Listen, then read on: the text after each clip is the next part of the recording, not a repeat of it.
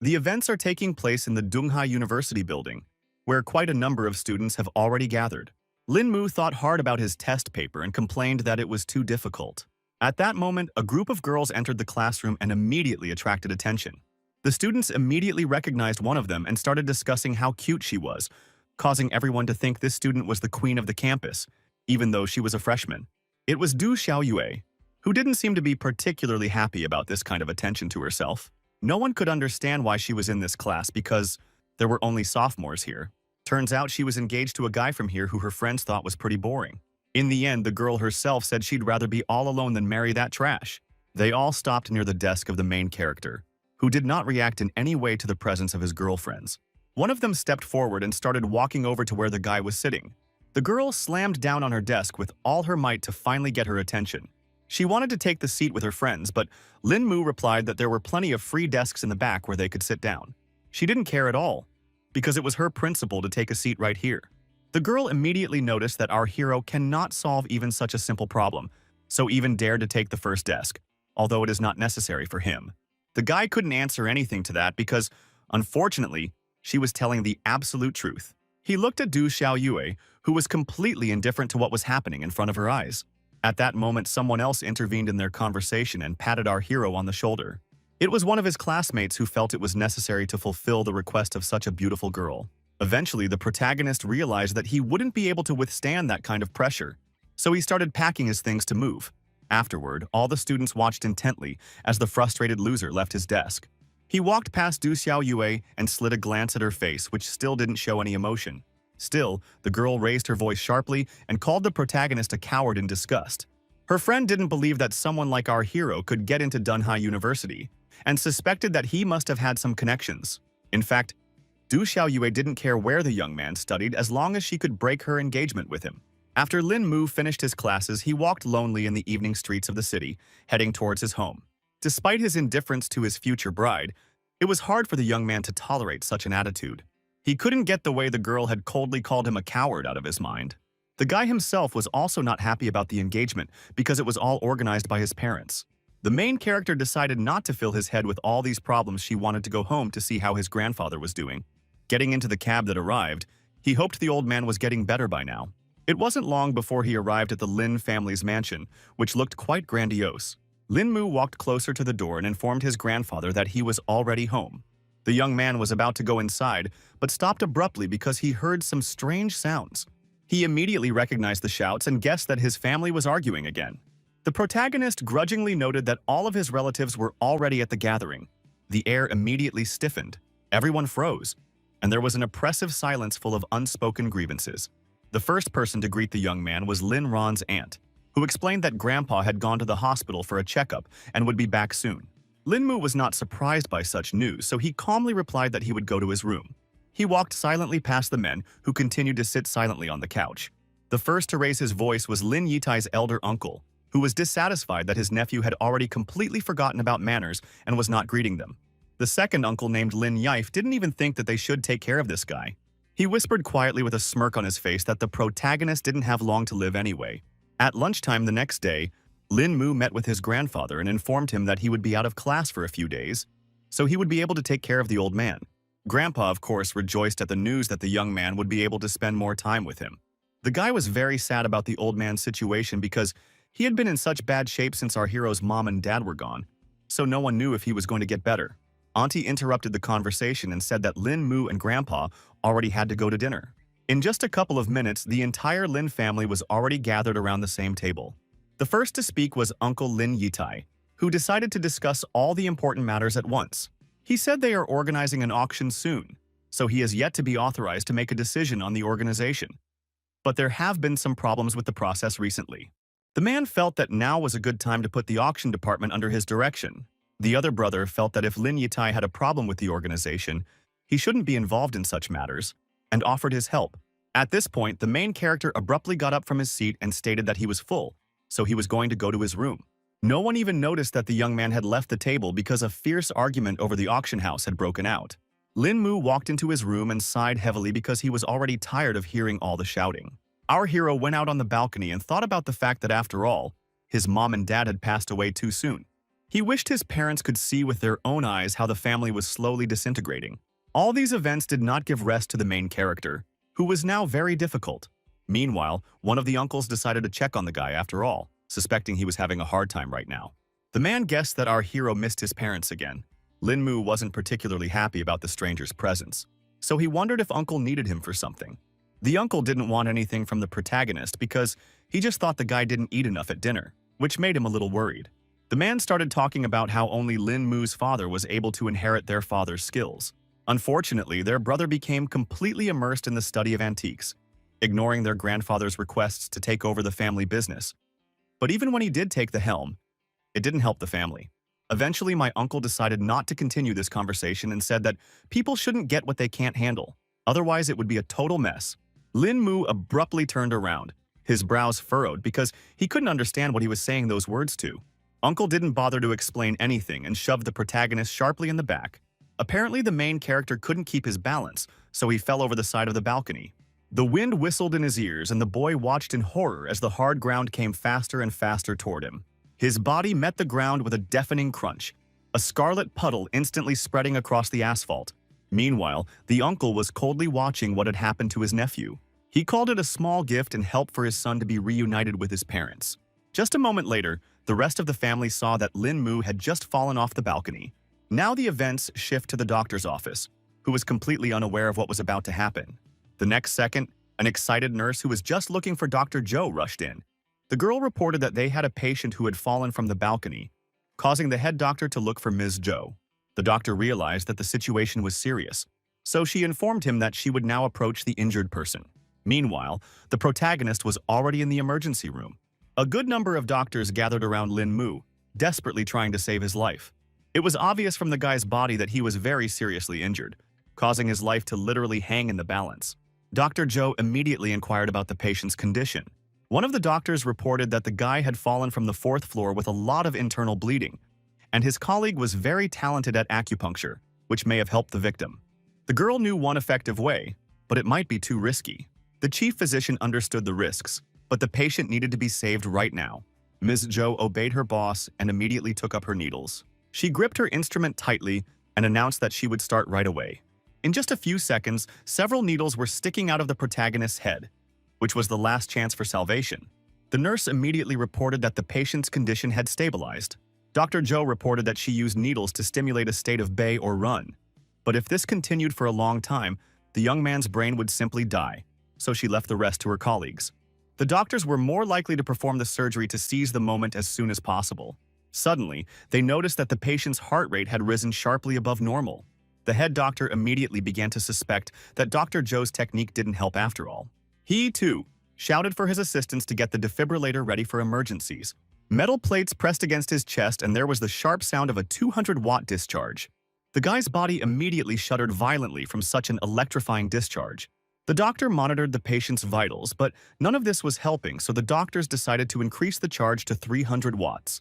The next second, the beeping of the apparatuses sounded, announcing that Lin Mu had lost his last signs of life, so the operation was a failure.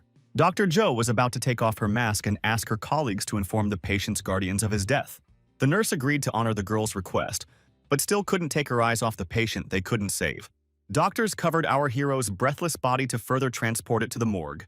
After that, they left the operating room to take care of the rest of the issues. All the hospital staff definitely didn't suspect that at this moment, some kind of dark sphere appeared above Lin Mu's body. The next moment, a glowing spark of light appeared in the room and seemed to be looking specifically for our hero. She flew around the guy's body for a while, then entered his chest sharply. The young man's body was already cooling down, and his soul had risen above him, leaving only a lifeless shell. The unknown force was not going to let the protagonist go so easily, so it abruptly grabbed his soul. The ghostly fist clenched hard and prepared to drive a spark of life back into Lin Mu's cooling flesh.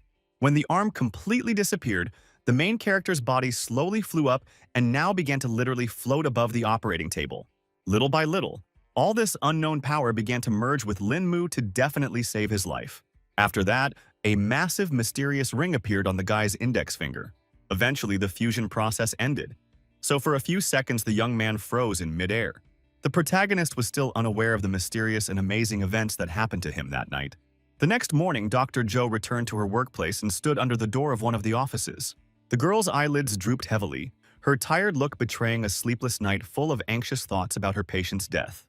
A scream pierced the air and the doctor flinched and her eyes cleared momentarily.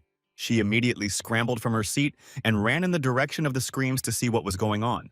It wasn't long before Miss Joe was already running into one of the wards where she met the frightened nurses and wondered what had happened here. It was very difficult for the girls to explain anything, so they simply replied that they had seen something very creepy. The doctor immediately looked around to see what could have happened overnight. She walked closer to the body of the main character who was still lying unconscious. It turns out that the entire hospital staff was shocked that the patient had somehow grown overnight. At that time, Dr. Joe decided to do a detailed examination of the body because it all looked too strange. Only now did she feel that the patient's body was still warm, which raised even more questions. The girl decided to check our hero's breathing with her finger to be sure of her guesses. In the end, Lin Mu finally woke up from his rather long sleep that might never end. Dr. Joe didn't know how to react to such a situation, so Hao was too shocked. Meanwhile, the nurses, who were now scared to death, thought the living dead had already come for them. The doctor asked her colleagues to be quiet because they shouldn't be surprised by such things, because the patient may have experienced clinical death. The protagonist was already seated on the operating table and wondered who all these people around were. The young man looked around, his gaze sliding over unfamiliar walls as his mind desperately clung to scraps of memories. He was desperate with his head to find any information about the events that had happened. In the end, the dazed Lin Mu realized that he didn't even remember who he was. After the guy regained consciousness, he was transferred to ICU room number 303.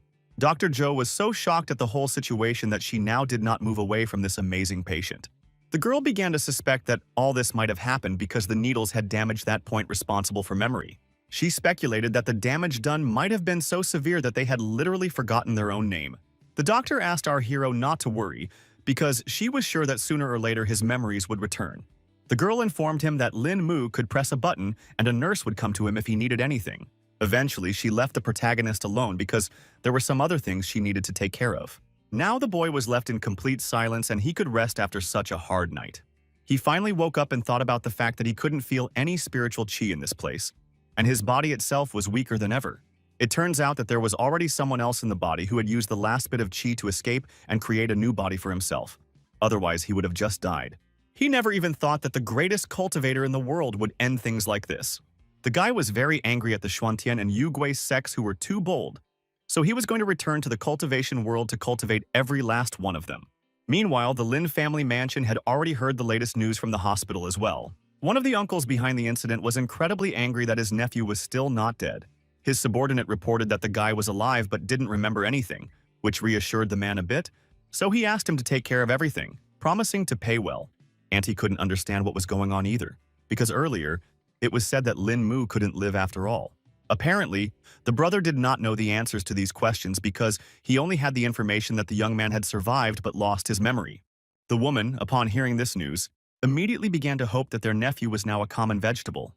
Her uncle laughed a little at the fact that for her, memory loss and complete paralysis were one and the same. Auntie wondered what would become of them now and assumed they needed to change plans. The man understood that the sister was the closest person to Lin Mu, so he asked her to go and check on the guy because they shouldn't reveal themselves without finding out the whole situation. He emphasized that the woman would just check on him and see if their nephew's memory loss was true. Meanwhile, Lin Mu sat quietly in his chamber and did not suspect that any plans were being made against him. The silence was interrupted by a knock on the door, and the guy immediately allowed his guests inside. The protagonist couldn't understand what was going on, so he asked Dr. Joe what was the reason for her visit. The girl explained that someone had come to check on the guy and asked if he remembered the person. Lin Mu, pointing at the bandage on his head, emphasized again that in his condition he couldn't remember anyone. The aunt pretended to be hurt by these words, but the young man simply apologized and informed her that he didn't remember her at all. She asked her nephew not to bother and advised him to get more rest to get better quickly, promising that she would stop by some other time. She also asked the doctor how come the guy looked different for some reason. The girl explained that our hero's face was damaged because of the fall, so they had to do a little surgery. The aunt thanked the doctors for their help and asked them to take care of her nephew. In fact, in her mind, she was already rejoicing that Lin Mu had indeed forgotten everything. A few days later, the guy was still sitting in his room trying to find some information about this world. Our hero learned that in this world, the human race had only existed for 5,000 years, but somehow its spiritual chi was too weak. Thanks to the book he had found, he was finally starting to figure out little by little what this place was all about. Also, Dr. Joe reported that the protagonist is almost cured, so he can already be discharged. Lin Mu then sincerely thanked the doctor for the care and support she had shown him throughout these days. The girl laughed at the fact that the young man acted as if he came from some ancient time. The young man was embarrassed because she now knew his secret that he liked martial arts stories. The doctor asked our hero to finally go to discharge to spend more time with family and friends and get his memory back. After following the doctor's instructions, Lin Mu headed towards the exit of the hospital grounds. A cab was already waiting for the young man on the road to take him to the right place. The guy was actually very surprised that there wasn't much spiritual chi in this world, but humanity had evolved a lot without it. It wasn't long before the car pulled up outside the main entrance to the high school. The protagonist felt the pockets of his pants and realized they were completely empty. The cab driver informed him that the guy needed to pay $50, but Lin Mu had no way to pay. Lin Mu explained that he had just gotten out of the hospital, causing him to have no money with him. The man was shocked by this statement because he definitely didn't expect such a thing from the students of Donghua University, where the best and richest students studied. Then he suggested that our hero call one of his friends to pay for him. The guy got really embarrassed because he didn't even know if he had any friends. The main character didn't understand what he should do because he didn't know anyone at this university at all. Suddenly, a girl appeared in the car window who seemed to recognize Lin Mu and noted that they hadn't seen each other for a long time. Lin Mu realized that this was the perfect opportunity to get out of it. So I will explain the whole situation and asked my friend to pay for the cab. The girl didn't mind helping and thought her friend was in the hospital because he was having plastic surgery. The protagonist asked her to pay first so he could get out of the car and explain the whole situation normally. They walked around the university campus together, after which Lin Mu explained how he had gotten to the hospital. The guy also mentioned that he fell from the balcony of his own house, which seemed particularly odd against the backdrop of everything else. Hearing that he didn't remember anything, the girl immediately realized that he had forgotten not only the events but also herself. The protagonist was immediately embarrassed and apologized for the fact that he couldn't even remember his longtime girlfriend. She then inquired if the doctors had told her about some way to bring back Lin Mu's memories. The guy hadn't heard of anything like this, but he also hoped he could get his memory back. The girl noted with sadness in her voice that memory loss might not be a bad option, because sometimes even she wanted to forget everything. At this moment, they met up with Du Xiaoyue, who was accompanied by her girlfriends as usual. The girl averted her gaze from the protagonist, who caused her nothing but disgust. For a split second, her gaze still fell on the guy's face, causing her to immediately notice the change in Lin Mu. Du Xiaoyu immediately thought that our hero had managed to get some plastic surgery. The young man became very embarrassed at not being the first person to notice this, and once again tried to explain the situation. A friend intervened in their conversation and decided to confirm that Lin Mu had indeed had the surgery, and remarked that he looked quite cute. Du Xiaoyu only laughed off this guy's decision and emphasized that she still wouldn't marry some lowlife even after some surgery. The guy then concluded that it seems the previous owner of the body was engaged to this woman. The protagonist immediately suggested breaking off their engagement because he was not at all against such a thing. Du Xiaoyue and the girlfriend were incredibly shocked that the guy had so abruptly made such a decision. Lin Mu confidently stated that he would never want to marry someone like this girl. Of course, the main beauty of the university tried not to give the appearance when she heard such words in her direction, and only noted that it was quite brave on the part of the young man. The guy wanted to break off the engagement completely so the girl would never bother him again. In turn, the main character's girlfriend laughed and supported such a bold decision. Lin Mu was very dissatisfied with this kind of attitude, so he now hoped that he would never meet Du Xiaoyue again. The girl could not take her eyes off the guy, whom she had previously considered a loser, because she had not expected such a drastic change. Meanwhile, the girlfriend was very happy for our hero, who finally accomplished his little revenge. Now the guy learned that before his memory loss, he was a weak and depressed man who was easily bullied and humiliated by everyone. The girl emphasized that each time it was not just intimidation but a real shame. The protagonist realized that Du Xiaoyue had wanted to break off the engagement all along on her own, and he just let her go for nothing. The friend thought that this girl was unworthy of more, so she wondered what Lin Mu would do next. She thought the guy was already regretting his decision, since his fiancée was the queen of the university, but in fact he didn't care at all. The girl decided to end this conversation and asked our hero to stay away from Du Xiaoyue next time. She also promised to show the guy the way to his class because it was pretty clear he didn't even remember that. Along the way, someone threw a sharp dart toward our heroes, which stopped right near the girl's eye. It turned out that her friend had a practiced reaction, so she had no trouble catching it with 2 fingers. It was Chen Hao, who had been told many times by the girl not to play darts in class so as not to hurt his classmates. The guy was really scared because he had pissed off Tang Beibei, who was also the headman, and promised that it wouldn't happen again. In turn, the girl emphasized that her classmates' skills are not that good, so he can't show off in public. She decided to use the dart she was able to catch and demonstrate how to do it properly. In the end, Tan Beibei hit right into the very target with astonishing accuracy, leaving no chance of a miss. The protagonist was also surprised by this accuracy, and noted that it was similar to the level of the foundation dimension. After that, the head teacher reintroduced their classmate Lin Mu to all the guys. She recalled that the guy was injured, causing him to lose his memory, so she asked his classmates to help him get his memories back. All the students welcomed the main character with loud applause to support him at least a little bit. The protagonist noticed that this Tang Beibei wasn't such a bad person, and she was also quite popular in her class. Lin Mu's introduction was suddenly interrupted by a knock on the study door. In just a second, the teacher who was just about to teach a lesson to the students walked into the classroom. The woman with a smile on her face asked her students if she had missed anything important. Lin Mu immediately thought that it was also their classmate who was a little late. Tang Beibei immediately laughed because of her friend mistaking instructor Song Liangju for a student. The protagonist was surprised by this turn of events, and meanwhile the teacher asked the student to go with her, since he had already returned to the university. The head teacher wasn't happy that her classmate wasn't obeying the teacher, so she shouted for him to hurry up and go with Ms. Song. Song Liangru had already heard about what had happened to the guy, so she inquired if he was all right. Lin Mu thanked the teacher for her concern and replied that he was already fully healthy. She was pleased to hear such news from the guy, so she also added that if he needed help, he could always go to her office. The young man was grateful for the opportunity, but their conversation was interrupted by a knock on the door. It was Tan Beibei who came to see if they had finished their conversation because she wanted to have lunch with our hero. Mrs. Son reported that they were finished so the students could go to lunch, and she also thanked Beibei for her help. The girl was happy at the praise from her teacher and felt that she should help because she was Lin Mu's classmate. Meanwhile, the protagonist, without saying a word, got up from his seat and headed for the exit.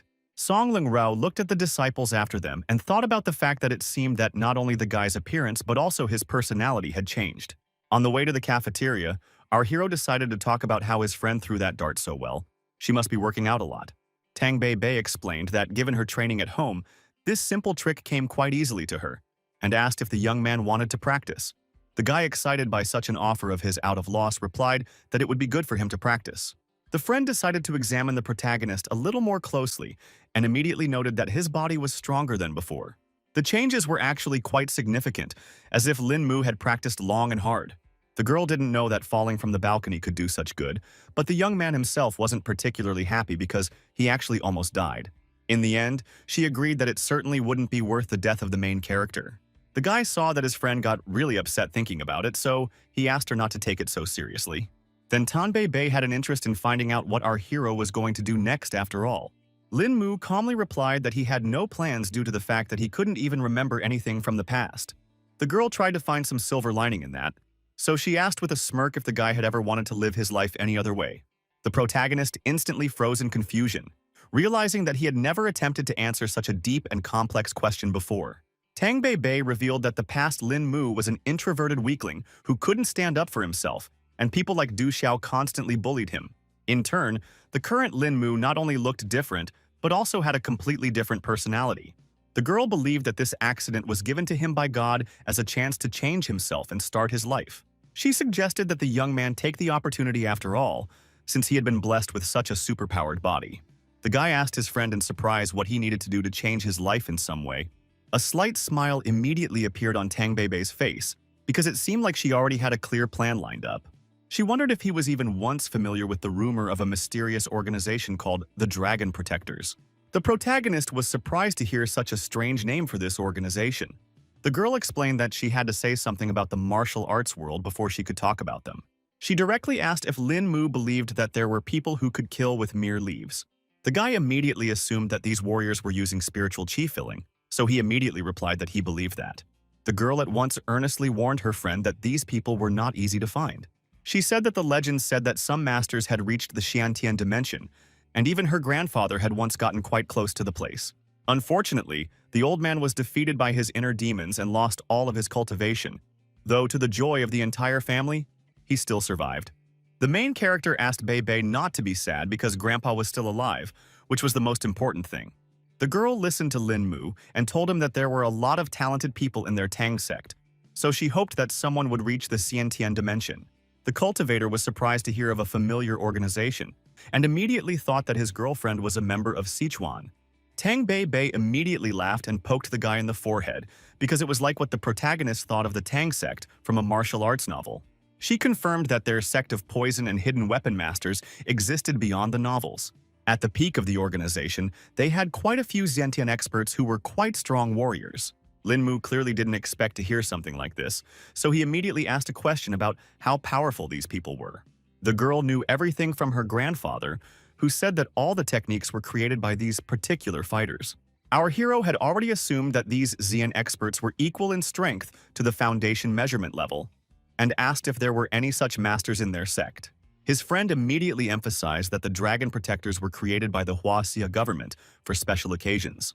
That's why some sects send their disciples to the team to break through faster, and even Tang Bei Bei herself coaches such a team.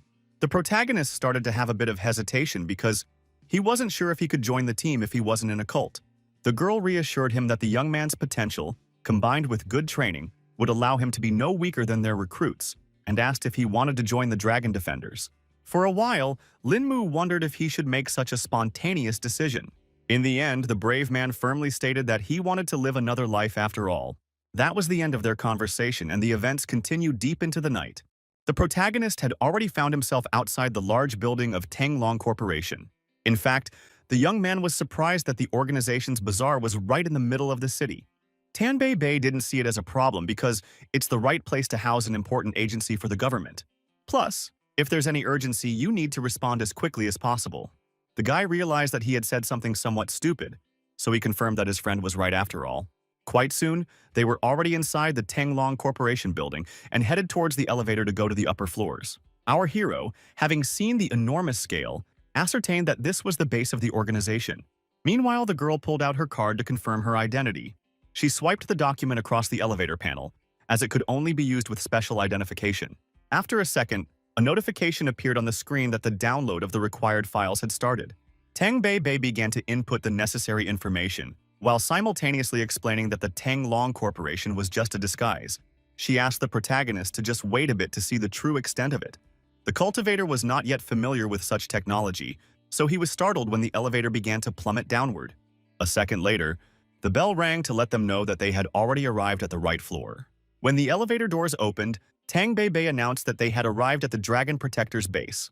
It turned out that under the ground there was a not insignificant room where a large number of employees of the organization worked. The girl wasted no time and immediately took her friend to the office of one of the leaders of the Dragon Defenders. The man sensed someone else's presence, so he immediately awakened from his sleep.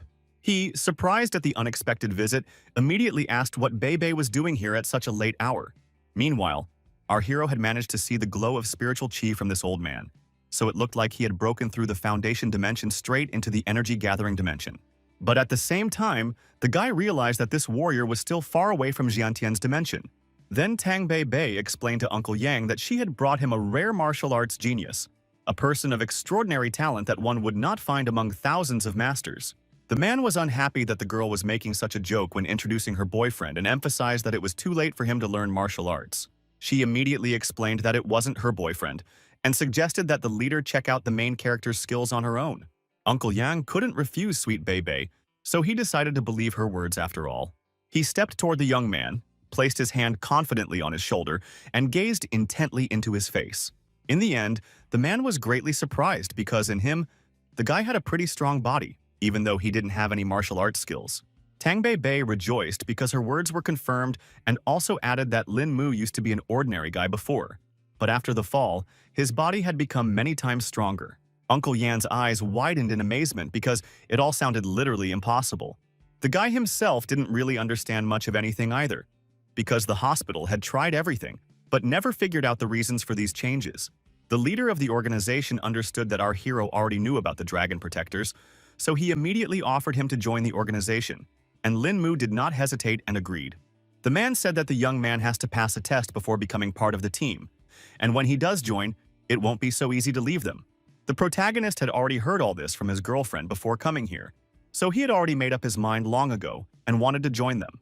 Uncle Yan was happy with this answer, so he immediately said that he would start preparing for the test and was confident that with his talent, Lin Mu would be able to pass all the prepared tests. He handed the guy a book that described a breath-holding technique and asked the newcomer to burn it as soon as he read it, because leaking the information would not be tolerated. The man emphasized that our hero just needs to follow the instructions in the book, and then, after he has mastered the technique, find Uncle Yan himself. The young man also thanked the leader of the organization for the donated equipment and took the textbook firmly in his hands. Tang Bei, after making sure that all the details were settled, suggested that Lin Mu's trial should begin, to which Uncle Yang gave his consent. When the boys left the office, the man laughed contentedly because he had gotten such a capable fighter. He made sure that the girl had brought him some kind of miracle, so the Dunhai branch would be getting a new expert very soon. After meeting with the leader of the Dragon Defenders, the protagonist went to the dormitory. Lin Mu sat and carefully studied the breath-holding technique so that he could join the organization as soon as possible. He was still clueless as to why Liu Shouyang's spiritual qi was such a strange comma, and speculated that it might be because the energy here was weak. At this moment, the mysterious ring reappeared on his index finger. In just a second, it completely materialized and absorbed all the energy. It appeared that this piece of jewelry was the only thing left from the cultivator's world, so he wondered when he would be able to reach the items from the storage in this ring. In the end, the guy decided to go look for information about it in the library world as soon as the sun came up. The protagonist followed his plan, and from the very morning he was already in the right place. With a heavy stack of books in his hands, he sank down at the nearest vacant table and began flipping through the pages, searching the texts for the information he needed. The silence was suddenly broken by an extraneous sound, causing the young man to flinch and tear himself away from the book. It turns out it was Du Xiaoyue who was unhappy because some other guy was hitting on her. The girl coldly warned Van Don to leave her alone, adding contemptuously that his family money did not make him of any importance in her eyes. The young man still wouldn't back down because he realized that they were one culprit and perfect for each other. Du Xiaoyue was displeased that he had such a high opinion of himself and emphasized that the Wang family would never pass on to him. After that, the girl, after making it clear that she wasn't interested at all, turned around and walked away from Wang Dong. The guy was so annoying that he kept pestering her and made fun of the fact that she was engaged to some loser from the Lin family as well. Everyone had already heard about Lin Mu being a complete lowlife, so Wang Dong felt that he couldn't be with such a beauty. It was actually quite difficult for the girl to contain her emotions being around such an unpleasant person. Meanwhile, the main character wasn't paying attention at all to what was going on between these two. Wang Dong saw that his competitor was here, so he decided to pester Lin Mu himself. The guy still continued to pretend he couldn't see or hear anything, and wasn't about to take a break from his book. The bully was very pleased that our hero lacked any manners. He took a decisive step toward the young man and, looking intently into his eyes, asked him if he had a problem, since he so persistently avoided even a simple glance in his direction. Our hero didn't even know if he knew this person, so he just asked what Wang Dong wanted. Then the guy started threatening Lin Mu to hurry up and break the engagement with Du Xiaoyue. In turn, the young man himself said that they had already canceled everything, so the girl's affairs no longer interested him. The bully turned around in surprise and asked Du Xiaoyue herself if it was true. The beauty herself decided to take advantage of the situation and quietly, idly lied that it wasn't like that at all. The guy couldn't stand the fact that the protagonist seemed to have lied to him, so he snatched the book from his hands with anger. From surprise, the young man let the textbook out of his hands, and it crashed to the floor with a clatter. Wang Dong was very angry that the young man dared to cheat him, and promised that he would definitely pay for it. Lin Mu was not at all afraid of such a development, so he just indifferently hummed in response. The protagonist did not tolerate such an attitude to himself, so he sharply grabbed the guy who still could not get behind him. He asked with a serious look what Wang Dong was going to do in such a case. The brave man did not trifle, and decided to teach the bully a lesson, who could not answer him. The bully, who was in fact a pathetic weakling, flopped clumsily to the floor. Wang Dong forcefully tried to stand up after the protagonist had taught him such a cruel lesson. Lin Mu, not satisfied with the humiliation he had already inflicted, kicked him with cold cruelty and then roughly stepped on his chest. The protagonist, after disarming his opponent, turned around to talk to Du Xiaoyue. Ono directly asked if the girl still really needed this engagement. The girl emphasized again that it was absolutely not her wish, but it was too difficult to go against the will of the old men of their families. In fact, Lin Mu hadn't even thought about the fact that Du Xiaoyue would annoy him so much before. The guy then turned to Van Don, who seemed to hear everything perfectly, and explained that technically they were engaged, so the guy had better stay away. Meanwhile, the bully raised his voice and asked if the main character knew who he was. The guy didn't care about this at all, so he pressed down on Wang Dong with even more force. Daredevil immediately howled in pain and now begged our hero to let him go, promising to just walk away. In the end, Lin Mu still let the kid go and immediately ordered him to disappear from his sight. The self-confident guy certainly did not tolerate such humiliation before, so silently left the library, without responding to our hero in any way. That resentment had sunk too deep, so he was already making plans on how to get back at the brave man who had acted so inappropriately. Meanwhile, there was a loud clamor around because no one expected to see such a fight in the university library. One of the students was very unhappy that someone allowed himself to make noise and fight in such a place. The main character immediately apologized and tried to lie that some student had just bumped into the table. He tried to remedy the situation and began to put the furniture back in its place. In turn, Du Xiaoyue noted that the young man had indeed changed because he would never have done such a thing before. Lin Mu himself thought that this might be for the best, because he would have a lot less problems now. The girl, despite her dislike for her fiancé, warned him that Wang Dong was the kind of person who was eternally vengeful. The protagonist only smiled slightly upon hearing this information and thanked her for the warning. He turned next and his gaze fell on the very book the bully had snatched from his hands. A line immediately caught my eye that spoke of someone having to finish what they started in case the enemies returned. The guy thought about the fact that he had already learned the technique, so now it would be worth it to find Liu Xiuyang and get something new. It is evening and the events are transferred to the Wang family home, where another scandal is already brewing. His father was unhappy that none of his subordinates were able to bring him useful information, even though he was paying well and had already been waiting for a whole week. All the staff members were saying that Lin Mu was only a weakling and a coward. But the problem was that he was somehow able to break the young master's arm. They universally reported seeing the guy like this before, when he was a completely different person. The head of the family was interested when he heard about the sudden change in their purpose. One of the subordinates said that they bribed someone from the servants at the Lin family's house, who said that after the incident, the young man lost his memory and became like this and even stopped showing up at home. Mr. Wang was going to act decisively, so he ordered his fighters to bring this guy in no matter what. All the guards lined up in a row and unanimously accepted the order. The old man wasn't going to be afraid of some loser Lin Mu just because of his family, because he had personally wronged him. The next morning, the protagonist, not suspecting that the hunt for him had already begun, came to the university as usual. Lin Mu still began to feel the tense atmosphere around him, which suggested that something was wrong after all. Suddenly, his path was blocked by some small van that looked rather suspicious. The next moment, a group of hooligans came out of there, specifically looking for our hero.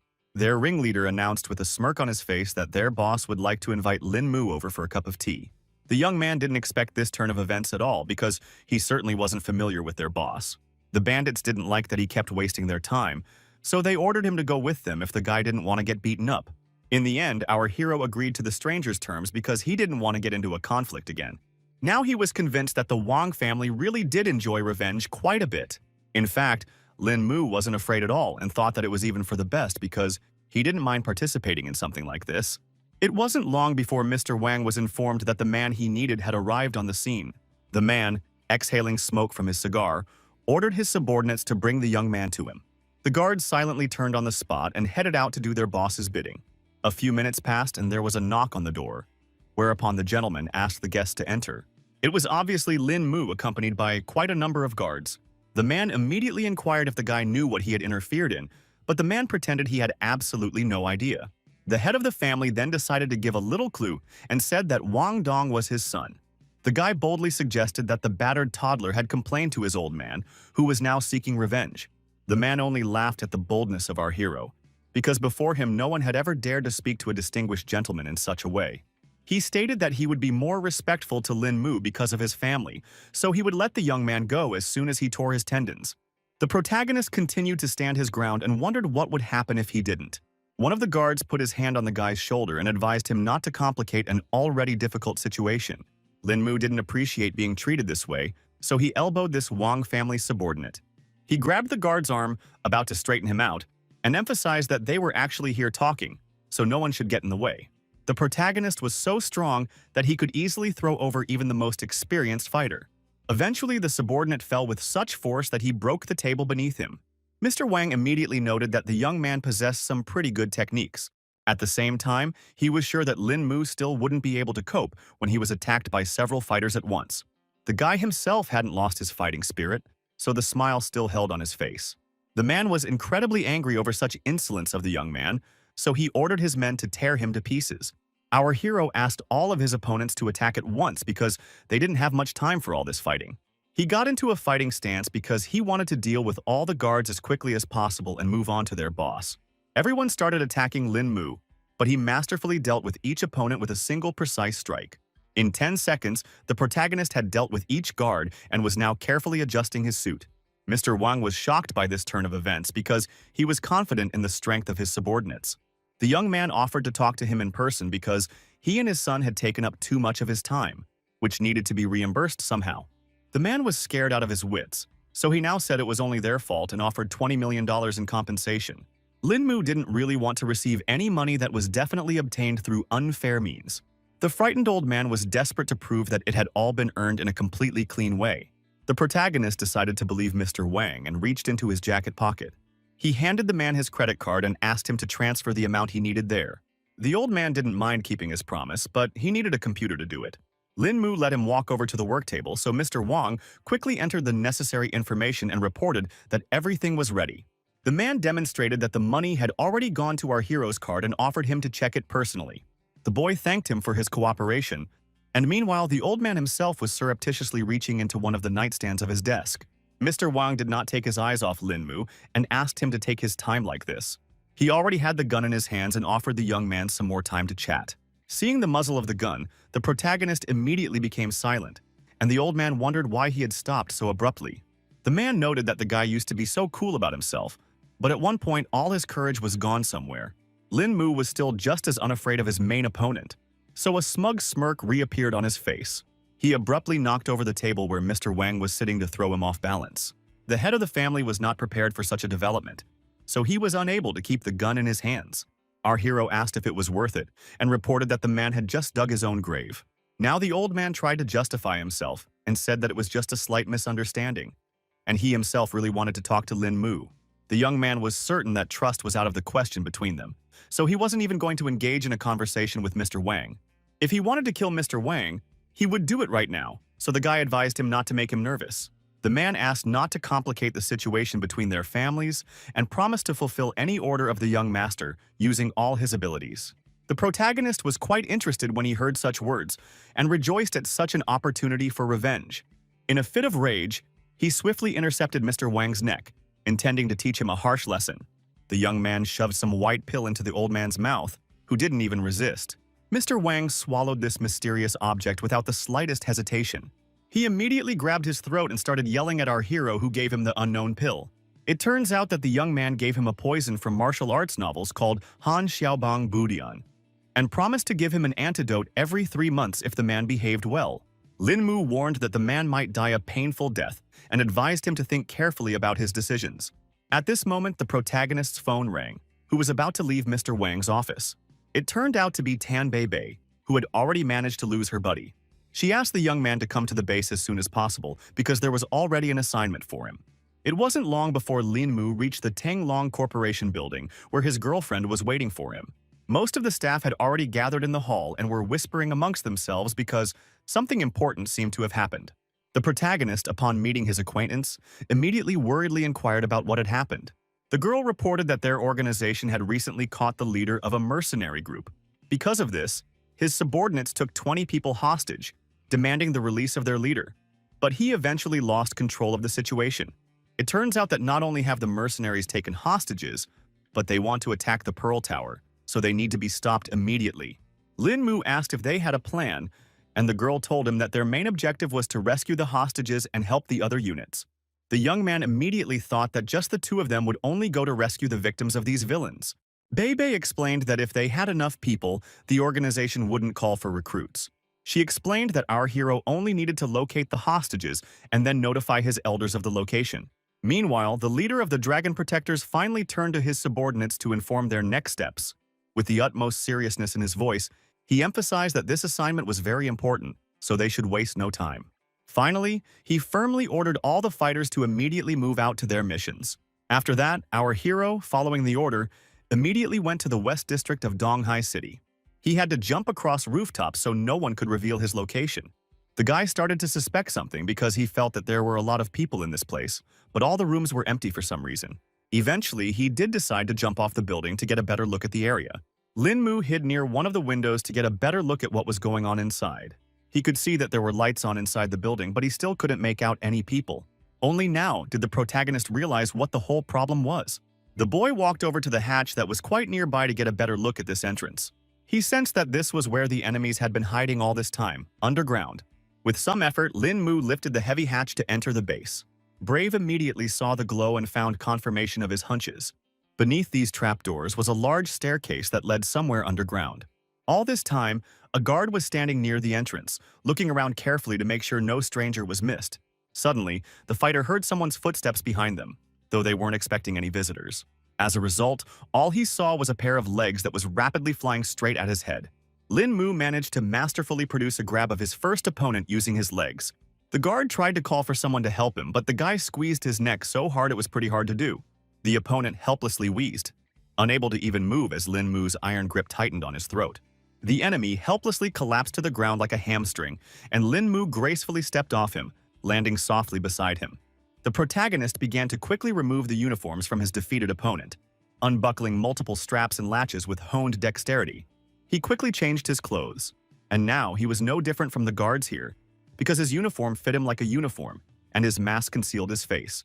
Lin Mu didn't waste any time and went to the boss room to report that they had something going on at the base and lure out the main target. A pumped-up giant immediately appeared from behind the door and inquired as to what had happened. Our hero watched the actions of the boss closely and tried to think of something to answer one of the bandits. Meanwhile, the leader was already reaching for his gun because he was beginning to suspect that there was something wrong with this guard. Lin Mu reacted to his movements and immediately grabbed his hand to snatch his weapon. The boss was not an easy man to deal with, so he quickly regrouped and tried to hit him with his knee. In turn, the young man himself also managed to see his opponent's attack and countered in time. The bandit's leg fractured with a crack, because Lin Mu's body was much stronger than one would have guessed at first glance. The fighter let out a heartbreaking scream, after which his body twisted in unbearable pain. He fell to the ground with a thud and clutched at his broken leg, still holding the gun tightly in his other hand. The gang leader immediately pointed a gun at the protagonist and fearfully asked who he was. This guy immediately pointed a weapon at Lin Mu and demanded to give his name, but he was not intimidated and continued to remain silent. The young man realized that he couldn't deal with this thug that easily, so he hit him once more with his knee. Apparently, there was no way the bandit could block this attack due to his serious wounds and severe pain. His consciousness went out like a burned-out light bulb, and his body collapsed to the ground, finally out of the fight. The protagonist looked around and realized that all the hostages were just in this room. In the corner of the room, his gaze caught on two shabby bags without any identifying marks. The boy quickly approached the suspicious items and didn't hesitate to unzip the zipper to see what lurked inside. Turns out there was a mountain of money hiding inside them all along. Lin Mu was shocked that these people had stolen so much money, which was also all in cash. A new idea immediately popped into the guy's head because he realized that the hostages didn't know who he was yet. He zipped up the zippers, gripped the handles of his bags tightly, and raced away, realizing that now he could easily get rich. One of the girls didn't seem particularly pleased that the protagonist had done such a thing. She suspected that Lin Mu had killed the other guy just to take all the money for himself. Beauty was also quite bright, so she noticed one interesting thing right away. The girl noticed that our hero left a gun on the floor, which could have been her shansum. She skillfully performed a few somersaults and quickly grabbed the weapon in her hands. Undaunted, the brave hostage pointed her weapon at Lin Mu and ordered him not to move. Our hero only sighed heavily because now he realized that he would not be able to leave this place so easily. He immediately explained that he was not here to bully the hostages and allowed them to walk from here. The girl understood his motives, but as a police officer, she can't let the villain escape, so she ordered the guy to drop the bags and put his hands behind his head. Then, Lin Mu was not confused and offered to split the loot in half, pretending that they had not seen each other in this place. The hostage still wasn't going to give up that easily, so once again she repeated her order to put the bags down or she would shoot. The protagonist realized that the jokes with this officer were short, so he threw all the money on the floor. Meanwhile, the girl turned to one of the hostages and asked him to take off his belt to tie the hands of the villain. At the same time, the young man sat down on the floor and already pretended to be resigned to his fate. Obviously, our hero had already come up with a new plan. so he was just waiting for the right moment to attack. It only took one precise movement for him to stop the man who was about to tie him up. In just a second, Lin Mu had already turned around in such a way that he was able to use the hostage as a live account. Eventually, the guy managed to knock him over in a way that knocked the officer off his feet. Without wasting a second, the experienced fighter ran up to the girl to snatch the gun from her hands. He emphasized that the hostage did not need to do that and asked her to go back to the corner and sit still. The officer realized that she had no other choice, so she complied with Lin Mu's order, who only grudgingly hummed.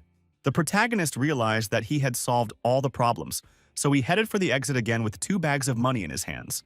Before finally leaving the enemy base, he decided to strip off all his uniforms. At the same time, the guard's body was still lying breathlessly at the entrance of this huge basement. A satisfied smile immediately appeared on the guy's face because he was able to successfully complete his first mission. He decided to search the territory of the base and find a suitable place to hide the found baggage. Lin Mu didn't hesitate to throw the bags into the well, which turned out to be a pretty good storage area. The protagonist was going to raise money after this whole operation was over. Afterward, he called Bebe to report that he had found something suspicious here. It wasn't long before the dragon protectors arrived on the scene and gradually removed the hostages from the bandit base. Among the victims was the policewoman who wanted to arrest Lin Mu for theft and didn't realize that he was standing quite nearby. The guy himself informed his partner that he would go report to headquarters to say that the hostages had been found and they could proceed with the next part of the plan. The girl herself was glad that all the people were safe now. They then put all the hostages on the bus, so the whole operation to rescue them went smoothly. For a while, Tang Beibei stared after the transport with the rescued people and pondered the recent events. But she said the mission wasn't over because the hostages said there was something suspicious inside. The protagonist began to suspect something, so he asked what the people were talking about. Turns out they had already managed to tell the 2 mercenaries had gotten into a fight. But by the time the dragon protectors got here, 2 were already out. The main problem was that they couldn't find the very same bandit money anywhere. It was obvious that whoever knocked out those mercenaries was an expert because it looked as if his opponents didn't stand a chance. The girl was about to report to her superiors that there was a master of such a level among the bandits. Lin Mu, who knew the whole truth, only smiled and agreed that a real expert had been here. After all the searches, our heroes went to the base of their organization to report the results of the mission. The guy reported that he had some business to take care of and said goodbye to Tan Beibei. He quickly left the Dragon Defender's base and hailed himself a cab. The protagonist quickly jumped into the back seat of the car and asked the driver to take him to Pingjiang District. After arriving at the location, he handed the driver some money and asked him to wait here while he quickly picked up some clothes. The man listened to Lin Mu, so the man was able to go about his business in peace.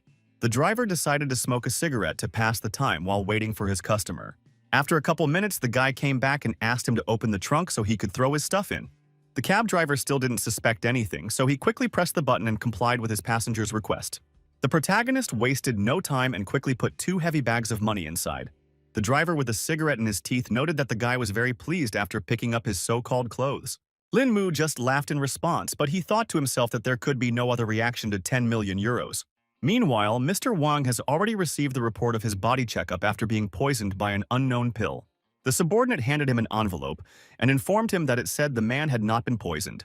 The doctor said he was perfectly healthy and there should be no problems with his body. But there was still one small flaw. Mr. Wang wasn't going to listen to his subordinate any further and asked to be left alone. He couldn't contain his anger because he was beginning to suspect that Lin Mu had simply tricked him. At that moment, his train of thought was interrupted by a sudden ringing on his phone. The man's gaze immediately darted to the screen of his smartphone, where an incoming call from an unknown subscriber was displayed. Mr. Wang abruptly brought the phone to his ear and coldly demanded an explanation as to who dared to interrupt him at such an inopportune moment. The voice in the receiver belonged to the very man he had been pondering only a moment ago. It turns out that the protagonist had already made a reservation at Wang Jiang's restaurant and hoped that he could have a little chat with his new acquaintance here. The man was immediately interested in such an offer, so he was going to get there in a couple minutes. Wang Dong actually tensed up because he couldn't even figure out what this guy wanted right now. Our hero immediately noted that the old man arrived here rather quickly, and the latter explained that he didn't want to keep Lin Mu waiting. The man was quite excited because he couldn't guess what Brother Lin wanted and promised to fulfill his every wish. The guy laughed quietly and looked away and replied that nothing of the sort had happened. He began his story by saying that Wang Dong should already be aware of the situation with the Lin family. The protagonist poured a glass of wine and hinted that there was something only a man himself could do for him. The old man, suddenly revitalized, asked the young man to elaborate on his situation. Lin Mu explained that he had some cash, but he couldn't really use the money. The young man understood that Mr. Wang was a businessman, and thus could be a useful ally in his plans if he presented his proposal correctly. The old man instantly realized what the protagonist was getting at and noted that he didn't have many useful skills, but business was his forte. He immediately asked exactly how much money Lin Mu kept with him. The protagonist confidently said that he had 20 million euros, and he expected it, but somehow Van Don had to turn that amount into an even larger sum. It was no problem for the man, so he asked the guy to rest a little and trust him. Lin Mu raised his glass and noted that in that case, he would have to visit his comrade beforehand. Wang Dong also grabbed his glass and happily replied that there would be no problem with that. After meeting the old man, our hero immediately went to the hostel, which became his permanent place of lodging. He sat down at his laptop while his roommates were getting ready to go to the university. The young man realized that there were too many extra eyes here, making it difficult for him to cultivate, so it was better to look out for some place with rent. Browsing through apartment websites, Lin Mu saw a good option for himself. Eventually, the guy firmly decided it was time to check one important detail. It wasn't long before he arrived at the right place and immediately saw that everything around him looked pretty good. The protagonist stopped in front of the door and thought that it would be nice if the owner of this house turned out to be a nice person. Forgetting any excitement, the guy pressed the right button and a loud ringing sounded. Somewhere from the back of the house came the voice of the landlord, asking him to wait a little while. After a few seconds, a very young boy appeared out of the door and inquired about who Lin Mu was looking for. Our hero was a little surprised, but explained that he had seen on the internet that this house was for rent. Now the young man understood the reason for this unexpected guest visit. Lin Mu in turn nodded to confirm his intentions and immediately inquired about the monthly fee. The owner decided not to discuss all the details on the street and offered the guy to go inside and look around, and then talk about the price. The protagonist did not object, so he silently put on his guest slippers and followed the master of the house. Only now did the young man realize that they hadn't introduced themselves to each other. So he said that his name was Meng Xuan. The guy calmly and uncluttered replied that his name was Lin Mu. Meng Xuan had immediately warned him that there were two other people upstairs living here, so there was only one room left vacant. He showed him a place that was rented out and told him that its cost was $1,200 a month, but that he would have to pay for the whole year at once. Our hero was in no hurry to agree to such conditions, because he thought that the price for one small room was too high. The owner didn't really stick with his client and immediately hinted that there were rooms nearby that only cost a few $100s a month. Someone's voice was heard outside the door, immediately noting that another jellyman had come, although Meng Xuan didn't really need money. In the end, it turned out to be a teacher from the university who recognized her student immediately. It seems the main character didn't expect to see a familiar face here either. Meng Xuan was also surprised because he began to guess that the two knew each other. Song Liangju confirmed his guess with a smile on her face and explained that this guy was her student. For his part, Lin Mu began to hesitate because he realized that it would be difficult to do anything next to Miss Song. He decided to say the price was too high for him after all, and he was going to look for other places. Also, the guy didn't apologize for wasting his time. And meanwhile, Song Liangju was surprised that he, with his family's wealth, couldn't afford rent. The woman began to suspect that something had happened to her student's family. In the end, the protagonist still managed to find a new home for himself. Although Western style was not his preference, he didn't waste time thinking about it and simply made a decision, choosing this option as the most practical in this situation. It was quite a nice and quiet place here, which was perfect for cultivation. Lin Mu took a closer look around and noticed that the kitchen was also not bad. The young man thought about the fact that he hadn't cooked for himself in a while, so this was a good opportunity. Within a couple of minutes, he had already started cooking a rather appetizing dinner for himself, the aromas of which filled the entire room. Our hero thought that his skills are good, but the ingredients are so bad, so it's better to order new products online. He quickly pulled out his phone and decided to look up some herbs that might help with the cooking. Immediately, he noticed some merchandise that interested him more than the condiments. Lin Mu definitely didn't expect to encounter a spiritual ginseng amongst the vastness of the internet. The guy was sure that this root was perfect for him, so he didn't hesitate long to buy it. He noticed that the seller was located in Nangu, but distance didn't matter when it came to such a rare and high-quality item that was worth any effort. In the end, the protagonist had to use an airline to get to the seller. The boy thought about his first time on an airplane and wondered what the experience was like on board. On the way, he suddenly remembered the ticket and, pausing for a moment, reached into his pocket to see exactly where his seat was. The protagonist already had an electronic version of the ticket, so he was able to see all the information on his phone. He was glad to have the whole company behind him, because the bank had the airplane and everything else ready for him. Luo Biyun, who belonged to Haoyue Corp, was already seated on board. Eventually, the other passengers began to take their seats as well, creating a measured buzz around them. The girl was surprised to notice that another passenger had entered the airplane that she certainly hadn't expected to see. She was sure the entire airplane was entirely at their company's disposal, but that turned out not to be the case. One employee said that before boarding, the airline told him they needed one more seat for a VIP. Luo Bi-yun still didn't understand what was going on, but she didn't object to this decision of the airline. In fact, she had no idea how important the main character was. For his part, Lin Mu decided to act as friendly as possible, so he greeted the other passengers with a smile on his face. He then sat down in the reserved seat and began to look at the functions of the built-in touchscreen. The girl was silent, but all the while she was scrutinizing the look and behavior of her unexpected guest. Her coworker offered to talk to the airline if this one didn't suit the supervisor, but she was totally cool with it, so she replied that it was fine. Luo Bi-yun mockingly pointed out that compared to the rest of the VIPs, there was still something interesting about our hero. Quite quickly, the plane flew to its destination and landed successfully at the airport. The first to come down from the board was Lin Mu, who wanted to take care of his business as soon as possible. The girl was surprised and a little offended that he left and didn't even speak to her. The employee wanted to give Ms. Lo some advice but ended up not having time to finish his sentence. The boss quickly replied that there was no need for that because this kind of situation was not new to her. Meanwhile, the auction, which featured that most unusual plant, was already in full swing. The presenter talked about the fact that it was identified by a botanist and evaluated by professionals, so a lot of beneficial qualities were officially confirmed. That is why the starting price of this item was $15,000. The main character felt funny when he heard this amount, so now he thought that all these people didn't realize the full value of ginseng. The bidders immediately began to actively outbid each other and reached the mark of $22,000. Lin Mu didn't change his mind and immediately called out a bet of $44,000 to quickly win this battle. The presenter got excited when he heard such an amount and asked if there would be any other suggestions. He then began counting down to 3, and when finished he struck his gavel, announcing the sale of this lot. He was happy to report that the plant had been sold to the young gentleman who was the protagonist. Lin Mu was satisfied with his success, so he quickly picked up his goods and left the hall. Also, the young man hoped that the bronze cauldron should be in place by the time he returned from the auction. Meanwhile, Lo Bi-yun went to a dinner party where quite a few elites had gathered. Next to her was Ms. Lee's assistant, whom she asked to come over. The girl handed her subordinate a glass of wine and asked her to hold it for a while. The employee was surprised because the banquet wasn't over yet, and Lo Bi-yun was already going somewhere. Then she explained that all she wanted to do was to go outside and get some fresh air and leave the rest to Ms. Lee. Eventually, the girl settled into her car and rejoiced that she was finally free. At the same time, he realized that this freedom was only an illusion and could not be 100%.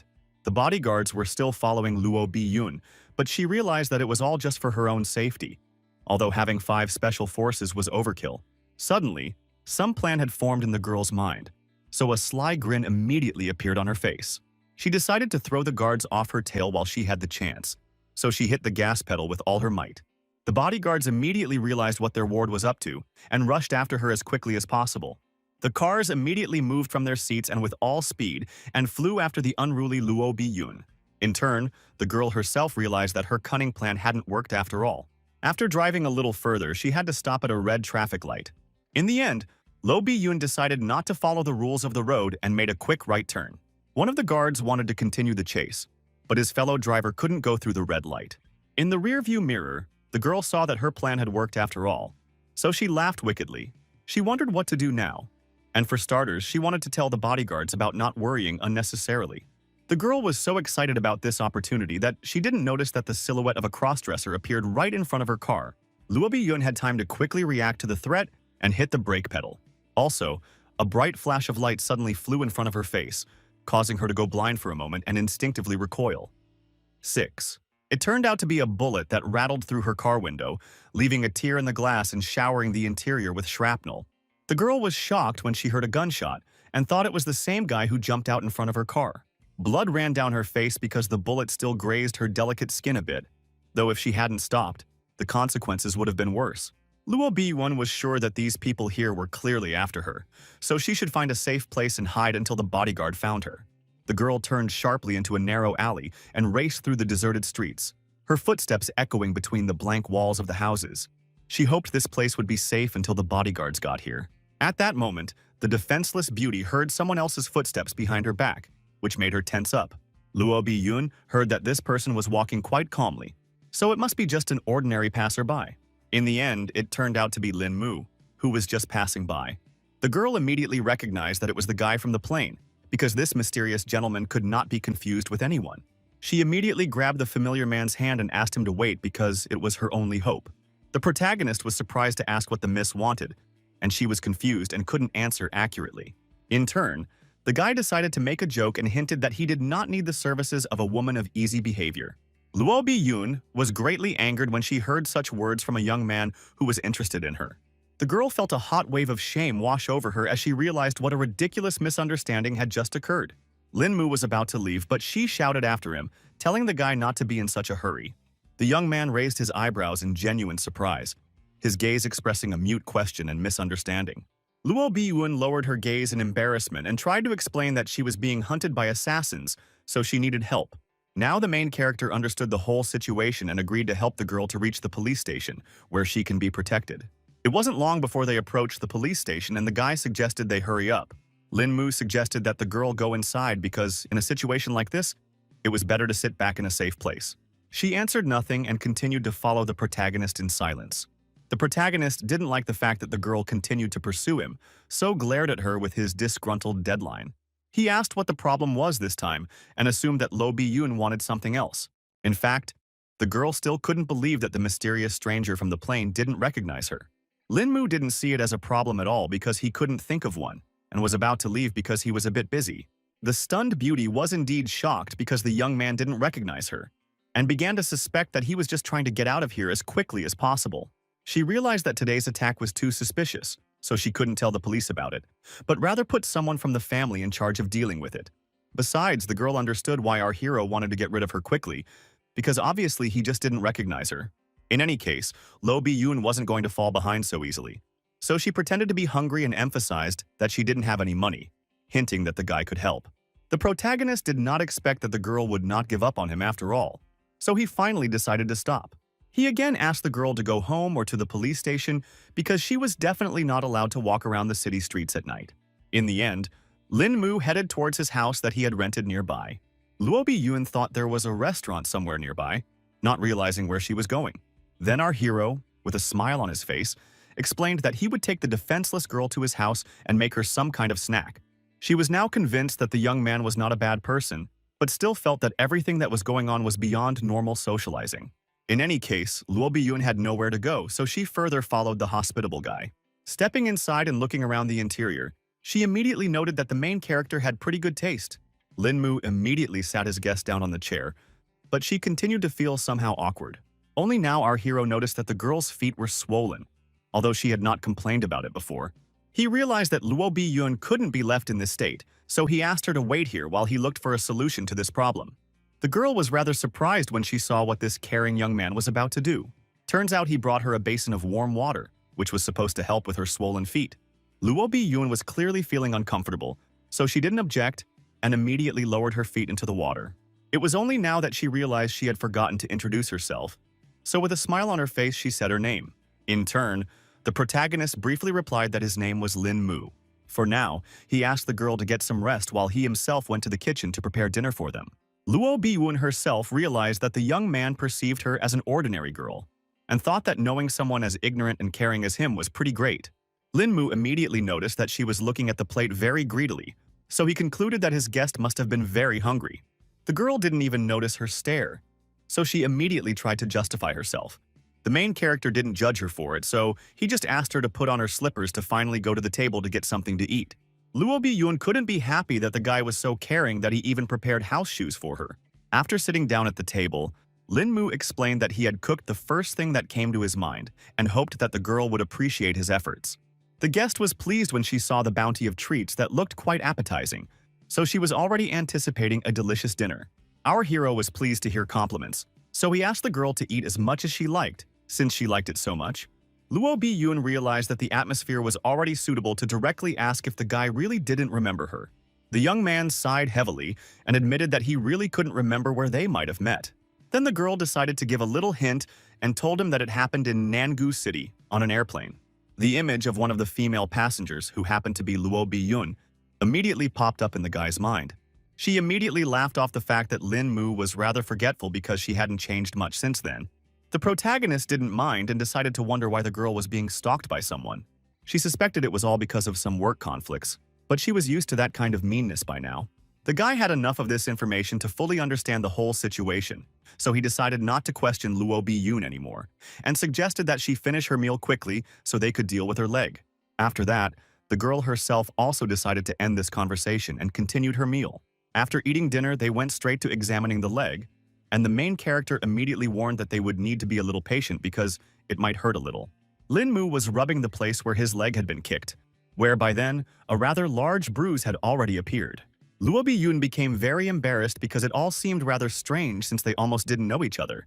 Fortunately, the girl earned just a sprain, so her health was not in any danger, but it was still complicated by the fact that it was on the girl's leg. If not taken care of in time, the wound might affect Luo Bi-yun's walking, so our hero was willing to help, but it would all be too painful. The victim had already prepared herself to endure this pain, and the guy set about treating her. She was greatly surprised because she didn't feel any pain in the end, and thought that the main character was a professional doctor. The young man was obviously only a student, but the girl was still impressed with his skills. After that, she asked if she could use Lin Mu's bathroom because she couldn't go back to her home like this. The protagonist didn't mind helping Luo Bi-yun and asked her to wait for a while. He even decided to bring clean clothes for his guest, so he retreated to another room. The guy brought his belongings and explained that he lived alone, so there were no women's clothes here, but in any case, Luo Bi-yun had little use for what was available. The girl had not expected such hospitality at all, and thanked Lin Mu for all this help. After that, she went to the bathroom and the main character also brought her slippers and left them by the door so she wouldn't slip. After making sure the guest had everything they needed, the guy was finally able to mind his own business for a bit. The protagonist sat down on the couch and began to consider the spiritual ginseng that he had managed to snatch at the auction. He came to the conclusion that it was about time he figured out how to use this artifact. His musings were abruptly cut short when there was a persistent knock at the door. It was Luo Bi-yun, who had already finished all the water procedures and changed her clothes, so she was feeling quite fresh. The guy was a little stunned because he didn't expect the girl to be so suited to his clothes. The girl gave an embarrassed laugh and wondered what it was that was on the table. The protagonist briefly explained that it was just a medicinal herb that he was going to make a cure with. Luo Bi-yun was greatly surprised because she couldn't understand why such a young and healthy guy needed some medicinal herbs. Lin Mu pretended as if he had a weak body since childhood, so he had been using different medicines all his life. The girl immediately wanted to help because she knew some pretty good doctors and suggested that the young man consult them. Apparently, he refused and explained that Chinese medicine would only worsen the situation and Western doctors would definitely not help. The guy noticed that it was already quite late, so he suggested that Luo Bi-yun stay at his house because it was quite unsafe to get home alone. She did not refuse such an offer and immediately went to the guest room, advising the protagonist to go to bed soon too, to get a good night's rest. Finally, the young man turned toward the door and said goodnight to her in a quiet, calm voice. The next day, everyone woke up early in the morning to go about their business. The protagonist quickly got up from his bed and got ready to leave the house, but noticed that there were already 2 pairs of slippers near the door. He remained standing there, slightly puzzled, not expecting the girl to leave him so suddenly and even at such an early hour. At that moment, he smelled something pleasant, so he immediately went inside to see what it was. On the table in front of him, he saw a freshly cooked breakfast and immediately noted that all this was not a cheap treat. Taking a closer look, Lin Mu noticed that there was a small note under one of the plates. It turned out that it was Luo Bi-yun who left her number and explained that she had some business that caused her to have to leave so early, but she still wanted to thank her for her help and made a small breakfast. The protagonist quickly sat down at the table to appreciate the girl's efforts and thanked her aloud for all of this, despite the fact that he was here all alone. Cutting off a small piece, the guy stabbed it on his fork and put the food in his mouth. In fact, Lin Mu hadn't even expected that this entire breakfast would turn out to be so delicious. He had no idea at all that his new acquaintance had such good cooking skills. Finished with his morning snack, the protagonist decided to start making the medicine.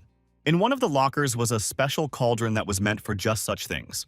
After throwing the ingredients inside, Lin Mu put the pot on the stove and the water in it boiled quite quickly.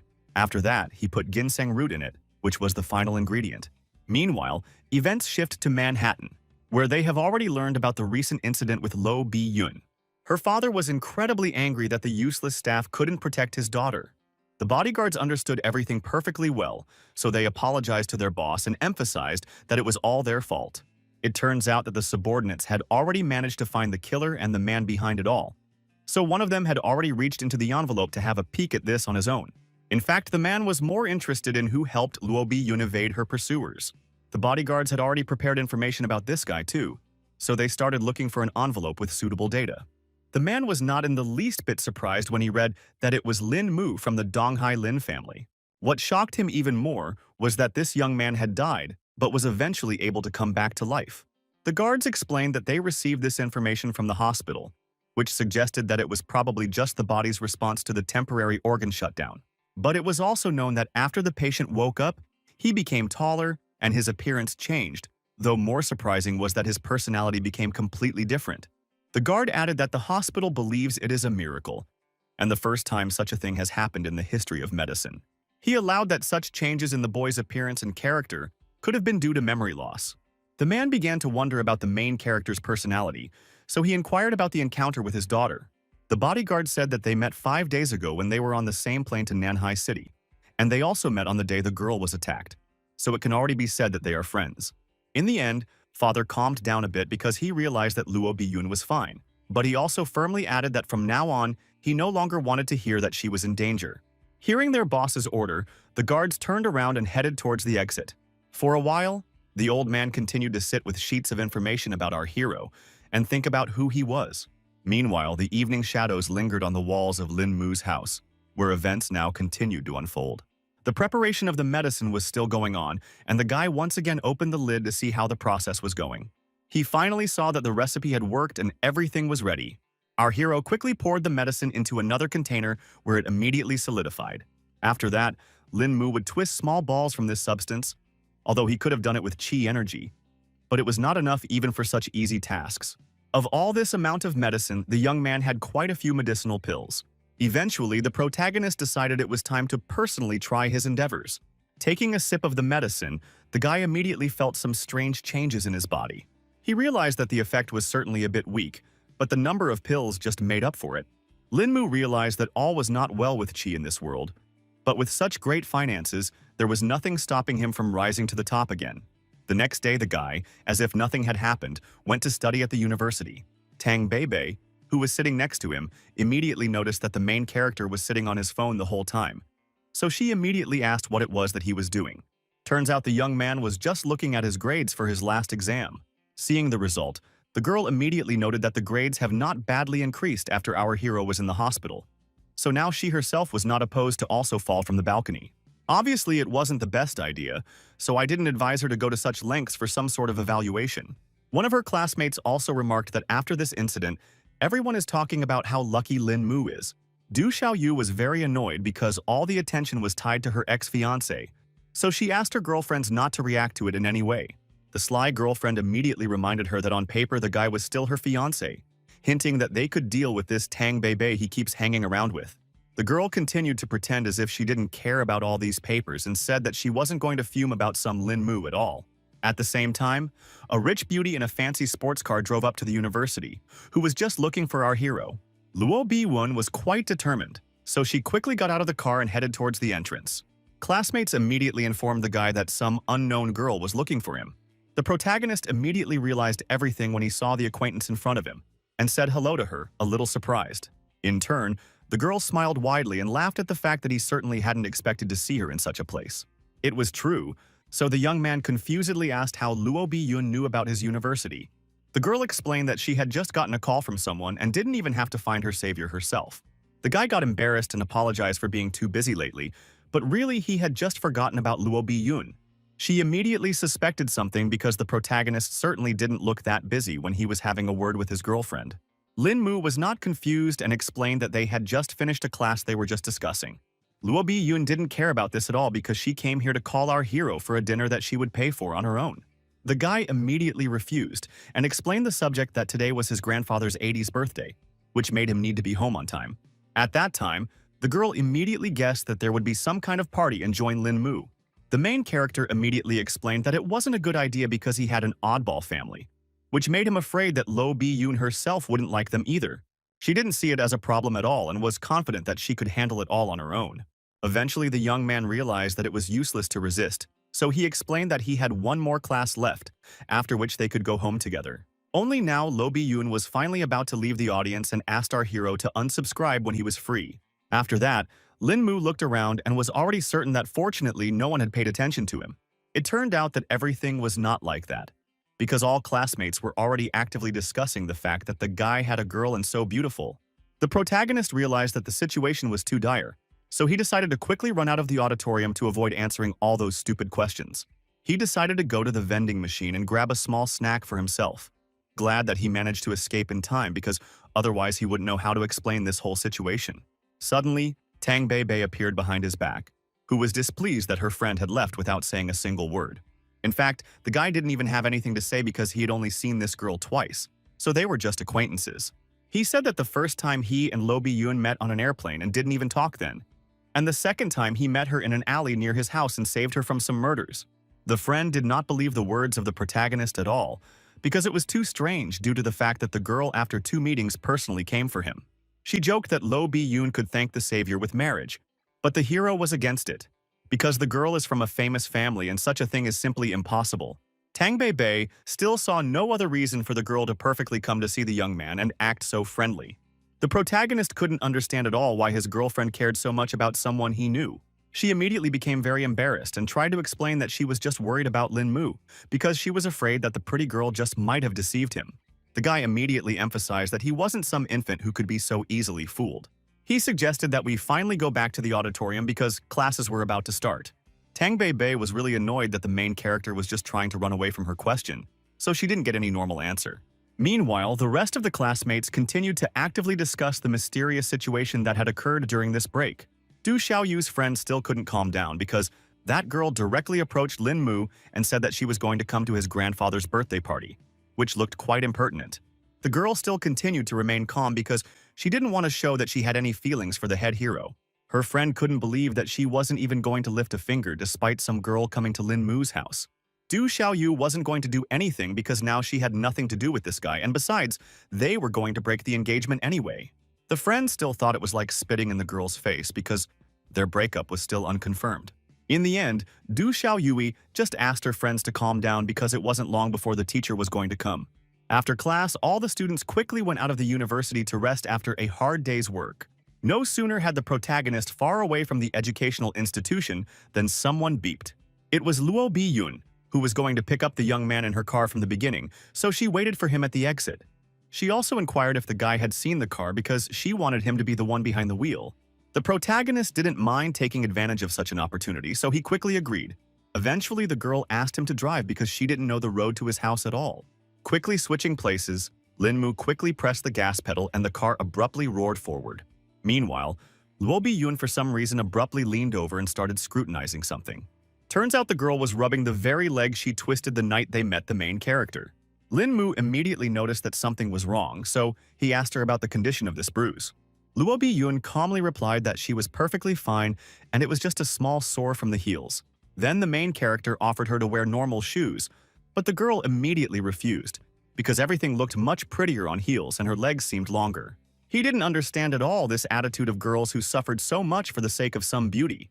Luo Bi-yoon explained a little embarrassed that normally she wouldn't wear such shoes, but today was a special day. The young man didn't understand the hint from her side at all, so he didn't react to those words at all. It wasn't long before they reached the Seven-Ling mansion, where all the relatives had already gathered to celebrate the birthday. The butler was overjoyed when he saw that young Master Mu had finally returned to their home. The protagonist said a brief hello to him, but was in no hurry to explain who he had come here with. The bewildered Uncle Cheng had to inquire on his own who this girl was. The guy eventually explained that it was his friend named Lo Bi-yoon, who he also decided to take to his grandfather's birthday party. The old man didn't object, so he welcomed Ms. Luo into their family's mansion with hospitality. The guy wasn't in much of a hurry to go in because he thought about what had happened here the last time he'd been home.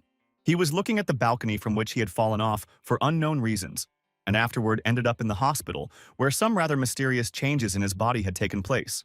Lo Bi-yoon immediately noticed that the protagonist was behaving strangely, so she asked what was wrong with him. The guy smiled to show that everything was fine and offered to hurry inside. Inside, they were greeted by a huge crowd of people chatting carefree about life. The girl walked confidently forward and immediately noted that the protagonist had quite a large home. Meanwhile, the other family members had already noticed that Lin Mu hadn't come here alone, but they couldn't figure out who his companion resembled. Eventually, some of the guests began to realize that it was the Luo family's madam herself. The man tensed up when he realized that the Luo family that owned Hao Yu Corp was present here, and couldn't at all assume how his nephew would meet such a person. It turned out that Du Xiaoyue was also here, who was surprised when she realized that her fiancé was with Luo Biyun. The family members who wanted to get rid of the protagonist tensed up when they found out about his connection with the Lo family. They began to suspect that all their hard work would now go down the drain because of the interference of such powerful people. The first to decide to speak was the aunt, who pretended that she was glad to see her nephew. She wondered why on earth the guy had walked into their party so late. Lin Mu briefly explained that he had a class, after which he had come here as fast as he could. After the guy's explanation, the woman went straight to greeting the Luo family representative because she never thought that the girl would come to their father's 80th birthday party. Luo Biyun was embarrassed by this politeness and explained that she didn't come here as a representative of Hao Yu Corp, but as a friend of Lin Mu. The aunt explained that regardless of any reason, their family was happy for the girl's visit. The protagonist interrupted their amiable conversations and wondered where Grandpa was because he still hadn't seen him. The woman suspected that after the incident, he had forgotten that his grandfather had been diagnosed with Alzheimer's disease, so the head of the family was no longer able to attend such events. Anyway, the guy was going to talk to his grandfather, so he left all his relatives and guests, and Luo Biyun followed him. One of the brothers inquired if their sister had managed to find out anything from the daughter of the owner of Hao Yu Corp. Auntie thought that this girl was definitely not that simple, so it was impossible to find anything related to her for now. The man then inquired as to what this girl had in common with their nephew, but the sister was clueless, though she was definitely sure that they were not dating. Meanwhile, the protagonist had already entered his grandfather's room and announced that he had come home. The head of the family was already too weak, so he needed servants even just to eat. Grandpa's gaze was rather blank, so he just mechanically opened his mouth to be fed. Suddenly, he twitched and grabbed the servant's hand as if he didn't want to eat anymore. Only now did the subordinate see that young Master Mu had entered the room, causing her to be a bit confused. The boy calmly released the servant and explained that he just wanted to talk to his grandfather. The worker understood everything perfectly well, so she quickly headed towards the exit. Lin Mu squatted down in front of his grandfather and immediately wished him a happy birthday. Taking the old man's hands, our hero asked if he remembered his grandson, hoping to rekindle at least a spark of memory in his eyes. Through force, Grandpa still remembered that his favorite grandchild Mu was standing in front of him. At this point in the conversation, Luo Biyun intervened and smilingly wished Mr. Lin a long life and remarked that he would definitely last longer than the South China Mountains. The main character revealed that it was a friend he had taken to help celebrate her birthday. Grandpa still seemed to be hovering in the clouds, so he didn't say many words and only occasionally nodded back smiling. He grabbed his grandson's hand sharply again, but he also remained silent. Lin Mu understood perfectly well what the situation was, so he just continued to watch the old man. At this moment, a servant came into the room and informed the young master that the celebration was about to start, and Du Xiaoyue was waiting for him to come down. Our hero was rather surprised when he heard that name, so he hurriedly went to see what was going on, and left his grandfather to the worker. She went quickly out into the hall, where his so-called bride was waiting for him, who did not seem pleased with his absence. Lin Mu finally found a moment to directly ask the girl what she was forgetting here. It turns out that Du Xiaoyue's grandfather asked her to attend the event and present a gift from them. She summoned her assistant, who held up a vase that looked very expensive, and briefly introduced the gift from the Du family. It was an authentic flower-painted vase from the period of Chinese Emperor Yongzheng. All the guests immediately noticed this rare treasure and began to marvel that Old Man Du was indeed an incredible person, because a gift like this was worth at least several tens of millions. Our hero thanked their family for such a generous gesture, but refused to accept the vase because it was too expensive for their family. Du Xiaoyu irritably reminded that she was still the young man's fiancée, so it was normal for her to give such gifts. Guy thought that Ms. Du had also fallen off the balcony because she now started talking about the engagement in complete seriousness. The girl once again emphasized that the engagement was planned by the heads of their families, so it has not yet been officially dissolved. Now the protagonist realized that he had made a serious mistake. He realized that if only he had broken off the engagement earlier, then Miss Du could have taken it easy and not come to the party. The guests were visibly shocked by such news and immediately started discussing who could have broken off the engagement. suspecting that it was definitely not old man Lin who had Alzheimer's. Then the aunt intervened in this conversation and inquired what was going on here and why the young man wanted to dissolve this union. Our hero explained without any nerves that Miss Du thinks he's too bad for her, which is why she's asked him many times to break off the engagement. Of course, Du Xiaoyue's grandfather didn't want to talk about it either, but that wasn't a problem because Lin Mu was going to personally talk to him. The girl was quite tense but replied that it would be as her fiancé wished. At the same time, Lo Biyun announced that she had also prepared a gift for her grandfather, hoping that he would like it. The protagonist immediately said that the girl definitely shouldn't have spent any money on it. He carefully picked up the mysterious box, which gave no hint of what was inside. The guest was eagerly watching the young man because she was eager to see the reaction to what she had prepared for the birthday boy. In the end, Lin Mu still opened the wooden box and saw a ring in front of him that was made of a green gemstone. The guy's eye was trained on this sort of thing, so he immediately recognized it for what it was. The girl still decided to explain on her own and revealed that it was a ring made from the best jade called Qiyue Yang. Du Xiaoyu noted that the stone was pretty good, but in any case, they couldn't be sure that the ring was real. Luo Biyun realized that she had a keen eye that could determine the quality of the jade so easily. The girl still thought that the ring must be real, because it was unlikely that anyone would dare to deceive the Luo family. Du Xiaoyu decided to finally leave her rival alone and congratulated Grandpa Lin on such an incredible gift. The protagonist, despite the tense situation, smiled and thanked the guests for being so generous. He eventually accepted the gift from Du's family on behalf of his grandfather, but warned that next time he would come to discuss breaking off the engagement and she shouldn't waste any more time on such events. Du Xiaoyu was clearly irritated by the situation, her lips tightly pressed together, and she only nodded briefly in response, showing that she had no intention of continuing this conversation. The aunt finally intervened, who couldn't understand how her nephew could make such decisions on his own. The guy explained that nothing would work out between them, even if you do it through force, so it was easier to break the engagement to avoid wasting their nerves and time. Aunt Ron realized that the protagonist was serious, so she backed off and didn't bother to change his mind. After the party, Lin Mu was back in his acquaintance's car and had already driven away from his family's house. The girl decided to talk about how this Du Xiaoyue is quite beautiful, so the guy should think about whether he will regret breaking the engagement. The protagonist didn't see this as a problem because his fiancé doesn't want to waste time on him, so her beauty and intelligence no longer matter. Luo Biyun still suggested that he stay with the girl longer to find out her feelings, and maybe then his feelings wouldn't change, but in any case, Lin Mu wasn't burning with the desire to marry her specifically, so he refused. Also, the lad, glancing at his companion, added that he was not the kind of man who would pursue something that did not belong to him, leaving behind what was at his fingertips. The girl laughed and noted that Lin Mu had a boneless tongue since he spoke of such things so easily. It wasn't long before she informed young Master Mu that they had arrived at the right place. Our hero quickly jumped out of the car and started actively typing something into his phone. The next second, there was a ringing notification sound from Luo Biyun's phone. Lin Mu handed her his phone number and asked her to call if the girl needed help again. Lo Biyun said goodbye to the protagonist with a smile on her face, showing with all her appearance how much she appreciated this meeting and how happy she was about the circumstances. She then quickly drove off in the direction of her home, so the young man didn't even have time to respond. Lin Mu was in no hurry to go inside and began to actively dig through the pocket of his jacket. Turns out his grandfather handed him a note telling him not to worry about him, because the old man was only pretending to have Alzheimer's, so he wouldn't have to mess around with all the family members fighting over the inheritance. The protagonist did not expect that the head of their family had come up with such a cunning plan for himself. The next day, the guy immediately went to the Du family's resort to solve his main problem. He was met at the entrance to the liner by two guards who were in no particular hurry to let the stranger into their master's territory. The guy explained that he was from the Lin family, asking to be let through so he could talk to Grandpa Du. The guard immediately informed his other colleagues that the young man was alone.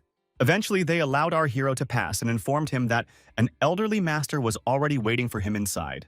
Smiling, Lin Mu thanked the guards for the opportunity to talk to their inflammation. He quickly walked up the steps that led to the Du family's huge liner. There were already quite a few people resting by the pool. Among them was Grandpa Du himself, whom the guy was looking for. The old man, who was lounging on a chaise longue and sunbathing, said hello to the protagonist and wondered why he was looking for him. Lin Mu was going to state everything briefly, so he immediately asked if the master was close to his granddaughter Du Xiaoyue. Grandpa immediately tensed up because he thought something had happened to the girl. The young man tried to calm him down because nothing much was going on, and told him directly that she just wasn't very happy with the engagement. Mr. Du accounts that it was quite normal for children to quarrel, so he asked Lin Mu not to take it all seriously. The protagonist still thought that they were simple people, so if Du Xiaoyou didn't want it, he wasn't going to waste her time anymore. One of the Du family was displeased with the kid's audacity, since he decided to make such a cocky decision on his own. Grandfather immediately intervened in this conflict and ordered the man to shut up and not speak to Lin Mu in such a tone. All the guests on the liner immediately fell silent, because they did not expect the head of the family to be so tough. In the end, the old man once again questioned whether the boy had really come here specifically to break off the engagement. The protagonist confidently confirmed his intentions and emphasized that after this, he and Du Xiaoyu would become mere strangers. Mr. Du, realizing the futility of further resistance, sighed heavily and finally agreed to dissolve the alliance. The guy thanked him for the opportunity and promised to take all the blame, so he was about to leave so as not to take up any more of the old man's time.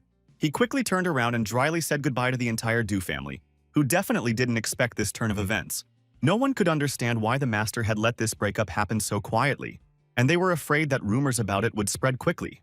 Was unhappy that someone was trying to oppose his decision because it definitely didn't concern the ordinary family members, and besides, he would know about all their dealings with the Luo family. The man believed that the Luo family was much stronger than the Lin family, so if Xiao Yue married any of them, it would help their family quite a bit. Mr. Du himself also understood all of this. So when the engagement had already been broken off, there was no point in hiding anything. Meanwhile, the protagonist went downtown after meeting his former father-in-law. In the middle of a busy street, Lin Mu was lucky enough to meet his teacher, Miss Song. The young man was happy about this coincidence, so he decided to help the teacher carry her bags. The girl rejoiced at this sudden good fortune and was not averse to handing over the burden to her apprentice. Lin Mu immediately noticed that she was carrying some sort of gift, so he decided to inquire about who was having a birthday. It turned out that Song Liangju herself was having the celebration, so the protagonist thought she was going to celebrate alone. The teacher dismissed his speculation because she wanted to get together with her neighbors, so she invited our hero to this celebration as well. The young man didn't seem to have expected such a suggestion from Ms. Song at all, so he was confused and didn't know how to answer. Suddenly, Li Guanzui, who was accompanied by his bodyguards, intervened in their conversation. He couldn't understand how Song Liangju could be so bored on her birthday, so he suggested that she throw a real celebration. The girl calmly replied that there was no need for that because she'd already found herself some people to celebrate the day with. Li Guangyu suspected she was talking about her friend Zixi, so he offered to take her along, and added that birthdays are very important in Korea. Song Liangju wasn't going to fall for his silly tricks because she was Chinese and she wasn't interested in Korean traditions. At that moment, she turned around and saw that one of the guards had already blocked her way. The girl tensed up when she saw such maneuvers and asked Li Guanjuya what it all meant. Her acquaintance only grinned enigmatically, leaving this agitated question unanswered. He had been searching for Song Liangru for a very long time and had put a lot of effort into it, so now he couldn't understand why she wouldn't give him any chance. It was hard for the guy to believe that she was going to choose some weakling over him. The protagonist was outraged that he was also involved in this fight, even though it didn't concern him in any way. And Song Liangru herself said that compared to Lin Mu, Li Guangju was just trash. The cocky suitor wasn't going to give up anyway, because the only reason he was putting up with all this was because he liked the girl.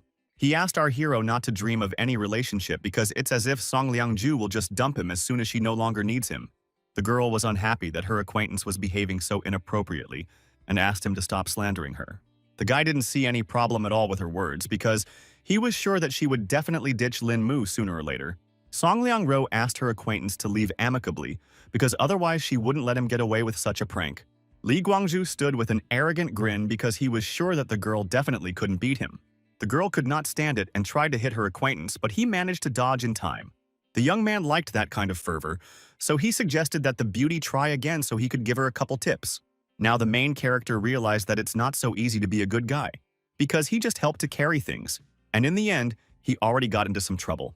One of the bodyguards decided that they didn't need to waste any more time on some weakling and attacked Lin Mu.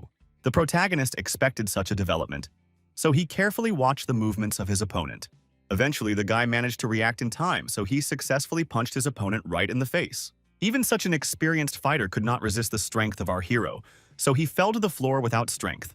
His comrade flew after him as well, whom Lin Mu also neutralized with one precise strike. In the end, the young man remained unharmed, while all his opponents were lying helplessly on the ground. Song Liangru didn't expect to see such a turn of events, so she fearfully asked if our hero was fine. The protagonist began to tell with a smile that he saw the two men surround him, but after blinking once, he had already witnessed these fighters lying on the ground. The guy lied that he must have been rescued by some master, but Ms. Song had a hard time believing it because she didn't see anyone nearby. In any case, she was happy for Lin Mu being fine, so any details didn't bother her. At this moment, the bald bodyguard tried to stand up and report that the person who beat them up was definitely the young man himself. Our hero did not want to reveal his skills, so with all his might, he stepped on the hand of the defeated opponent, so that he did not say too much. Meanwhile, Song Liangju asked the guy to hurry up and leave this place because her mood had gotten really bad because of all these people. In turn, Li Guangzhu wasn't going to let them go so easily because Lin Mu dared to injure his men. The girl was sure that his bodyguards were injured through no fault of their own, so she suggested that her acquaintance look for the master who had done all this to them. The guy despised professionals because they only knew how to hide like rats and wanted to see if he could find someone to save them again. The protagonist felt that the situation was starting to heat up, so he tensely looked at Li Guangzhu, who was in no way able to keep up with them. Song Liangju sensed this tension and immediately stopped her disciple because his potential opponent was too dangerous as he had already won many taekwondo competitions and was quite strong. Meanwhile, Li Guangzhu kept trying to hurt our hero, calling him a lowlife who can only hide behind his skirt. The protagonist couldn't afford to stand on the sidelines because that way he would lose his dignity, so he was going to play a little game with his opponent. He turned to Li Guangyu with confidence in his voice and offered to see what he was capable of. The guy himself was glad that Lin Mu had the courage to accept such a challenge. Lin Mu wanted to get this whole conflict over with quickly and see if his opponent's words matched his real abilities. Li Guangzhu didn't wait any longer and accelerated sharply to suddenly attack our hero. He felt that now the protagonist should just beg for mercy, because Lin Mu simply wouldn't be able to resist his incredible strength. Song Liang Rao realized that there was no way she could help her student, so she remained standing back and simply asked him to be careful. The guy could already see that his opponent was not at all like some other weakling. In any case, the protagonist thought that Li Guangzhu was hoping in vain if he really thought that this fight would be so easy. But the guy was still absolutely confident in his strength, so he continued to attack Lin Mu, who had managed to dodge so far. Eventually, the protagonist managed to block even a strong leg kick and keep his balance. An interested smirk appeared on Li Guangzhu's face because he didn't expect the young man to even be able to block his turning kick. He paused for a while and wondered what the protagonist was going to do now, because he was definitely not in a particularly favorable situation. Song Liang Rao could clearly see how strong the blow was, so now she wasn't sure if her disciple was fine. Li Guangzhu himself was surprised by this outcome because he could have calmly broken the board with his punches, but the protagonist somehow managed to withstand. Meanwhile, Lin Mu replied that he was fine, but he didn't even expect his opponent to be this good.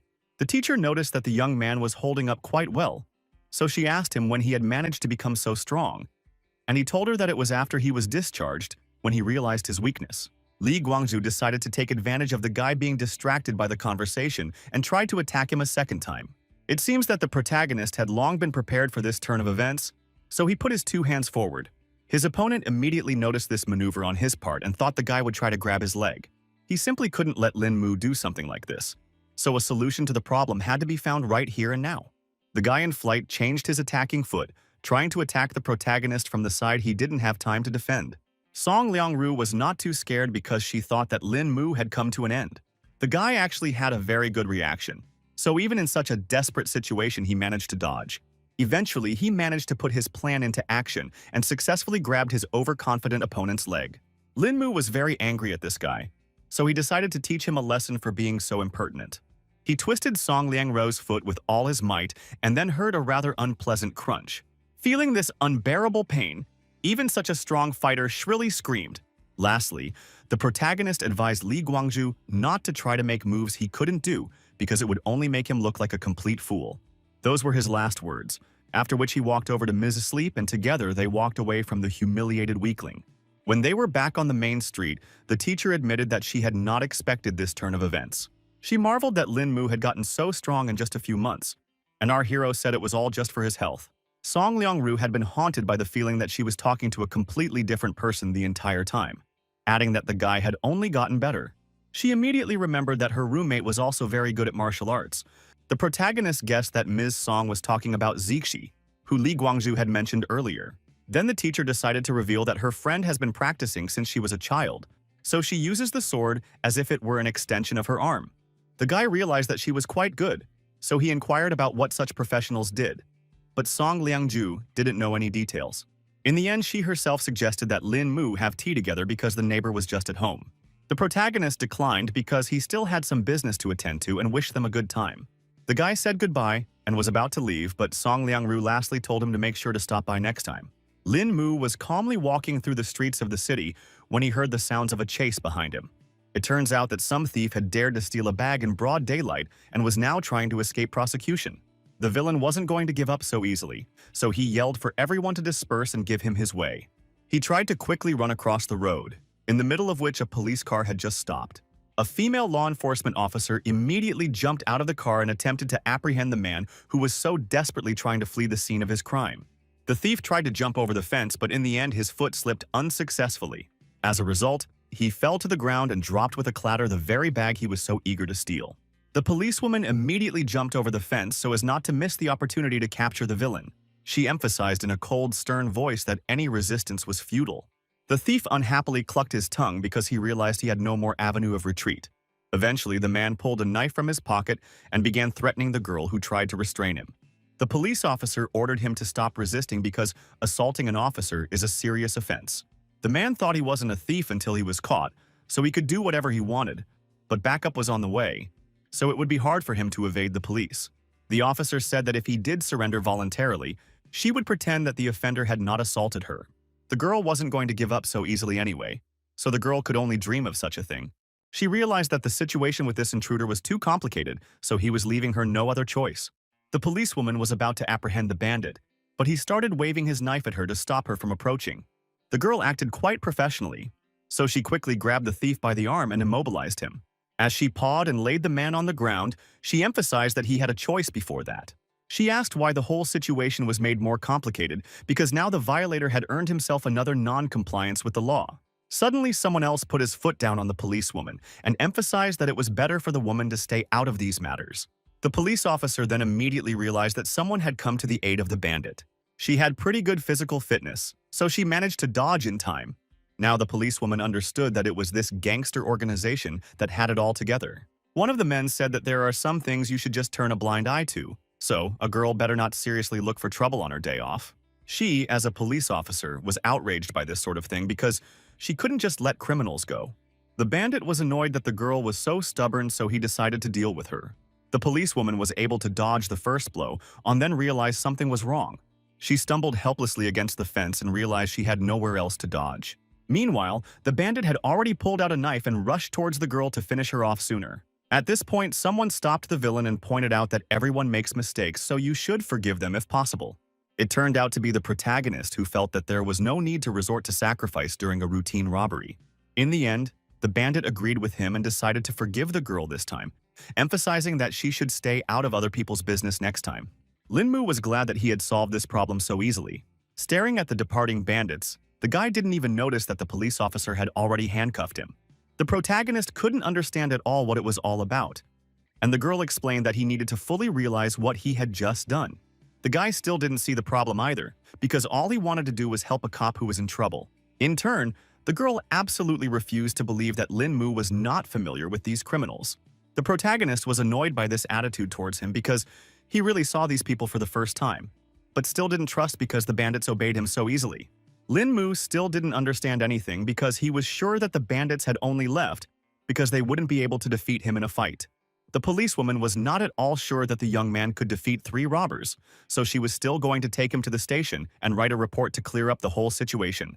The guy began to realize that the situation was quite serious, so he got nervous because he still had a considerable amount of important plans left, which were literally destroyed in a second. At that moment, another police car pulled up beside them, from where another officer got out and immediately recognized Officer Wang. The young man realized that she was the one calling for backup and saw that his colleague had managed to handle the perpetrator herself. Then the girl explained that it wasn't the same robber, but there were suspicions that this particular guy might have been an acquaintance of the bandits. The officer agreed to help her and take the perpetrator to the station himself, and Ms. Wang herself was to return to the office. At this point, the policewoman was a little embarrassed because she still needed help getting into the car because she had managed to twist her ankle during the contraction. Putting our hero in the car, the guy quickly rushed to help his coworker. He immediately noted that the girl was rather clumsy, tried to explain that things had accidentally gotten out of hand. Suddenly, Ms. Wong froze in place because she saw something shocking. It turned out that Lin Mu had managed to get out of the handcuffs, so he was no longer in the car. Now the police officers began to doubt that the protagonist was an ordinary man. In turn, the guy himself was thinking that he shouldn't have been prying after all when he heard someone call out to him. The protagonist was greatly surprised because he saw that it was Ms. Sleep, who should have been home a long time ago. The girl explained that she had forgotten to buy some condiments, so she went out to get them, and suggested that Lin Mu take a walk together and then come over to visit with her friend. In the end, he agreed because it was the best choice for hiding from the police. Pretty soon, they had already gone to the store and returned home, where Zixi was already waiting for them, surprised that they had managed so easily. One of the girls remarked that Song Liangju had found such a cool seasoning, and asked what the name of this beautiful young man was. Another friend asked Zixi not to be so persistent because she might scare away such a handsome man. The main character said hello and said with a smile that he was glad to have this meeting. The girls couldn't wait any longer, so they asked their friend to introduce them as soon as possible before she finally introduced Lin Mu, briefly calling him her disciple. Zixi guessed that this young man was the teacher's favorite since she had invited him home. Song Liangru then revealed that this guy had helped her teach Li Guangyu a lesson, so she called him over to thank him for such a favor. One of the girls was surprised by this fact because she still didn't know that Lin Guanzhui had taken up again. Zixi asked if she could call our hero Mu and said that their acquaintance, although he was a scoundrel, but in battle he knew no equal. The protagonist took a seat next to him and noted that his abilities were definitely not comparable to the very girl he had already heard a lot about. Zixi guessed that her friend had already told her about her powers, because otherwise the guy himself hadn't guessed about her powers. She also hinted that an acquaintance of theirs named Meng Xuan was currently abroad, so they had a spare room in the house. Lin Mu definitely didn't expect to be asked to move so quickly, but he had already found a place to live, so there was no need for him to do so. The girl still offered to let our hero take the room downstairs and help all the others move things upstairs if needed. Song Liangju agreed with her friends and asked the guy to stay here to live and help each other. Since the girlfriends were so insistent, the protagonist decided to accept their sudden offer. He had been warned right away that the second floor was for girls only, so it was forbidden to enter without permission. Also, the guy should clean up after himself and always wash the dishes if they eat together. Lin Mu was starting to get tense with so many rules, but Zixi explained that there weren't that many and asked her new neighbor to listen carefully to all the details. Eventually, the girl finished listing all the rules and suggested we finally get to the celebration. Everyone remembered that they had gathered at this place to celebrate Song Liangju's birthday. 2 days later, the guy had already realized that it was pretty difficult with girls, and going shopping already seemed like a hassle. After a while, the protagonist was finally able to pack all the packages into the trunk of his car. At this moment, someone behind his back rejoiced at such an unexpected encounter, so Lin Mu turned around in surprise. Turns out it was the same policewoman who was already jingling the handcuffs in her hands. The young man noted confusedly that he really hadn't expected to meet the officer. At this point, the protagonist found a way to get away from the police officer and pretended that there was something amazing behind her back. The policewoman was very inattentive and fell for such a stupid ploy from Lin Mu. It turned out that the guy had already disappeared somewhere, so the girl shouted indignantly to the whole street. At the last second, she noticed the protagonist trying to flee the scene on his bike. The policewoman quickly sat down in her squad car and set off in pursuit of Lin Mu, who was driving quite fast. For her part, Song Liangru couldn't understand where Lin Mu had disappeared to so suddenly. At that moment, a cute couple was walking down the sidewalk, completely unaware of what was in store for them. A girl was walking with her lover and carelessly telling some life story when someone whizzed by nearby. She couldn't figure out what it was, and then she noticed that her ice cream had gone somewhere. They further witnessed a police car chasing this unknown object at full speed. The guy couldn't understand at all what was going on, because he had never witnessed a bicycle being chased by the police before. Meanwhile, the protagonist was highly annoyed that this female police officer was so stubborn and restless. He also realized that at this rate, the tires on his vehicle wouldn't last long. Lin Mu realized that he needed to look for alternative ways to retreat, and saw an inconspicuous alley nearby that was suitable for this. It turned out that the policewoman was closely following the young man's actions, so she reacted in time and swerved. A smirk immediately appeared on the girl's face because she was sure that the guy would definitely not be able to hide from her. The protagonist did not suspect at all that his plan had failed, and calmly walked down the street, rejoicing that he had managed to escape from this madwoman. Within a second, he heard a distinctive click and felt the cold metal of the handcuffs around his wrists. The young man directly admitted that the officer really got to him because she had been chasing him for such a long time. The police officer herself did not see this as a problem because she merely wanted to bring the escaped felon to the station. Our hero was still trying to prove that he hadn't done anything illegal and yelled that there was a robbery going on right behind the officer's back. The girl wasn't going to fall for Lin Mu's tricks a second time, but he spoke in complete seriousness. She promised that the young man would be a corpse if he fooled her again, but she still believed it because she heard a noise and shouting nearby. The police officer asked the protagonist to wait here while she checked to see what was going on. Obviously, the protagonist was not going to obey the girl, so he immediately tried to get out of the handcuffs. He was about to leave but heard that the criminal had already taken a hostage. Eventually, the guy got interested in the whole situation because he hadn't yet seen a robber cover himself with hostages. A considerable number of people had already gathered in the shopping center, not knowing what to do in such a situation, and the robber threatened to shoot the defenseless man he managed to grab. As the protagonist got closer, he saw that the robber had captured a policeman, but people in the crowd told him that he used to have a little girl in his hands, with whom this brave girl had switched. Lin Mu was surprised because he didn't expect that the officer had such a good heart that she sacrificed herself for the child. The policewoman continued to keep her cool and ordered Lan Zidong to stop because he was already surrounded. The man was not going to give up and ordered everyone to fail and prepare a car for him because otherwise his hostage would die. The protagonist began to get annoyed with the whole situation because there was too much noise from this criminal. Suddenly, he just plopped down on the floor right in the middle of the crowd, causing the bandit to immediately look away from voicing his conditions. Lin Mu didn't bother to explain anything and carefully fixed his hair before continuing with his plan. The policewoman was shocked when she saw the guy and asked him to get out of here as soon as possible because it was too dangerous. It turns out that our hero decided to pretend that he had always been a fan of Brother Lan and wanted to give him some sort of gift. At this moment, a woman in the crowd indignantly shouted that Lin Mu had stolen her bag. The young man paid no attention to her and continued to talk about how the bandit was his idol. And ever since he was a kid, he wanted to be like him. The officer was incredibly angry at the fact that the protagonist was behaving in such a manner, and now she was sure that nothing good could be expected from him. Lin Mu roughly gagged the girl and emphasized that he was now talking to Brother Lan, so she had no right to interfere in the conversation. The man started to get stressed out by our hero's nonsense, so he asked to get him a car and offered to talk when they left the scene. The guy quickly started running errands from the thug, and remembered that the policewoman's car was just parked somewhere nearby. Eventually, he took his time going outside and reported that there was a sniper nearby. The criminal was shocked by this information and once again questioned what the protagonist had just said. He finally looked around and saw that the young man had actually lied to him, and there were no snipers nearby. Meanwhile, the main character took the opportunity that he had distracted the bandit and threw me his bag. Lan Zidong managed to react to this sudden attack in time and put out his hand, knocking the bag away. He decided to immediately fire his gun, but there was a misfire, so Lin Mu remained unharmed. The guy's reactions were perfect, so he quickly went low and grabbed his opponent's arm. After that, he turned around and gave the bandit in the head from the elbow so he could no longer stay on his feet. The world around Lan Zidong abruptly spun, and in just a second, he was on the ground. Our hero then promptly clobbered the criminal, who now promised to finish him off at the first opportunity. In turn, the policewoman was already too angry, so she declared that she had had enough today and was going to deal with this annoying intruder right here and now. The protagonist turned to her and asked her to give the purse to the lady he had managed to rob because his hands were full for the time being. The girl didn't mind and quickly began to gather up all the things that were scattered around. Lan Zidong, who had already been received by the two police officers, was incredibly angry at being treated in this manner, so he was already thinking of a revenge plan. An hour later, Lin Mu had already returned home to his new roommates, who were completely unaware of what had happened to him.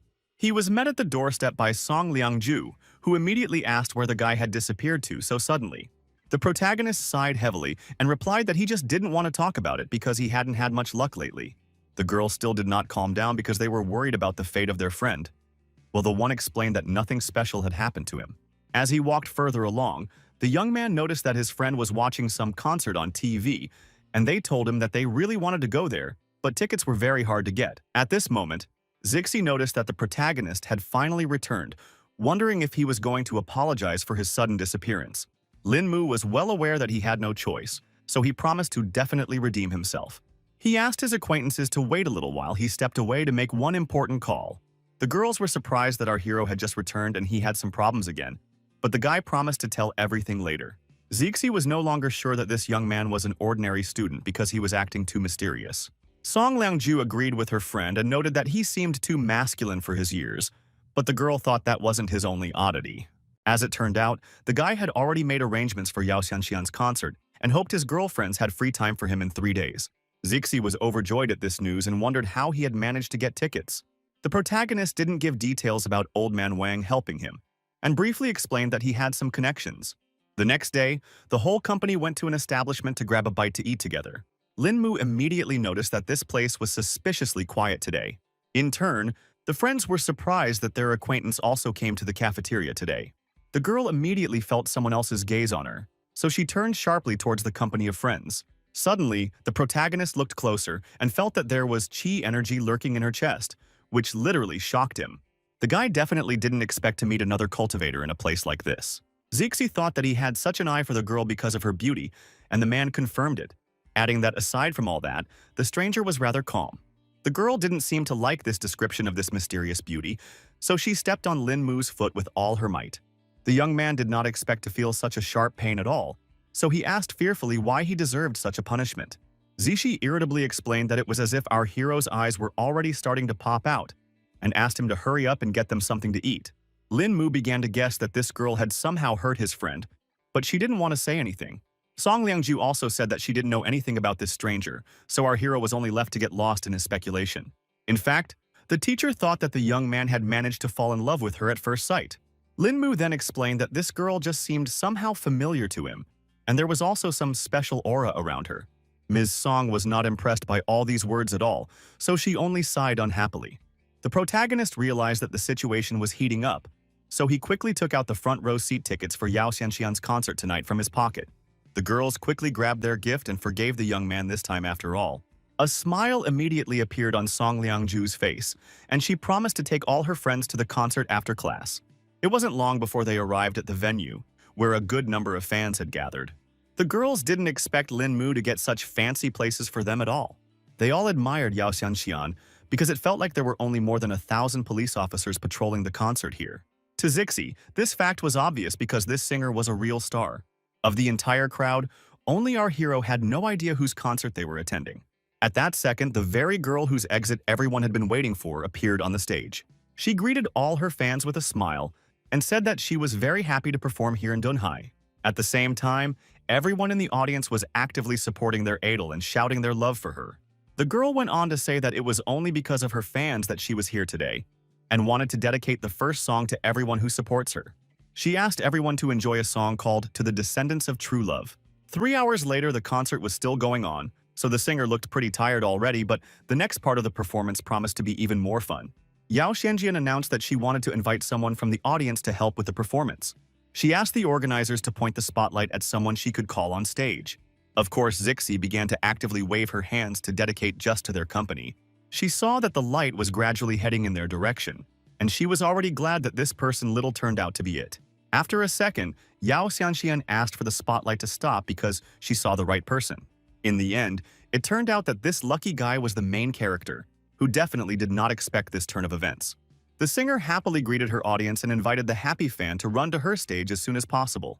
Zixi couldn't understand at all why her acquaintance was still sitting in his seat and didn't seem to be in a hurry to go on stage at all. Lin Mu himself didn't understand why he had to go anywhere, and then his friend explained that he had become a lucky man and could now sing with Yao Xianxian. The boy was surprised at this news and still didn't want to go anywhere because he couldn't sing at all. The girl then warned him that he would just set the artiste up if he didn't go. Lin Mu didn't care about this fact at all, but Zixi also didn't insist and said that the decision was up to the young man himself. Meanwhile, Yao Xianxian turned to the guy in white again and asked why he didn't want to sing with her. The main character explained that he was too shy to go on stage and also couldn't sing, so he wanted such a happy opportunity to go to someone else. Fans immediately started shouting that the guy had said everything beautifully and now wanted their own opportunity to sing with Xianxian. The girl decided to get behind Lin Mu and choose a new viewer for this interactive. A second later, the spotlight illuminated another spectator, who was delighted that he had been chosen. This guy ran to the stage with all his legs and very soon sang his favorite song in a duet with Yao Xianxian. At the end, they hugged tightly and the girl thanked her viewer for such strong support. After that, the girl thanked all her fans again and the hall erupted in wild applause and squeals. That was the end of the concert, So all our heroes left the hall and were happy that everything had gone so cool. At the same time, Zixi was very unhappy that the guy took away her chance to go on stage and make this night finally perfect. Meanwhile, some two guards appeared behind Lin Mu's back and directly addressed him. One of the bodyguards reported that their mistress would like to meet the protagonist. The young man was surprised to hear such a request and wondered who the lady was. The guard didn't hide anything and directly explained that Miss Yao Xianxian had asked for this. Then our hero was even more surprised and wondered the reason for this, but the bodyguards themselves also knew nothing and just followed their mistress's orders. In the end, Lin Mu decided to leave and asked his girlfriends to go home without him. Song Liang Rao smiled softly and gave her consent, but asked the guy to return home in one piece. Zixi added a request for the young man not to forget about his girlfriends after meeting Yao Xianxian herself. The protagonist, with firmness and confidence in his voice, asked the guards to take him to their mistress. 5 minutes later, the guy was already in the right place, and Yao Xianxian called out that the door to her room was open. The girl was just changing her clothes after the concert and was surprised that Lin Mu had come so quickly. The shocked young man froze on the spot because he did not expect to see the singer in such a form. Eventually, he quickly closed the doors behind him and apologized for walking in at such an inopportune moment. Yao Xianxian said that there was no problem with that and explained that she had mistaken our hero for a servant. She quickly got dressed and asked Lin Mu, who still hadn't said a single word, to go inside. The guy, in slight bewilderment, immediately asked what Ms. Yao came here for. The girl wondered why he didn't go on stage, then assuming he was afraid she would bite him. The protagonist didn't immediately answer her question and asked the singer to sit a little more modestly because he couldn't have a normal conversation with her. Yao Xianxian laughed from the fact that the guy looked like a true gentleman, but it turned out that he could become a wild beast at any moment. Lin Mu apologized and was about to leave since the girl didn't have anything else to say. The girl was not going to let our hero go, so she got up from her chair and ran after him. The echo of her heels echoed around the room as she moved closer and closer to the young man. It turned out that the singer decided to smack the main character on the cheek, which was quite a strange act. After that, the girl abruptly stepped back, and the stunned Lin Mu asked if she was all right. Yao Xianxian laughed sweetly and explained that the guy just started killing so early, even though she just wanted to chat with him. The confused protagonist, who had a lipstick mark on his cheek, couldn't understand what a real celebrity could talk to an ordinary young man about. The girl explained that he was the first man to turn her down, which made him an interesting person to her. Lin Mu actually admitted that she was very attractive, but emphasized that not every man fell for it. This unusual behavior of the guy greatly hurt Yao Xianxian's self-esteem, who showed interest in him because of this. The protagonist was sorry if he had hurt the girl's feelings in any way and apologized for all his words. In any case, Lin Mu had no intention of lingering here and quickly headed towards the exit. The girl did not delay our hero any longer and was glad even that she had at least managed to get his name. Meanwhile, the young man quickly went to the restroom to wash off the lipstick residue that could have raised quite a few questions. He realized that there was no way he would have been able to explain what had happened anyway if someone he knew had caught him. The guy wanted to get home as soon as possible because his roommates would get angry again because of his long absence, so he decided to call himself a cab. The protagonist calmly left the room and headed towards the exit to meet his driver. At that moment, he heard some suspicious rustling behind his back and immediately felt that someone was following him. The mysterious stranger didn't bother to explain anything and asked Lin Mu to turn around quietly so that everything would go smoothly. The young man was well aware that he'd better not take any chances, so he raised his hands and offered to talk peacefully and not to turn to forceful methods. The mercenary immediately said that he usually tells the whole truth to a man who is about to die. But now it was different because he had lost that desire after seeing the face of the protagonist. In just a moment, the fighter had already bare his sharp blades that were hidden in his palm. Sufficiently accelerated, he threw them towards Lin Mu, who still continued to stand with his hands raised. The young man himself didn't expect at all that throwing knives would be used against him. At the same time, he didn't panic because his skills were enough to dodge such an attack. Lin Mu finally managed to catch these knives without any problems, so he asked who had sent this mercenary over. The mysterious stranger immediately picked up on the fact that the guy wasn't that bad, so he decided to back off for now and take his life a little later. The protagonist wasn't going to let him go without even finding out some information. He quickly made the decision to use those very same throwing knives and made one crisp throw. In the end, all the blades simply hit the ground because the mercenary was able to react to this attack in time.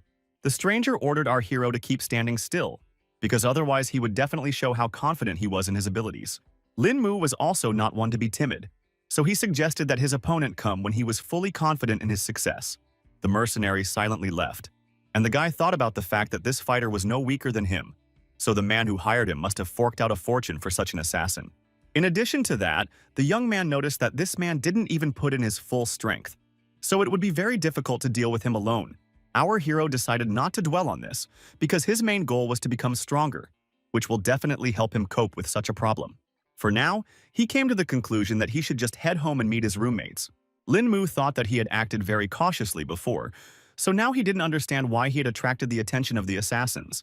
Suddenly, the guy felt some unusual sensation, as if there was something strange somewhere in the crowd. He looked around and saw the same girl he had met in the cafeteria the other day, and realized that this aura was coming from her. In turn, the beauty herself also recognized the protagonist and immediately remembered where they managed to see each other. At this moment, she too felt some strong energy flow through her body. The girl couldn't understand why her frosty chi was so excited, and suspected that it had something to do with Lin Mu. The protagonist immediately noticed that there was something wrong with her, so he wondered if the stranger was okay because she didn't look very healthy. The guy gently held her back and immediately thought that now was the right moment to take a chance and ask the girl about chi energy. The beauty herself strongly disliked the fact that Lin Mu allowed himself to touch her, so she abruptly yanked his hand away and asked what he wanted. She abruptly turned around and began to clean up, and the young man couldn't figure out what he had done wrong. The guy also didn't want to let this mysterious stranger go so easily because he wanted to get to the bottom of it. He quickly chased after the girl, who had already managed to run into some alleyway, and tried to explain that he only wanted to ask a few questions. The stranger did not stop and made several sharp jumps upward to precisely break away from our hero. Lin Mu was shocked when he saw such abilities because he had yet to encounter such a thing in this world. He realized that this mysterious lady was perfectly proficient in the Qing Kun technique. In just a few seconds, the girl had already made a few more leaps between the walls of the building and was somewhere on the roof, and Lin Mu was mesmerized by her honed and graceful movements. The protagonist immediately sped up because he realized that he couldn't fall behind his goal. Eventually, the guy realized that it was unfortunate that he had missed out on such a nimble girl. It was only now that the guy stopped to catch his breath and saw that he was in some unfamiliar place. His first clue was given to him by the ringing of the bells of a temple that stood nearby. Lin Mu turned around and saw the huge shrine behind his back from which this sound was coming from. He realized there was nothing left to lose, so he moved closer to examine the place.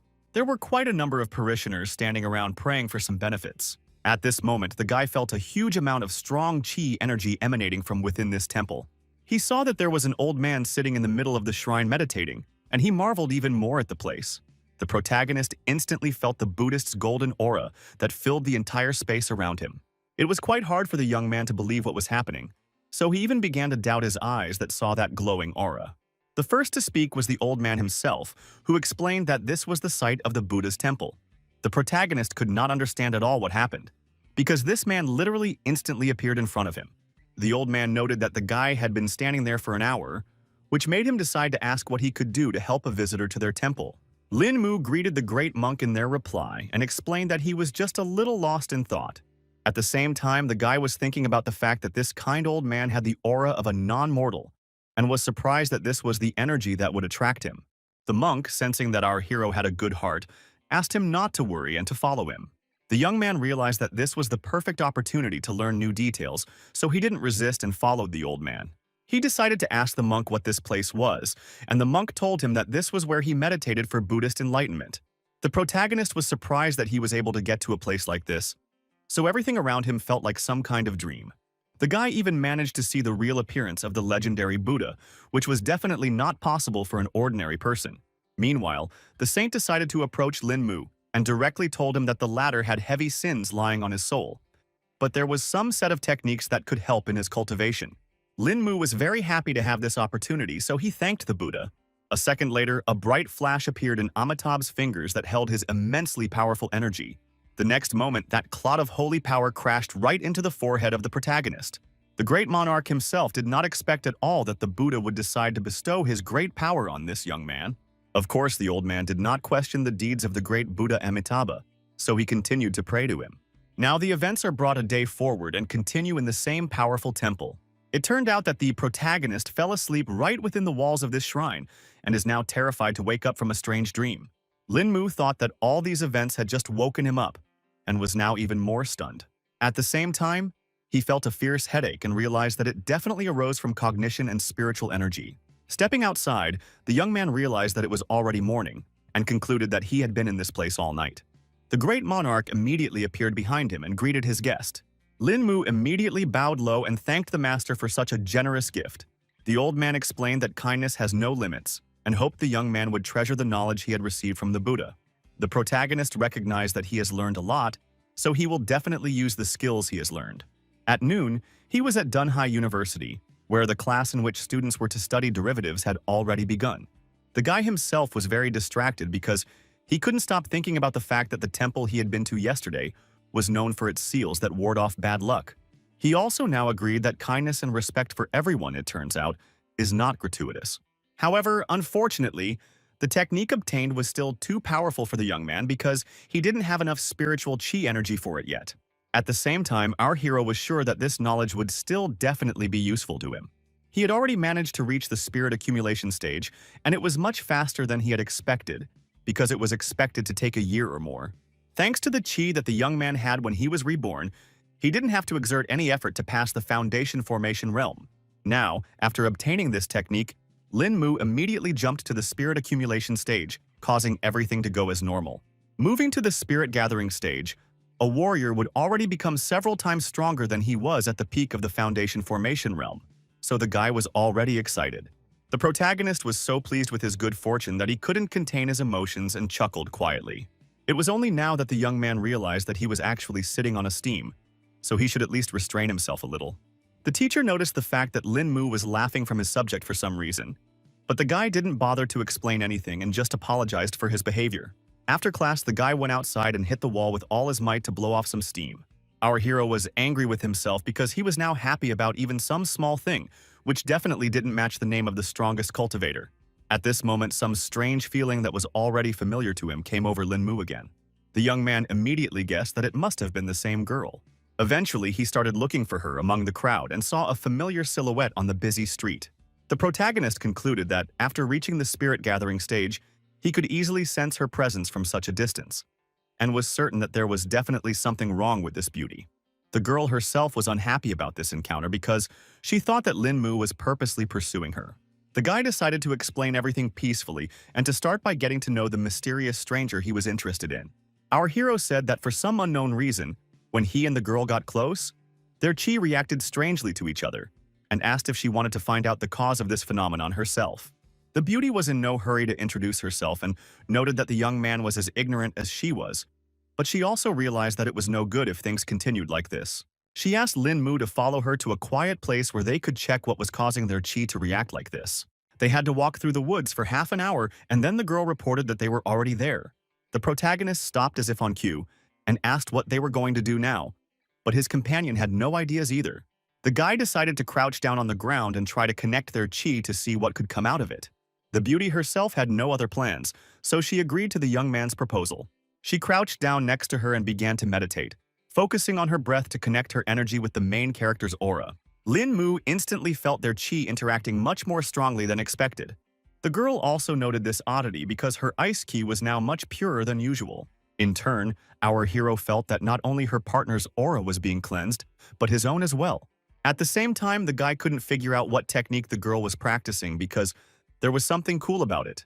After a while, they stopped meditating, feeling that their chi had indeed become purer. The girl with a smile on her face immediately noted that her frosty chi now seemed so strong. Only now did Lin Mu realize why her aura felt so cold, and he assumed that something more awaited them, because this kind of fusion practice could help them both. The partner suggested trying it again and asked the guy to release more chi energy this time. Their hands came into contact again, and a familiar, pleasant wave of energy immediately ran between them. This time, our heroes tried even harder and actively passed chi to each other. They sat in this position for an hour, without taking their palms off each other. Eventually, they merged so strongly that they began the process of moving. The stars aligned so that Lin Mu and Ji Qinglan moved to another realm. The protagonist felt that the chi in this place was so dense, causing him to sense absolutely everything that was happening around him. At this point, he decided to open his eyes and saw that their view had changed quite a bit. The girl still had no idea what had happened, and only wondered at some refreshing feeling.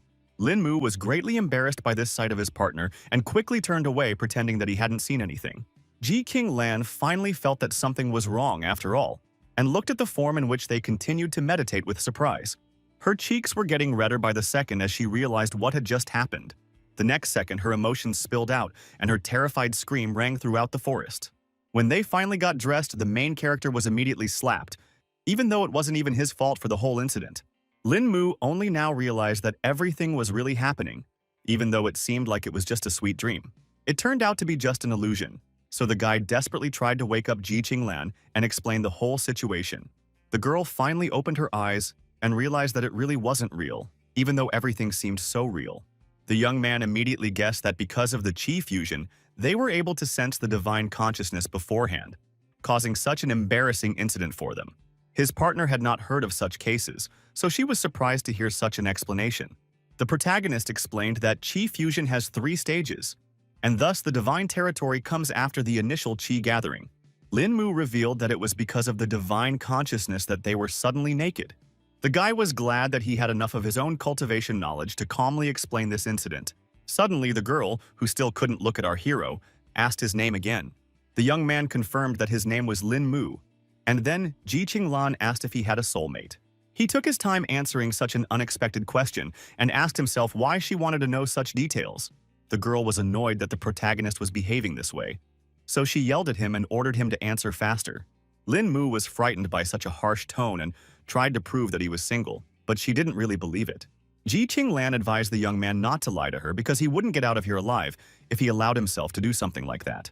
The protagonist was still trying to find out why the girl suddenly decided to ask such a thing. Then she said that her grandfather used to say that the granddaughter was sure to marry someone who would have her all to herself. Lin Mu was in agreement with the old man because he believed that girls should stay with their first partner. The next moment, the guy realized that Ji Qinglan was going to marry him, even though there was still nothing between them. Now the girl sounded like a real demon and said in a commanding tone that now our hero must take responsibility for her, for he had seen her body and taken her innocence. The young man desperately tried to prove that it was just an illusion created by the divine consciousness, so it didn't count. The girl insisted on her own anyway because she was sure that what he saw through that illusion was more real than what he was seeing with his own eyes. She emphasized that there was also a divine territory master in their family, so she had seen the notes left behind with her own eyes, and Lin Mu realized that he wouldn't be able to lie. Ji Qinglan wasn't going to listen to any compromise because she wanted the protagonist to marry her. The guy realized that marriage was a very serious thing and was afraid that they just might not be right for each other. The beauty again repeated her grandfather's words about marriage, which made our hero instantly petrified because he realized he was doomed. Lin Mu agreed that the grandfather had taught his granddaughter many things and wondered what else the girl had learned from him. At that time, Ji Qinglan said that the old man said that she shouldn't get married too early, so she should wait until graduation. And until then, she should be nice and find common ground with her boyfriend.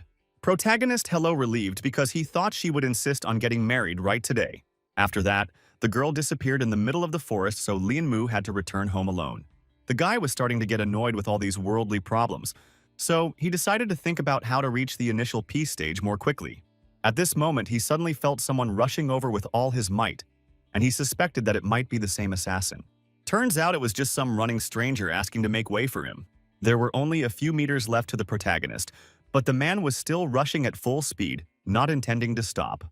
At the last moment, the boy managed to dodge and was glad that they weren't after him after all. Lin Mu thought that this stranger was performing short-distance running and was in a big hurry to go somewhere. Next, our hero noticed that this fugitive was being followed by a policewoman he already knew. He still didn't suspect anything untoward was going on here, so he assumed the girl was just running a sprint. The young man reflected on the fact that being an officer is really hard because you have to do a run every day. Lin Mu noted that that guy was running harder, and only now realized that there was something very strange about him. He sensed that there was something rather intimidating in this stranger's gaze. Digging into his memories, our hero realized that such a look is often found in his homeworld in the strongest fighters. The protagonist realized that this stranger's strength wasn't as good as a cultivation master, but he also exuded a lust for killing. Putting all these puzzles together in his head, Lin Mu him that the policewoman was actually chasing the criminal. At that instant, the guy heard the sounds of gunshots and realized that this was too bad. He realized that he had just missed the culprit and now blamed himself for his inattention. Lin Mu snapped out of his seat and ran as fast as possible in the direction where the gunshots were coming from. He ran into the alley and saw that the policewoman was already lying on the floor and the perpetrator was holding a gun in his hands. The man shouted that this crappy girl wouldn't even spare her life to catch him. The girl was bleeding but still conscious because she was still lucky. Lin Mu was scared for her fate, so he immediately ran over to help in any way he could. Our hero carefully lifted the policewoman up to look where the bullet had hit. After examining the girl's body, the guy realized that the wound had gone straight to the heart, which was quite dangerous. He realized that according to the condition and the bleeding, the bullet just had to have passed by a vital organ, so it was the best situation from the worst, but still not that optimistic. The young man reassured the girl and promised that she would be all right, causing a spark of hope to appear in her eyes. The policewoman asked the protagonist to leave the place and not to risk his life, but he was not going to leave her in trouble, and the guy asked to cover the wound firmly with his hand. She couldn't understand what Lin Mu, who was walking unarmed towards a dangerous criminal with a gun, was going to do. The girl thought that our hero was completely crazy if he went to such risky steps for the sake of some stranger.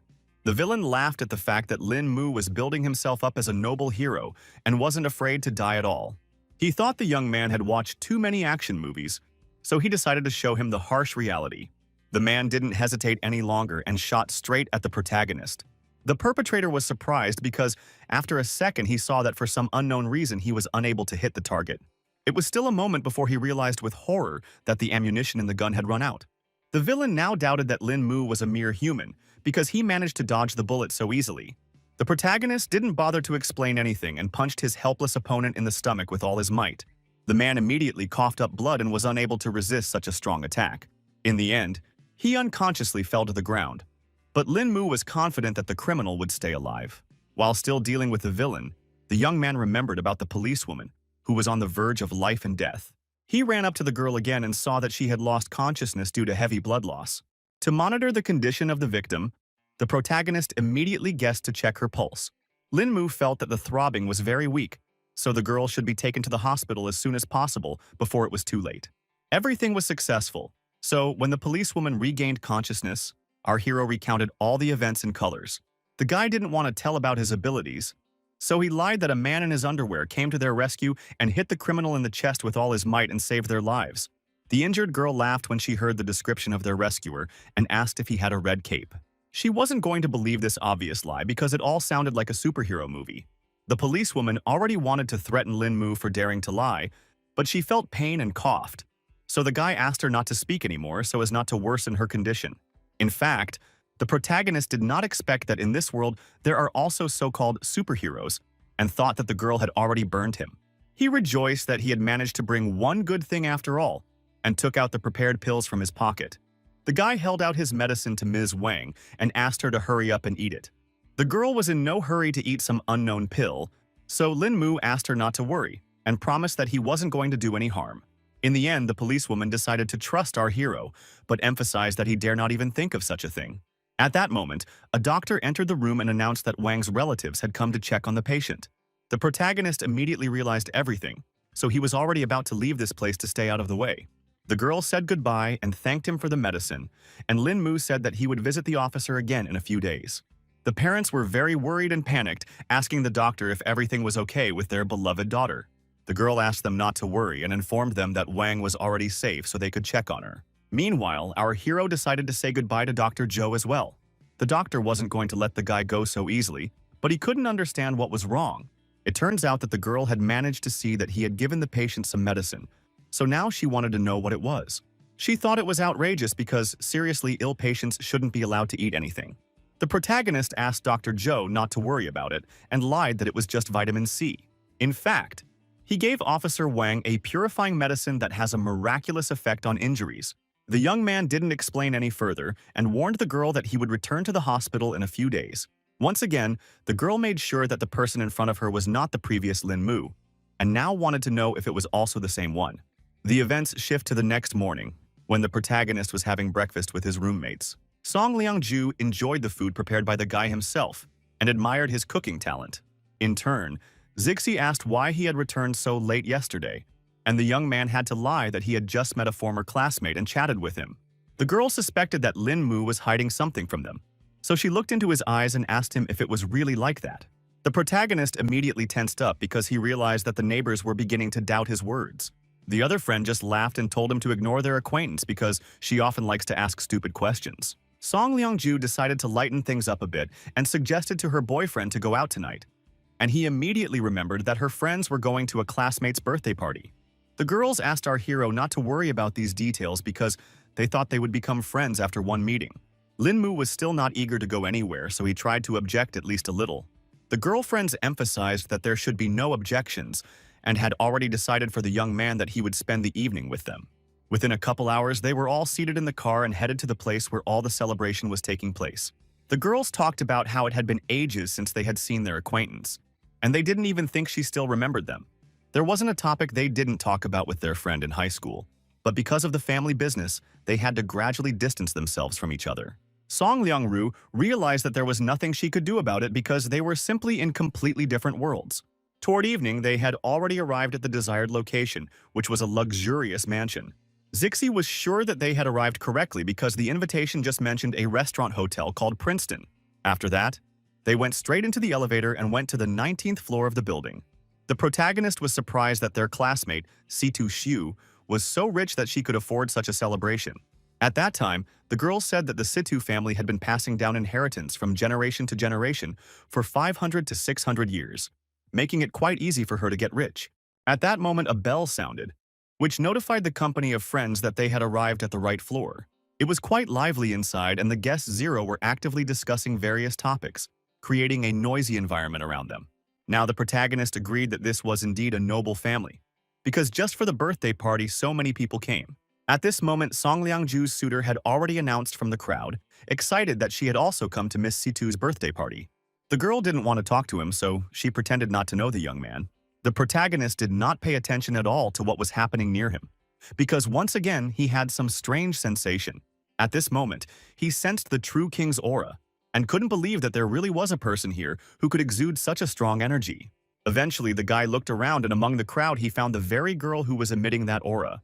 Linmu was surprised and couldn't understand why this woman was exuding the aura of a true king. The girl looked at him, and at that moment her gentle voice came into the guy's head, noting that you can't stare at people so blatantly. The young man was greatly surprised that she had the skill of telepathy, because he didn't suspect that anyone in this world was able to master such a technique. He became more and more interested in this world because it turned out that there were so many high-level masters here. Song Liangru immediately noticed that the guy was distracted by something and asked him what had caught his attention, but he wouldn't tell her and decided to move away to find a place to sit down. Eventually, a group of buddies found a vacant table where they could be seated. Zixi immediately decided to talk about Lin Mu looking at some maiden and assumed that she must be very charming. At that moment, the very same beauty came on stage, and her servant asked all the guests for silence. Only now did the girl realize that, all this time, the main character had been looking at their acquaintance, Sita Shu. In turn, the guy was glad that he was able to get information about this mysterious woman with the aura of a true king. He certainly didn't expect the source of that energy to be Ms. Situ herself, the culprit of this celebration. Meanwhile, the girl herself tensed up because she realized that the young man was beginning to guess about her hidden talents. She began to fear that someone might actually be able to unravel her family's secret. In the end, the birthday girl pulled herself together to thank her guests for taking the time to congratulate her. The girl wished everyone present a good time and used her powers to charm everyone around her even more. The guests were happy to hear such words from everyone's favorite Miss Situ, and once again wished her a happy birthday. The protagonist realized that, as it turned out, the birthday girl was also a master of charm, judging by the strong reactions of all present. Meanwhile, the servant asked all the guests to line up to present the gifts they had prepared. As if on cue, everyone left their seats at the tables and wanted to give their present as quickly as possible. Everyone was talking about how Ms. Situ was simply irresistible, but the girl only said that they had too high an opinion of her. There were even representatives of successful companies who hoped the birthday girl would appreciate their gift. She couldn't stop thanking everyone in attendance for their time and giving such wonderful gifts. The protagonist asked his girlfriends where their presents were and why they were still sitting in their seats. Song Liangju explained that only valuable gifts will be personally handed over to the owner, and ordinary gifts do not need to be taken on stage. They can just be handed over to the administrator. Linmu never thought that there could be so much fuss just to give an ordinary birthday present. In the end, he asked his girlfriends to wait here while he too gave a prepared present for Miss Situ. The girls were shocked by this turn of events, because it is perfectly visible that the young man came here empty-handed. Zixi asked our hero not to do nonsense because she was sure he hadn't brought anything with him. The guy was going to agree that it was all nonsense, but he wanted to personally turn his gift for Situ Xiu anyway. The girl saw Lin Mu as a serious threat, so she wanted to see what he was all about. The guards immediately stopped the young man because they could not let the stranger near their mistress. The protagonist didn't panic and explained that he wanted to dedicate a few words for Miss Saida, emphasizing that she could really use it. All the guests started laughing at the fact that he was going to give the birthday girl such a pathetic gift. Zixi had had a hard time watching all of this, and now she made sure that their friend was overreacting. The girl intervened in this conflict and stated that she was extremely grateful to the gentleman, so she was willing to listen to him. In fact, she just wanted to see what this strange guy could pull off. Lin Mu himself was not at all afraid of judgment and ridicule from others because he was absolutely confident in his actions. He finally said that this conversation was not for prying ears, because Ms. Situ needed to hear the words in person. The servant began to be annoyed by this impertinent behavior of the young man, because he was already able to get the attention of the birthday girl. In turn, Situ Shu noticed that our hero was far from being a beginner, so she couldn't figure out what he was trying to accomplish. The girl asked her subordinates to let the guy get up on stage to talk in person after all. The old man couldn't go against his mistress's orders, so he let Lin Mu pass, who briefly thanked him for the opportunity. The main character quickly made his way to the stage, while the birthday girl waited silently for her unusual gift. The guy was so reluctant for anyone to hear his words that he quietly whispered the intended message in his ear. All the guests were incredibly displeased that the scoundrel was so brazen that he dared to get so close to Miss Saida. Meanwhile, there was a look of surprise on the girl's face as our hero came to the end of his message. In the end, Lin Mu explained that this was the pair of words he wanted to give to Miss for her birthday, and hoped that she would really benefit from them. After a second, a smile appeared on the birthday girl's face and she happily thanked the guy for his enlightenment and for this show. None of the guests had yet gotten such a violent reaction from the girl, so everyone was wondering what there was to say. Afterward, our hero returned to his girlfriends and immediately noticed that they had suspiciously disgruntled faces. A flustered song. Liang Ju explained that the guy scared them to death, causing them to become very worried about him. Zixi was already thinking that he was going to put on some kind of show here, which definitely wouldn't end well. Lin Mu immediately apologized to the girls for making them worry. At this point, the birthday girl herself came up to them and said hello to all her friends. Situ Shu immediately noted that this guy who was able to surprise her with his present was their buddy, so she immediately asked to introduce our hero. Lin Mu immediately stood up from his seat to get to know the girl better. After that, they both folded their hands in a welcoming gesture and exchanged pleasantries. Zixi couldn't understand why they were doing this, and joked that her friends were portraying martial artists from the movies. The main character didn't even know how to respond to that because it was literally true, so he blanched for a few seconds. The girl just laughed off the joke and noted that her friend remained just as funny. After saying goodbye to her friends, she went straight to the Saitu family estate where she met up with her father. The old man turned to his daughter and immediately asked if she had a good time at her holiday banquet. The girl replied briefly that all had gone well, and went straight to the subject she wished to discuss with the head of the family. She hugged her father and confessed that she no longer wanted to study in Kyoto and asked him to bring her back to Dunhai because she wanted to go to the local university. The old man couldn't understand what had happened because earlier the daughter herself had insisted on going to university in Kyoto. Situ Shu looked at him and replied that she just wanted to stay with her dad in Dunhai. This answer touched the father, so he no longer doubted his daughter's decision. He hugged the girl tightly and laughed out loud because she really made him happy with those words.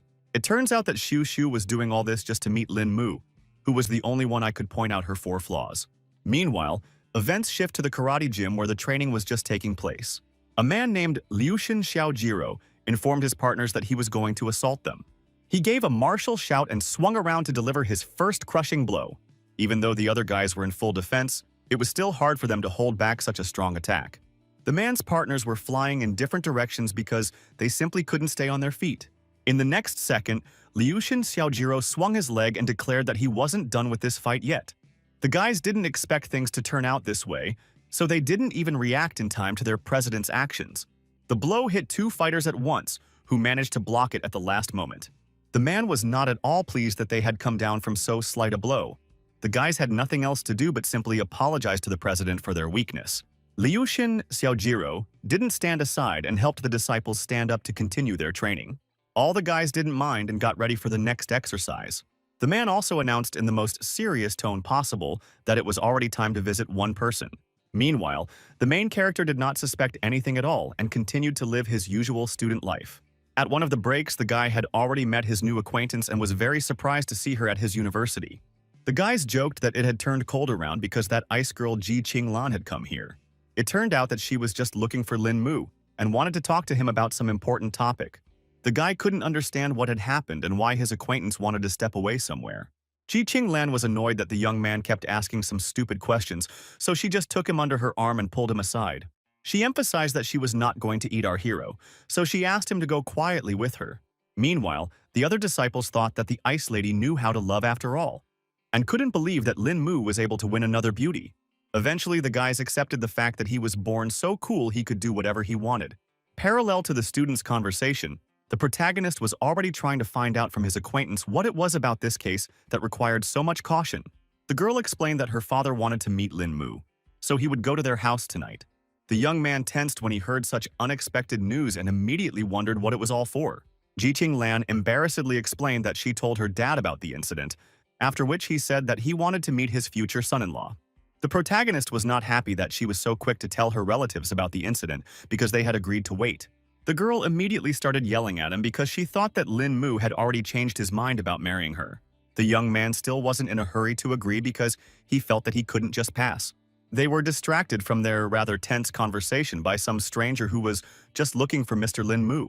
After this sudden encounter, the protagonist was walking backwards so fast that the girl couldn't keep up with him. She said that this Luchin Xiaojiro had never lost at Tokyo University, so she was worried that the guy just couldn't handle such an opponent. But that only fueled his interest. After our hero had been to the temple, he didn't have a worthy opponent to try out his new powers, so he hoped that this Xiaojiro wouldn't disappoint him. Now the events go back half an hour, when the young man met his new rival. Liushin Xiaojiro introduced himself as the president of the Tokyo University Karate Club and asked Mr. Lin Mu to fight him. The girl was angry that their conversation had been interrupted, and she emphasized that she didn't care at all whether he was Xiaojiro or Xiaojuro. The guy apologized to her, but he still insisted on a duel and was about to threaten Lin Mu if he didn't agree. Ji Qinglan was very serious, so she asked what he was going to do to her fiancé. At this moment, Lin Mu himself intervened, blocking his acquaintance's path, and replied that he was accepting the challenge. The president of the karate club then thanked the young man for the opportunity and informed him that he would be waiting for him at the school stadium at 6 o'clock tonight. In fact, our hero also felt that his opponent was quite strong, but he asked Ji Qinglan not to worry about it, promising that he would definitely win. The girl still wouldn't calm down and asked him not to announce such a thing so early. In the evening, there were quite a number of people gathered at the university's sports stadium, watching Luchin Xiaojiro intently and waiting for the fight to begin. The fighter himself sat quietly and meditated to gather his strength before the fight.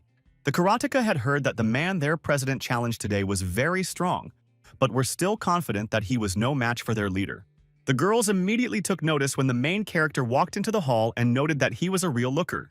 The guy walked in accompanied by Ji Qinglan, who was very worried about him, so she didn't want to leave him alone. Lin Mu felt uncomfortable because he couldn't understand why everyone around him was staring at him so intently.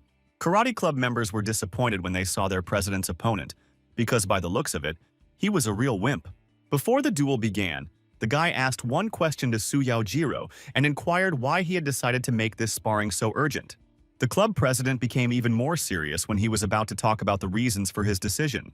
He explained that he was a friend of Mr. Li Guanzui and had heard that our hero handled him easily, which showed the high level of his skills. Luchin Xiaojiro asked the guy to understand him correctly and emphasized that he was not going to avenge his acquaintance. The protagonist immediately remembered that it was about the same young man who was either harassing or grooming Teacher Song. The Karate Kid thought that Lin Mu was strong on the outside and strong in heart, so he would like to exchange his experience in this duel. Now, the young man understood the reason for this challenge, so he decided not to fight at full strength, as it was just an exchange of experience. Liusheng Xiaojiro didn't like it right away because he wanted his opponent to be unmerciful.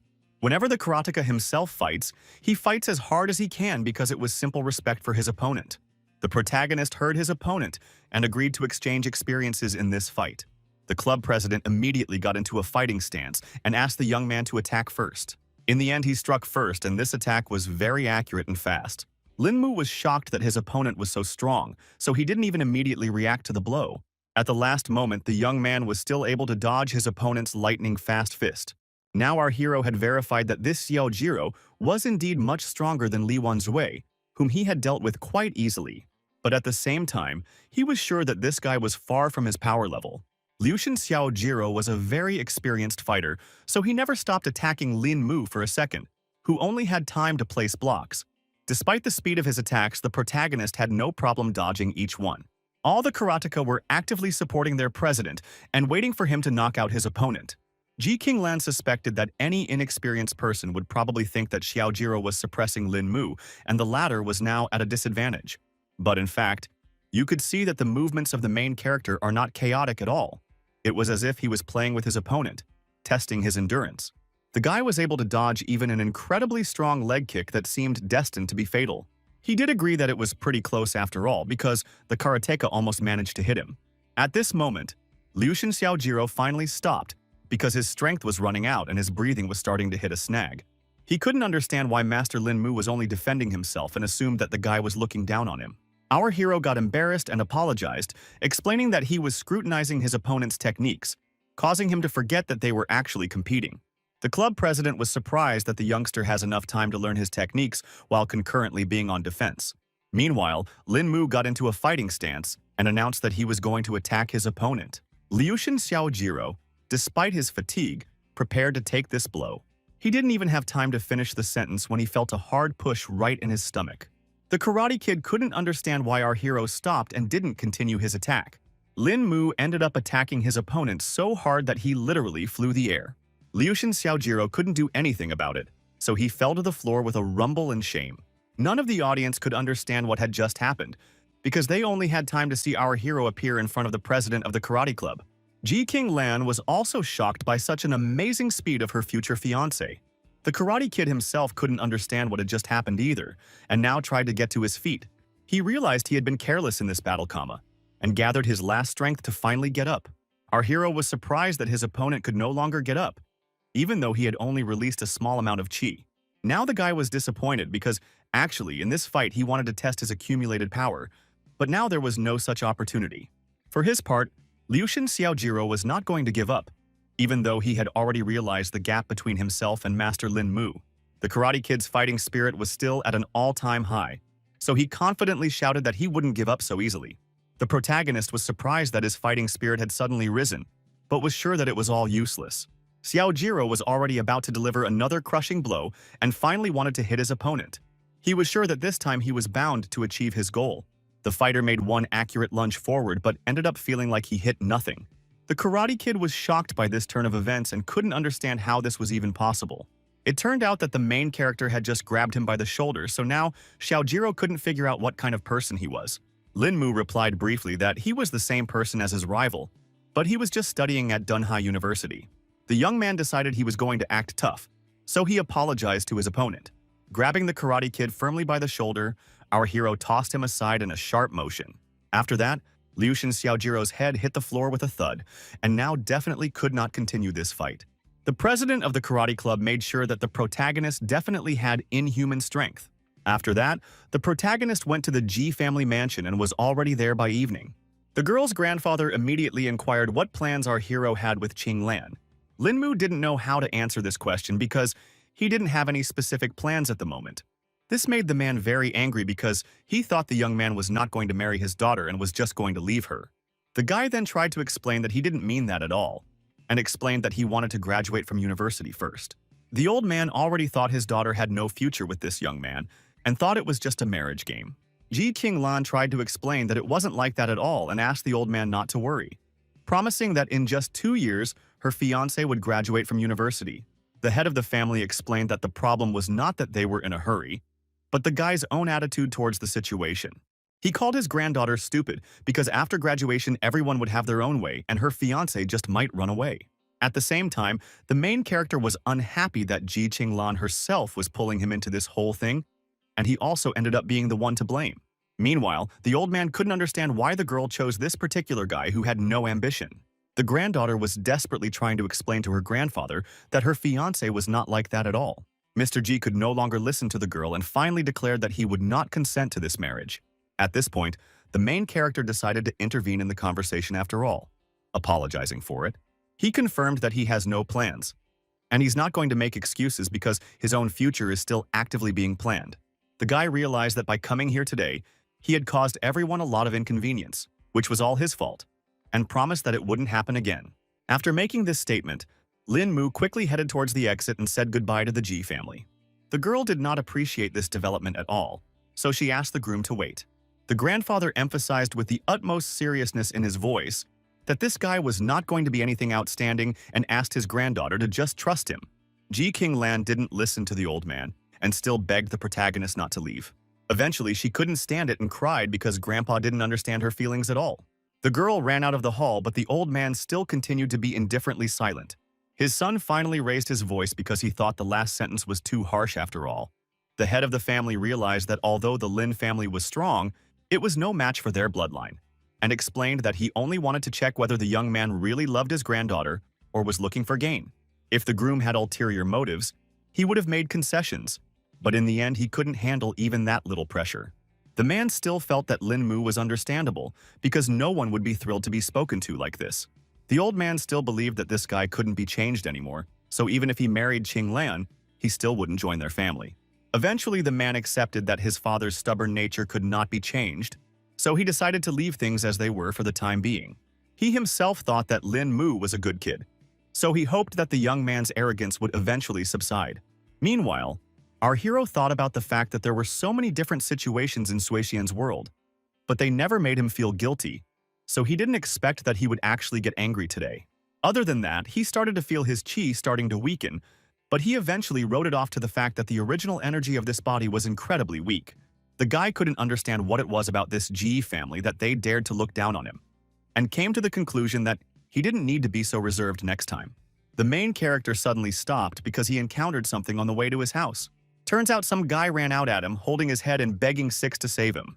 Lin Mu immediately thought about the fact that this fatty seemed very familiar to him. After a few seconds, he remembered that this was the same Xing Weilong who had cheated men and molested women at the university. The guy immediately wondered what could have happened to a rugged bully in the middle of the night.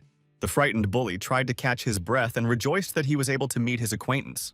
It turned out that he was being chased by a horde of angry bandits who wanted to take his life right here and now. The protagonist was even more surprised when he learned the details of the situation.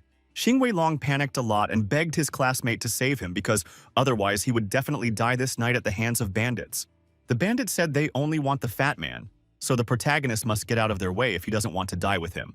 The classmate had already heard that our hero was able to defeat Liu Shen. This gangster gang was definitely not a problem for him. The guy was excited about this opportunity because he was just in a bad mood today, so he could blow off steam on these bullies.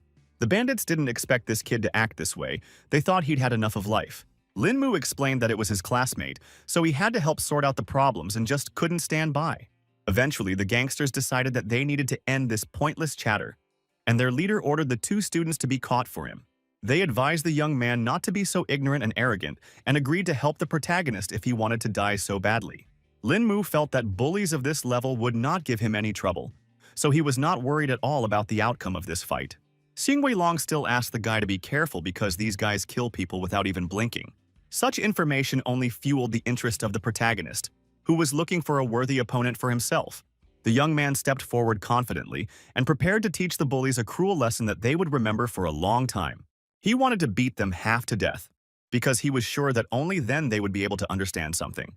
The bandits didn't wait any longer and had already swarmed towards the protagonist, who was concentrating the chi in his body to definitely win this fight.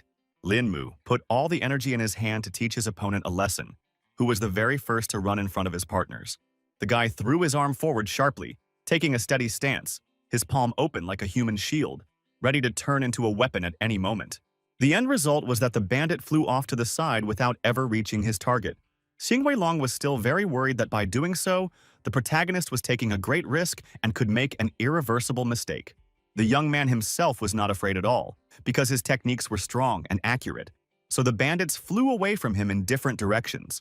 After that, Lin Mu breathed a sigh of relief because he had succeeded after all, and it gave him confidence. In turn, the fat man couldn't believe his eyes because everything looked like a scene from a martial arts movie. The next day after the showdown with the bandits, the protagonist was calmly walking through the streets of the city and heard someone calling him. The guy couldn't figure out what was going on, so he turned back around in surprise. Turns out it was the same fat guy who decided to thank his savior and promised that he could now solve any of his problems. It wasn't difficult for the protagonist, so he was embarrassed when he heard so much gratitude. But for Xing Weilong, it meant a lot because his life was on the line. Suddenly, the young man fell to his knees to show his respect for Lin Mu and promised to always follow Big Brother. The guy asked his classmate to stand up because it was too much and asked why those people were chasing him that night. Fatty said that the bandits were with Angie, where he had insulted the leader of that group named Pai Hongxing, causing him to bring the trouble on himself. At that moment, two hurrying guys were passing by them who were saying that there was some kind of spectacle going on near the school gate. Xing Weilong grabbed one of them and wondered what was it that the disciples were in such a hurry.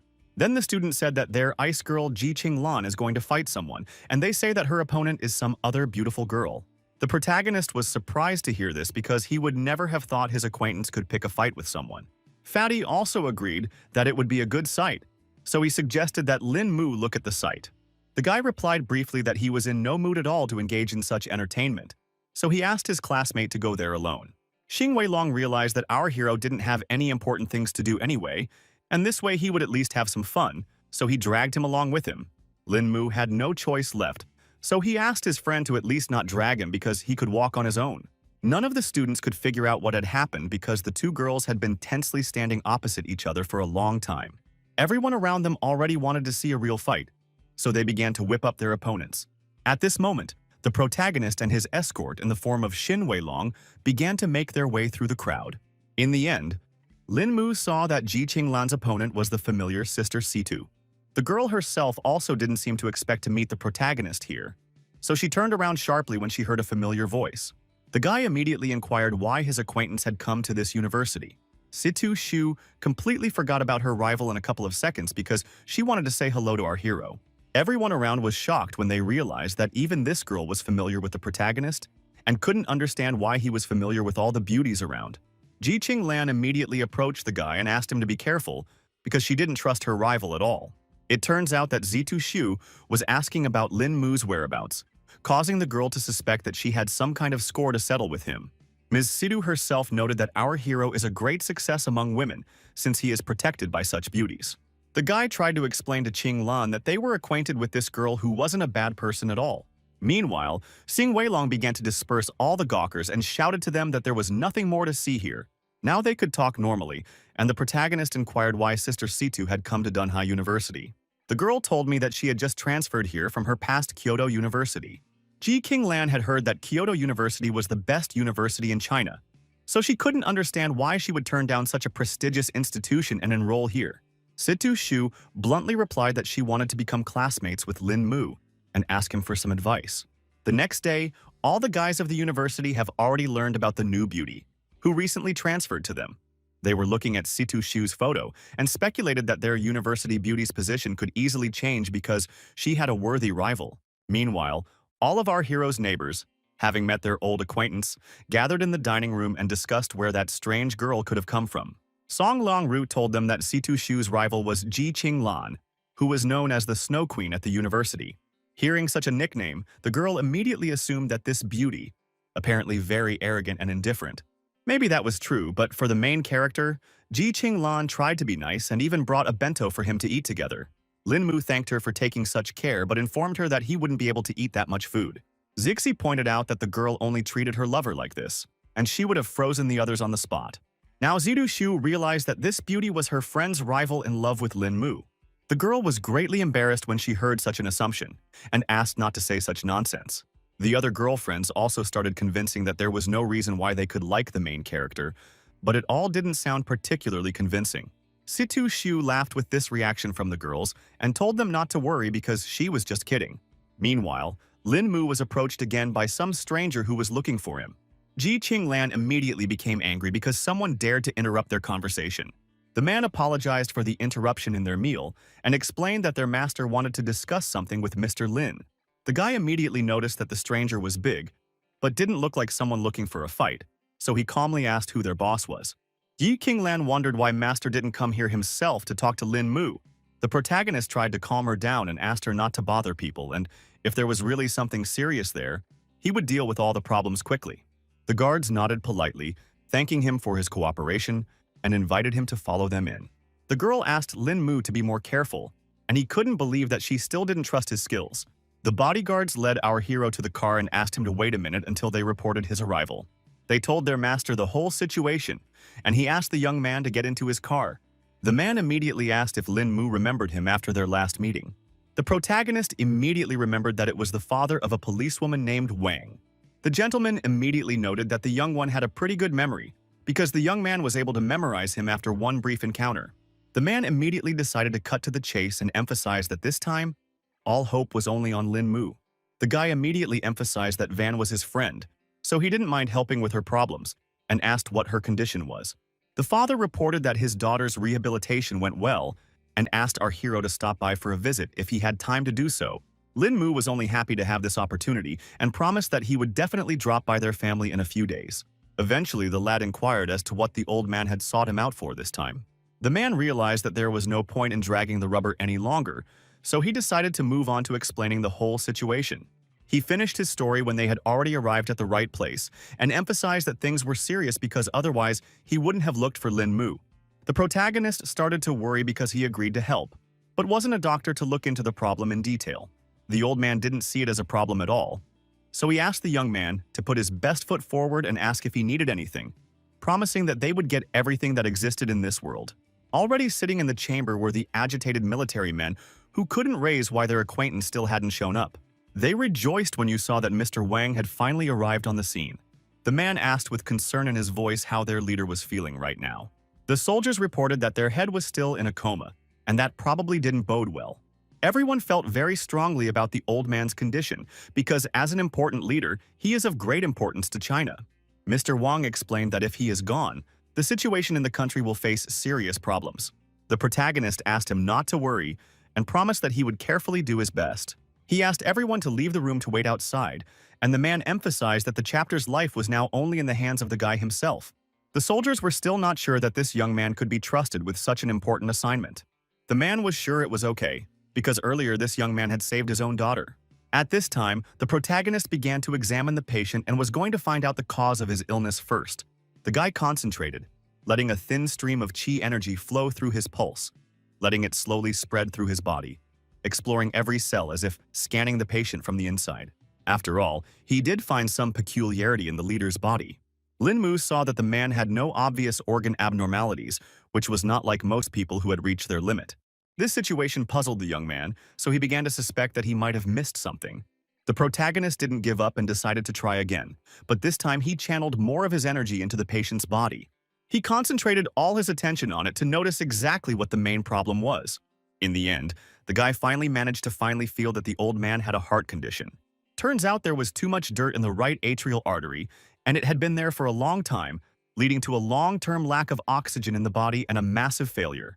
Lin Mu now calmed down because it was just a matter of time before a relieved smile appeared on his face. He would be sure that if one directly used qi, one could quickly cure the heart. The soldiers who waited under the door weren't sure if the head could survive all this after all. It was at this point that the protagonist came out of the room and said that the leader was fine and would wake up very soon. Everyone, of course, rejoiced at the news, but they did not expect the problem to be solved so quickly. The man still didn't calm down and asked Lin Mu how much longer their head would last. Our hero explained that the root of the disease had been eliminated, but the body of the elderly was already depleted, so if his energy was dead, he would last about half a year. Now the events are moved forward 3 days after the guy managed to save the leader of the country. The old man had already taken his workplace and was outraged at what had happened during his absence. Commander-in-Chief Duan Fusheng was greatly displeased that his opponents had already started to act, even though he hadn't even died yet. Mr. Wang listened to all of this and asked the teacher not to get hot because he definitely shouldn't be nervous. Then the old man calmed down and thought that he needed to live at least a few years to deal with the situation, but at the same time realized that he didn't have that much time. The man tried to reassure the leader and assured him that he was past the hardships of his illness. The commander-in-chief asked not to calm him down because he felt the state of his body very well and was sure that he would not be able to pass this test to the end. Other than that, he admired the fact that the person who had saved him was a youth and wondered if Lin Mu would come to visit him today. Mr. Wang said that everything had already been done for this meeting, so the guy would arrive here soon. It was at that moment that the doorbell rang and the assistant announced that the guest had arrived. The man rose from his seat, greeting the protagonist, and noted with slight irony that they had just talked about him, and he had already appeared as if he sensed it. Afterward, he happily introduced the youngster who had saved the commander-in-chief's life. Lin Mu immediately bowed his head respectfully and introduced himself to the leader. Duan Fuxing asked the guy to hurry up and sit down so that they could talk about all the events that had happened in the past few days. The old man also added that our hero wasn't a soldier, so he could safely call him just Grandpa Duan. The commander-in-chief joked that if it wasn't for Lin Mu's help, that old bag of bones would definitely not have lived to see today. The young man was embarrassed because he thought that Grandpa Duan was exaggerating, since the treatment was not difficult for him, and moreover, he was still unable to eliminate the hearth. In turn, Duan Fuxing thought that our hero was too humble because he had literally managed to save his life, which was already very good. He explained that at that age you don't take some things seriously anymore, so for him, death is no longer scary. The protagonist looked at the old man with sincere respect, admiring his innate wisdom and ability to perceive life so broadly that even the thought of death caused him neither fear nor excitement. At this moment, Mr. Wang reported that the food was already ready, so he suggested to continue the conversation already at the table. The leader immediately stated that they should have fun today and offered to have a couple sips to cheer themselves up. But Sleep One Wang that he had just recovered is already taking up alcohol. In the evening, Miss Situ also came to her house and continued her investigation about the protagonist. The aide reported that there were new advances today regarding Saitu Shu's order. The girl rejoiced at such news and gathered herself to listen attentively to her subordinate. The aide reported that Lin Mu arrived at the War Ministry in the afternoon, where he was brought by military vehicles, and stayed there for 3 hours. Situ Shu immediately wanted to know why he had stayed in the ministry for so long, but that was unknown to anyone. The girl was very angry with her subordinate and ordered her to quickly get to work and find out what was going on within those walls. The assistant didn't object and bowed and went to do her task. Situ Shu herself began to freak out because the protagonist turned out to be such a mysterious person. The thought of why the protagonist visited the War Ministry was now constantly rolling around in the girl's head, giving her no rest. The next day, all the students gathered outside Dunha University because they saw some suitor with a bouquet of flowers. No one could figure out who it was standing at the gate so early in the morning, but everyone suspected he was looking for their university's flower. Everyone was already waiting to see some kind of spectacle and expected it to be hot right now. But this guy's sweetheart still hadn't arrived. Next, the students saw the latest model Lamborghini stopped near the entrance and couldn't even guess who it was. It turned out to be Situ Shu, who had yet to realize what was happening at the university gates. Seeing the huge crowd, the girl couldn't understand why everyone was gathered at the entrance so early today. The guy, noticing the girl he wanted, instantly became animated, clutched the bouquet tighter and rushed towards her. Situ Shu was greatly surprised when she realized that it was her acquaintance named Yan Lanshi. She couldn't understand how he ended up here. The guy explained that he couldn't leave the girl and hoped she would like these oriental blue roses. She was very pleased with the attention from her suitor and thanked him for such a sudden gift. The young man wondered why Saitu Shu suddenly switched to Dunhai University and didn't even warn him about this decision. The girl lied that she just wanted to come to Dunhai to spend more time with her parents. In fact, Yan Lanshi wasn't going to believe it from the beginning, and Zitu Shu couldn't understand what he was getting at. He could bet it was because of one guy, and he turned around because the man was just walking nearby. The girl opened her eyes wide. Her lips parted for a moment in surprise, for her acquaintance had just pointed out the real reason for her transition. Just at that moment, the protagonist was walking down the street, and his new associate Xing Weilong was walking beside him. The guy pointed out that there was a very intimate conversation between Situ Shu and this guy at her birthday party, and asked what it was that he said to her. Mrs. Situ's eyes flashed with rage at the fact that her acquaintance dared to pry into her private affairs. Yan Lanshi recalled that the girl was actually his fiancée, so it was normal for him to ask about such things. The girl felt that even if she were to be a wife, she should not inform him of such things. The groom frowned, his gaze becoming intense and suspicious because he began to suspect that Lin Mu liked Situ Shu. Eventually, the girl herself confirmed it, so she asked the guy not to hit on her anymore to make everyone feel comfortable. Yan Lanshi froze in place. His eyes widened in shock, and his voice trembled as he questioned whether she realized the full weight of the words she had just spoken. Situ Shu could no longer tolerate her former fiancé and eventually directly replied that she wasn't joking at all. At the same time, the protagonist and Xing Weilong came closer and saw that something strange was happening near the gate. Lin Mu was surprised to see such feminine qi emanating from this guy because this was the first time he had seen something like this. Fatty immediately noticed the sudden change of mood of his comrade because he suddenly became cheerful for some reason. The protagonist didn't bother to explain the reason for his joy and wanted to leave this place, but Xing Weilong didn't want to go because the fun wasn't over yet. Yan Lanshi was incredibly angry that this guy dared to even look at his woman. He wasn't going to give Lin Mu any chance because he dared to fight for his fiancée. In the evening of the same day, the protagonist couldn't figure out where the fatty had brought him, because it all looked rather mysterious. Xing Weilong asked his comrade to calm down because it wouldn't be long before he would find out all the details. At the entrance of the place, they were met by two guards who opened in sync and kindly greeted their guests. The guy eventually assumed that a friend had decided to bring him to some charity dinner.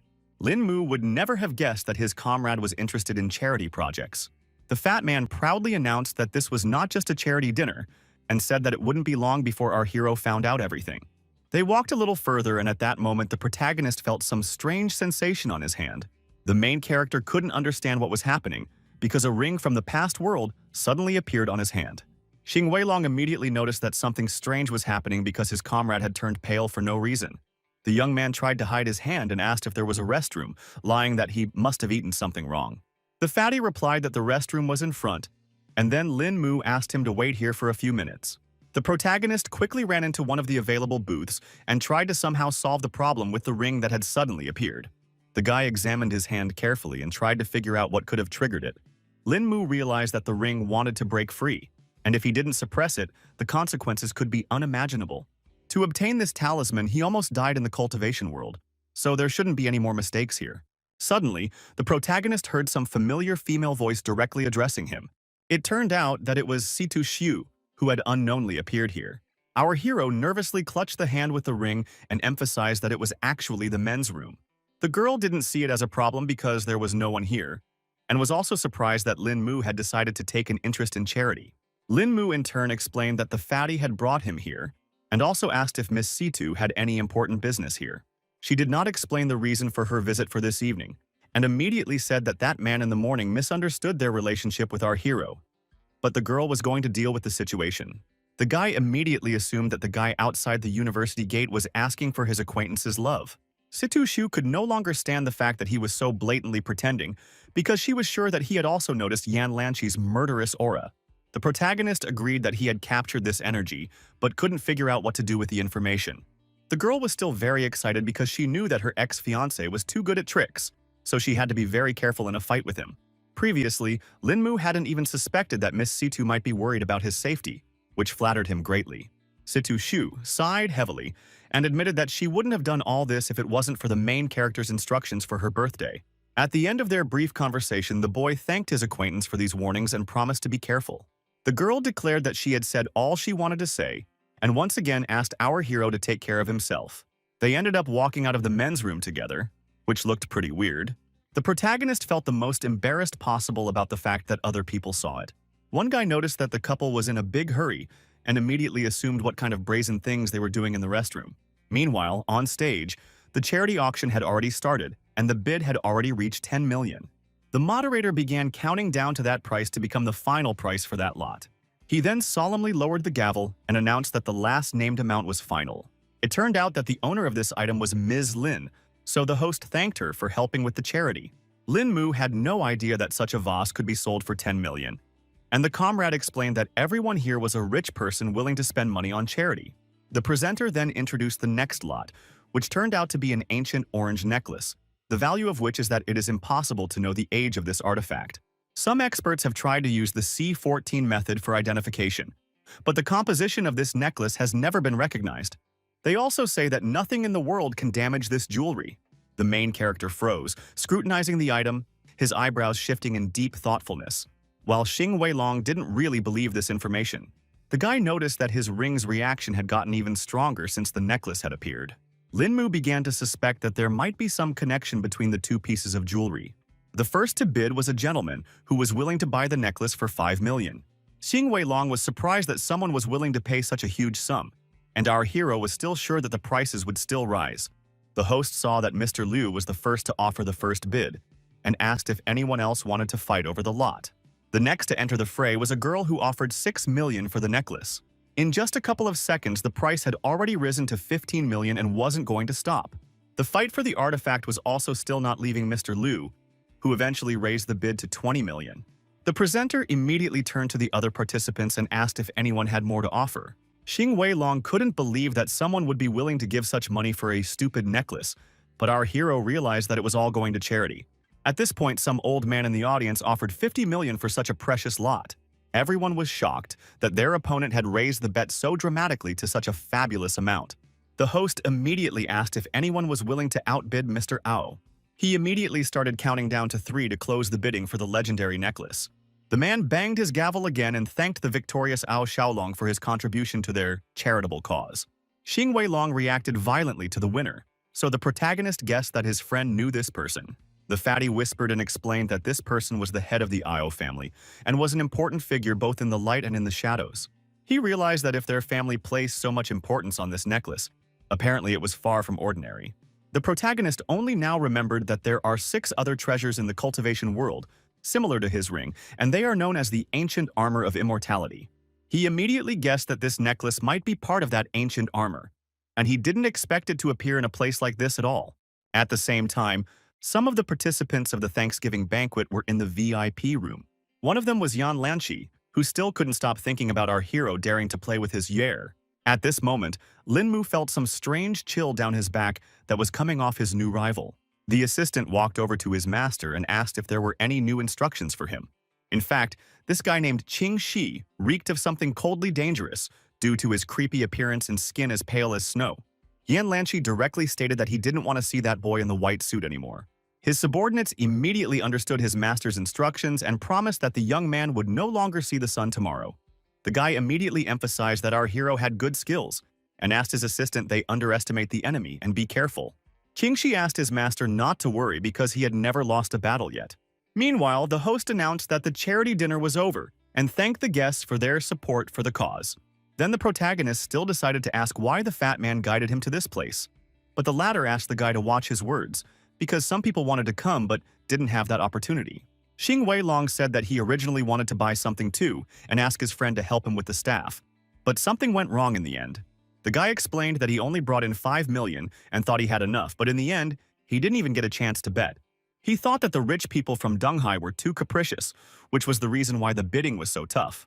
The young man was sure that spending 50 million on a necklace was too much, even if it was the best piece of jewelry in the world. The protagonist speculated that Ao Xiaolong might have bought this item as a gift for someone.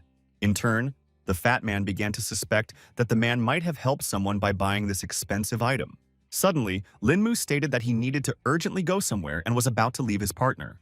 Xing Weilong couldn't understand why there was such a rush, because he was actually going to invite our hero to dinner. The guy emphasized that this was a very important case, so he promised to accept the invitation next time. Lin Mu simply followed his feelings, which eventually led him to the underground parking lot. There, Mr. Ao, accompanied by his 2 bodyguards, was about to leave the place. Turns out the protagonist was already going to take the $50 million necklace from him. He still took his time and just watched the car drive out of the parking lot for now. Quite soon, when Mr. Ao's car stopped at a traffic light, Lin Mu managed to catch up with him. The young man was well aware that first he needed to find out where the necklace itself was hidden. It was for this reason that he decided not to get hot and pick up the jewelry a little later. The protagonist knew that there are a lot of stoplights in this mountain, so it would be pretty easy for him to keep up with the car. At that moment, he stopped abruptly because he felt a familiar murderous stare on him. There were some suspicious-looking guys behind him, but the sensation was not at all like the presence of ordinary crooks. Lin Mu instantly turned around and asked the strangers who they were with courage in his voice. These mercenaries didn't bother to explain anything and already attacked their target in a second. The guy thought such a direct attack was too naive because he was easily able to dodge it. In fact, he definitely didn't expect that there were 3 more knives in the shadows that were ready to attack him from the other side. By the reaction of the protagonist, the bandits realized that they had managed to pull off their prearranged plan. Lin Mu carefully adjusted his tie and noted with a smile on his face that just a little bit more, and his opponents would have succeeded in injuring him. But that didn't happen. All the bandits shockingly froze in place because they couldn't understand how the guy managed to dodge all of their shadow blades. Suddenly, our hero noticed something flashed behind him, so he immediately reacted to the potential threat. It turns out that the professional mercenaries didn't wait any longer and decided to attack their target in a different way. The young man managed to capture his rival in time and was displeased that his enemies were so dull and sneaky that they only ambushed him. Lin Mu only needed one precise strike to disarm this bandit who dared to attack him from behind. The mercenaries realized that they would not be able to resist such an opponent, so they decided to scatter. Meanwhile, the protagonist beat his opponent so badly that he literally flew into the air. In a second, he was already near the other mercenaries and noted that they were moving too slowly. The villains did not have time to react to the lightning-fast blows of the protagonist, so they just scattered in different directions. The remaining bandit saw that all of his partners had been knocked down in an instant and couldn't understand how the guy had managed to do it. In turn, the protagonist did not stand aside and had already decided to deal with the remaining mercenary. Suddenly, he felt he couldn't reach his opponent's body and hit an empty spot, even though he was sure he was hitting the exact target before he did so. The most mysterious bandit was already in a different place and was glad that he had such a good reaction. Our hero agreed that he was a jack of all trades, but this time he wasn't going to make any more mistakes. At the decisive moment, his blow again passed through the void, his fist slicing only the air, and the bandit, like a ghost, remained unharmed.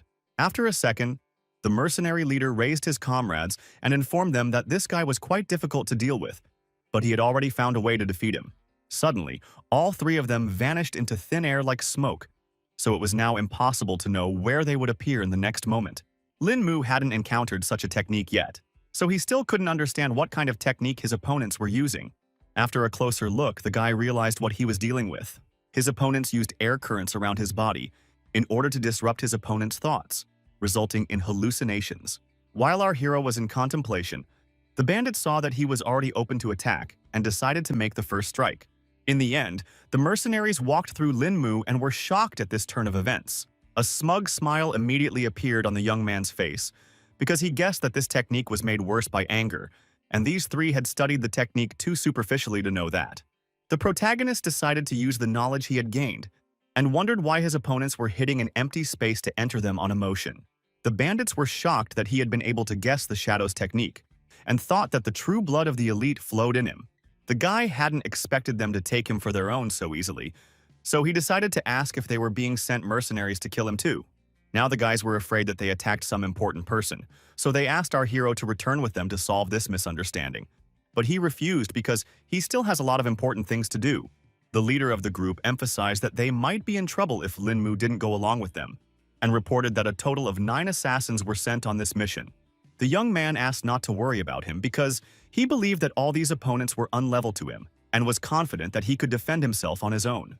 Over all of this conversation from the roof of a neighboring building was Qing She, who seemed to have set up this whole operation. The man had not expected at all that the protagonist would learn the shadow technique so quickly and be able to deal with the first group of assassins so easily. Then he licked his blade and began to prepare for the fact that he himself would need to show some real skills that the kid definitely couldn't handle. The protagonist immediately took off his seat and ran with all his might to catch up with Mr. Ao's car. The guy was already desperate because he realized that he had completely lost Xiaolun's car and tried to think of another plan. Suddenly, an unknown force split the air in front of him, causing Lin Mu to have to stop. Of course, he didn't have time to react to such a lightning-fast attack, so he was badly injured. It turned out to be Qing Shi, who didn't even think that the guy wouldn't notice his first strike. The protagonist immediately felt that in front of him was a real expert, but he did not even guess that such a person would attack from ambush. The man coldly emphasized that he was a murderer, so he would do anything possible to achieve his goal. Meanwhile, Lin Mu had already fallen to the ground without strength and asked if Qing Shi had been following him since the fight with those mercenaries. The assassin confirmed his speculation and explained that because of the young man's strength, he had to strike from ambush, adding that he was only the second target to be killed in this manner.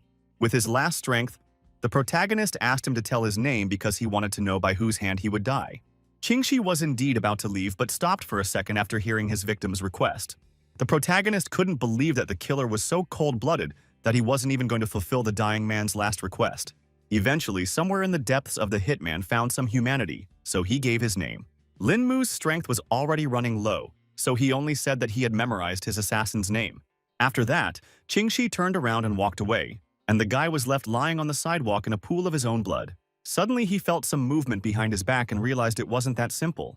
It turned out that the protagonist was not going to die at all and found the strength to continue the fierce fight. Lin Mu was surprised that the assassin managed to dodge his blow, even though this turn of events was literally unpredictable. He was sure that the attack was as stealthy as possible, and because of that he couldn't figure out how he could sense it and react in time. In turn, Qing Shi was shocked that our hero was only pretending to be dead, even though he had received an accurate stabbing. Meanwhile, the guy wasted no time and re-attacked his opponent, who again managed to dodge. Lin Mu now began to feel that the mercenary had also perfected in the spiritual realm and was a master who had opened the middle and lower dantian. Despite this level of strength, the protagonist was not afraid and decided that he would definitely not lose in this fight. Our hero shouted at the top of his voice that the only person who should die here and now was Qingxi himself. The assassin even started to panic a bit because the guy was injured so badly, but his punches were still very strong. In the next instant, Lin Mu still managed to break through his opponent's defense and shorten the distance as much as possible. He concentrated all the chi energy in his hand to make this strike fatal to the assassin. Qingxi was unable to resist such precision and speed, so he only cried out in pain. The protagonist put all of his power into the blow, so his opponent simply bent in half, scarlet spatters splashed from his mouth, and his eyes widened in shock. In the end, Qingxi collapsed to the ground without strength because even such a master could not resist Lin Mu. He was still able to talk for a while, so he asked the guy who he really was.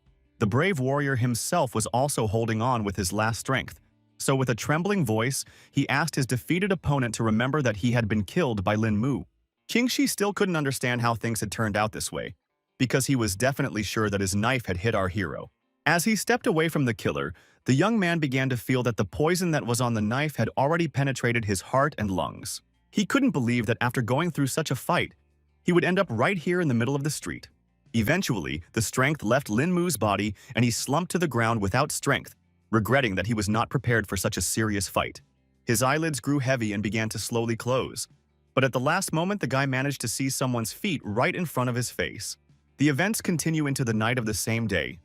Only now Lin Mu has entered the temple. Someone still managed to save Lin Mu, who had now regained consciousness but was still not feeling particularly well. At that moment, the girl who saved him was just praying for her late master. 10 years ago, when Yuner was very young, she accidentally injured an old man, causing him to pass away. Before his death, the old man said that saving the terminally ill was the main task of a healer. So if there was a chance to save the girl, he was ready to die without regrets. He asked his student to go on living and save more people who would need her help. The girl tearfully recalled how the master had adopted her, after which she had contracted a strange disease from which the old man himself had saved her. Each time after the operation, the master had aged little by little and sacrificed himself for Yuner's life. Now she was going to use a technique that would take a lot of work to master because it was quite difficult to control. The girl opened the box, which contained a set of needles and a note thanking her for living up to her title as a divine medic. Yuner continued to live her vocation, so she couldn't let our hero have any problems. She methodically inserted needles into his body, her fingers moving with surgical precision, and asked the guy not to give up and hold on to his life. Lin Mu's consciousness swam, the world around him blurred into murky patches, and a hoarse, painful groan escaped from his chest. The girl was very nervous because this secret technique consumes a lot of energy, and if things continued like this, she might not even survive. Dr. Zhou tried to cheer herself up to save the protagonist after all, but it was all too difficult for her. At that moment, she remembered that the master had treated her like a daughter since their first meeting and had saved her at the cost of his life. It was for this reason that the girl decided that once she had made a firm decision, it was too late to chicken out. She finally went to her master and asked for some strength to finish this technique. Zhou Xian remembered how the old man had taught her precision in acupuncture and calmly continued to stick needles into her patient's body. She also kept the thought in her mind that each shot required skillful speed. Other than that, there was no way you could ever dwell on an acupuncture point for more than half a second, because otherwise the healer would simply lose all his labors. The girl was still trying to reassure herself with the belief that she was bound to succeed. She kept sticking them in after the learned pattern, but our hero was still lurching with discomfort as well. At this moment, Dr. Zhou noticed that the black color on Lin Mu's face was disappearing, showing the success of her technique. The girl was a little distracted by the guy's improving condition, and because of that she rushed, so the next needle just flew out of her hand. She immediately thought of the master's phrase that if the acupuncture process was interrupted, the patient would simply die. There was no way she was going to let the protagonist die, so she decided to use her powers to support his condition. Zhou Xian gently injected her energy inside Lin Mu's body and tried to capture his yang. All of this was giving the girl quite a hard time, so her breathing was getting heavier and heavier. In the end, she plopped down on the bed without strength because she still managed to save the protagonist, who was now completely safe. At this time, Situ Shu was resting peacefully in her house, but her sleep was interrupted by a sudden phone call. The girl immediately woke up at the sound and couldn't figure out who had decided to wake her up so early. She was quite sleepy, but she immediately realized that it was Lian Ju, who seemed to have some important information to impart. Miss Situ immediately woke up when she heard the news that Lin Mu had disappeared for 3 days now. She realized the gravity of the situation and asked her assistant to keep looking for news about the protagonist. It turns out that the girl had planned that her cultivation improvement in the future would only depend on this young man, so she simply couldn't let anything happen to him. That was why she tried to calm down a bit and think about what could have happened to Lin Mu. In the end, Xu Shu came to the conclusion that her suitor Yan Lanxi could be behind the missing guy, so she decided to call him right away. With fury in her voice, she asked, without any clarification, if her ex-fiancé had anything to do with Lin Mu's disappearance. It turns out that all these days the protagonist spent with Dr. Zhou, who at the cost of her strength saved his life. All this time the healer lay unconscious, recovering her life energy. Suddenly, Zhou Xiyun, who was certain of her death, opened her eyes and immediately thought that she had entered heaven. She rose abruptly from the bed, her eyes darting around the familiar outline of the room. And it wasn't until consciousness finally cleared and a warm relief spilled over her body that she was able to move on. The girl immediately went to look for Lin Mu and thought that he had already left her house. It turned out that the protagonist was still here and had only gone outside to do some meditation to restore qi.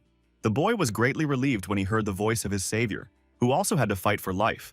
In fact, Zhou Xiyun didn't think that he would recover so quickly, but was happy that he was already feeling much better. The girl herself still didn't seem to be feeling well because after only a few words, she started coughing violently. The protagonist immediately ran over and picked up Dr. Zhou, who kept pretending that she was fine. He asked the girl not to worry unnecessarily and informed her that his body was already fine. Lin Mu sat down next to him at the table and thanked Dr. Zhou for saving him from the bottom of his heart, promising that he would definitely repay her for her help in the future. The girl emphasized that as a real doctor, she had to save and treat the wounded, so she did not ask for any payment in return. The protagonist decided to wonder how she managed to get rid of the poison in his body, because he was literally certain of his doom. Then she told me that the guy had been saved by an acupuncture method described in a secret book by her master, who had been able to save countless people with the help of needles. In turn, the girl had only superficially learned the teacher's technique, making it too difficult for her to use the method.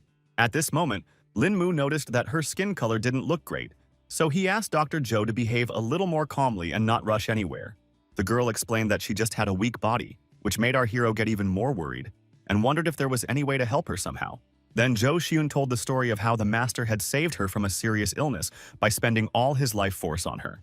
The protagonist couldn't understand what disease could make her teacher so helpless, if even the girl herself with superficial knowledge was able to use the secret technique. Eventually, the doctor couldn't take the strain, causing her head to spin and her skin to break out in a cold sweat. In a second, she had already fallen unconscious on the table, and the protagonist, frightened for his savior, immediately jumped up to her.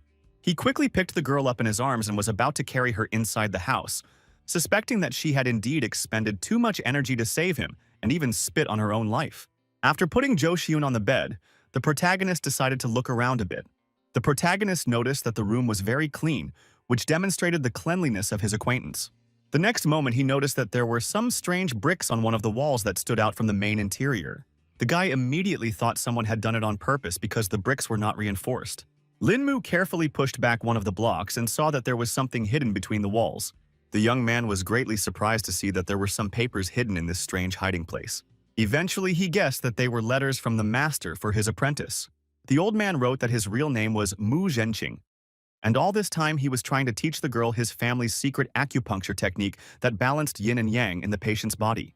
As a young man, he traveled the world helping the sick and needy, but once offended a mysterious organization that tried to steal the family's secret equipment, and he had to hide it on Dunhai.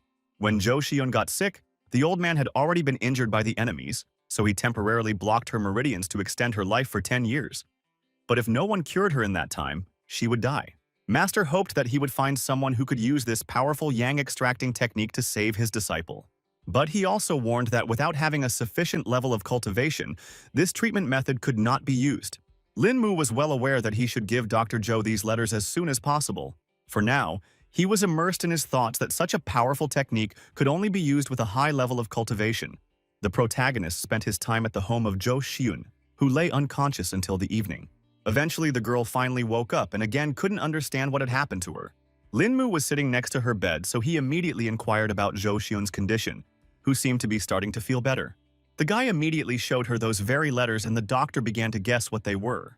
He suggested to his acquaintance that she study the letters more closely and see for herself what she thought. Tears immediately appeared in the girl's eyes because it was too hard for her to remember her teacher and read his real story. Jo Hyun didn't expect that the teacher was so gracious to her, that even after death he wanted to take care of his student. And she didn't even how to repay it. Through her tears, she asked Lin Mu where he had managed to find such precious letters for her. The young man then explained that he had found this hiding place in the wall during his little cleaning session. The girl now understood everything and began to regret that she hadn't met someone gifted enough to learn the technique. Our hero hinted that he himself might have been the man the old man wrote about in the letter. Jo Hyun asked not to be fooled because she believed that despite the guy's talents, he definitely couldn't cultivate directly and didn't have a good foundation for this technique. The young man was confident in his abilities, so he asked the girl not to worry, but Ta couldn't understand what he meant. He was sure that the doctor knew a bit about cultivation, so he demonstrated his skills so she could see his power level. The girl was shocked because not every master could concentrate chi energy in their fingertips. After successfully using the technique, they went outside and Jo Hyun couldn't stop talking about how our hero was quite secretive, so she didn't believe that he would be able to save her. In turn, the guy suggested that there was a chance of curing the disease could be cured even without reaching the highest level of cultivation. The protagonist was certain that as long as there was hope for survival, no one would give up so easily, and the master's letters made them realize how precious life was. Meanwhile, the girl thought about the fact that earlier she was going to save a couple more people and then, completely fulfill her mission. But the unexpected news about her illness changed all plans.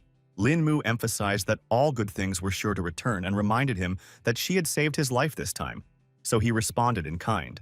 After that, Jo Hyun remembered the old man's words that saving one's life was saving oneself. Memories of her teacher's warm hand stroking her head, and his voice telling her about the vocation of a doctor immediately popped into her mind. Anyway, our hero thanked his savior and was now going to go home because apparently everyone had lost sight of him. The girl understood everything perfectly well, because she herself had to return to the hospital, so she offered to say goodbye right here and now. Half an hour later, Lin Mu had already crossed the bridge that led to his house. The guy pondered that there were such powerful techniques in this world, and guessed that the creator of Yang extraction had a deep understanding of the human body, so no one could surpass this master. At that moment, he saw that a large number of people had gathered on the embankment and were looking excitedly at the water for some reason. Turns out some car had gone off into the water, so everyone was actively talking about how the driver was definitely not going to do well in this situation. Everyone was sure that the sports car was very dear to the owner, but no one would have thought that she would ironically die in such a place. The guy started to get a little worried because the victim could be his acquaintance, so he asked those standing nearby what had happened here. A man who had already swam to try to help explained that some girl had flown off the bridge, but underwater it was too difficult for him to break the windows. The protagonist realized that he couldn't stand by, so he confidently headed towards the water. Everyone warned Lin Mu that it was useless and it was better to wait for the rescuers, but he couldn't waste time. The guy was going to go down and try it anyway, because if you wait for the rescuers to arrive, only the car would be saved in the end. He didn't even bother to undress and quickly jumped into the water, despite all the risks to his own life. In an instant, he felt the coolness of the water and plunged to the bottom to find the victim. Our hero was glad that it was fairly shallow here and looked carefully around to find the car. Eventually, he did manage to locate a red sports car, which immediately gave him hope. Mentally, Lin Mu asked the girl to hold on a little longer while he swam to her. It turned out that the young man's fears were justified, and his acquaintance was behind the wheel. Luo Bi-yoon was already unconscious after such a long time underwater, so she didn't even fight for her life. The main character was very strong, so he still had enough strength to break the car window. The guy agreed that the glass was very strong, suggesting that it might have been bulletproof, so it was no surprise that the average person couldn't break it. For Lin Mu, such an obstacle was nothing. So in a second, the window shards flew in different directions. In this way, the young man managed to pull Luo Bi-yoon out of the car and give her a chance to be rescued. Our hero realized that his acquaintance was about to die, so he needed to transfer some energy to her as quickly as possible. The brave hero bent down, and his lips touched the girl's pale lips to keep her from dying. The events are moved to a couple of minutes ago, when Luo Bi-yoon fell into the water and began to think about what people live for out of hopelessness. She supposed everyone had different goals and many wanted to glorify their family or create a profitable business. The water increasingly filled the interior of the car, and the girl realized that she had no chance of rescue, so she could not hold back the tears in her eyes. Bit by bit she began to choke, but she still couldn't accept that she was going to die in such a ridiculous way. The next moment, She saw Lin Mu's image in front of her and couldn't believe that she had been thinking of this person in the last moments of her life. The girl woke up already on the shore when the main character managed to pull her out of the water in time. Our hero was very happy when his acquaintance finally woke up, and all the people around with a sigh of relief, because they were also very worried about the victim. The girl couldn't understand what was going on around her, so she thought that she had already died and Lin Mu was caught in the heavens with her. The young man calmly asked his acquaintance not to say such nonsense and explained that he had managed to save her. Suddenly, Lo Biyun threw herself into the main character's arms because she had missed him for so long. Lin Mu was well aware that the girl needed support after such stress, so he tried to calm her down and explain that everything was already fine. Clinging to the guy even tighter, she decided to ask how he had managed to find the car at the bottom of the river. Then, our hero told the story of how he saw this crowd of people gathered around the drowned car and asked how his acquaintance had gone into the water. The girl herself couldn't understand the reasons why this incident happened, because her car was suddenly out of control, which sounded rather suspicious. Lin Mu decided to take Luo Biyu to change her wet clothes and asked her to take her time if she still hadn't recovered. People accompanied them with raucous applause and compliments for the brave hero who was able to save a defenseless girl who was in such a dangerous situation. Events continue on the morning of the same day as students slowly began to gather at Dunha University. Zhou Xun was trying to find our hero and was very worried because not long ago his phone was working, now it was out of range. At this moment, Lin Mu's neighbors appeared on the horizon, who had already heard about the other girl who was looking for him. Dr. Zhou confirmed it and guessed that her savior's friends were in front of her. Song Liangju asked what this stranger was looking for the guy for, and immediately told her that he hadn't returned home for several days, so even his friends didn't know where he was. The girl confessed that these few days I was at her house and left only this morning. Obviously, all the girlfriends were shocked when they found out that their neighbor had been at some hottie's house all these days. Zhou Xiun immediately said that a few days ago, the guy was seriously injured, so the girl saved him and left him with her for a few days to rest and recover his strength. Zixi was even more frightened when she heard that Lin Mu had managed to get into some kind of trouble. The girl revealed that she had already heard that the main character had been attacked by an assassin named Qing She. Now, for the neighbors, everything fell into place because the young man never disappeared without saying goodbye. Zhou Xun still wasn't calm about the fact that the young man still hadn't shown up, and was afraid that something had happened to him on the way to the university. Meanwhile, at Mr. Yang's house, they had already received new information from the spy. The aide informed He that Qing Shi, sent to kill Lin Mu, had failed his task, and that young man had already returned home. The man thought that it was all a complete outrage because this assassin was too strong a cultivator. The servant asked Yan Zhongqing not to be angry because it was only some youngster. The old man agreed that it was easy to say such a thing, so he suggested to his subordinate to go actually eliminate this Lin Mu. The aide immediately panicked, emphasizing that he didn't dare perform such a task, so it was better to assign it to an assassin. In the end, the Lord ordered that only Pai should go this time, who definitely shouldn't relax since it was now known that their opponent was an unusual child. Meanwhile, the guy stepped over the threshold of the house and the girls immediately froze when they saw their mysteriously missing neighbor. Lin Mu, of course, apologized to the girls and explained that he had a few things going on these days.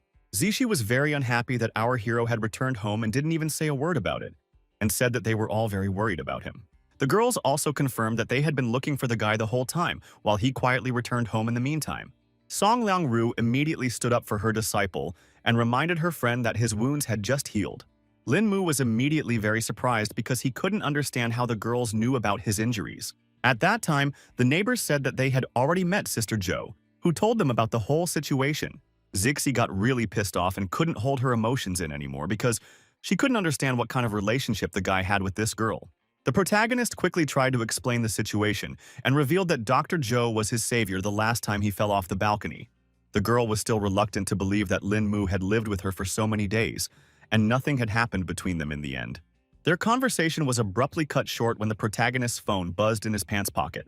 The guy asked his girlfriend not to say things like that about him and apologized for having to take that call.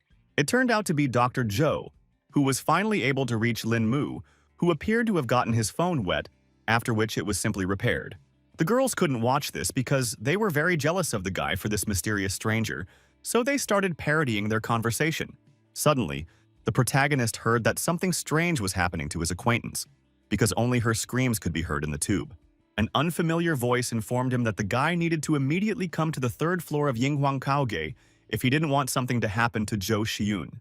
The protagonist was scared for Dr. Zhao and tried to find out who he was talking to, but it was too late because the call ended. After such a strange call, the guy stared silently at his phone and now couldn't figure out what he should do next. Song Liang-ru saw that he was very agitated and inquired about what had happened to Zhou Xiyun. Lin Mu assumed that Dr. Zhou had been kidnapped, so there was an urgent need to rush out to rescue her. The girls were in no hurry to let our hero go, because they were afraid that it was all a set-up trap, so first it was better to report the incident to the police. The young man stopped his roommates because there was no way they could report this to anyone else, as then the kidnappers would not be ceremonious with Dr. Zhou. After only half an hour, the protagonist arrived at the place where a guard was already waiting for him. Lin Mu looked around and verified that Yingchuhan Kyoge was here. The guard at the entrance was in no hurry to let some young man through and first asked if he had an appointment here. The young man was in a great hurry, which made him angry at this bodyguard, and informed him that he had come here to meet their boss. The man still didn't miss the cocky young man and asked who he even was, because not everyone could just barge in on their boss. Then our hero decided to demonstrate his strength and grabbed the guard by the arm, explaining that the boss himself asked to come here. Eventually, the bodyguard had to take our hero to his boss, not understanding where this strange guy even came from. He knocked gently on the boss's office door and announced that he had a visitor. Inside, our hero was waiting for the massive figure of a bald bandit, which immediately caught his eye against the background of a fragile bound doctoress. The girl's eyes were full of fear, for she feared not only for her life, but for the safety of the young man himself. Lin Mu was now certain that his acquaintance had indeed been kidnapped, so the situation was very serious. The guy didn't care at all what the kidnappers' goals were, so he asked the bandits to let Zhou Xiyun go first, after which they could talk. The leader of the group rejoiced when he finally saw this famous, insufferable person, which turned out to be an ordinary good-looking kid, so now he will be able to get easy money. Meanwhile, bodyguards began to quickly surround the protagonist to take him hostage as well. The young man said with confidence in his voice that he didn't want to simply waste his time, so he asked all the opponents to attack him at the same time. The fighters were angered that Lin Mu appeared so brazen, so they were going to show them their strength. Before the head of the guard could finish, he heard muffled blows, which caused him to freeze on the spot, because he had not expected such a rapid development of the event. It turned out that everyone who dared to attack the protagonist was already lying helplessly around him and screaming in pain. The remaining guards were incredibly startled by this turn, and didn't even have time to consider what Lin Mu had just done. The leader of the bandits was also confused, but quickly ordered his subordinates to pile on their main target. The protagonist despised his weak opponents who didn't even know how to behave in battle, so he disparagingly called them a herd of sheep. At the same time, Pai advised Lin Mu not to get so cocky because it was obvious that he wouldn't be able to stand up against a whole bunch of experienced fighters. After a few seconds, the bandits came close to the protagonist and began to attack him from all sides, not giving him a chance to escape. The guy decided to use the shadow technique he managed to learn during his last fight, so he simply dissolved right in front of his opponent's fist. All the bodyguards immediately froze in place because they couldn't understand what had just happened. The protagonist was already behind them and wondered who they were so confusedly looking for. Zhou Xiyun, who had been closely watching the progression of this battle, was certain that for such a high-level cultivator to dispose of these little bipeds was too easy. The girl's guesses turned out to be pure truth, because the guards only had time to get punched in the face by Lin Mu. Our hero was very disappointed that his opponents could not withstand even one blow and immediately fell unconscious. After dealing with all the bandits, he went up to the girl to free her from the ropes and apologized to her for being late. Pai realized that he had suffered a crushing defeat, and now he couldn't understand how some youngster had managed to wipe out all of his subordinates. Meanwhile, Lin Mu laughed off the fact that all the guards were too weak and suggested that their leader should definitely be stronger. The man pointed a gun at our hero in a panic and started yelling that good kung fu skills are not enough to become invincible. The protagonist agreed that he wasn't faster than a bullet, but he only needed to be faster than Pai to win a duel with him. The bandit was pissed off that Lin Mu was so stubborn, so he didn't want to wait any longer and pulled the trigger of his gun. The guy quickly backed up his words with actions and lightning-fast pressure on his opponent's arm, causing him to shoot downward and hit his own leg. Pai definitely didn't expect this development, so he confusedly cried out in sharp pain. The man resigned himself to the fact that he had lost this fight and asked what kind of person Lin Mu was. The protagonist recalled that the bandit himself had ordered him to come here, so it was strange that he didn't recognize who his target was. Pai was afraid that the young man might do some terrible things to him, so she asked him to let him go and promised to pay him back for sure. For his part, Lin Mu emphasized with a smirk on his face that he definitely didn't need anyone to pay him. The guy didn't want to wait, so he instantly made the man pay for everything he'd done. Our hero used chi energy to completely erase Pai's memory and make him a fool. The girl who had been watching from the side the entire time wondered what Lin Mu had just done to the bandit. The young man explained that he was merely using a bit of yin to seal the man's yang. At this moment, some other people had already entered the hall, noting that everything here was quite lively. It appeared that it was already some other leader accompanied by his subordinates, who agreed that Lin Mu was really strong since he was able to overpower so many people. The protagonist tensed up when he saw some more strangers, so he immediately wondered who the man was. The man did not hide his identity and introduced himself as Shenju Guang, a friend of the owner of the place, complaining that Lin Mu was interfering with his work. The young man immediately recognized the name because he had heard that this person was Wang Shiking's boss, and also the head of the Municipal Public Security Bureau. One of Shenju Guang's subordinates said that he would now take our hero to the bureau for questioning on the subject of inflicting willful injury. Our hero said that he had defeated all these people alone, so he asked to let his acquaintance go, because his own detention would be enough. Jo Xion wanted to object something, but the guy asked her not to worry and promised that he would be fine. The man then firmly stated that he was the one in charge of the case, so the guy couldn't order him around, and ordered his subordinates to grab everyone in the room. The protagonist didn't like the fact that no one wanted to let the girl go, but Dr. Zhou herself tried to calm him down. In the end, they both had to obey Shenju Guang's instructions and walk along with his men. Lin Mu started to feel guilty for involving Jo Xion in all this, but the latter asked him not to worry because she herself had yet to thank him for saving her life. In the corridor of the hotel, they met up with Xing Weilong, who couldn't understand what kind of movement was going on here. The fatty immediately recognized Brother Lin's familiar face and wondered what he was doing here. The guy couldn't figure out who all these people around his friend were, so he asked where they were taking Lin Mu because it all looked too suspicious. Someone from the group explained that the police were working, and the protagonist fell under suspicion, and the fat man himself was advised to mind his own business. Lin Mu was glad that his buddy had shown up so timely and handed him some small note. The protagonist asked Xing Weilong to call the number on that piece of paper a little later and tell that person his arrest. Very soon, Lin Mu and Jo Xion had already arrived at the Public Security Bureau of Dunhai City. The policeman who conducted the interrogation informed the girl that her buddy had already confessed to everything, so she could be free. The girl explained that it was true that this was the other side of the whole situation, and tried to justify Lin Mu's actions. The man asked her to stop and promised that they would definitely look into the matter.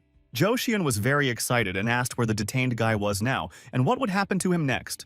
At the same time, our hero was placed in a detention center where he had already managed to enter into a conflict. Turns out the guy had already decided to teach his cellmate, who also couldn't resist his power, a lesson. The second prisoner could not keep his feet from such a powerful blow and fell to the cold floor of the cell. The protagonist emphasized that he wanted some rest and asked his neighbor not to disturb him. The battered fellow was dissatisfied with the fact that his partners had become as stooped and didn't attack Lin Mu. Eventually, the other prisoners mustered up the courage to teach the arrogant newcomer a lesson. Lin Mu decided to play a bit with his new opponents, so he let them hit him once. The guy threw himself forward to make it easier on his opponent and warned him that he might regret it. It turns out that our hero had a cunning plan, so he concentrated all the energy in his head, causing it to become literally iron. This was followed by an unpleasant crunching of the fingers of the overly brave lad, who now realized his mistake. After only a second, he screamed hard from the incredible pain and grabbed his broken arm. Everyone around him began to realize that this guy was not easy because he was obviously a good fighter. It was then that the strongest prisoner decided to enter the fray and teach the overconfident newcomer a lesson. Lin Mu was carefully observing the situation around him, so he instantly noticed that someone was about to attack him. The man shouted belligerently and swung around to deal with the protagonist quickly. The young man realized that he was about to make a surprise lunge to the chest and a kick to the stomach, which showed his good martial arts skills. In the end, the protagonist simply tossed his opponent aside and noted that he was still too bad to measure his strength. The man gave up and still agreed that Lin Mu was indeed a strong fighter. The other inmates were shocked by this development because Brother Huan, who fights the best, only to be defeated by some boy. Meanwhile, Shenju Guang, who was sitting quietly in his office, was already being told off for grabbing Lin Mu. The man was confused because he was sure he was acting according to all the rules and regulations because this guy hurt people. The boss couldn't understand the officialdom and informed his subordinate that the man was someone they could touch. The policeman started to worry that the Yan family might get angry if they let this guy go, and the chief realized that it was all this family's shenanigans. In the end, The boss informed him that if anything even happened to Lin Mu, not even the 10 Yan families would save his subordinate's head. The police chief didn't even know how to respond to these threats because he realized that the matter was serious. He finally found the strength to reach out to Mr. Li, but all he heard in response was a humming tone. The man realized that Central Bureau Chief Li himself had called him to let this person go, and now he was afraid to imagine what kind of power Lin Mu finally possessed. He quickly jumped up from his seat and ordered Xiao Lu to quickly go to the detention center. The subordinate tried to find out what was so serious, but the boss wouldn't explain the whole situation and said that this time, the Yan family had seriously screwed them over. At the same time, the assistant informed Mr. Yan that he had already completed his assignment. He said that the Central Bureau Chief called Shen Zhuguang, after which Li Yaozhong released the protagonist from detention. The old man didn't expect at all that Li Yaozhong might be familiar with their target, which ruined all plans. The man explained that they were strangers to each other because they had only had one phone conversation before Shen Zhuguang was ordered released. The master had not expected at all that someone was capable of giving orders to Li Yaozhong and now wanted to know who was trying to protect Lin Mu. The aide was unable to get any data because their conversation was encrypted, and if they tried to decrypt that information, they might be detected. The man didn't care about that at all because they can't back down anymore and must finally deal with the protagonist. He's ordered to contact the Black Spikes and place an order to kill the guy, because they sure can't let him get away this time. The events moved to the Dunhai Public Security Bureau, where Lin Mu had already come out, and the police officers tried to explain that it was all just a misunderstanding. Shen Zhuguang was more than a little frightened, so now parsed the guy to not take it all to heart. The protagonist once again asked if he could go, and the policeman, bowing his head, confirmed it. At that moment, the young man heard that someone was already waiting for him outside the detention center and rejoiced at his release. It turned out to be Xing Weilong, who had already heard that his buddy was doing well, so he came to get him. The guy offered to celebrate our hero's release and wanted to do it at the Hilton, which made Lin Mu begin to suspect that the fat man was up to something since he was so generous. Xing Weilong admitted that it was only his pleasure to do something nice for brother Lin. 30 minutes later, they had already arrived at the Hilton Hotel, where the fat man wanted to come. They were greeted by several staff members at once, who escorted guests to their table. As they sat down in their seats, Xing Weilong asked the protagonist to look at the menu and choose a seta that he liked. The young man explained that he wasn't very good at picking out food, so he entrusted this task to his buddy. The fat man chuckled and warned our hero that he had only himself to blame if he didn't like something. When he opened the menu, his appetite whetted even more. So his order consisted of foie gras with caviar, crab and curry sauce, and steamed lobster. Meanwhile, Lin Mu asked where the restroom was here, and the waitress agreed to take him there. Our hero thanked the hotel employee for such a high level of service and followed her. The girl stopped in the hallway and explained that the restroom was up ahead on the left side. At the same time, there was a meeting with Yao Xianxian in another room at the hotel to discuss the lead role for a new movie with her. The girl had already read the script and liked it quite a bit, and she had no questions about the contract, so she wanted to know who would be the lead actor in this movie. The director said they haven't yet chosen the person who will be her partner, so he asked if she had any recommendations. Based on the contents of the script, Yao Xianxian thought that it would be better if they put a newcomer in the lead role, and she just had such a person in mind. But she wasn't sure if he would be interested. Another team member expressed interest in this solution and asked who it was. The girl said that she met the guy at her concert and tried to invite him on stage to sing together, but he declined, which was pretty awkward. Now, a moment later, our heroes left the hall after enjoying the fine food, and Xing Weilong suggested to go here again in the future. On the way, they met up with Yao Xianxian, who was shocked that she had met Lin Mu here. The guy also stopped abruptly because he didn't expect to meet here the singer, whom he refused at her own concert. Xing Weilong immediately recognized this famous superstar and was surprised that she knew his brother, and so closely. The girl immediately went to the principal and informed him that this was the guy she was just talking about, and asked his view on the idea. The man agreed that she had pretty good taste because this young man looked good and was poised perfectly for the main character in the movie. The director also got into this conversation and asked Lin Mu to talk it all over, promising that it wouldn't take long. Xing Weilong happily answered for his friend and said that they had a lot of free time today, so they could discuss all the details. The main character still hasn't said a word, and the fat man has talked about being big shots in the entertainment industry, so this conversation could be quite useful. In the end, Lin Mu agreed with his buddy, although he wasn't particularly burning to go to this meeting. After that, they asked the hotel for a bigger room and went to talk about the movie. Yao Shenxian introduced the famous investors Huaxia and Mr. Wang, who will sponsor the filming, in front of the guys. They exchanged pleasantries and shook hands as a sign of familiarity. The girl also introduced screenwriter Huang Shuyue, producer Wang Jiang, and director Feng Yufeng. When everyone sat down at the table, she immediately offered to cut to the chase because they had one serious proposal for the main character. Yao Shenxian revealed that Mr. Wang is preparing to shoot a new movie on, and she recommended Lin Mu as an actor for the lead role in it. Xing Weilong couldn't believe his ears when he heard that his friend was being offered to star in a movie, even as a lead actor. The director confirmed that in terms of our hero's looks and character, he is perfect for the role, as if it was tailor-made for him.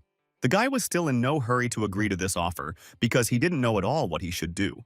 The man explained that life is like a show, so it all depends on how the actor acts in life because his acting was just a variation of life. Lin Mu felt that it was all too wrong because he might not be able to do his job, and the movie would end up being a waste of time and effort. Yao Shenxian asked the guy to believe her because she believed that no one else could handle the role, and promised that everyone on the team would actively help him. Xin Weilong also wanted his friend to try out for the movie because that way he could reveal his hidden acting talent. The girl confirmed the guy's words because a lot of stars didn't even finish acting school and stumbled into the entertainment industry that made them world famous. In the end, the protagonist decided to trust his friends but still warned that they shouldn't blame him if something goes wrong. The director was happy that he finally agreed to be filmed and promised that there would definitely be no problems with their movie. Meanwhile, the director asked if Lin Mu was free tomorrow because he wanted to sign a contract with him right away. The protagonist wasn't against it yet, so he asked what time it was convenient for them to meet. The director handed him his business card and asked him to come to the given address at about 10 o'clock in the afternoon. Lin Mu thanked the movie team for believing in him and promised tomorrow he would be in the right place at the right time. Events continue the next morning when the protagonist does fulfill his promise. The director asked the guy to look at the contract and, if he was happy with everything, sign the document. Our hero confirmed that there were no problems with the contract because the terms were quite reasonable and confidently signed. Afterward, the director and Lin Mu shook hands and expressed their hopes that they would work together. At this moment, Yao Xianxian, accompanied by the principal, walked into the office and asked if either her new colleague would mind if there was already an audition later. The young man still had no plans, so he had no problem agreeing to it, and with a smile asked them to prepare well for such an important event. The principal was happy about this mood of Lin Mu's, so he suggested to start right away. Meanwhile, the staff had already set up the lights and arranged all the cameras on the set, so the only thing missing was the actor himself. Feng Yufeng handed our hero the script and asked him to try to play the role by figuring out the character's psychological state while reading. Though the young man had never acted in a drama, to play the emotional state of a character in the real world was a mere trifle to him. Yao Shanxian actively supported her partner and was confident that he would do well. Meanwhile, Lin Mu's roommates had just learned the news that he would be starring in a movie. Everyone knew that Wang Xiaokun was the most famous movie and TV investor in China, and all his movies sell out in no time. So there's a good chance that the guy will indeed manage to become famous. The girls thought this investor was definitely a unique person, but they didn't fully understand why he needed Lin Mu. Song Liangju was sure that the guy was not a movie and TV professional and doesn't even have any experience in the field, so she assumed it was some kind of conspiracy. The guy has already revealed that he was recommended by Yao Shenxian herself, but then the girlfriends have even more questions because she definitely had no need to cooperate with some mere students. Even Zixi started to doubt her idol because her choice of an ordinary guy, when there are many decent-looking guys in the entertainment industry, it looked too strange.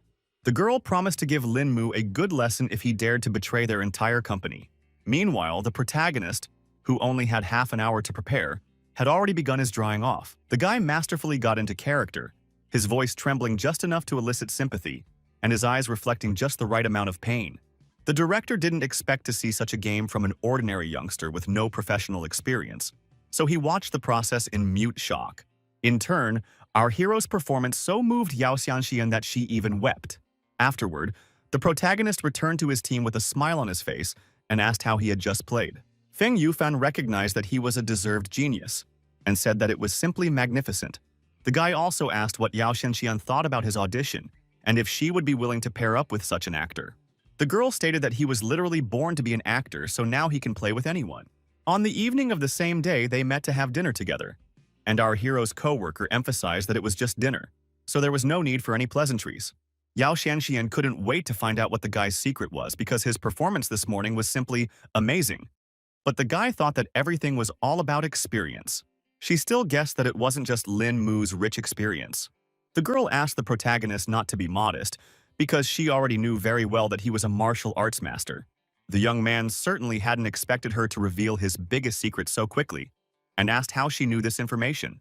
Yao Shengxian didn't hide anything and revealed that her family has a bit of connections, so it's pretty easy to find what she's interested in. She also said that the young man is now quite famous because that case involving the Central Security Bureau has already put him on the radar of many influential families. The main character didn't even expect such attention to himself, so he was really flattered. At the same time, he wondered if it was only because he had only asked Xing Weilong to call Bao Lunten, not expecting that his influence seemed so strong. The girl continued to talk about their currently powerful families were in confusion, guessing who was actually behind Lin Mu's back. The guy tried to pretend that these people were really making a lot of things up and emphasized that he was just a student with no one behind him. Yao Xiandian still suspected that it was all lies because otherwise, the young man wouldn't have forced Yao Jun to obey the order and let the people go. The main character was surprised because he had never heard the name Li Yaozhong and immediately asked the girl who it was. Then she jumped up from her seat because this man was literally everyone again. The young man was surprised at this violent reaction and asked if he really should know this individual. His colleague explained to him that a person of such a level as Li Yaozhong could easily relieve his underlings of any responsibility. She emphasized that this man was quite challenging and was actually the head of the Central Public Security Bureau, so he controlled the national public security system. Listening to his acquaintance, the protagonist concluded that it was Yao's family who had started all those rumors. She confirmed the guy's speculation and said that according to the information she had received, the person who had almost killed Lin Mu last time was an elite cultivator who had been secretly raised by the Yan family. Now, the young man had confirmed Situ Shu's words that it was better to watch out for that guy from the Yan family because it was obvious where this professional assassin came from. Meanwhile, the girl added in a whisper that after the previous failed assassination, this family had invited a stronger master from Shuesi. In the end, Lin Mu finally wanted to ask how Yao Xianxian had managed to find out such confidential information. Obviously, the girl didn't answer this question because she didn't want to put our hero in even more danger. So he wanted to know what reason she was helping. The actress replied that the guy now had the lead male role in the movie, so if he died, she would have no one to play with. Lin Mu was still afraid that it wasn't really like what his acquaintance had said, because her family might have also noticed his real strength and was now trying to convert him to their side. Events continue the next day at the Inhuang Kaoje Hotel, where a fight between Zhou Xiyun's kidnappers and the protagonist has only recently taken place. Since the assassins are still arriving, the guy certainly needs to shun them, but he can't leave his business to the common people. The two guards at the entrance immediately told him that they were not accepting anyone today, so under no circumstances would they open the door. The protagonist did not expect such a turn of events, but it was only to his advantage because the fewer people, the fewer witnesses there will be. The security personnel were displeased that Lin Mu continued to stand beside them as if he hadn't heard their warning at all. At that moment, Leader Min came out of the hotel and apologized to the guy because his subordinates don't really know what they're doing. Wu Tianming couldn't believe that his bodyguards had the guts to stop Mr. Lin himself, so he ordered them to apologize to their esteemed guest. Then the guards bowed their heads to our hero and explained that they just didn't recognize Lin Mu. But the latter didn't hold a grudge against them because it was just following the rules. Once inside, the man asked if the reason the young man had stopped by was because he finally had some free time. Meanwhile, the guards still couldn't figure out who this Mr. Lin was because they hadn't even met him before. Wu Tianming said that they were a little unlucky today because some brothers right now were discussing the redistribution of territory again. The main character thought it was just great because he just had an idea. A man stopped near one of the doors and said that the brothers were here, but he was very uncomfortable going in during their meeting. Lin Mu didn't object, so he confidently pushed open the door and agreed to go in by himself. The guy was acting pretty cultured, so from the very doorstep he apologized for the disturbance. No one had yet had a chance to say anything when he had already announced that he had some business to discuss with everyone today. The bandits were not happy with this defiant behavior of the boy, so they ordered their subordinates to simply shoot him. Some of them recognized our hero after all, which caused them a wave of concern. Everyone who knew Lin Mu personally understood that his visit did not carry anything good. The man, who had already managed to threaten the young man, seeing his comrade's strange reaction, asked him who he was. In Brother Yeezy's mind, Shenju's words that he should never provoke this guy again Otherwise, there wouldn't even be anything left to bury from the subordinate immediately surfaced. In a whisper, he informed the old man that this guest's name was Lin Mu, and even Shenju himself deeply respected him. The brothers were shocked to hear that so respected a man among them was behind this young man. The old man immediately began flattering the protagonist to make amends, and asked him to sit down in one of the chairs to talk things over in peace. Some of the bandits still didn't understand why their comrade's behavior had changed so drastically, but they didn't object. The guy noticed all those looks and asked them not to look at each other like that, because he knew exactly what they were thinking right now. Then the man tried to lie that they had been playing mahjong late the previous night, causing their eyelids to twitch a little. Lin Mu asked them not to worry because he wasn't here to share territory, but to ask for one favor. Brother Easy still couldn't understand why our hero just didn't report a case, but decided to show up in person. The guy reached into the pocket of his jacket and explained in parallel that this case was not very convenient to discuss over the phone. He pulled out some kind of box and told me that a European man was about to show up in Eastport City as a professional assassin, so he would need help to find this particular person. The bandits immediately inquired if their target had any distinguishing features. Our hero wasn't entirely sure because all he had was information that this man was from Europe and would be entering the city within the next few days, so they needed to keep an eye out for any foreigners arriving. After listening to all the conditions, the brothers began to fear that it would be quite a complicated operation. There are many foreigners leaving the EC every day, so unless they know what their target looks like, it will be like looking for a needle in a haystack. Plus, tracking down a killer can be dangerous and cost the lives of their subordinates. Lin Mu understood their worries perfectly, so he hinted that the higher the danger, the greater the reward would be. He explained that as long as the bandits helped him with his search for the killer, they would be given a special pill. No one had any idea what this medicine was, so Brother Easy asked the young master what it was. The guy wondered who here had the courage to let him demonstrate the power of this little pill. The bandits began to look amongst themselves again and were in no great hurry to agree to such a venture. In the end, one of them still found the courage to go for such a risky experiment. The man was not particularly afraid of taking such a risk, so he asked Lin Mu what he should do. The protagonist, thankful for the opportunity, calmly asked him to take off his clothes and turn his back to everyone. One of the leaders of the group quickly took off his shirt and asked if our hero would fit this look of his. From the scars on his body, Lin Mu concluded that the person in front of him was a former soldier, so he was confident that such a person would be able to withstand his attack. The guy warned that he was about to strike, so he asked the man to bear with him for a while. Bandit was ready for something like this, so he let the young master do whatever he wanted. In just a second, a deep cut appeared on his back that stretched across his entire back. The strong urchin only wheezed quietly in pain, but still absorbed the blow.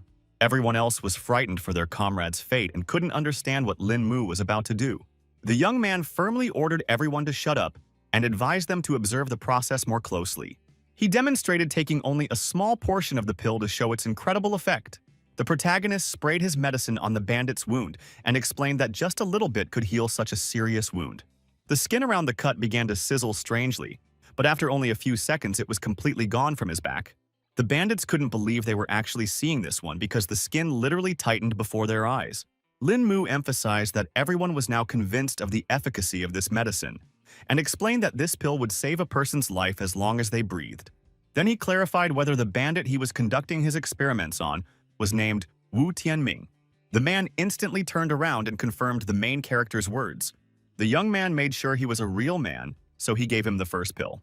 The bandit immediately began to refuse such generosity from the young master because this gift was too expensive. A concerned old man decided to ask our hero if he would really give this wonderful pill to them if they still agreed to find the killer, and he confirmed his intentions. At the same time, the guy reflected on the fact that he still managed to demonstrate the importance of this pill to those who walk the blade every day. The protagonist was happy with the results of these negotiations because he saw from the greedy eyes of the bandits that they were capable of handling the task at hand. Following him, Wu Tianming also came out and wanted to personally talk to the young man. Lin Mu was in no hurry to go anywhere, so he gladly agreed to find out what the matter was. The man warned that there were too many eyes here, so he asked the guy to go to another place to talk. Stepping aside, he asked the protagonist why he, as a strong man, was asking others for help instead of taking all the territory for himself. Lin Mu honestly replied that he was not at all interested in such things and simply did not want to get involved in these conflicts. Wu Tianming understood that the young master had a low opinion of all of them, but since he had already approached their faction, it meant that the guy had no other people to help. The protagonist was starting to get tense about this conversation, so he asked the bandit to finally cut to the chase and stop beating around the bush. The man heard Lin Mu, so he began his story about being part of the underworld for many years and not wanting to work for anyone else. His brothers have been working with him for a long time, but they have ultimately failed to reach any heights. The arrival of the young master could be a great chance to change that. Lin Mu began to guess that the bandit wanted to ask for his help to start his own gang. Wu Tianming confirmed his intentions and hoped that Mr. Lin would support their team from behind the scenes during the leadership battle.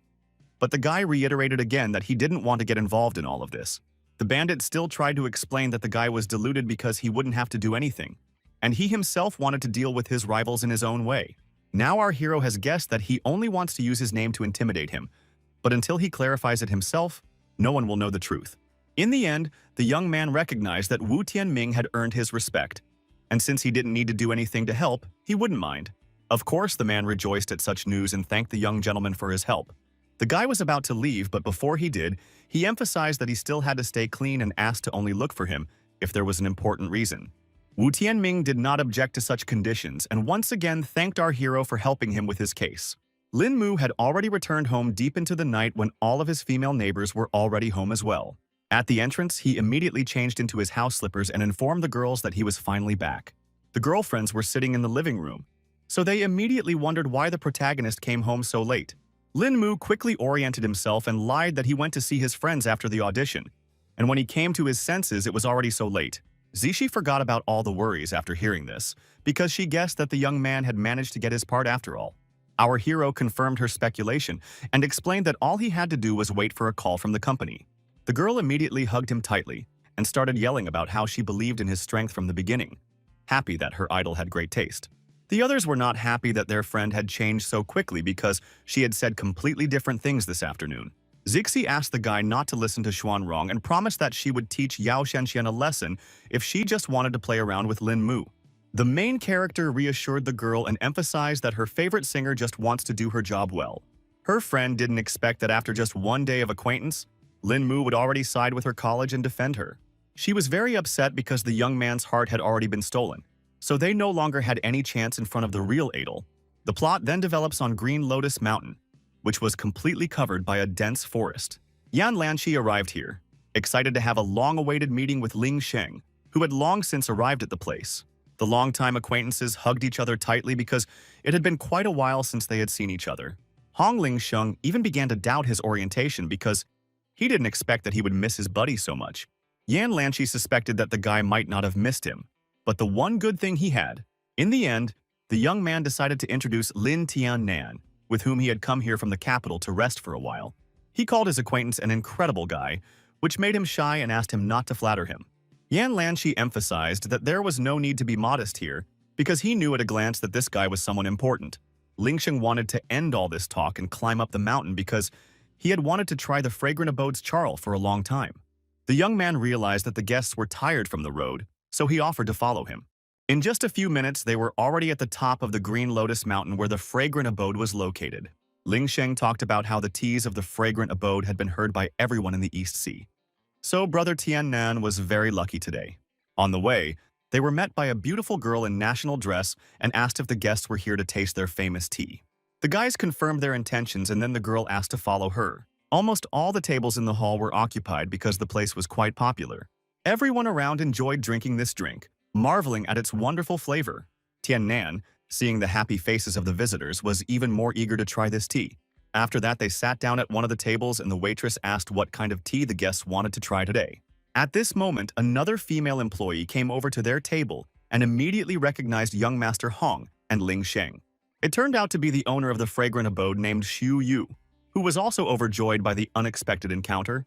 Ling Sheng noted that it had already been a while since their last meeting, and the girl was still young and beautiful. The owner said her acquaintances were very nice conversationalists, so she wanted to have a little chat with them while they brought tea. When they finished their visit to the abode and went outside, Tiannan immediately noted that he had seen something interesting while they were sitting in this establishment. The guy agreed that the tea at this establishment was good, but not as good as its owner. Yan Lanqi didn't expect that their new friend had such a sharp mind because he was quickly able to understand the cunning workings of this establishment. Now Tiannan couldn't forget the curves of her attractive body and the queen's demeanor, which was a rarity now. Lingsheng definitely didn't expect his buddy to fall for Sister Yu's beauty so easily. The young man didn't hide anything and admitted that he couldn't stop thinking about Tian Nan's stunning figure. Ling Sheng decided to change the topic because it was quite rare for them to meet like this. So he suggested finding another place to sit, and Yan Lanshi immediately came up with some idea in his mind. At that moment, a car passed near them at full speed, which obviously caught their attention. The car then whizzed into a vacant parking space, and the driver rejoiced at such good fortune. Turns out it was Zixi, who this time set a record and reached her destination in 10 minutes and 43 seconds. With her was the main character, who was dizzy from such a ferocious driving style of his girlfriend. Yan Lanshi stopped abruptly, his gaze instantly becoming icy cold, frozen on the figure of his #1 enemy. The guy couldn't understand how Lin Mu was able to survive if he sent his best assassin after him. Ling Sheng noticed the beautiful girl who was driving that car and asked if she was Yan Lanshi's friend. He replied that he was not familiar with this girl and suggested that he should hurry up and get out of here. For now, the guy had decided not to continue their conflict, but she was still going to see how long our hero's luck would last. Lin Mu also recognized the young master who wished him dead and remembered that he should be made to pay for it sooner or later. Meanwhile, the girl noticed that he was thinking about something and asked her buddy to hurry up a bit. It turns out that they also came to Fragrant Abode because Zixi had been talking about this place for a long time. The protagonist was not surprised by this place because, other than the serenity around, there was nothing unusual here. Zixi explained that a lot of people came here because the abode was the best place for tea drinking in the entire East Sea. This story interested the guy, so already he couldn't wait to see everything with his own eyes. The same girl at the entrance recognized Miss E immediately and greeted the guests to seat them at a free table. Zixi noted that it had been a while since they had seen Xiao Fan and asked if the supervisor was in attendance. The employee said guests had to go straight to the second floor if they wanted to meet the boss.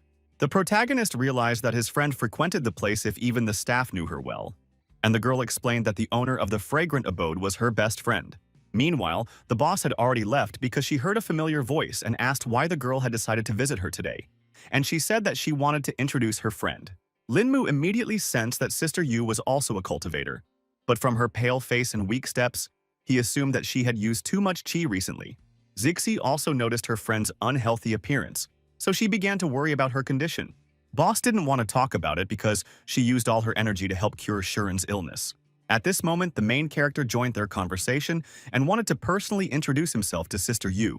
The beauty immediately appreciated the young man and said that he looked quite extraordinary, so she called Zixi very lucky. The girl immediately began to justify herself and emphasized that they were just friends, and Lin Mu had brought her to try the flower tea she had created. Sister Yu jokingly called her a bad girl because she always only has eyes for tea, but it couldn't be any other way because this drink was the best in the world. Eventually, she went to make tea and invited her guests to sit down at the table.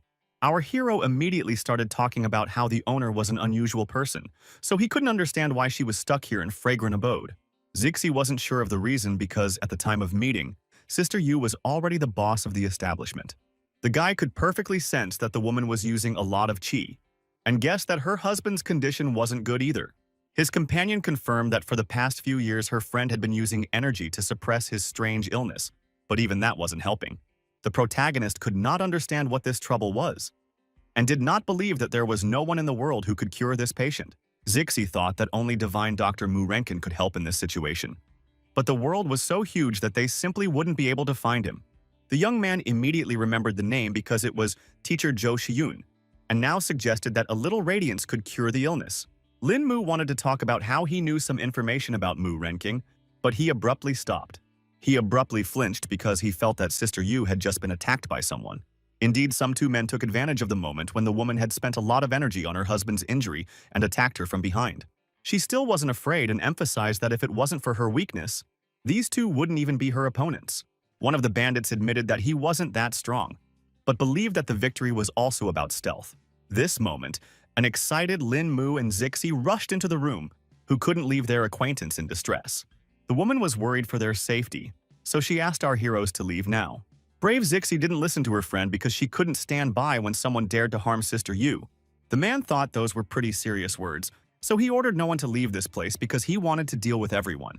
He didn't waste any time and attacked first, but the girl still kept standing and was ready for this fight.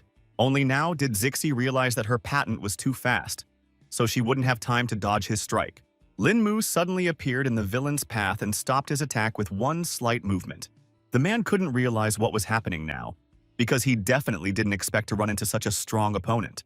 Our hero was still unhappy that the stranger had allowed himself to be so rude to the lady, so he pushed him aside with all his might. The blow was so strong that the bandit even coughed up his blood and was now definitely not in a position to continue this fight.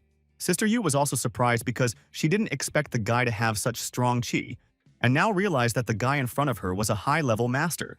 Meanwhile, the second man was not frightened and was only angry that some youngster dared to harm his comrade.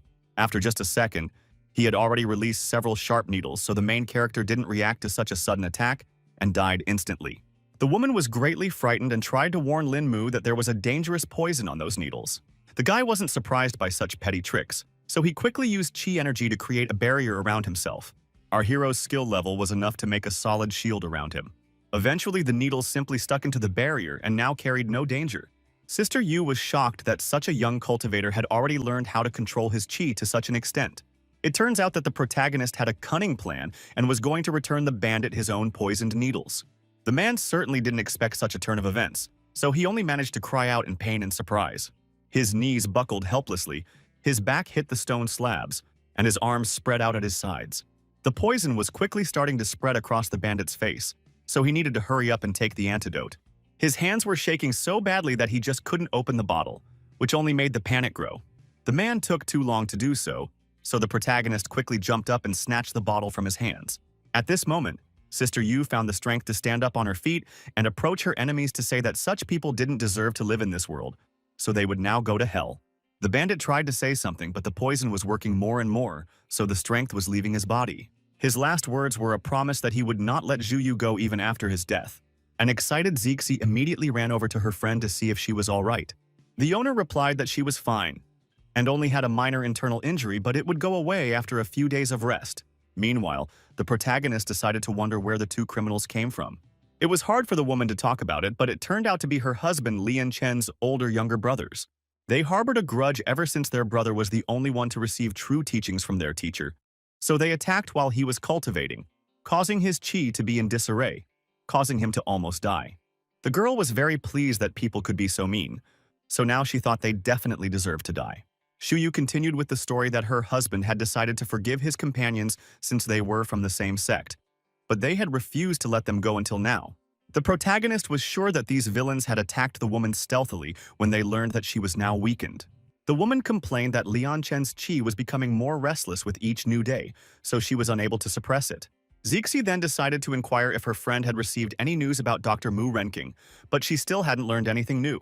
Lin Mu was finally able to say that they no longer needed to look for the old man, because he had passed away over a decade ago. The girl asked our hero not to say such nonsense, because she was sure that the doctor was just a hermit. In fact, Shu Yu had long guessed this for a long time because the master hadn't had any news for a long time. Zixi tried to support her friend because there was no way she should stay and find a way to cure her husband. Sister Yu thanked the girl for her kind words, but based on her personal knowledge, only Dr. Mu's slight radiance could cure Lian Chen. The protagonist firmly pronounced that the doctor's death did not erase his legacy, so his cures were still intact. He said that events had coincided in such a way that he was fortunate enough to learn the old man's secret techniques.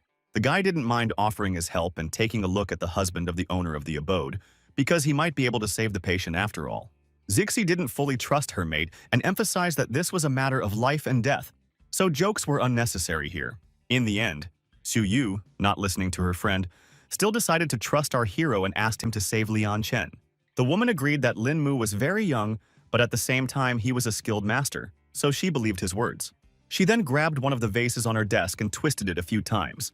The next moment there was a loud cracking sound and steps appeared in the floor that led somewhere downward. Our heroes watched this mechanism in amazement, and Shu Yu asked them to follow her. In fact, Zixi didn't even realize that there was an underground passage here. Shu Yu explained that she had arranged for Lian Chen to stay in a hidden room down here for convenience. When they reached the bottom of the stairs, the woman came to the large doors behind which her husband was. The man lay in the middle of an empty room with only a stone slab that served as a bed for him. Nurse Yu said that he hadn't woken up since the last time she used qi to heal him. The protagonist wasted no time and immediately began to examine the patient, first checking his pulse. The guy used the radiance to go over Lian Chen's entire body to find the cause of his ailment. After a few seconds, he let go of the man's hand, so the girls asked with hope in their voices what the patient's condition was. Lin Mu sighed heavily and reported that the patient's condition was worse than he thought. Now he was unsure if he would be able to save the man, but Zhu Yu asked him to at least try because it was her last hope. Eventually, the young man agreed and asked that a set of silver needles be prepared for him. The woman asked why the protagonist needed such a tool because she didn't fully understand his technique. Lin Mu explained that he would try to use the divine doctor's techniques to help her husband. Even though this was their first encounter with Lian Chen, the guy was going to do his best to save him. Also, our hero turned to Zixi did not suggest that she go upstairs for the time being. The girl couldn't understand why she would do that, because she wasn't interfering with the process in any way. Lin Mu informed her that he would have to undress the patient to find his acupuncture points, and once again asked if she really wanted to stay here. Now, everything was falling into place, so an embarrassed Zixi quickly agreed to go upstairs. Meanwhile, Xu Yu had already prepared everything she needed and wondered if such a set of needles would suit our hero. Lin Mu quickly inspected his tool and rejoiced because it was exactly what he needed. He then asked Sister Yu to move to a safe distance and not to come any closer, so that she would not be seen. The guy was actually a little worried because it was the first time he'd ever used low glow.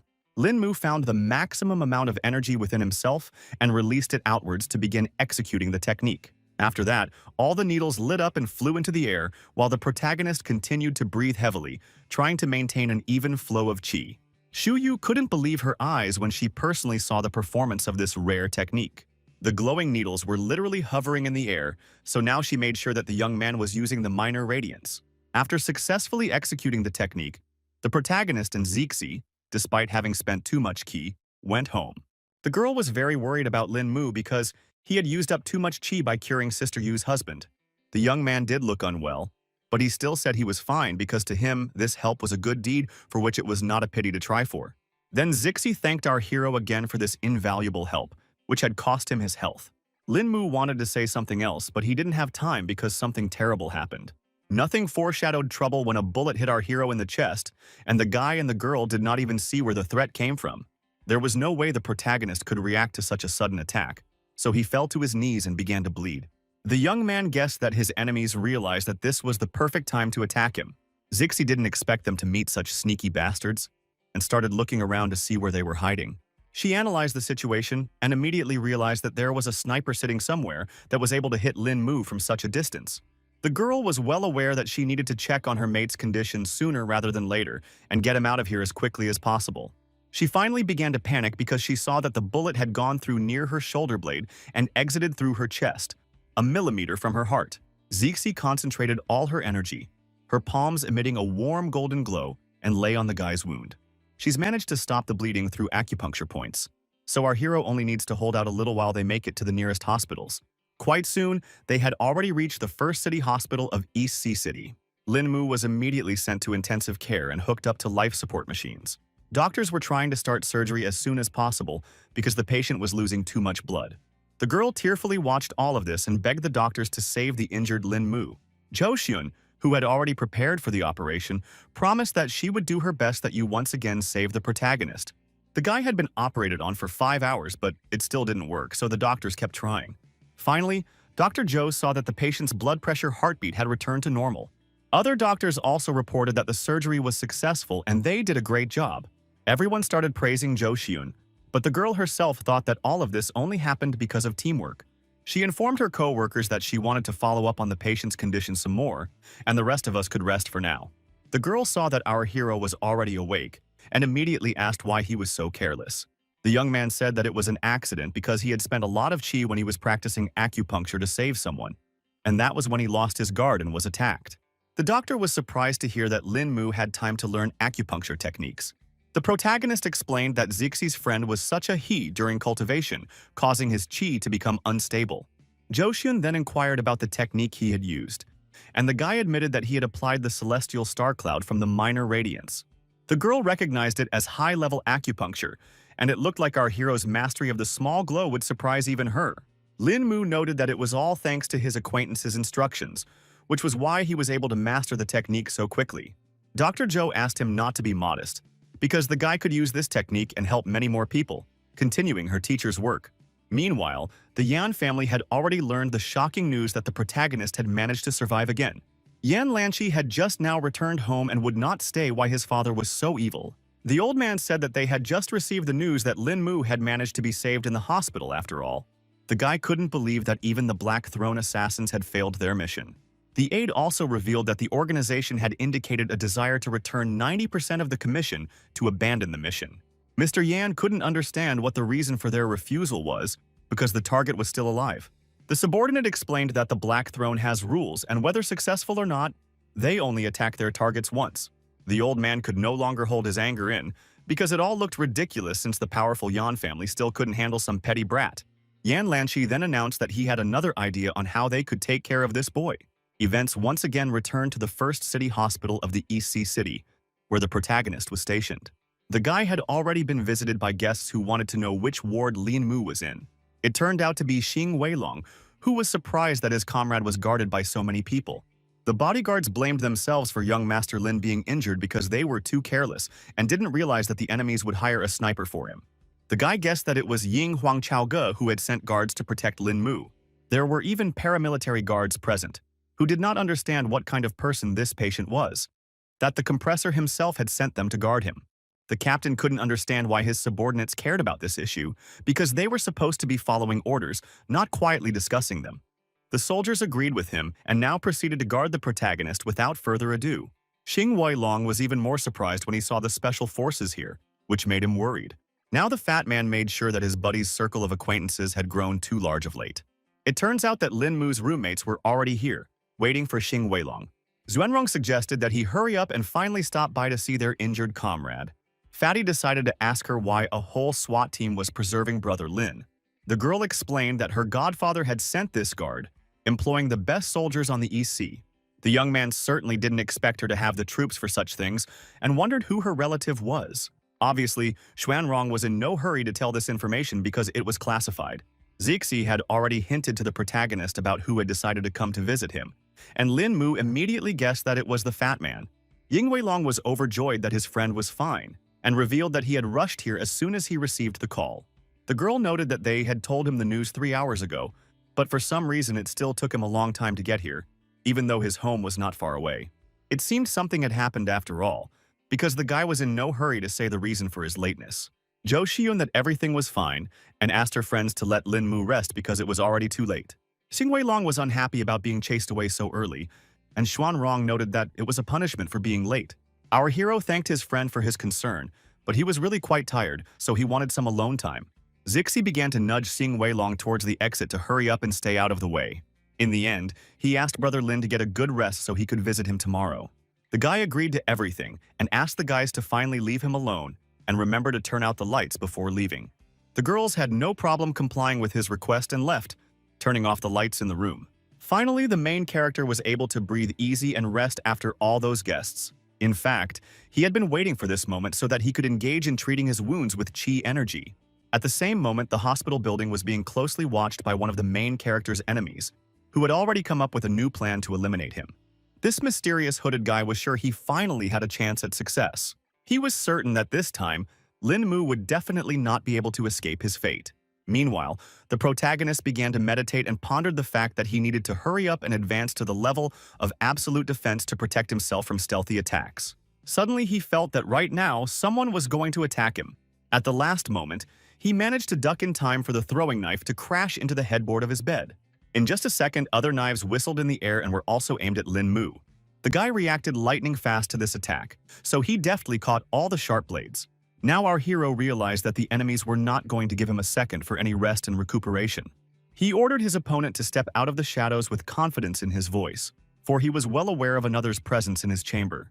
The stranger at the window finally spoke and noted that Lin Mu, despite his serious wounds, still hadn't lost his agility. The guy already recognized the man, so he noticed that so little time had passed since their recent encounter, and his opponent's skills had grown considerably. It turned out to be the same strange young man they had met outside the school. Lin Mu emphasized that if it wasn't for his injuries, the guy wouldn't have even come close to him. But the assassin simply couldn't let the moment pass while his target was injured. The killer was very serious, so he promised that this night the protagonist would definitely die. In turn, the guy calmly and firmly replied that it was definitely not yet a fact. He was still just as quick and agile, so he quickly jumped off his bed. The protagonist realized that he needed to act, so he had already come up with another plan to defend himself against his rival. Lin Mu used the sheet from his bed to stop the assassin's next attack and take cover from the sharp knives. The guy got cocky and asked if his opponent had any other tricks, trying to get him emotional. At that moment, he saw the scarlet stain on his shirt and realized that because of all the sudden movements, his wound was starting to bleed. The assassin only rejoiced at this because his target was growing weaker and weaker and promised to ease that pain. Lin Mu realized that he wouldn't be able to continue this fight, so he would still have to call for help. He started yelling loudly so that the guards would definitely hear it, trying to report that an intruder had broken into the hospital. The three special forces immediately rushed into the room and pointed their sights at the assassin they had taken by surprise. The boy sighed heavily because he guessed from the beginning that this was going to be very difficult. Meanwhile, the soldiers did not wait and opened fire with their automatic rifles, but the intruder cleverly dodged all the bullets. The SWAT team had good reactions, so they reacted quickly and moved their sights to the side. The captain ordered his subordinates not to stop firing for a second to accurately neutralize their target. The assassin still managed to dodge the fast bullets, and little by little he was getting closer to the window to make a successful escape from here. In the end, he still had to hide behind the couch because the enemy's firepower was too strong and wouldn't let him retreat. Meanwhile, the captain approached our hero to ask about his condition, but he replied that he was fine, but that they needed to be careful of that nimble guy.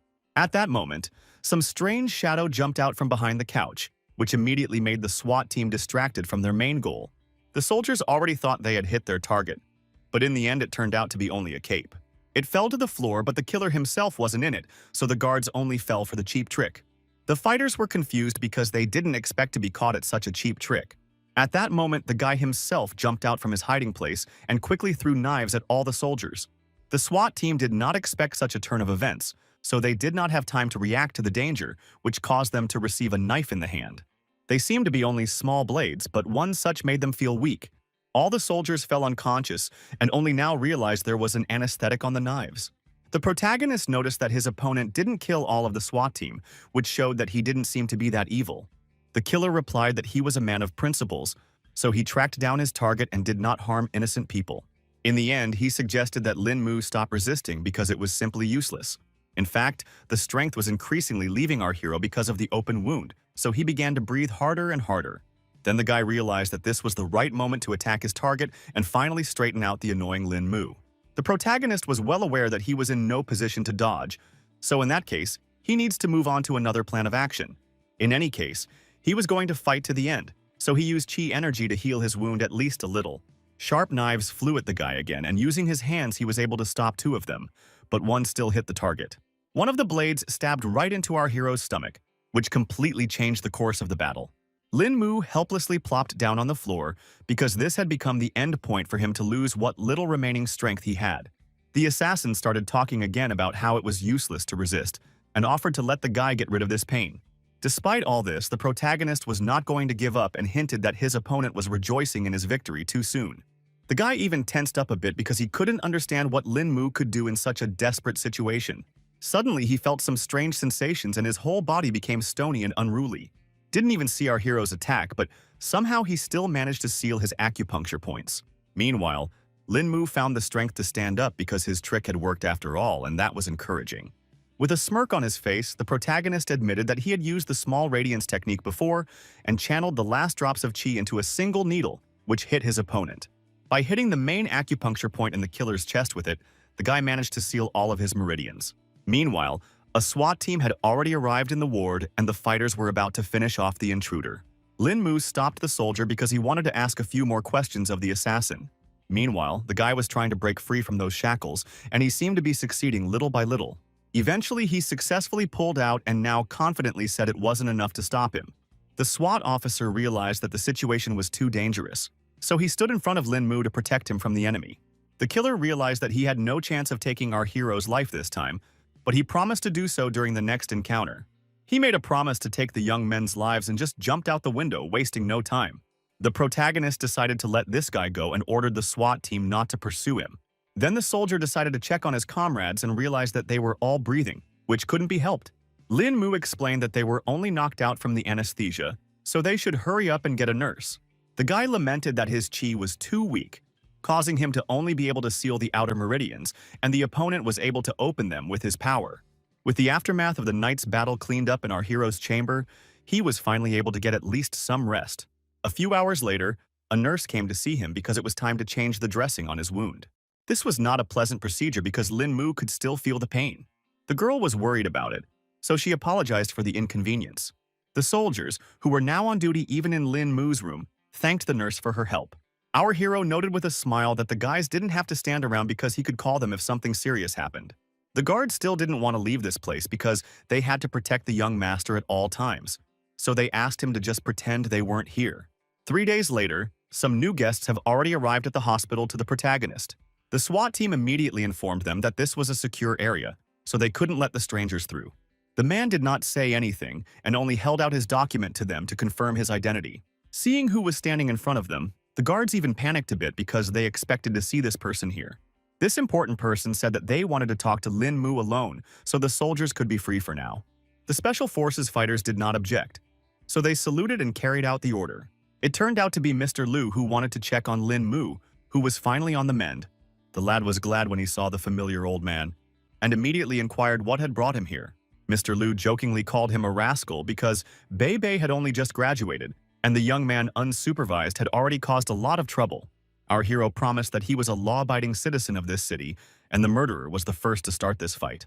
After that, Lin Mu decided to inquire about who had come along with his mentor. The man said that it was old Zhang who had come here to specifically visit the guy because the people higher up had already found out about him. The protagonist was surprised to see Lu Xiaoyan serving this man like this, which meant that he was indeed some kind of authority. Mr. Zhang started talking about how their organization had big plans for Lin Mu, and he had come here to ask if he was willing to accept one special mission. In turn, Mr. Liu promised to solve all the young man's problems if he still wanted to help. The old man added that they would not only help with the Yang family, but even if all the families in Huaxia joined forces, they still wouldn't be able to harm Lin Mu. Our hero began to suspect that this man, old Zhang, must have a lot of power in his hands to be handing out such promises. The guy decided not to think long and apologized for being rude and directly asked who this distinguished gentleman was. Lu Xiaoyan explained that they couldn't reveal old Zhang's identity yet, but hinted that the decision to have them meet was made by the highest authority in Huaxia.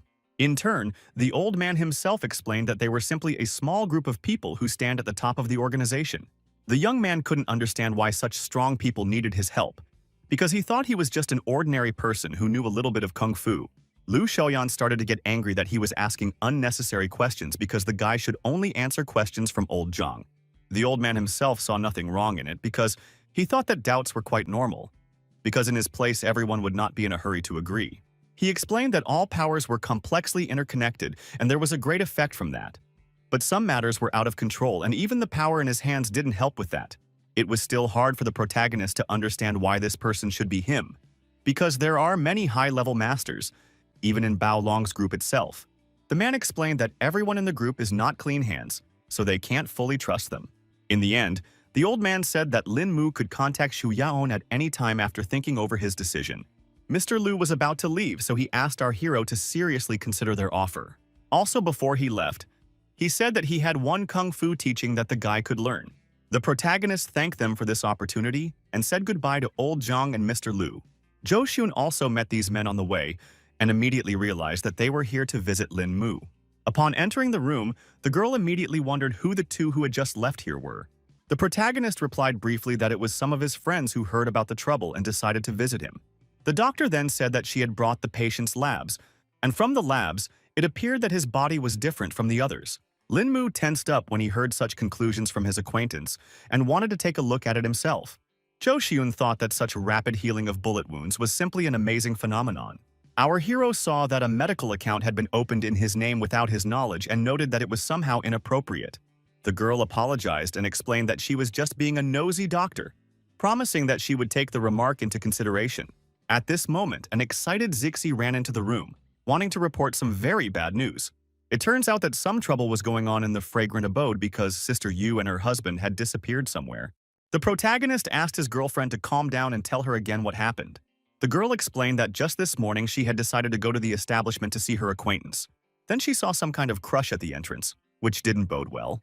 Zixi tried to walk through all these people because she began to feel that something terrible had happened. Eventually, she saw a frightened Xiaofan who was being tried to calm down by some guy.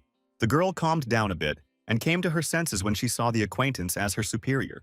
She was finally able to reveal that someone had broken into the fragrant abode and kidnapped Sister Yu and her husband. The protagonist, who has yet to be discharged from the hospital, certainly didn't expect trouble to return so soon. At that moment, a call came in on the ward phone that interrupted the conversation about the fragrant abode. The guy didn't know what to expect anymore, so he quickly picked up the phone and answered it. A second later, he cried out in shock because it seemed he had been given some not particularly good news again. Juxian guessed that these were the same kidnappers, and Lin Mu briefly confirmed her guess.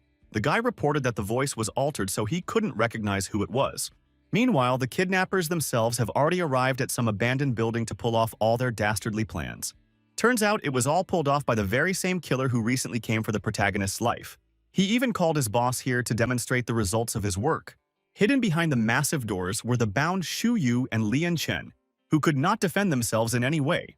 The mercenary asked his superior not to worry because they had just knocked out their hostages. The mysterious man asked the assassin not to hurt these people because he only needed Lin Mu's own life. The young man promised that this time there would be no failure and he would finally deal with the main character. The boss had a pretty tough attitude, so he emphasized that this was the last chance for the killer.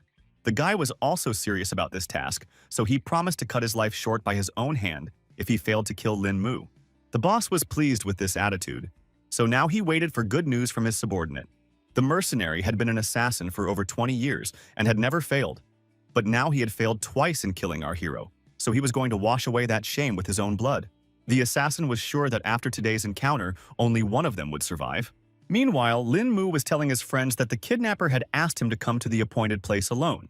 Joxian was certain that it was a trap, so the guy should definitely not take such a risk. Zixi believed that the young man had not yet recovered from his wounds, so she asked for permission to go to this particular place. The protagonist asked her not to worry because he was already perfectly fine and could handle the task himself. Plus, he was sure that these kidnappers were probably a bunch of good-for-nothings, so they weren't an equal to him. The doctor was still worried because it would all be happening deep in the night, and the young man wouldn't even see if he was ambushed. The young man was well aware of all these facts, but all he could do was follow instructions because the priority was to save their friends. Zixi still wanted to go along with them to help because it all looked too dangerous. The protagonist didn't want to take that risk because if the kidnappers noticed someone else's presence, they would just kill Yu's sister and her husband. At that time, Zhou Xiun offered to make some sort of plan to back up Lin Mu. The young man replied firmly that now was not the time for plans because he must hurry and rescue the hostages. The girls realized that they simply would not change the mind of the protagonist, who had already decided to take this risk himself. He apologized to his girlfriends for his temper anyway, and reached out to grab the very technique from Mr. Liu. Lin Mu, with a reassuring smile on his face, asked him not to worry about him because he would definitely return safe and sound. Meanwhile, Yao Xianxian also did not sleep this night, as if she sensed some kind of trouble. Her butler saw that the young lady was awake, so he went out to the balcony to carefully offer her a rest because it was quite late. The girl replied that she didn't feel sleepy, so she asked Uncle Shu to go first. He noted that the night was quite chilly, so he suggested that he at least bring a cape for Yao Xianxian. The girl did not listen to her assistant because she saw Lin Mu who had come to meet the kidnappers. She had no idea why the guy was in this place in the studio later in the day. The protagonist continued to stand quietly in place and thought about what he would spring into action as soon as the kidnappers showed up here. At this moment, an assassin surrounded by his men appeared and immediately turned to Lin Mu. The villain noted that he seemed to be a good friend since he had come alone for the safety of Xu Yu and Lian Chen. The guy was unhappy to see the man again, but he didn't give any sign and asked to let his friends go because he had kept his end of the bargain. The assassin asked him not to worry because he didn't intend to harm these people and reminded him that his main target was Lin Mu specifically. The next second, he kept his word and ordered his men to release the hostages. The subordinates approached the pair of abductees and gave them the antidote that was supposed to bring them back to consciousness. Xu Yu coughed violently after hearing such a pungent odor, but she finally woke up from her long sleep. Lian Chen immediately asked if his wife was all right. And meanwhile, the assassin reported that the two of them were now free because their target was already in place. Only now did the woman see that Lin Mu was here, who definitely shouldn't have taken such a risk, so she excitedly asked him to get out of here as quickly as possible. Her husband also emphasized that the bandits came prepared, so our hero will not be able to win against them.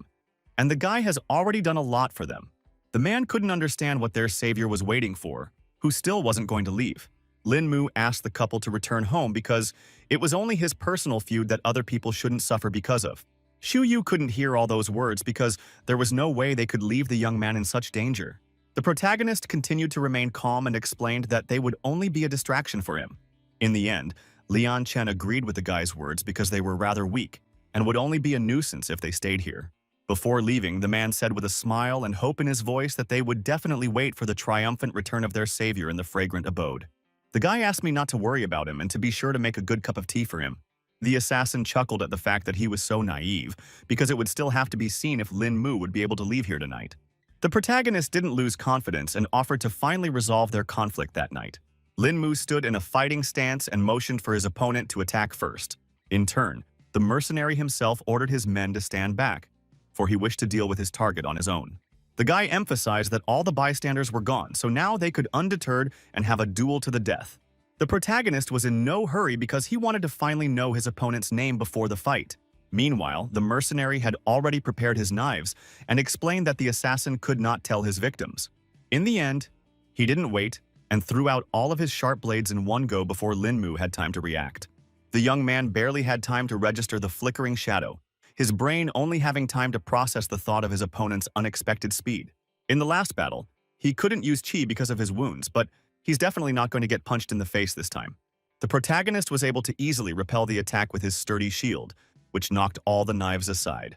The assassin hadn't expected to see such strong chi, and was now excited to battle such a trained fighter. He was confident that he would definitely kill Lin Mu this time, which would help him reach new heights. The boy was not at all afraid of this attitude of his opponent, because he thought that he was a foolish dreamer, since he was so confident in his abilities.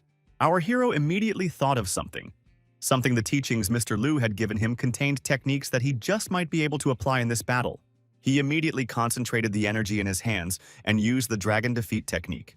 A true dragon formed from his chi and flew towards the mercenary at full speed. The assassin hadn't seen such a technique before, so he was surprised to see such a technique from Lin Mu. In the end, he couldn't resist such a powerful attack and now tried to dodge the dragon.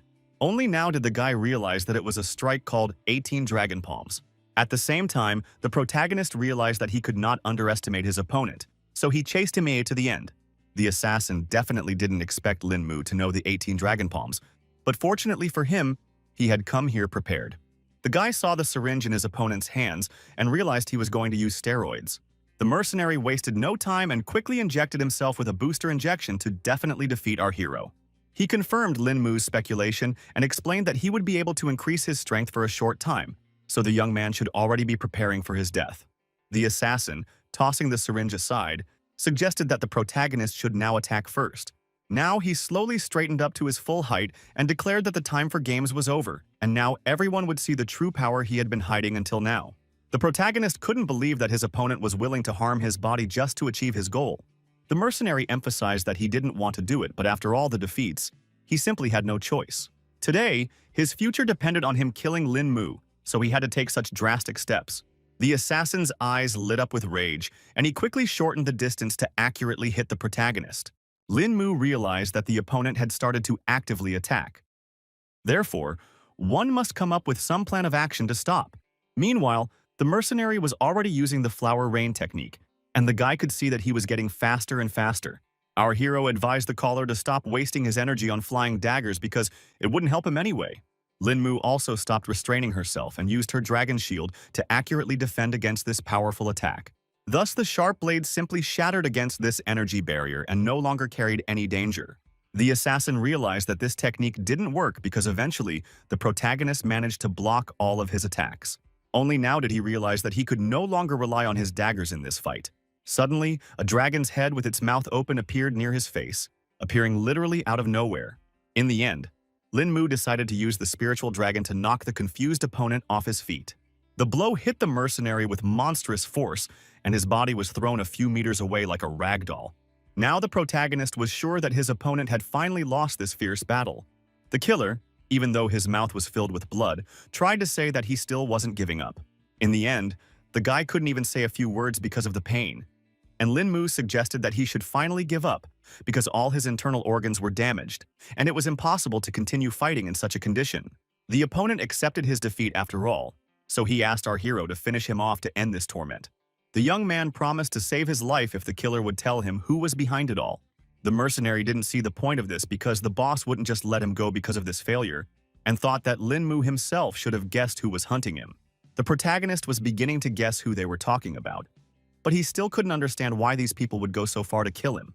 The killer suggested that the young man must have been upset because he was a constant victim and could not live peacefully. Lin Mu thanked his opponent for telling the whole truth and asked if he had any last words. The guy reached into his jacket pocket and asked that upon his death, the flying dagger teachings be passed on to his younger sister. He explained that the girl on the phone was his sister who attends a university in the eastern seaboard. The protagonist tensed up a lot when he heard the name of his university and began to suspect how things might have turned out. It was hard for him to say a word when he was handed a picture of his sister. Turns out it was Tanbei Bei, our hero's classmate, who brought him to the Dragon Protectors. The assassin also didn't expect Lin Mu to be familiar with his younger sister. The protagonist now realized that he was from the Tang sect, so he inquired as to why he had decided to become a mercenary. The boy was afraid he had no time at all to tell his story. Lin Mu asked him not to worry about it and promised to pass this teaching on to Bei Bei. The killer thanked our hero for his help and asked him to be careful in the future because many people will continue to hunt. Finally, the strength left his body and he spoke his last words. After that, the protagonist decided to call the right people to straighten things out. He asked for help getting rid of the corpse and was going to send me the coordinates to do it. An hour later, only a red stain remained at the assassin's spot, and Lin Mu thought about the fact that from now on, every day would be more and more dangerous for him. Afterward, the guy was finally able to return to his home to rest from the tumultuous events of the past few days. He stepped over the threshold and loudly announced his return to all his friends. All of his roommates and Sister Yu and her husband had gathered in the living room and were incredibly worried about Lin Mu's fate. Our hero was immediately approached by Zixi, who asked if he had managed to settle everything. Shu Yu and Liang Chen were very worried about the guy because they were the main reason why something could happen to him. Lin Mu asked them not to take all the blame because he was the reason for the kidnapping, so it was up to the young man to apologize. Meanwhile, the man decided to wonder if this was the same way their savior had managed to defeat that killer. The protagonist briefly explained that they had a duo, one-on-one, and he had no problem winning that fight. Liang Chen's eyes glistened with genuine admiration for the guy who had already definitely earned his respect. Zhu Yu realized that it was already over and noted that they now owed a dinner at the fragrant abode to thank everyone for their help. Afterward, all the girlfriends escorted their guests out and asked them to be careful on their way home. Song Liangru immediately noticed that the guy was very depressed for some reason and suggested that he tell him everything. Our hero told us that he was worried that life was too unpredictable and that killer turned out to be his girlfriend's brother. Zixi, hearing such terrible news, asked how things could have turned out this way. In fact, the young man began to guess that it was his family that was behind all these events. The girl couldn't believe it when she heard such shocking assumptions of the main character. The protagonist explained that he had already moved on from his family's internal conflicts, but they still wouldn't let him go. So now he had to forget about any mercy. He also believed that his relatives were to blame for his parents' deaths, so he needed to investigate the whole situation. At this moment, someone decided to call Lin Mu, which seemed rather strange because it was already deep in the night. The protagonist frowned, slowly bringing the phone to his ear, his voice sounding wary, for a call at this late hour clearly didn't bode well. It turned out to be Lo Bi-yun, who was in tears asking the young man to come to her. Lin Mu quickly arrived at the Luo family's house where his acquaintance was now. The guy rang the doorbell, but no one opened it for him, which made him tense up even more. A few minutes later, the girl appeared in the doorway, her eyes red with tears and her voice trembling with a rush of emotion. She immediately threw herself into the main character's arms and was glad that he had come to her after all. The guy tried to calm Lo Bi-yun down and offered to come inside to talk about what happened. It turns out that for the past few days when she closes her eyes, she immediately remembers being trapped in that car. The protagonist hugged her gently, his voice sounding calm and confident as he reassured her that what had happened was just an unfortunate set of circumstances and not something sinister or deliberate. The girl still thought someone had purposely messed up her car to take her life. Lin Mu began to suspect that these were the people who had harassed the girl last time as well. Luo Bi-yun shook her head because she wasn't sure how it all happened. The young man promised that he would protect her because he now realized that the girl was in the same situation as himself. She asked the main character to stay the night because she was too scared to stay by herself. The guy didn't mind, because he didn't want to go anywhere anyway and agreed to keep him company. After that, they laid down on the bed together and Lo Bi-yun started talking about how she felt safe around her boyfriend. The protagonist decided to find out some more information and asked the girl if it was true that Haoyun Corporation started its rise during World War II. Lo Bi-yun said that when the war spread to Asia and China, her family produced and sold weapons to supply the military to expand their business. Their corporation bought up many large military companies to start developing weapons, which became the foundation for the Lo family. After years of research and development, their weapons have become recognizable around the world, and some are even labeled as must-have weapons for Americans. It can be said that the Lo family has penetrated the heart of America and supports their country's technological defense. Now, the protagonist realized that not only were they rich, but they had strong military support. Now it was no surprise that the Luo family had so many enemies if they had such a big business. The girl also revealed that her father had hired a bunch of elite bodyguards to protect her, but it still wasn't enough. Lin Mu looked her straight in the eyes, his voice sounding firm and without a shadow of doubt as he made a promise that no danger would touch her as long as he was around. Luo Bi-yun knew very well what a noble hero he was, so she believed every word he said. Then the protagonist turned strangely to the girl, who was a little embarrassed by such intimacy with him. Suddenly the young man drew her so close that there was not even a centimeter between them, and then his lips passionately merged with hers in a kiss full of surprise. The girl's mind immediately became chaotic, so she only had time to think about Lin Mu's soft lips. She immediately remembered the main character transferring energy to her in a similar way when he rescued her from the water. So they spent the whole night together until the next morning came and the sunlight flooded the whole room with its light. Lin Mu woke up first and saw that the girl was still sleeping, so he had time to rest. Even in her sleep, Luo Bi-yun thought about the guy because her body refused to forget that ardent kiss. Meanwhile, the protagonist himself decided to try and make a great breakfast for her. Eventually, the girl also woke up and was startled when she didn't find Lin Mu beside her. She immediately smelled the pleasant aromas from the kitchen, which whetted her appetite. Lin Mu froze with the tray in his hands when he saw Luo Bi-yun because he expected her to wake up later. Luo Bi-yun thanked our hero who made such an appetizing scrambled egg and vegetables for her. She quickly sat down at the table to eat, but the guy asked her to take her time because tomorrow still had time to get cold. In between, Lin Mu decided to inquire if the girl was going to go to the office today. She, after a quick glass of cool water, confirmed her plans to visit work. The girl explained that she works as a CEO, so she had a large number of important cases. Then the guy promised to walk Luo Bi-yun to the office because he was just free all day. She was very excited about this opportunity because, due to recent events, it was good to have support in the form of Lin Mu. Our hero added that he could do it as long as the girl herself was willing. After breakfast, he sent the girl to wash up and get ready for work, asking her to let him know when she was ready. Quite soon, they arrived at Hao Company's tower, which looked quite grandiose. Luo Bi-yun offered our hero to stay in the office for a while, to which he agreed without any problems. Employees bowed their heads respectfully as the CEO walked through the hallways, and their gazes expressed genuine respect. Meanwhile, the girl herself introduced Lin Mu in front of her administrator and informed him that he could now visit Hao Tower at any time. Of course, the subordinate didn't object, so she had no problem considering Luo Bi-yun's clarification. After that, the girl and Lin Mu went to the glass elevator because she couldn't wait to show off her office. In just a few seconds, they were on the top floor of the tower, and the director announced that they had arrived at the site. The system immediately informed me that I needed to scan my retina to gain access to the office. The device immediately recognized Mrs. Luo Bi-yun's eye, so it immediately granted access to her office. In the end, the protagonist agreed that the office looked just fine. The girl also added that the view of the city from here was just perfect, so she occasionally looks out the window to take a break from work. It turned out that all this time there was a sniper sitting somewhere nearby, who instantly aimed at the target, which was the CEO. Now all the mercenary has to do is wait for the order to be confirmed in order to complete the mission. The very next moment, he was ordered to eliminate the target immediately, so he reached out his finger little by little to pull the trigger. A gunshot sounded, and a bullet flew out from the muzzle of the rifle, which was to take the life of Luo Bi-yun, who was unaware of another attempt to kill her. The protagonist still managed to sense the danger, so he instantly rushed to save the girl. He shouting tried to warn her about the sniper.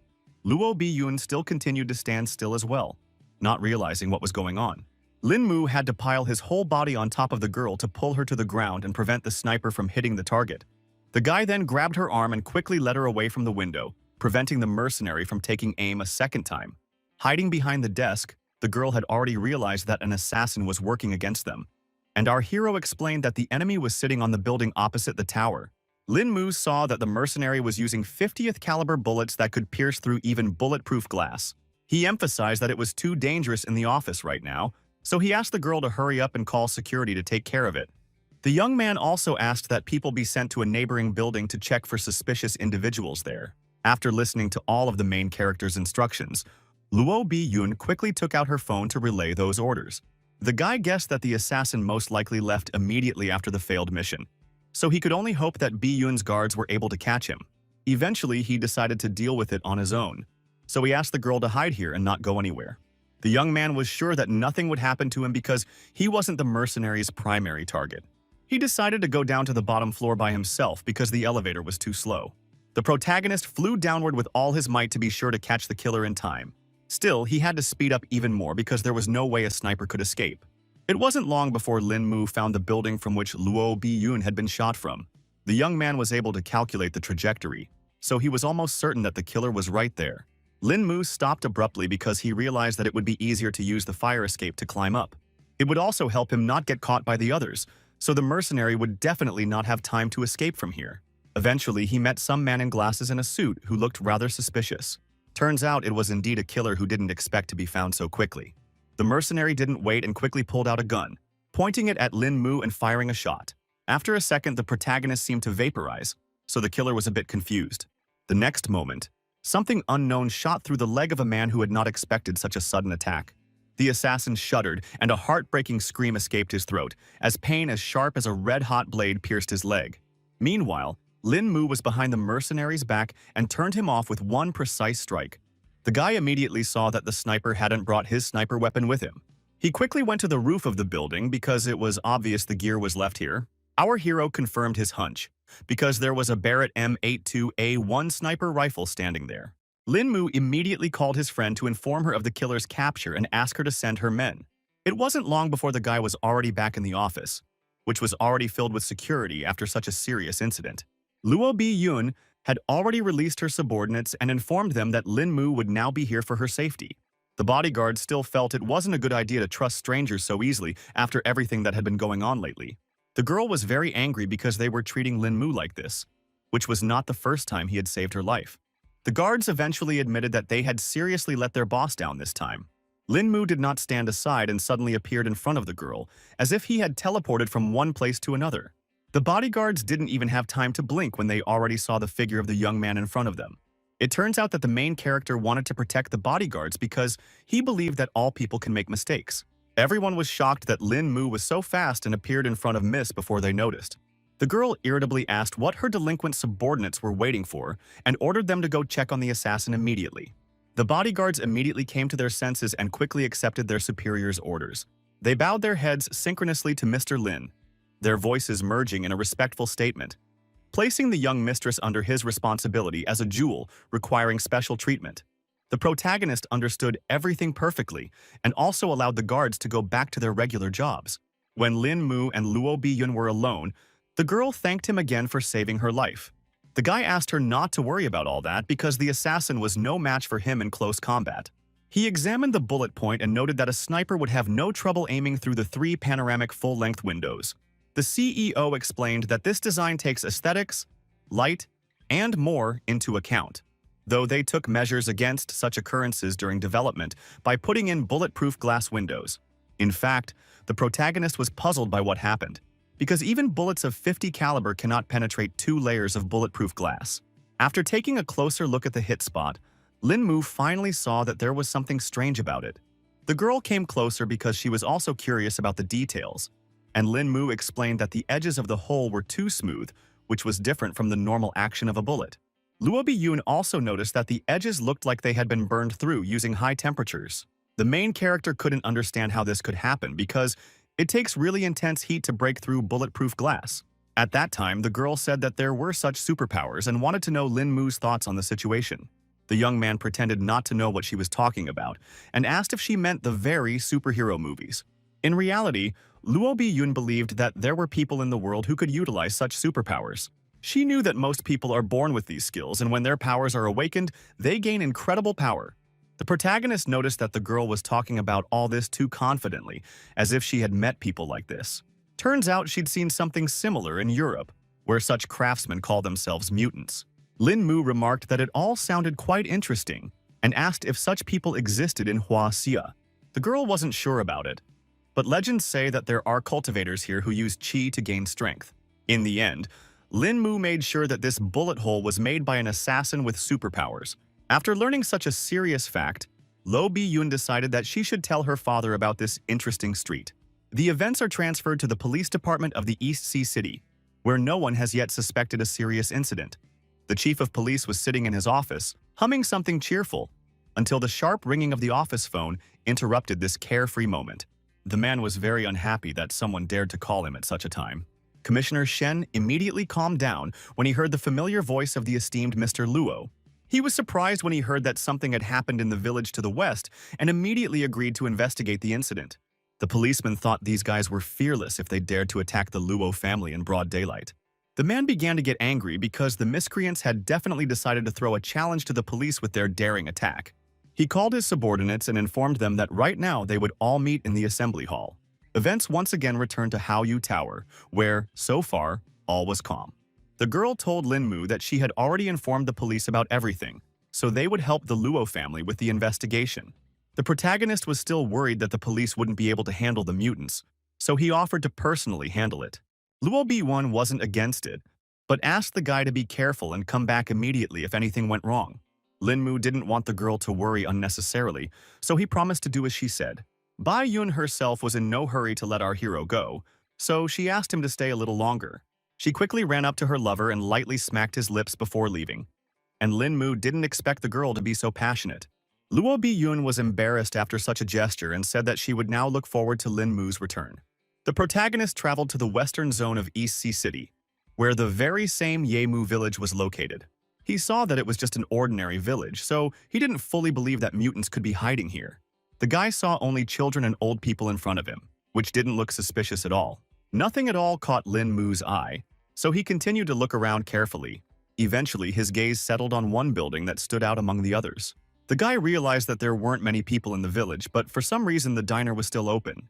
The protagonist felt that there was something strange about this noodle shop, so he decided to look inside. He asked the owners if there was any food left, and they kindly invited him to sit down at a vacant table.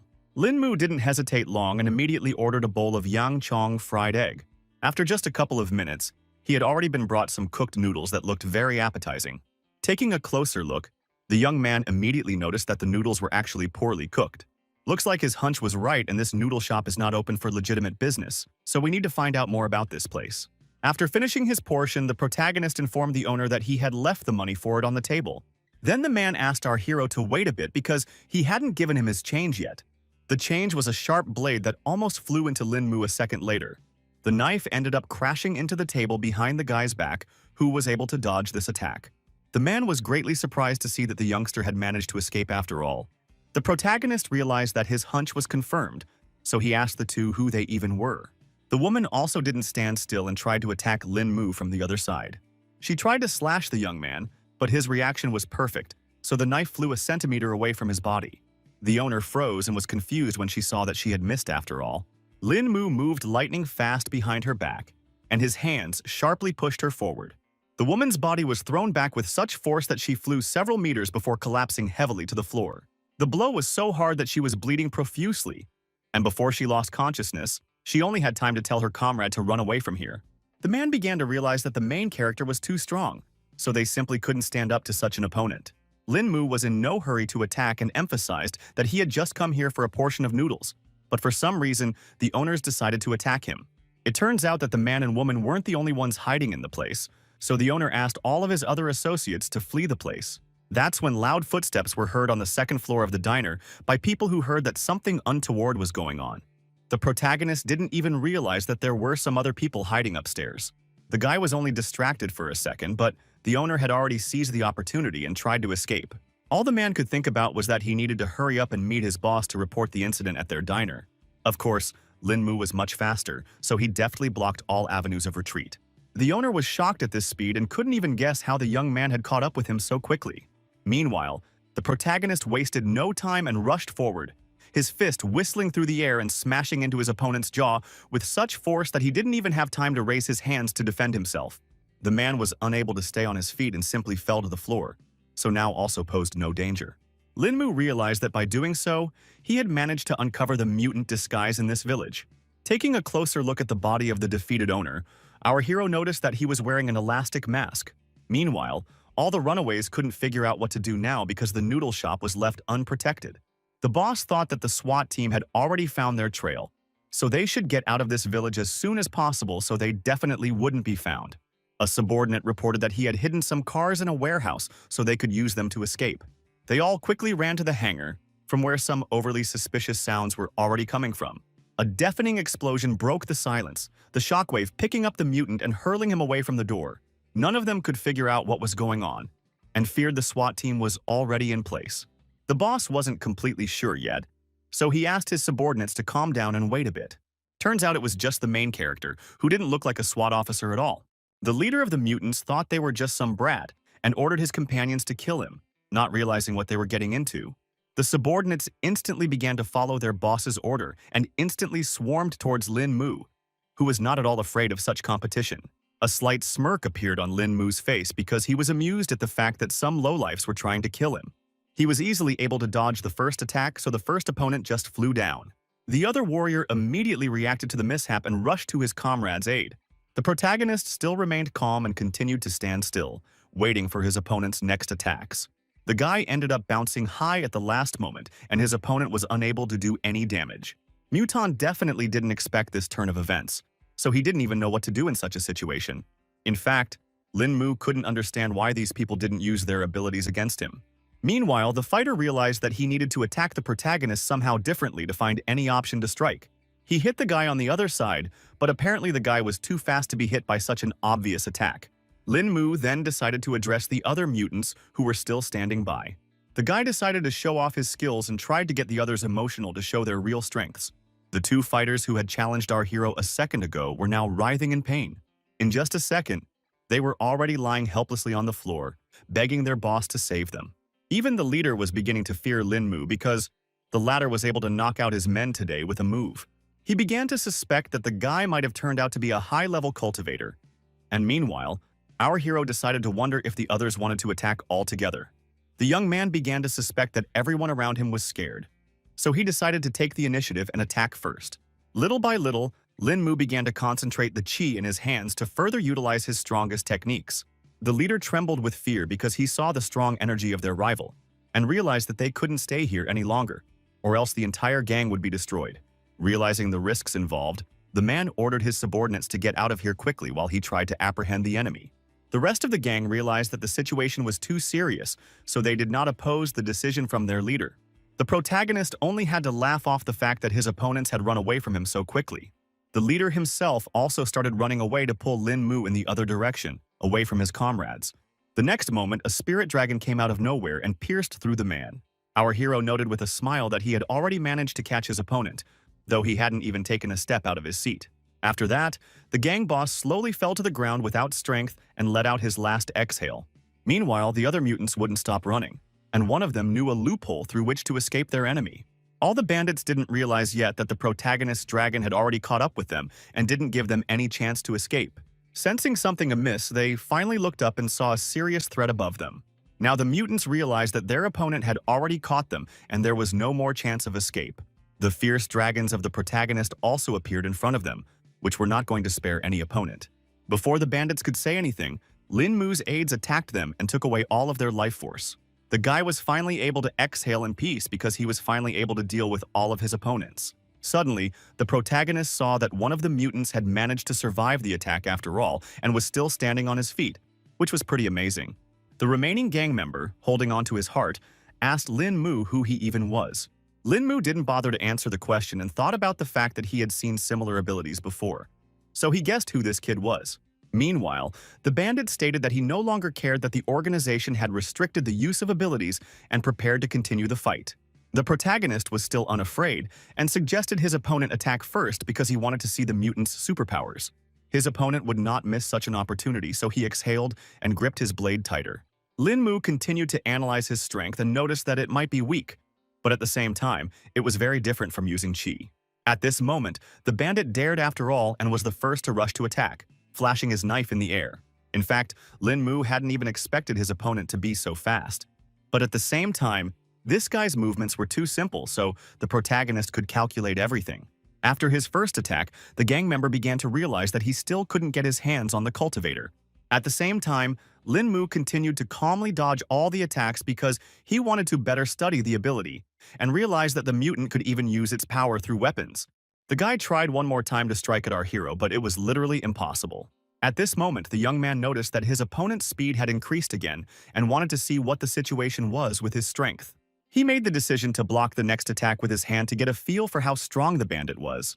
At that time, the protagonist only confirmed his speculation that his opponent's strength had also increased. At the same time, the remaining gang member was already rejoicing at the fact that his opponent didn't want to dodge in time. The boy froze for a moment, his eyes lighting up with determination, because now was the right chance to finally achieve his goal. The protagonist began to notice that his opponent's speed was no longer increasing, which meant that he had reached his limit. Bandit continued his futile attempts to hit his opponent, but the latter dodged each blow without any problem. Eventually, Lin Mu had had enough of all this because it was obvious that this kid couldn't get him, so he used his dragon to take his life force as well. The last mutant couldn't understand how this happened because he was sure of his success. Looking at his opponent's body, the young man immediately thought that it was all disappointing, but he finally had some understanding about these people with superpowers. Suddenly, he heard nearby commands for the soldiers who had already arrived for the sweep. Lin Mu realized that the special forces had already arrived on the scene and decided to leave the rest to them. Sirens sounded everywhere, and fighters detained everyone in their path, because now everyone in this village was a suspect.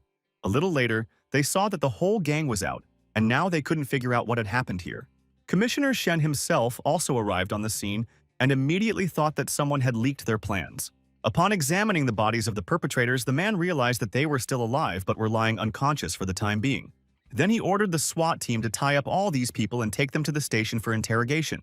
Meanwhile, the protagonist returned to Bi-Yun after his little mission. The girl was very happy when she saw that Lin Mu had returned safe and sound. She wondered if the young man was okay after the fight with the mutants after all. The guy didn't bother to answer his lover's question and quickly picked her up in his arms, playfully suggesting that she check his condition herself.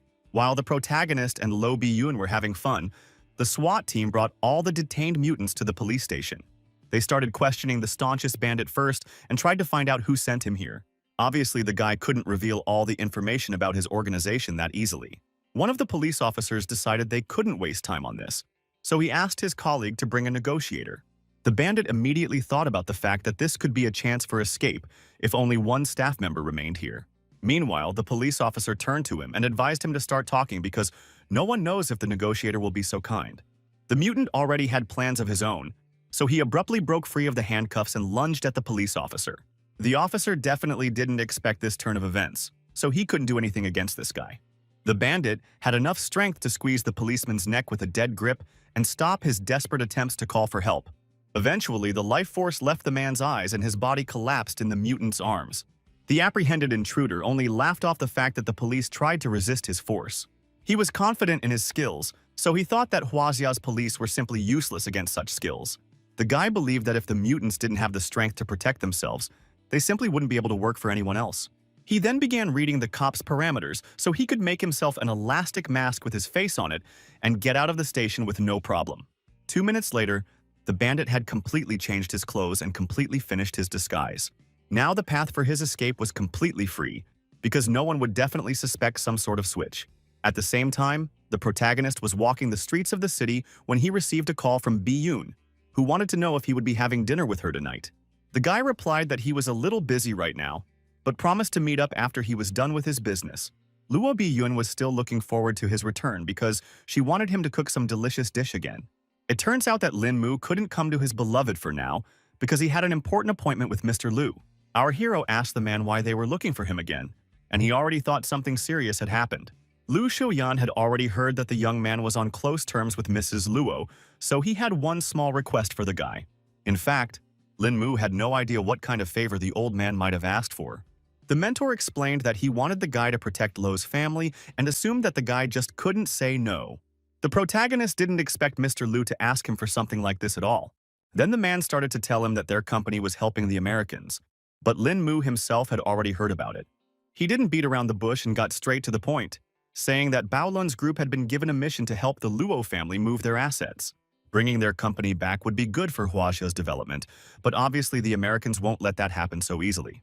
For this reason, Lu Xiaoyan wanted to immediately send Lin Mu to the Luo family's headquarters in America to make sure director Luo Huachuan safely returned to Huaxia.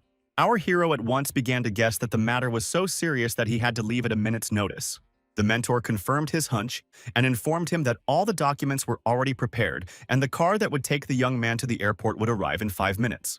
The young man hadn't expected things to be so urgent that he wouldn't even have time to warn his friends of his departure.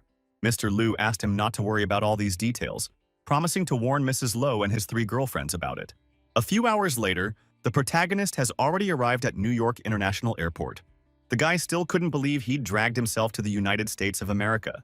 He was also worried about all his girlfriends yelling at him because he left without any warning. Among the crowd at the airport was the man Mr. Lowe had sent to meet our hero. This relieved the tension at least a little, so Lin Mu happily extended his assistant's hand as a sign of familiarity. It turned out that it was Mr. Luo's personal assistant named Wang Qing. He asked the young man to hurry up and get into the car where they could talk quietly. The man thanked the protagonist for agreeing to protect Mr. Lowe for his return to the country, but he promised to explain the rest of the details of the case a little later. For his part, Lin Mu immediately promised that he would do his best to successfully protect Mr. Luo's. So far, the assistant had only revealed that they were heading to Lowe's estate, which was in Midtown Manhattan, so it would take about 30 minutes to get there.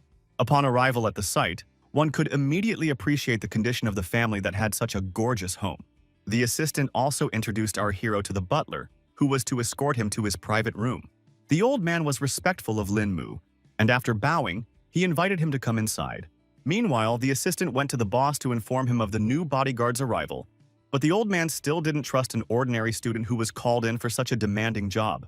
Wang Qing admitted that he hadn't checked our hero's background, but based on his first impression, it felt like he wasn't an easy guy. Jiang Chu from Baolun's group understood that this was a personal recommendation from Lu Shuyang, but he still wanted to see how strong this guy was.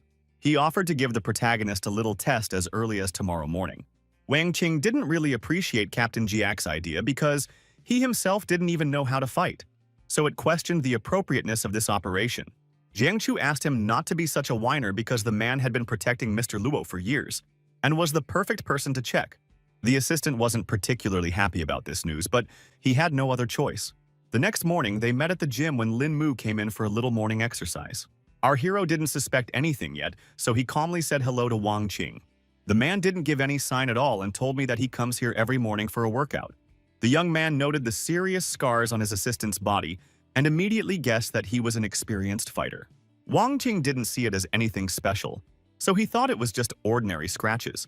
The protagonist decided to talk about how the house was pretty well equipped, so he asked an assistant to give him a little tour. The man didn't mind honoring the boy's request, but he offered to spar first. Lin Mu was surprised at such a suggestion and immediately guessed that Brother Wang wanted to test his abilities. The protagonist did not trifle and immediately showed all his strength with just one precise blow. Wang Qing was a rather weak fighter, so he couldn't stay on his feet and fell to the floor with a clatter. The young man immediately reached out to his opponent and asked if he was okay. Lin Mu apologized to his opponent because he had overreacted a bit. The assistant agreed that Lin Mu was indeed gifted, which was quite impressive. He replied that he was fine and would fully recover after a good rest. Eventually, the protagonist decided to leave the man alone and decided to walk through the mansion himself. Wang Qing slowly rubbed his reddened cheek and thought about the fact that before, he couldn't even believe that the young man would make him with just one punch. At this moment, Jiang Chu walked into the hall and immediately noticed that his subordinate seemed to have already sparred. The assistant said that this young man was very strong, so he couldn't even counterattack. Even the captain hadn't expected the visiting student to be such an experienced fighter, which now inspired confidence. This was also the first time Wang Qing had met such a trained fighter, whose kung fu had transcended the limits of a normal person and reached an indefinable level. Jiang Chu took note of these facts and handed his comrade the ointment for his bruise, apologizing for the inconvenience. Half an hour later, Lin Mu finished checking the entire area of the mansion, which turned out to be quite large. Now the guy realized that it would be hard to defend such a big place if someone attacked him. It turns out that all this time, he had been wanted by the butler, who had already circled the entire area, looking for Lin Mu. He informed us that our hero had to go to escort Mr. Lowe, who would soon be leaving his office. The old man also said that the special costume for the young man was already in his room, so he had already rushed there to change. A few minutes later, Mr. Lowe was informed that his entire team and vehicles were prepared for the trip. Captain Zhang Chu also confirmed that they could move out, so Mr. Luo had already gone to his car. The man looked around and noticed that his assistant wasn't around, so he asked where Wang Qing had gone. Lin Mu, watching all of this from the side, remembered that this was actually his lover's father. Meanwhile, the subordinates tried to hide the aftermath of the morning's sparring and said that Wang Qing just wasn't feeling well, so Tianfeng took over his duties. Luo Huachan didn't pay much attention to this, so he informed the others that he was ready to depart. Zhang Chu immediately said that the young man would also ride in the same car as Mr. Luo. After getting into the car, some kind of anxiety immediately came over Lin Mu, as if something bad was about to happen. In the meantime, the driver said that they had received the news of their Huaxia and all the necessary documents were already on confirmation.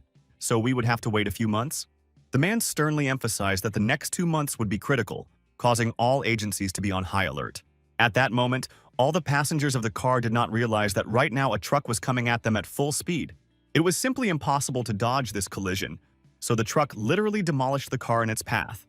The guards immediately jumped outside and prepared to fight, because it was obvious that the enemies were somewhere nearby. The bandits, armed with assault rifles, also smartly jumped out of the truck and were about to grab their main target. The next moment, the bodyguards collapsed to the ground one by one because they couldn't withstand the barrage of bullets.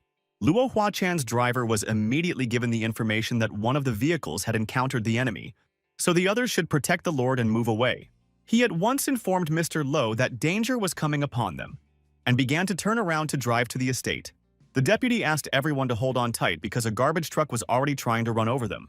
The protagonist didn't expect at all that they would be ambushed on their first outing, and now realizes that the situation is worse than he thought. Only now the driver saw that the situation was irreversible, and they were about to collide with the truck, which was very dangerous. The driver immediately hit the brake pedal with all his might, and still managed to avoid the accident.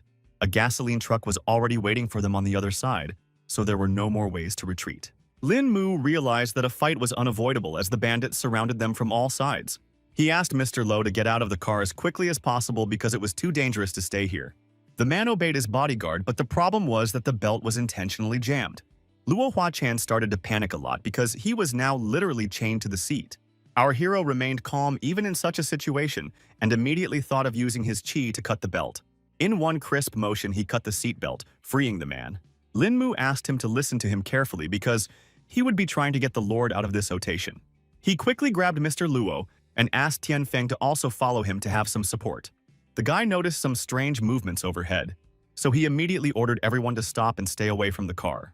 The bandits had thought out every detail of their plan, so they threw heavy beams on the car to cut off any escape routes. For a while, our heroes were able to stop and regain their breath after all. Luo Huachan was a little disappointed because they had prepared for so long for this trip but were still attacked, and thanked Lin Mu for saving them. The protagonist felt threatened again and quickly managed to react in time, pushing Luo Huachan aside to avoid getting hit by bullets. He grabbed the gentleman's arm and ran forward as fast as he could, dodging every bullet. The man was very confused and still couldn't realize what kind of chaos was going on around him. At the same time, as many as 3 bandits were sitting on the roof of one of the buildings and wouldn't stop firing at their target. At that moment, they noticed that one person from the group had suddenly disappeared. It was Tianfeng who decided to leave Mr. Luo to the protagonist, while he himself went to deal with those guys on the roof. The guy asked his partner not to worry, and promised to do his best to protect the E. The bodyguard did manage to sneak upstairs unnoticed, so he was able to take his enemies by surprise. Meanwhile, the bandits decided to proceed with Plan B because their target had managed to escape after all. Tianfeng mockingly wondered if it was him they were looking for, and the opponents definitely didn't expect him to appear here. This guy was also a good fighter, so with his bare hands, he was able to disarm the first opponent at this point. The rest of the gang only now saw what the opponent had done to their comrade. Meanwhile, Captain Zhang Chu had already rushed to the spot to help Lin Mu, who was left alone to guard Luo Huachan. He reported that the other faction had already dealt with the enemies at their place, so it was safe to take Mr. Luo and leave this place. Mr. Luo was still worried about the captain, but he asked him to hurry up to get to the manor quickly. No sooner had they emerged from their little hiding place than the young man saw that the bandits had already discovered them. The opponents brought a whole machine gun to shoot the silver sedan, behind which our heroes were hiding all this time. Even the calm Lin Mu calmed down when he saw the heavy artillery that could cause them a lot of problems. After analyzing the situation, Zhang Chu ordered our hero and Mr. Luo to quickly leave this place while he diverted the enemies to himself. Meanwhile, the bandits had already given the command to open fire on their target. After that, machine gun bursts were heard that did not stop for a second, echoing between the walls of the houses. Jiangchu understood that the firepower could be deadly, but at the same time, the speed of the bullets wasn't that fast. He realized that he needed to run even faster to win for himself the opportunity to knock out all the enemies. Meanwhile, the protagonist began to carry out his part of the plan and tried again to get Mr. Lo to safety. Lin Mu had managed to notice that the captain had some incredible speed, so he now understood that this person was also not to be underestimated. Jiangchu was indeed easily able to dodge all the bullets in his direction, even though there were simply an incurable amount of them flying. Finally, he ran behind one of the cars where the bandits were now aiming. They quickly pointed their machine guns in the right direction and started piercing the car with bullets. The criminals also managed to get into the fuel tank, which was quite dangerous. Eventually, there was a massive explosion that scattered the rest of the cars as well. The bandits began to rejoice because they were confident that they were able to eliminate Jiangchu, who was hiding behind those cars. Their leader noted that it was too early to rejoice because their main target needed to be captured. Turns out, it wasn't that simple, because the captain was still alive and was even able to run to the enemy's truck to disarm them. No one had time to react to Jiangchu's sudden appearance, so the first bandit quickly flew away from his precise strike. The enemy slumped to the floor without strength, and his comrades still couldn't understand how this could have happened. They thought it was simply impossible because they were certain that they had just recently slaughtered their opponent. Jiangchu only laughed at the fact that some simple guys had tried to kill him with such a simple method. The captain didn't mince words and decided to demonstrate everything he was capable of. He moved so fast that his enemies didn't even have time to react, so now one by one they were flying away from his blows. The gang leader watched the scuffle from the sidelines and was not at all pleased with this development. It had only been a couple minutes, and his men had already lost this battle to Luo's subordinates. The man then decided to go to Plan B, which required him to call one person. He realized that the Luo family's guards were too strong, so only a group of mutants could help them in such a situation. The next day, Lin Mu was resting quietly after this whole special operation while someone was watching him from far away. This strange guy was gathering his strength to approach the protagonist with some kind of proposal. The guy himself was nonchalantly lying on the lawn and enjoying a sunny New York afternoon. The stranger finally approached Lin Mu and introduced himself as Liu Yuan, explaining that he was just looking for him. The protagonist paid no attention to him and only wondered what had happened. The young man had already heard that the gentleman was a kung fu master, so he wanted to ask if he could teach him a couple of defense techniques. Lin Mu couldn't understand how the boy could know about it, and he admitted that he was told about it by his uncle, who was able to return home unharmed thanks to his guard. Liu Yuan bowed low to the protagonist and asked to be taken as his disciple. The guy was confused, his face expressing obvious bewilderment, as he had not expected to hear such a proposal in his address. The young man kept begging our hero to help him, but suddenly someone else interrupted their conversation. Jiangchu and the already rested assistant came over and reminded them that only a couple days ago, the little rascal had asked Wang Qing to be his teacher. The kid asked not to be mad at him because he just wanted someone else to teach him kung fu. The man himself was not offended that Liu Yuan was looking for a new mentor because he himself had already taken lessons from the protagonist. After that, Jiangchu decided to talk about yesterday's attack, during which Lin Mu had shown a high level of responsiveness, and thanked the guy for his work. Our hero also showed his gratitude for the compliments in his direction, but also mentioned that it was only because of brother Tian and Wang that they were able to leave that place with Mr. Luo. The captain asked him not to be modest because, although he hadn't seen Lin Mu in action, he knew for sure that he was an extraordinary guy. Some other man joined their conversation, who was surprised that Jiangchu was giving out compliments to the little brat. The assistant and captain had not at all expected that the department would send Brother Dean as reinforcements, but they were glad to have such a meeting. The guard from Baolun's group realized that the Luo family was in serious danger, so they made the decision to send him here.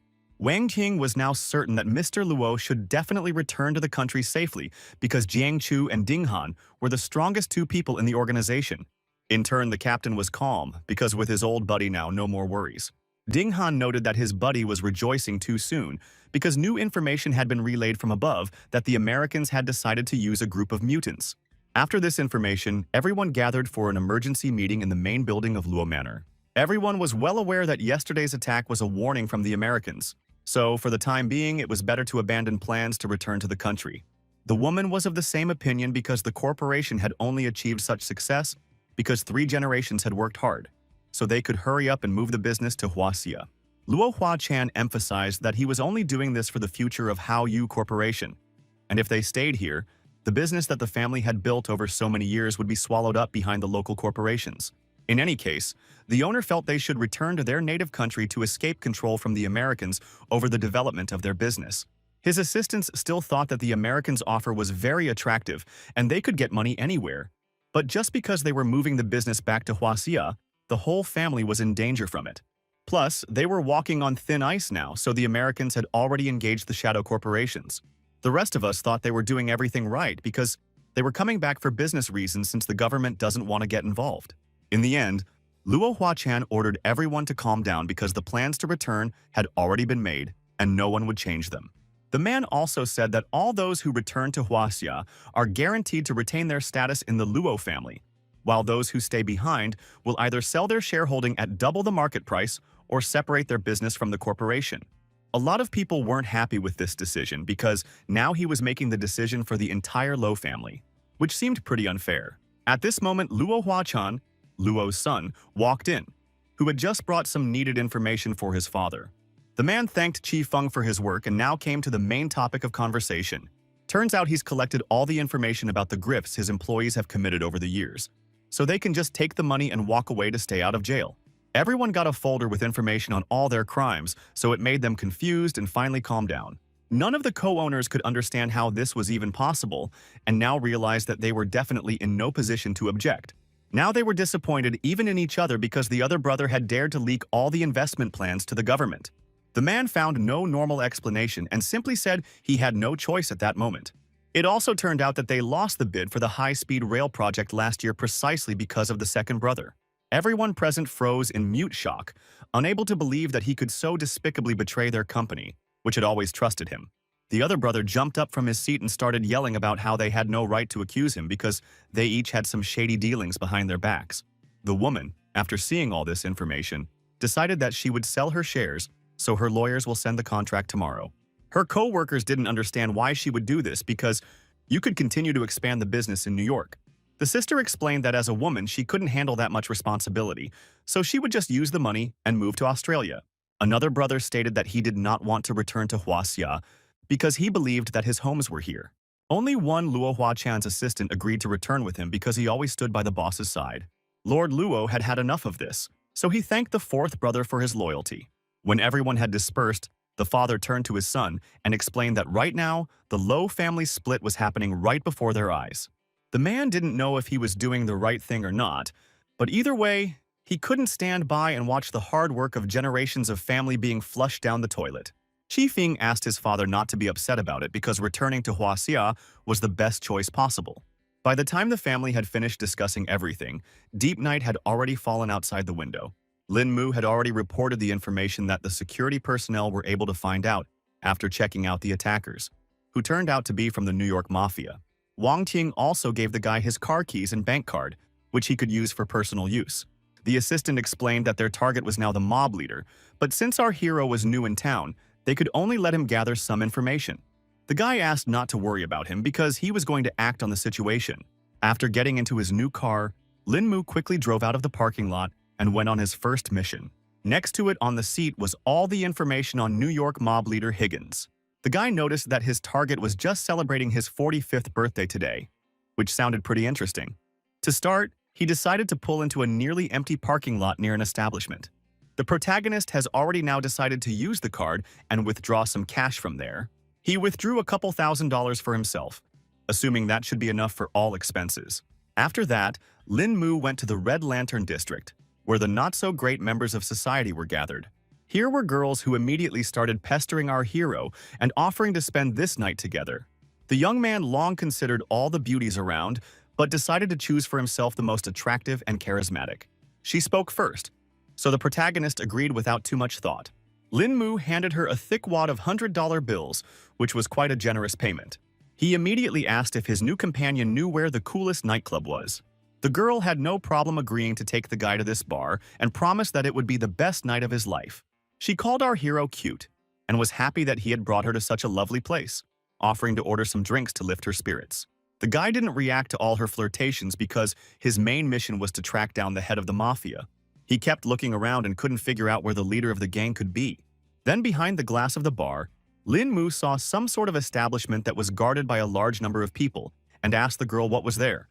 Relenting to his curiosity, the beauty revealed the secret and explained that it was a Manhattan mafia club. She also added that the entire entertainment business in this county belongs to this particular group. Lin Mu pretended that he had only seen the mafia in movies and showed interest in this establishment. The girl called the young man very amusing for saying so, and unfortunately replied that she could not escort him into the establishment. The protagonist immediately handed her another wad of money and emphasized that she could have it all if she showed him how to get there. Meanwhile, inside the establishment, they were celebrating the mafia leader's birthday and were unaware of the surveillance. The guy immediately noticed that the place was very cool, and his companion told him that the place was only open to the mafia, so most people couldn't get in here. The girl did not stop only on this hall, so she offered our hero to see an even more amazing place. She took him outside to show off the posh mansion that belonged to mob leader Higgins. Beauty had heard that this luxurious house was made to keep all the bandits' mistresses there, so it was a desirable place for many girls. The young man continued to pretend that he was merely interested in the life of the mobster, and asked what the mob leader could be doing now, to which his friend for the evening replied that he must be spending time with his mistresses. A smile immediately appeared on the face of the protagonist, because he began to realize that his efforts were definitely not wasted and he was able to extract a considerable amount of information. In the end, the beauty suggested that Lin Mu find a place to rest, so they quickly went to a hotel called the Royal Crown of Manhattan. Impatient, he literally flew into the hotel room with the girl in his arms. In the end, Lin Mu didn't want to take advantage of the girl after all, so he gently knocked her out. He carefully tucked the lady into bed, and before leaving, he thanked her for such a rewarding night for him. Events returned to the luxurious mansion of Higgins, who did not realize that our hero got pretty close to him. The man was indeed sitting with one of his mistresses, who was upset that he hadn't visited her in a long time. The bandit then lost his temper and began to complain that he had wasted so much time planning the ambush, but Luo Huachan was still able to get away. The girl asked him not to get angry and reminded him that destroying the Luo family was quite a difficult task that definitely shouldn't be rushed. Higgins said that he had already begun to think out the next plan, which made his mistress nervous because this family was not to be trifled with, and a run-in with them was a very risky move. The mobster believed that luck comes with adversity, and the government agreed to give him the Lowe family's Manhattan real estate once the mission was successful. The beauty next door didn't think it was as easy as it looked, because the Americans made too favorable an offer. The mob leader wasn't worried anyway because the government had summoned a group of mutants, so they should just team up and get their act together. The girl didn't see the point in taking such a risk anyway, because they were already doing well with the territories after all. The man then explained that being a mafia was not a very forward-thinking decision, and if they got these companies, they could launder money and move into legitimate businesses. His lover thought it was all done just for her, so Higgins kissed her and promised that this time he would make it right. Somehow the main character was already in the mansion and clapped when he saw this performance. Lin Mu was glad that he had arrived just in time to see the touching mafia love story. And fortunately, the trip was not in vain. In fact, the protagonist thought that the mafia leader's posh mansion would be better guarded, but he didn't even have any trouble getting in. Higgins immediately asked who the intruder was, but the guy didn't answer because it wasn't that important. More important was that the mob's plan was definitely not destined to come true. The man didn't wait for Lin Mu to act and immediately reached for his gun to finish him off. The gang leader was very unhappy that some brat was daring to threaten him. In the next instant, the room was filled with the deafening rumble of gunfire, the bullet whistling out towards Lin Mu. In the end, Higgins could only hit the vase, and the young man was no longer around. The protagonist only laughed off the fact that the mob leader was so ruthless. The bandit couldn't understand how this could have happened because he was sure that he was aiming straight at Lin Mu. The guy explained with a smile that the mobster's accuracy wasn't bad, but he himself was faster. Higgins thought the protagonist was just kidding, and quickly began reloading the gun to definitely finish him off this time. He just couldn't believe there was some person he couldn't shoot. In just a second, Lin Mu was already a step away from his opponent and firmly grabbed his gun. This caused the shot to head for the ceiling, and our hero emphasized that this way the mob leader would definitely not kill him. The man began to panic because he couldn't guess at all what the young man was going to do. Lin Mu didn't mince words and punched him in the stomach with all his might, explaining that he was going to beat him up, which seemed to be an obvious thing. From such an attack, Higgins couldn't stay on his feet and fell to the couch behind him, gasping in pain. He immediately asked his lover to run away from here, and the protagonist was surprised that the mobster was still thinking about his mistress at such and such a moment. The girl's heart clenched with anxiety, for she clearly realized that in this dangerous situation her man could not cope alone and he urgently needed help. In the end, she decided to deal with Higgins's enemy on her own and threw herself at Lin Mu with a knife. The protagonist was disappointed by this turn of events, because up to this point he had no intention of killing his mistress. Suddenly the girl felt a strange pain in her chest and couldn't understand what had happened to her. The next instant she fell to the floor without strength, causing Higgins to scream heartbreakingly. Gritting his teeth in pain, the mafia boss struggled to raise his head, and with a hoarse voice, he once again demanded an answer from Lin Mu, unable to understand how an ordinary person could pull off such an incredible deed. The lad immediately remembered the bandit himself saying that luck comes with adversity, and laughed that he certainly wouldn't see his luck. The protagonist informed Higgins that it was time for him to pay for the choices he had made. The man was sure that the gunshots must have been heard by his guards, so his men would soon be here and finish Lin Mu off if he dared to kill the leader. The young man called him too naive because he had already found a way to sneak in here, so getting out of the mansion wouldn't be difficult. He didn't talk pointlessly anymore and concentrated the chi in his finger. Our hero only needed one accurate shot to take the life of one of the main enemies of the Low family. The bodyguards only now came running into the room because they heard that something wrong was going on here. The boss and his mistress, who were sitting on the sofa as if nothing had happened, did not react in any way to the guards' treatment, which looked rather suspicious.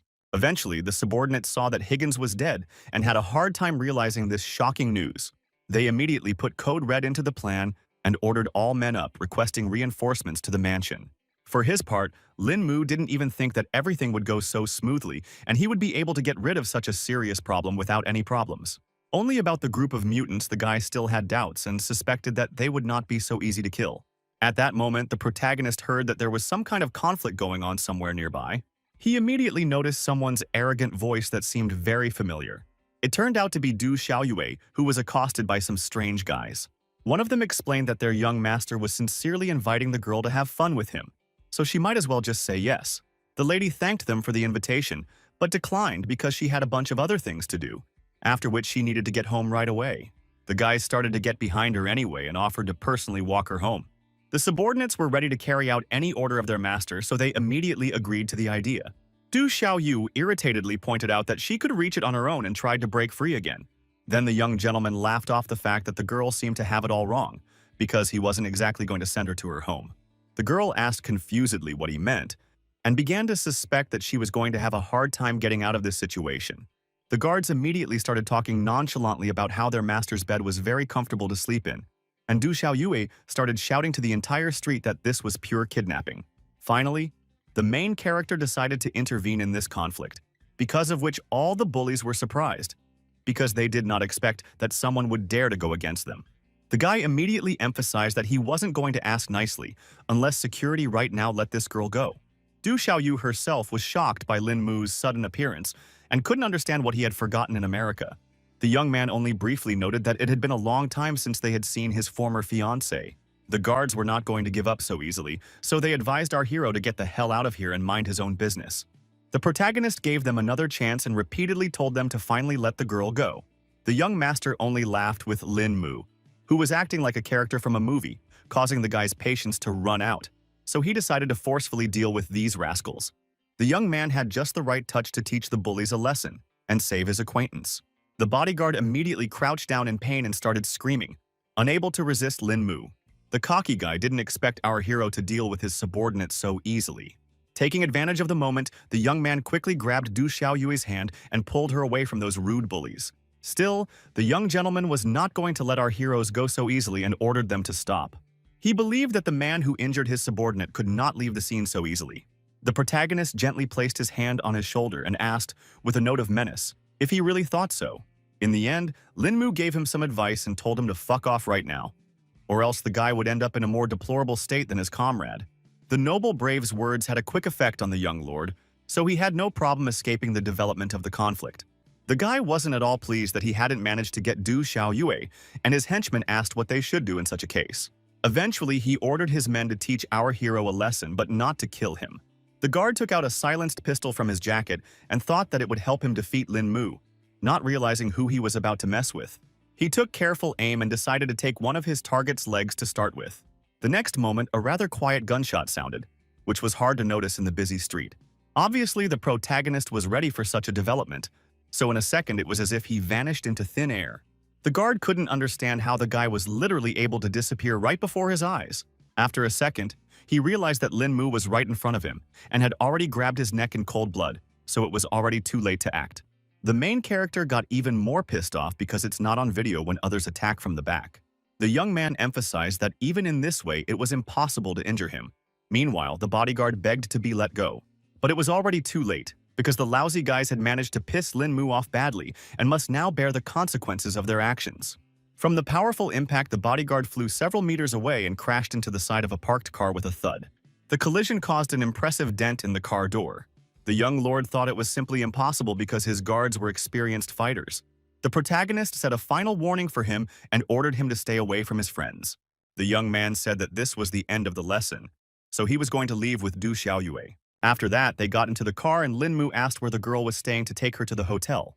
She pointed to a map and explained that her neighborhood was 3 streets away. Our hero emphasized that the girl now needs to be more careful when he makes new friends, and Du Xiaoyue thanked him for saving her today. Finally, an acquaintance decided to inquire as to what the guy was doing here in New York. Lin Mu explained that a good friend of his had asked him to help with the trouble here. The girl noted that her ex-fiancé had changed so much, as if he had become a different person. She even had a moment when it seemed that the one standing in front of her was not Lin Mu. Our hero recalled that he almost died once, and after that he decided to let things go and start living a new life. Du Xiaoyu agreed with his words and sincerely wished him good luck with his new life. The next day at the Low family mansion, they had already learned about the big incident in Manhattan the previous night. Jiang Chu still couldn't believe that someone had actually finished off Higgins in his own mansion. The assistant was also shocked when he heard that the mob leader who attacked Mr. Low was now dead. Ding Han confirmed that it was all true, even though the Higginma mansion was well guarded. Everyone wanted to know who the killer was, but the captain thought none of that mattered because he had definitely helped them take care of a big problem. The bodyguard then asked Wang Qing where Lin Mu had been last night, and the latter replied that he had sent the guy to test the strength of the mafia in Manhattan. Now Jiang Chu began to suspect that the main character might have been the one behind the incident. The assistant couldn't understand how this was possible, because even the strongest fighter couldn't kill a mob boss in his own mansion. Ding Han felt that I should argue about it as well, so it was better to ask the guy directly. Meanwhile, the protagonist was once again relaxing on the lawn outside the mansion, and had no idea that his comrades had already uncovered him. The captain had guessed from the beginning that the young man would be found right here, and Lin Mu had already guessed that the news would spread rather quickly. Jiang Chu said that they would like to ask him something, and Lin Mu didn't mind answering all the questions. He asked him directly if our hero had anything to do with Higgins' murder last night. Lin Mu didn't want to reveal the whole truth, so he replied that he had walked around for a bit yesterday, but came back as it was as if he hadn't found anything interesting. Ding Han still asked him not to act on his own, or else it would jeopardize their entire plan. The captain asked his comrade not to be so serious because it wasn't even Lin Mu. The bodyguard emphasized that he was not as good a guy as Jiang Chu and reminded him that anyone in Baolun's group was obligated to follow instructions. In turn, the protagonist had his own set of rules, so he asked Ding Han not to talk to him that way because it wouldn't work anyway. Wang Qing also tensed up when the young man started talking to his boss like this and asked for some respect. Ding Han hadn't even expected the guy to be so arrogant and began to suspect that he was the one who had killed Higgins. Eventually, the protagonist realized that there was no point in hiding his deeds anymore, because his colleagues suspected everything from the beginning and confessed that it was he who killed the leader of the mafia. Wang Qing still couldn't believe that the guy was able to pull off such a serious matter. Now Ding Han wanted to see if the young man had the ability to act on his own, since he refused to follow instructions. Lin Mu immediately accepted this challenge because he too wanted to see the true strength of Bao Lun's group. Jiang Chu intervened in the conflict because everyone could get hurt in this fight and there would be no people left to protect Mr. Luo. Our hero emphasized that this will be just a little sparring, so nothing serious will happen. The bodyguard also asked his comrade not to worry because he only wanted to teach a little lesson to an overly cocky and overconfident guy. Wang Qing immediately warned the young man that Brother Dean was not easy to defeat, so it was best not to mess with him. Lin Mu asked his assistant not to worry because he was well aware of his limits. The man was even more surprised because now he realized that the protagonist was not fighting him at full strength. The opponents separated in different directions and Ding Han suggested that the guy should attack first and not disappoint him. Wang Qing didn't know what they should do now because the young man didn't want to listen to all their advice in the slightest. The captain wasn't particularly worried about it because He was sure that Lin Mu wasn't an easy person, and this was a great chance to see his abilities. Eventually, the assistant apprehensively reported that their comrades had already started the fight. Jiang Chu asked Wang Qing to watch very carefully because the bout promises to be interesting. The protagonist tensed up because he saw that his opponent had already started to approach him. Everyone was sure it would be an exciting duel. But meanwhile, the bodyguard and our hero clashed their fists for the first time. Ding Han quickly moved away from his opponent and regrouped to attack further. The man tried to hit Lin Mu again, but he managed to deftly move aside, even though the guard was quite fast. The bodyguard himself didn't expect the young man to be as lightning fast and didn't keep up with his movements. Jiang Chu watched the fight with admiration because, from the beginning, he was confident of the protagonist's impressive skills. Meanwhile, Wang Qing couldn't understand how the friend had sensed the main character's strength level. The captain explained that one should watch Lin Mu's strikes carefully because he relied on the power of qi instead of brute force. From the outside, it may look like a low blow, but it wasn't like that at all. At this moment, the protagonist was finally able to break through Ding Han's defense, who only now realized his mistake. At the last moment, the man managed to put up a block to protect himself from the heavy blow of his opponent. The captain believed that if Lin Mu's opponent wasn't a pro like Ding Han, this punch would have broken all of his opponent's bones. In the end, the man admitted that he had underestimated the strength of the protagonist. The guy smugly emphasized that this was just the beginning because he still had tricks to surprise the bodyguard. Ding Han became even more angry because of Lin Mu being so cocky and informed him that he would not hold back now either. The man got back into a fighting stance and swung around to teach the protagonist a lesson. The blow was so sharp that Lin Mu had to try his best to dodge it. This only fueled the protagonist's interest, so he decided to try hard to win this fight. Our hero took a few steps back to better prepare for his next action. He filled his entire body with qi energy to show everyone around him what he was really worth. Jiang Chu couldn't understand what kind of golden aura was flowing out from Lin Mu's body, and his partner was in mute shock. Now even Ding Han was surprised by the young man's training, because such fighters were rare even in Bao Lun's group. Meanwhile, our hero did not wait for something and was the first to attack his opponent without giving him a single chance. The bodyguard saw that Lin Mu was now even faster, which only made this fight more difficult. Eventually, the man was unable to dodge such a swift attack and received his first blow. Ding Han felt his legs go under, and he began to slowly settle on the ground, unable to resist the inevitable. He realized that if things continued like this, his defeat would come sooner or later, so he needed to act very quickly. The man quickly regrouped and noted that the guy's punch was great, so he wants to see his other abilities. The protagonist wasn't afraid at all, so he gladly agreed to continue their sparring. The opponents simultaneously attacked each other and eventually clashed fists a second time. A powerful explosion of energy arose between their hands, which lit up everything around them with a bright flash. Wang Qing covered himself with his hand from such a powerful light and noted that their comrades seemed to have become more serious about this battle. Just a second later, Ding Han attempted another strike, but the protagonist managed to dodge in time. Then the young man did not trifle and released even more qi energy outwards. Jiang Chu couldn't believe his eyes because he and Ding Han had been considered kung fu talents before. They have worked hard for over a decade to get to the level they are at today. Except Lin Mu was only 20, so it was surprising that he had become such an advanced fighter at such a young age. The captain was certain that the young man's level must be exceptional, which was the reason he was able to reach such heights. At the same time, he realized that combat experience was the kind of thing that is gained by numerous encounters with death. Wang Qing began to suspect that their comrades had better stop because there was no telling how far this fight could go. Jiang Chu didn't pay attention to his words and kept thinking that our hero's battle experience was also very frightening, because even Ding Han could no longer hold his own against such a strong opponent. He believed that there was only one possible explanation for such a strange phenomenon in the form of Lin Mu. The man began to suspect that the main character might be the reincarnation of a seasoned kung fu master. In this way, the young man was able to inherit the knowledge and experience of his past life that made him invincible. Meanwhile, Ding Han once again missed a very strong punch that came straight to his face. After that, the man fell to the ground without strength, and our hero advised to finally admit defeat, and added that the bodyguard was indeed strong, but still could not defeat him. In the end, the opponent bitterly admitted that he had lost today after all, but at the same time, he wasn't going to admit defeat so easily, so he would use every bit of strength he had to continue fighting Lin Mu. Even Jiang Chu started to panic because he couldn't understand what his friend, who was already on the verge, was trying to prove. The man wouldn't listen to him and found the strength to steal himself from the ground because he hadn't had such a good fight in a long time. He activated the body's latent reserve. causing his face to contort with tension and the veins to bulge under his skin like a web of living cords. The protagonist immediately sensed that his opponent's Chui flow speed had doubled, and it looked like he was about to use his decisive strike. Wang Qing couldn't understand why their comrade had just changed so much, and the captain told him that it was Ding Han's secret technique. Zhang Chu still couldn't understand why the bodyguard would go this far, because he wouldn't be able to defeat Lin Mu even with his secret skills.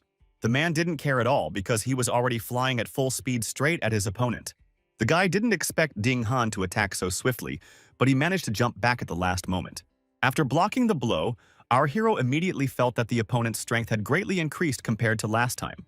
These blows caused Lin Mu to fly back a few meters, but he was still standing on his feet. The young man remarked that this was simply astonishing because he hadn't thought that Ding Han had any trump cards. Eventually, the protagonist decided that he too would not be deterred, and quickly adopted a fighting stance. The captain was still surprised at how strong the chi emanating from Lin Mu was, and couldn't understand how he was doing all this. In any case, the bodyguard was no longer afraid of his opponent, and began shouting for him to attack, rather than stand aside. Then the guy decided to demonstrate all his capabilities by concentrating energy in his hand. The man was even more surprised now because he had not expected materialized chi to be used against him at all. The next moment, a bright golden light emerged from the main character, blinding everyone around him.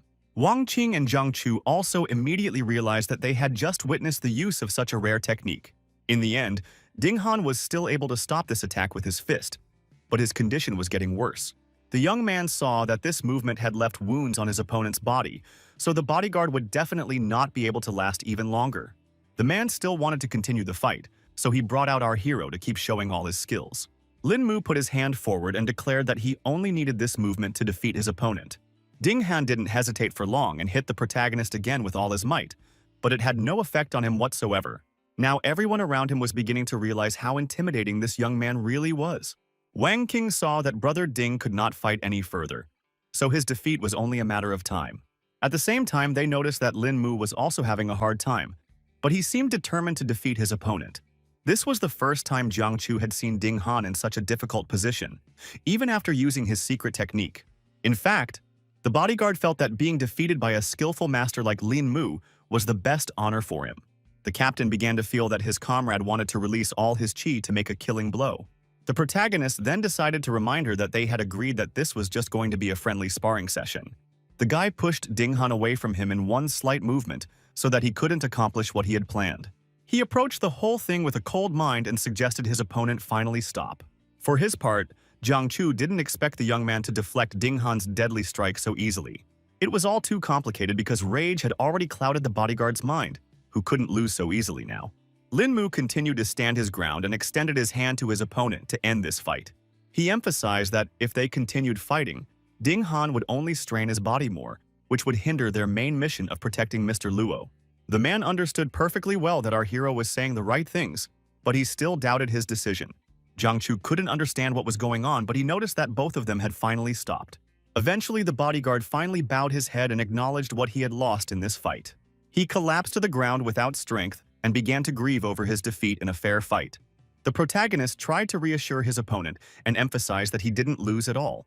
Ding Han couldn't understand why the guy was saying such strange things because everything was already obvious. Lin Mu explained that his comrade had gained experience through this battle, which was already a small victory. The man agreed with our hero's words and accepted his helping hand to get up from the ground. The frightened Wang Qing asked the captain if there was now a winner in this fierce duel. Zhang Chu acknowledged that their friend had lost this battle, but praised Lin Mu for not using his full power to avoid disrupting the plans for their main mission. Meanwhile, that same night, the enemies of the Lo family decided to meet in a building in New York City. The boss was quietly sipping on expensive wine when he was informed that the professor and Ms. Picasso had already arrived on the scene. Without further ado, the man asked his subordinate to let the guests inside. Old Hamill immediately picked up on the fact that it had been quite some time since they had seen Lawrence. Picasso smiled genuinely, her eyes lighting up with joy at the long-awaited meeting with an old friend she hadn't seen in ages. The boss was also pleased that his longtime acquaintances had finally arrived in New York.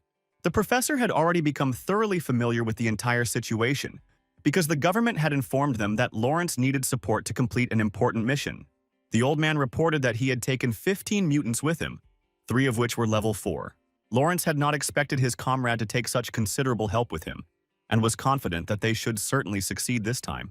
Picasso realized that everything for their assignment was already ready, so they could move out right now. The man then informed them that they would begin the mission tomorrow at midnight. He also handed his associates a folder with information about their targets, who were from Huaxia. Professor Hamill tensed up a little when he saw that they were dealing with Bao Lun's group. Picasso immediately saw his violent reaction, so she asked him if he was familiar with the organization. At that time, the old man said that Bao Lun's group was the most mysterious organization in Huaxia, so it was also quite a dangerous opponent. An acquaintance of his named Gleb had encountered this organization 3 years ago, but after that battle, he and his men were almost completely wiped out. It turns out that Lawrence was already aware that Gleb's group of mutants couldn't stand up to such enemies. The girl then decided to wonder why the government decided to send a group of mutants against the Low family. The man said that their rivals have secret research on the Americans, so they must stop them from returning to Huaxia. Among the professor's documents, there was a dossier on Lin Mu as well, so he immediately inquired why they had sent a rookie. He immediately had a feeling that this young man was not as easy as he seemed, so they should be careful on this mission. The man suddenly scattered all the documents to the sides because he believed that they had no need to fear Bao Lun's group. He was sure that God had given them the abilities as a gift, and as long as they had those skills, they were invulnerable. Before the battle began, the old man reflected on the fact that he used to think that ordinary people would never be able to fight against superpowers. But it seems he was wrong. Now he was sure that humans were capable of miracles, and the power that sat within a person was unlimited. The professor did not expect at all that Huaxia would be able to unleash the highest potential of a human. Now he wanted to know how they had managed to do it and couldn't wait to meet the main character. At that moment, the large clock on the wall announced that it was past midnight, the time when their operation was to begin. Meanwhile, in the Luo family's manor, the guards were just about to change and Lin Mu was coming in for his shift. At this moment, the guy was just meditating, so he wasn't in a hurry to replace his colleague just yet. Suddenly, he sensed that a large number of intruders had just entered the manor with weapons. Indeed, government agents in full combat gear, moving like shadows, stealthily entered the area, remaining undetected by the security systems. Lawrence informed Clove that he was now in charge of diverting the main firepower away from the main door, and he and the others would go through the back door. The giant had no problem agreeing to this plan of action and was glad that he was the one given the task. The fighter was just feeling rusty, so he finally got a chance to fight a bit. The guards immediately informed him that it was private property and asked him to leave the area. They kept warning the intruder of the consequences, but of course he wasn't going to listen to anyone. Eventually, the security personnel pointed a gun at the giant and promised to shoot him if he came any closer. The mutant confidently suggested he try shooting after all, to see if the bullets could hurt him. The next moment, a loud gunshot sounded within the estate. Meanwhile, Mr. Luo himself was quietly going through various documents and was unaware of what was going on outside. He finally began to suspect something when he heard the sounds of gunshots coming from outside. The man immediately guessed that the government had sent another group to attack and stood to look out the window. Suddenly, he heard the voice of the protagonist in his head, asking the gentleman to calm down and rely completely on the guards. Luo Huachan immediately realized that it was Lin Mu's voice and was greatly surprised that he knew how to use voice transmission. He wasn't even scared of it all because the existence of the Luo family will be decided on this very night, so they just need to put in their full effort and succeed. Meanwhile, an attempt to stop the intruder failed because he was suddenly covered in a ball of metal. The mutant only chuckled at the startled expression on the bodyguard's face and emphasized that he had already warned him that he could not be taken with normal weapons. The staff realized they were dealing with a real Sharpie, so they needed to call for help. Meanwhile, the soldiers had already started moving out and were ordered to kill everyone in their path and leave no one alive. Ding Han was just waiting for the group of mutants to arrive and suggested that the captain go and personally greet them and leave the defense to Lin Mu. At this moment, one of his subordinates reported the bad news to Jiang Chu because the main entrance and the emergency exit were attacked at the same time. He hadn't expected the enemies to try to attack from two sides, but that only fueled his interest. Meanwhile, the battle group synchronously opened a barrage of fire, turning the quiet residence into a hellish firefight. The guards fired back and tried to hold their positions in the garden, which was quite difficult. In other sectors, the guards simply flew off in different directions, unable to resist Iron Man. Cloev laughed from all the lowlifes in his path that trembled before his immense power. Meanwhile, the security personnel were starting to run out of bullets due to the intensity of their battle. All the soldiers tried to remain calm because they realized that the opponent also did not have infinite ammunition. Therefore, we just have to see who would last longer. Iron Man was already bored because there was no worthy opponent for him here. Then Ding Han appeared beside him, who didn't mind competing and challenged Klo Ju.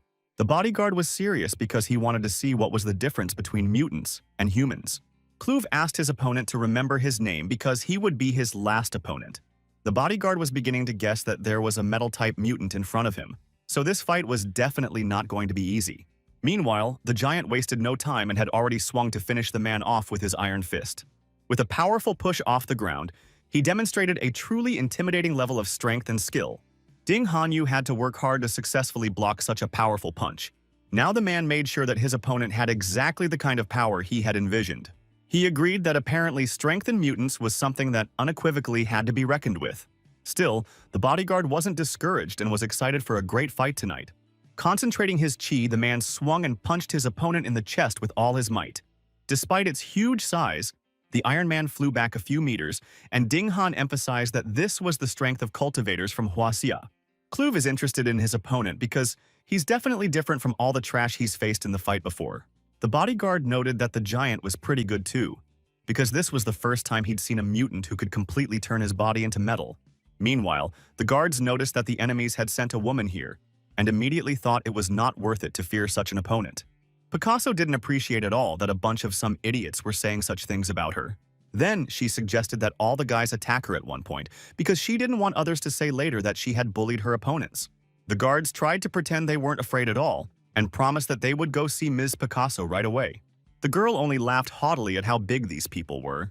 Her piercing shriek suddenly broke the silence, the chilling scream literally cutting into the minds of the guys around her. All the fighters immediately grabbed for their head because it felt like it was about to explode. Eventually, they hit the ground in a second, and the girl only had to stare at all these useless idiots. Suddenly, someone behind Picasso's back complimented her on such a powerful sonic attack, causing her to turn around sharply. It turned out that it was Jiang Chu who had managed to survive this attack. And now the captain was surprised by this. His opponent's ability was Soundwave. The girl didn't think long and quickly used her ability to deal with the remaining enemy. The man exhaled quietly and noted that, thankfully, he had come here prepared. The mutant certainly didn't expect that there was someone who could nullify her sonic attack. The captain then explained that he used his chi to enclose the area around him, so the sonic attacks wouldn't be able to harm him. Then, Lawrence appeared on the horizon and asked his associate to retreat because she would not be able to face such an opponent, and asked him to let him be the one to take care of Jiang Chu. With a cold smile, the man introduced himself to the captain as Carnage King Lawrence. Jiang Chu did not appreciate such an arrogant nickname at all, and immediately went after his opponent with his fists. Suddenly, the leader of this mission vanished into thin air, something the man definitely didn't expect. The captain was pretty sure he had just hit his opponent, but something had gone wrong. A moment later, Lawrence had already appeared in a completely different place and had swept his opponent completely miss. Now Jiang Chu guessed that this mutant had an ability that helps it move quickly. From the beginning, Lawrence expected that any warrior in Baolun's group would be able to quickly figure out his trick, told that Dark Force was his superpower. The captain tensed because she had never heard of such a skill before. At the very least, he now realized that this superpower worked with shadows. It was now clear that this was the reason why this mutant could move without any noise or hesitation. Jiang Chu immediately began to guess that he needed to strike before the black smoke began to appear in order to achieve his goal. He immediately tried to do so and still managed to collide with his opponent's fist. Now the captain laughed from the fact that this time Lawrence had nowhere to hide because he had caught his image badly. The mutant even felt pain and noted that Jiang Chu was quite good. Gradually, it began to dawn on the man that he seemed to have finally figured out his opponent's attack pattern. And now, the fight was taking on a completely different, more predictable character. He now realized that he now needed to hit Lawrence's vital points. Eventually, the captain managed to face the mutant for the second time, so the mutant began to disappear quickly again. Lawrence was surprised to realize that Jiang Chu was the first opponent in years who had managed to find a vulnerability in his seemingly flawless fighting technique. The man then emphasized that the mutant had simply underestimated the strength of Baolun's group. Suddenly, he noticed that something wrong was going on because all the black smoke was moving towards him. Lawrence laughed quietly because he hadn't expected his opponent to fall for his silly trick so easily.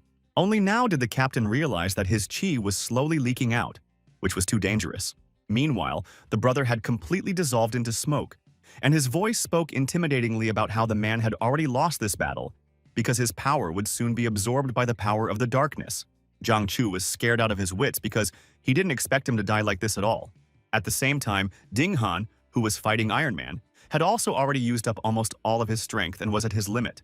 Clove agreed that the bodyguard was pretty good, but he didn't want to give him any more indulgences. He was sure that a warrior's kung fu was useless when he met the true might of steel. Ding Han began to feel that the power emanating from the enemy had just changed drastically, causing him to panic. A second later, the giant grew even more in size and screamed loudly like a true beast. Now the giant loomed over the bodyguards like an insurmountable mountain. And at such a moment, even the bravest of the brave would have collapsed at the realization of their own powerlessness. Iron Man ran at full speed at Ding Han, who was greatly confused in such a tense situation. It was still hard for the man to realize that his opponent had just shifted into another form. Eventually, Clove used a steel kick to finally finish off another enemy. Incredibly, Ding Han, gathering all his will into a fist, not only managed to set up a block against the crushing blow, but also stayed on his feet, showing unprecedented resilience. The man nonchalantly continued to hold up his steel fist, something that was definitely not possible for every person. Clove was only amused by the fact that an ordinary man was able to withstand his attack. Ding Han, despite the effort he made to block the punch, joked that it was just an ordinary fist, which didn't scare him at all. Then the giant chuckled and hinted that this was far from all he had prepared for this fight. Eventually, Iron Man used an even more powerful punch, unwinding his arm.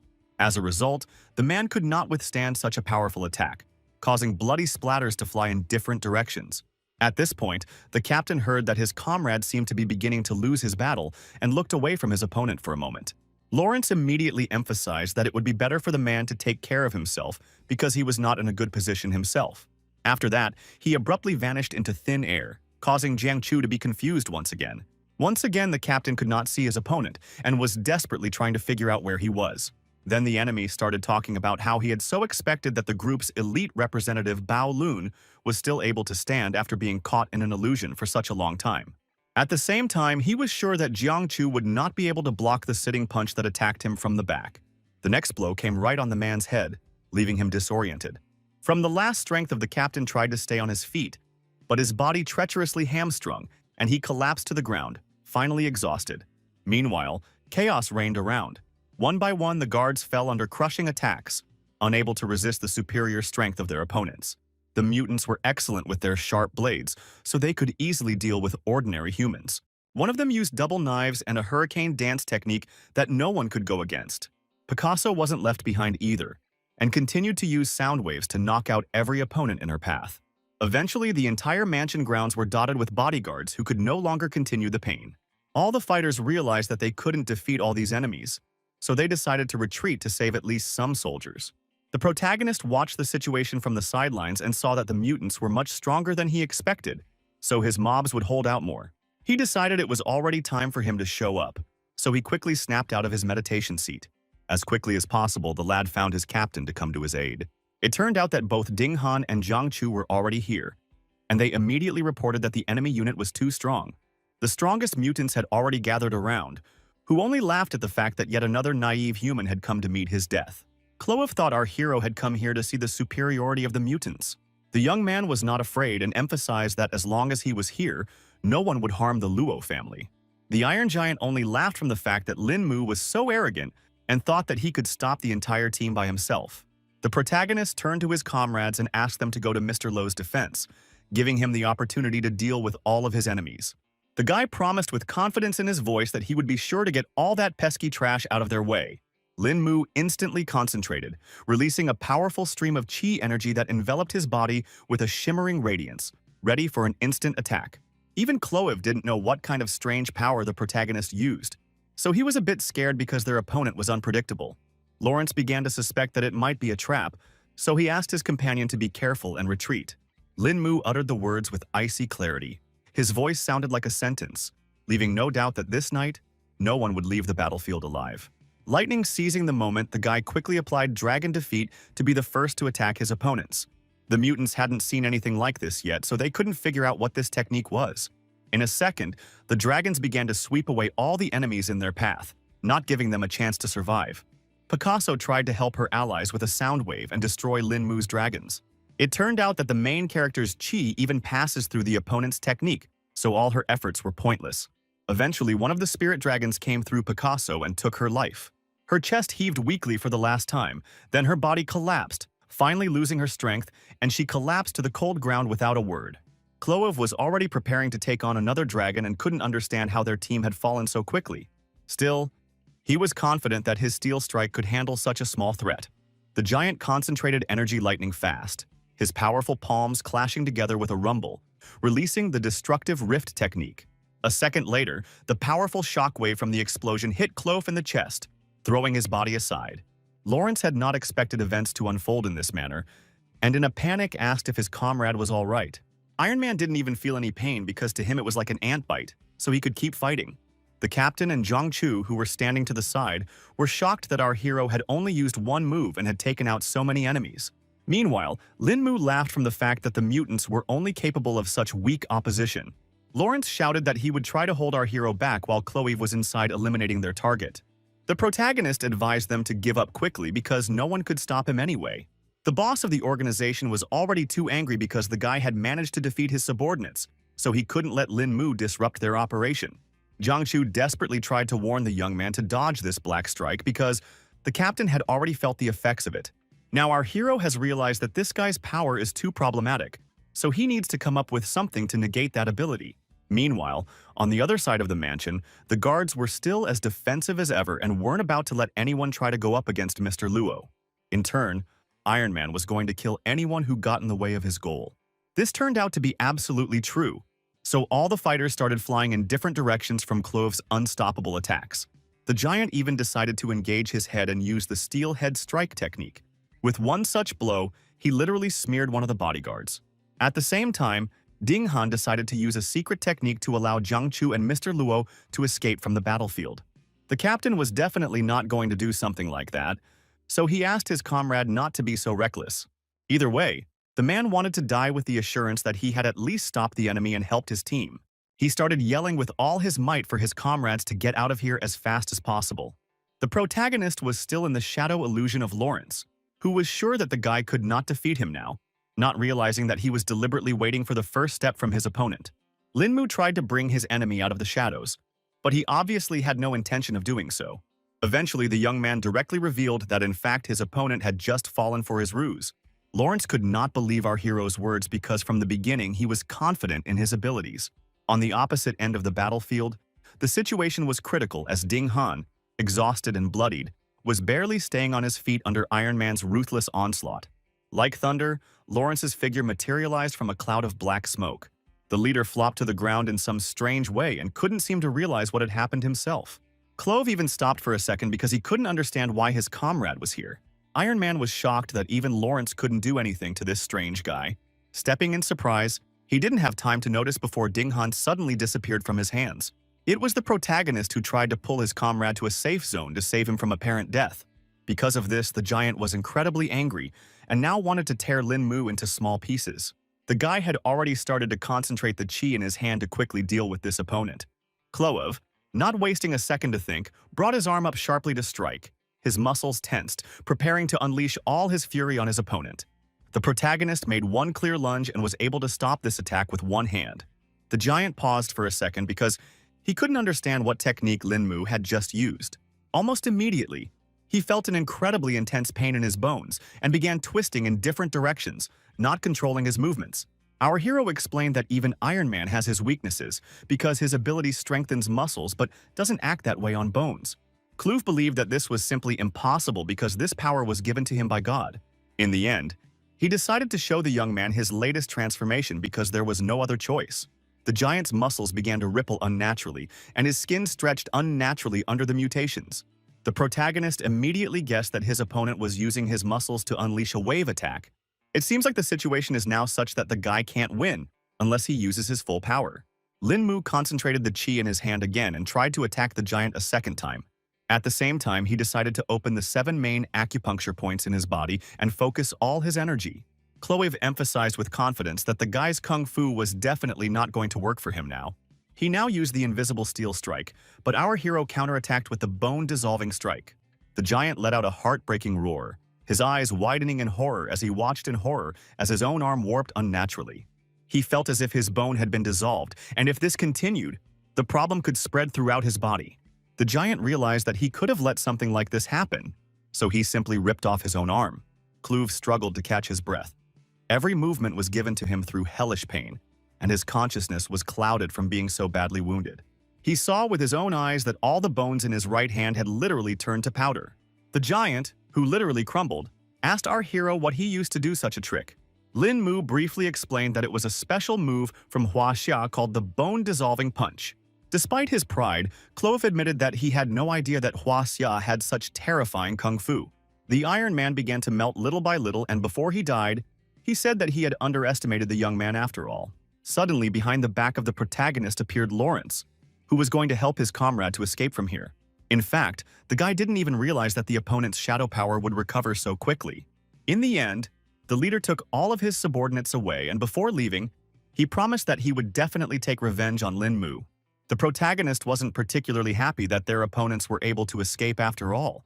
The mansion grounds abruptly became quiet, so Jiang Chu was finally able to approach the guy and ask if he was fine after such a serious fight. Lin Mu, feeling completely fine, immediately requested the captain to check the condition of Brother Dean, who was much more injured. The bodyguard, who was sitting on the sidelines, asked his friends not to worry and promised that he would definitely see tomorrow. He first inquired where Mr. Luo was, and Jiang Chu assured him that they had taken him to a safe place. Ding Han remarked that it was a good thing because these mutants were so strong that he had almost parted with his life. He admitted that if it wasn't for the protagonist, their business would be really bad. The captain had heard that the dragon strike that Lin Mu used was a long-lost kung fu technique that required strong yang energy. It was known that anyone who mastered these long-lost techniques would surely become a legend. Ding Han went on to say that the other kung fu technique the guy used was also very strong, and he made that huge dumbass rip his arm off. The captain immediately recalled the legend that the bone-dissolving punch really does turn everything inside into powder using yin energy. The bodyguard couldn't even believe that such a kung fu technique actually existed in their world. And Jiang Chu told him that Huaxia had a long history of learning techniques, so all their knowledge was just the tip of the iceberg. In the end, the commander asked Ding Han to use his father to help the body recover until the medics arrived on the scene. Now the man decided to talk in complete seriousness, because he still couldn't understand how Lin Mu knew so much lost kung fu. The captain decided to remind his friend not to forget who recommended the guy for this mission. Ding Han immediately realized that it was about Lu Shuyan from the Eastern Sea, who looked like an ordinary person, so he couldn't understand what he was talking about. Jiang Chu noted that this man might not be as strong as them, but his family tree was no nonsense because he was a descendant of the Lu family from Fengmeng village. Only now did the bodyguard realize that they were talking about the legendary ancient martial arts family.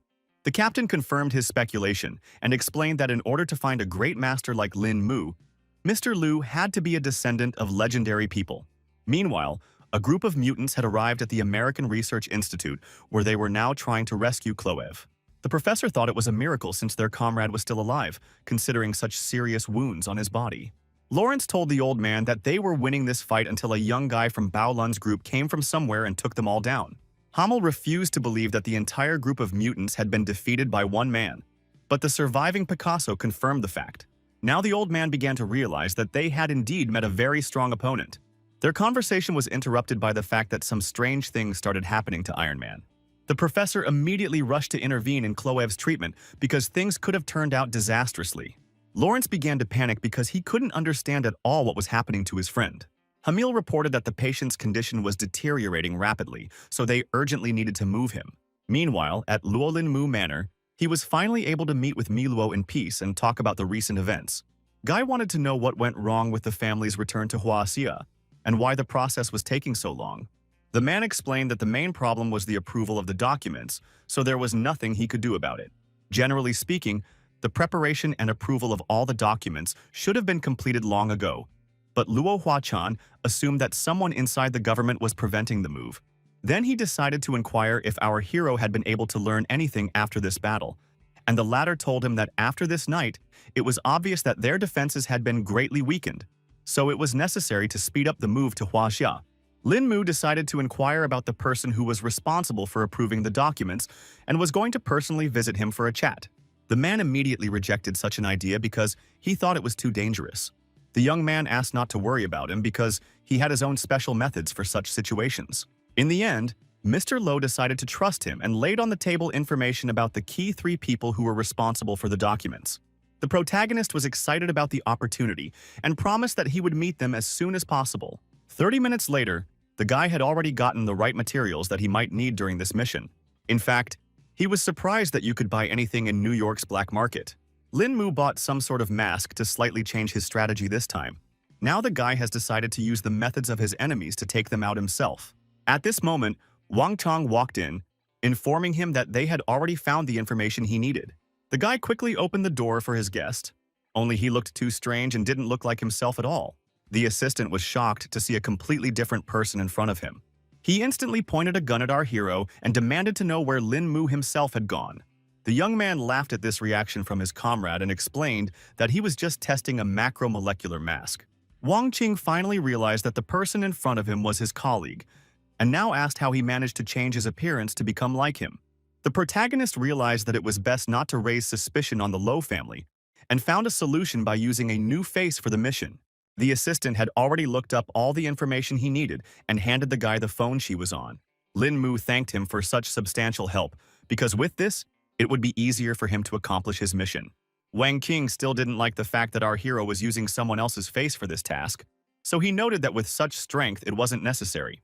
Lin Mu only said that sometimes violence didn't solve anything at all, so he decided to change his tactics. After that, he quickly left the mansion grounds and promised that there would be good news very soon. Very soon, our hero arrived at the American embassy, where no one had yet suspected his plan.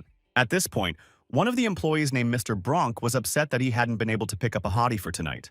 Inside the office, a guest was already waiting for him, who noted that, it turned out, the old man liked blondes. It was the main character who immediately explained that he had come here to talk to an embassy official regarding the Luo family's relocation documents to Huaxia. Mr. Bronk immediately emphasized that the documents were still under review and couldn't understand why there was such a rush. Lin Mu recalled that the family had once been kind to the old man and advised him to complete the paperwork today or soon. The man was shocked that he was given such a short deadline, because all documents have to go through many instances, and his word will not solve anything in this process. Now, our hero was beginning to guess that he was involved in all of this after all, because the employee was too easy to figure out. Hearing such a statement, Mr. Bronk became nervous and asked what the visitor meant by it. Lin Mu didn't bother to explain anything, and directly asked what the man would choose in the face of danger, himself or his country. The old man immediately realized that the guy had decided to threaten him, and became very angry because of such insolence. The protagonist only laughed and said that it was time for him to make a choice and say whether he wanted to die or survive. Demonstrating his strength, Lin Mu rolled a tight ball of some papers and suggested that the embassy official think hard about it all. Mr. Bronk began to talk about how he gets orders to hold the documents over and above and can't do anything about it. The main character immediately emphasized that he doesn't want to hear any excuses because the Lo family has been following the law all along and doesn't deserve to be treated like this. Lin Mu's final trump card was a picture of the old man's family, which he clearly showed him. Eventually, all of this got to Bronk, so he asked for some time to resolve the issue. The guy immediately asked how long it would take and noted that he wasn't a very patient man. So the old man quickly replied that it would be ready in 2 hours. The embassy employee kept his promise, so very soon the protagonist received a call that everything was ready. Before leaving, Lin Mu thanked Mr. Bronk for his cooperation and hoped they would never see each other again. In fact, the young man hadn't even expected things to be so easy with this man. After that, he took a close look at his phone to see who his next victim would be. Now the protagonist's target is a New York City tax chief named Boris. According to intelligence, this gentleman should be at home celebrating his daughter's birthday. With one deft move, Lin Mu jumped over the fence and entered the mansion grounds without any trouble. The first second, the guy noticed that the security in the area was pretty lax. The protagonist walked closely to the window of the room where the whole family was to gather. The joyous voices of the relatives were coming from inside, and Lin Mu noticed some interesting detail at this moment. It turned out that among the guests was the familiar Du Xiaoyue, whom he had crossed paths with not long ago. The young man definitely didn't expect to see her here, so now he couldn't understand what she had forgotten at this celebration. He assumed that Boris's daughter, Vanessa, must be the one who was just standing behind his acquaintance's back. For a moment, our hero was distracted from following because he heard someone's footsteps. Turns out, someone was patrolling the area with a huge dog that immediately took notice of the stranger. The owner, who saw nothing suspicious, tried to calm the dog and explained that the young mistresses already had all their guests inside. Lin Mu managed to escape in time, so he was already inside the mansion and thought about the fact that no one would catch him unless he wanted to. He was eventually spotted after all, because there were 2 additional bodyguards guarding the entrance to the room. The young man decided not to talk to the two guys and just jumped up to disarm the potential opponents. He quickly grabbed them by the neck and thus cleared his path further. Boris was unhappy that someone dared to disturb him and asked to find the house manager if there was any problem. At that moment, two defeated guards flew into the room, unable to resist the protagonist. The man was shocked that someone had dared to barge into his home so brutally, and now stared wordlessly at the intruder. A sly smile shone on the protagonist's face as he said hello to his target. Mr. Boris had not guessed at all who stood before him, but after what he saw, he knew for certain that he had ill intentions. Lin Mu noticed at a glance the straightforwardness of the man, who was not at all afraid to talk about such things. Then he took a seat on the couch in the office and explained that he had come here to rush the IRS chief into a decision regarding the Low family's relocation papers. The man, like his predecessor, immediately started talking about how he had been following protocols all along, and the family would be notified when everything was ready. The guy immediately emphasized that he hadn't come here to ask, and was going to say his terms if Boris refused to cooperate. The chief immediately jumped up from his seat because he was very unhappy that some stranger dared to speak to him in such a tone.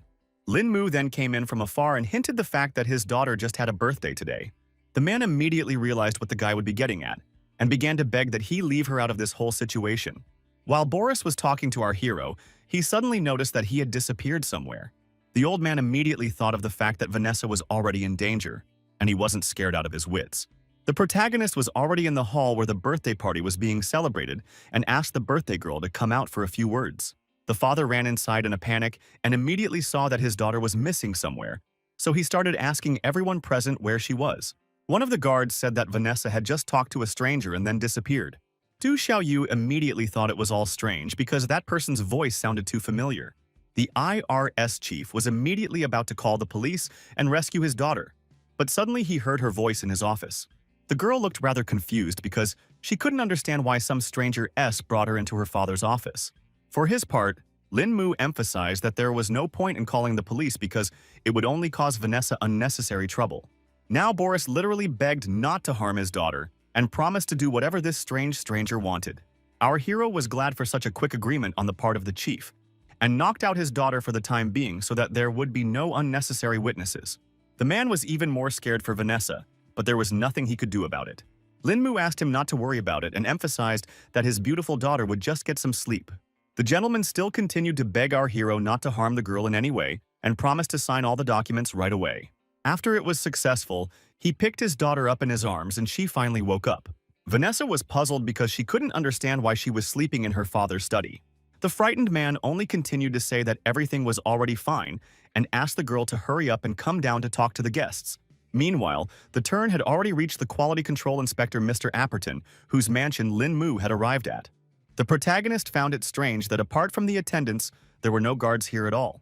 The young man thought that such an attitude toward security was not at all like a high-ranking official. Literally, there were no guards in the entire manor.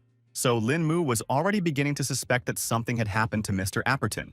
He began to think that his target could either be a high-ranking master or simply didn't live in this place. The main character even got a little lost in such a huge room and realized that he needed to see if the inspector was in the house. After a while, the guy noticed that the interior was the same everywhere here, so it was too hard to navigate. Lin Mu finally noticed a detail that could help him find his target after all. It turned out that Mr. Upperton would indeed be an experienced fighter, so he didn't need a personal guard. He spent his free time training, that's why our hero didn't manage to find him in the manor so quickly. The man was in the training room and was just beating a punching bag, practicing his punches. The protagonist didn't even expect that the man at the head of the Quality Control Bureau would turn out to be an undercover mutant. Mr. Apperton was surprised to hear the voice of some stranger who, moreover, had so quickly discovered his secret. Lin Mu didn't hesitate and immediately explained that he had come here on behalf of the Luo family to negotiate with the Quality Control Inspector. It turns out that Bronk had already managed to warn his colleague about the strange man, so the man was already going to straighten out our hero so that he would not provide any more problems.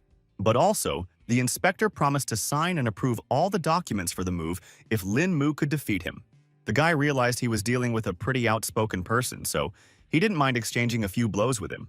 The inspector had already heard that his opponent had defeated the entire mutant team with his own hands, so he was excited to be fighting someone like that. He decided to attack the protagonist first because he couldn't wait for such a good fight anymore. Lin Mu immediately noticed that his opponent had a strong punch, but he had no trouble returning the first attack. Mr. Upperton continued his furious attack. his fists raining down on his opponent in a hail, each blow more precise and powerful than the last, leaving no chance for respite. Our hero noticed that this mutant was just as strong as the ones he had already met in Low Manor. But it wasn't that simple, because Lin Mu had a pretty good block and didn't miss a single hit. Eventually, the guy decided to stop putting up with all these attacks and teach his opponent a lesson in return. Their fists came together with a deafening rumble, generating an incredibly strong shockwave. As a result of the monstrous force of the collision, both fighters were thrown in opposite directions. Now, even the protagonist couldn't understand what was going on because he felt that the opponent's strength had increased a lot from the past blows. Mr. Apperton was very happy about this opportunity because he hadn't had such a good battle in a long time, and next he was going to try out all new techniques on Lin Mu. The young man didn't startle because he himself couldn't wait for his opponent to show his full strength. The inspector decided to help him and was going to send our hero straight to hell with just one good punch. Apparently, the guy's reactions were so good that he had no problem dodging a direct hit. All of this only amused Mr. Apperton, so a smirk appeared on his face. Suddenly, his arm curved unnaturally, as if it were made of plasticine. The protagonist did not expect this turn of events at all, so he only watched as the fist was getting closer to his face with every second. At the decisive moment, Lin Mu lacked a fraction of a second, so a hard punch slammed into his jaw. Now the lad realized that his opponent's strength lay in controlling the position of his joints and muscles. He gently rubbed the abrasion on his cheek and said that he had no idea the man would turn out to be so arrogant. Mr. Apperton paid no attention to our hero's words, for he was already impatient to continue the fight. He didn't wait any longer and immediately delivered another crushing blow to the main character's head. After that, the mutants launched another series of attacks, causing Lin Mu to only have to stay in a block. In the end, the guy fell to the ground because he couldn't use Qi and unleash his true abilities. He still found the strength to stand up after all, and emphasized that it seemed that normal combat techniques were useless against strong mutants. Apperton couldn't understand what our hero was talking about, and noticed that he looked somehow too whole after so many blows. Lin Mu still admitted that he used Qi to protect his body, but he also recognized that his opponent had done a remarkable job of turning his strength into fighting skills. It turns out that the inspector hadn't heard of Qi energy before, so now he was even more confused. The guy said that it was a type of strength that was gained through cultivation, and stated that it was now his turn to teach a lesson. The man himself was only too happy to see which was stronger, the main character's Qi, or his mutant powers. Lin Mu didn't trifle and gave his opponent a good punch to the face, so the latter didn't even have time to react. The crushing counterpunch threw Apperton across the room, after which his body dented into the wall with a deafening rumble. Now the inspector, who certainly did not expect such a turn of events, could not understand how the guy managed to achieve such speed. Our hero explained that this was what the Qi effect was all about, and emphasized that he had only used a third of his power in the last strike. The man found this power too intimidating and recognized that the power of mutants was not that exceptional in this world. He finally conceded defeat and asked if Lin Mu had any other requests besides confirming the family's relocation documents. The young man replied briefly that this was his only request, and now hoped that the inspector would do his best to expedite the process. Pretty soon, Luo Manor had already learned some good news about their documents. The aide informed Mr. Lo that the last document had already been signed, so they could finally move all the assets. The head of the family rejoiced at this marvelous fact and couldn't believe that Lin Mu had managed to do such a great job. He asked his subordinate to send orders to everyone in the manor that they should gather for the long-awaited return to Huaxia. It wasn't long before all the staff successfully landed at the EC International Airport. The protagonist was very happy that he was safely back home. Luo Huaqian immediately saw his daughter, who had come to meet her family and her lover. Bai Yun immediately ran up to her father, whom she hadn't seen for so long. The girl threw herself into Mr. Luo's arms because she was so worried about them getting back to Huaxia without any problems. With a slight smile, the man hugged his daughter, calling her silly, for he vowed never to leave her alone again from now on. Bai Yun, who was now crying with happiness, remembered to thank the young man who had protected her father. The main character emphasized that it wasn't just his merit because the Lo family came back thanks to everyone's hard work. Guy understood that Mr. Lo and his daughter had some plans to be together, so he decided that everyone else would go from here first. The old man again thanked all the allies from Bao Lun's group for returning to Huaxia in one piece and promised to help Lin Mu if needed. In farewell, the commander looked around at each warrior, demanding caution. After that, the other members of the group suggested that our hero first return to the Bao Lun base to report on the completed mission. 30 minutes later, they had already met with Mr. Lu and reported the completion of their special assignment. The man was overjoyed after hearing such wonderful news, and now he had no regrets in choosing Lin Mu to do so. He couldn't stop thanking the young man for being able to defeat so many mutants, including Lawrence, and bringing glory to the East Sea Division. The protagonist still thought that he was just lucky, as the opponent was indeed very strong. Lu Xiaoyan asked the guy not to be modest because he had already been told the entire course of the fight, and admitted that he hadn't expected Lin Mu to be so strong. Ding Han and Jiang Chu also confirmed that it was because of the protagonist that they survived and completed this mission. Anyway, the top of the group was very satisfied with the results of the mission, so a paid vacation in the East Sea was prepared for Jiang Chu and Ding Han. The bodyguard rejoiced at the opportunity and thanked the Lord for such care. Colleagues immediately thought of Fragrant Abode, a famous tea house in the East Sea, and decided to take the opportunity to come to the place. Meanwhile, Mr. Lu asked the protagonist to follow him because they had a separate conversation. The man took our hero as far as the outskirts of the East Sea City, so that surely no one would hear them. Lin Mu's experience was beginning to tell him that someone important he needed to protect might have already appeared. Lu Xiaoyan laughed off the main character's assumptions and emphasized that there weren't many important people around. He continued to walk forward towards the mansion, and along the way, a large number of servants greeted their master. The man asked his subordinate to call everyone and gather them in the main room. Meanwhile, Lin Mu noticed that everyone he had just met were all high-level cultivators, and there was also something else conspicuous about this place. When they had already gone inside, Mr. Lu turned to old Zhang and informed him that he had already brought Lin Mu.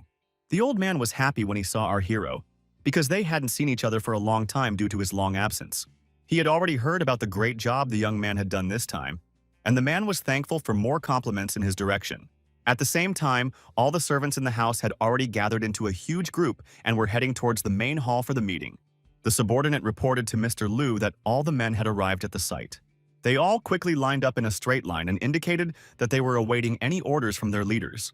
Old Zhang was pleased with this discipline and now suggested that he move on to the main business. Lu Xiaoyang said that the top leadership decided to set up a small group for special missions as many conflicts, both internal and external, have erupted in the country in recent years. The codename of the band was Eye of the Tiger, signifying the transition from dark times to a bright future. Now, everyone here would become the first group of members of the Eye of the Dragon.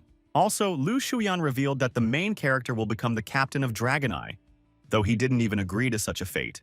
From now on, all participants are required to listen to Captain Lin's orders without any question, and anyone who disobeys will be charged with treason. Lin Mu didn't expect to be given such a responsibility and wished that he had at least been given a hint before announcing something like this. The man explained that even the most experienced fighter could not be prepared for everything that might happen, and added that Lin Mu was now completely free to act. Meanwhile, the subordinates still had some questions because they didn't fully understand how Lin Mu was chosen to be the captain of this team. Mr. Lo calmly explained that this guy had abilities beyond their comprehension, and began to suspect that not everyone seemed to be okay with that choice. The warriors explained their disbelief by saying that none of them had sparred with Lin Mu to prove his strength and ability to be captain.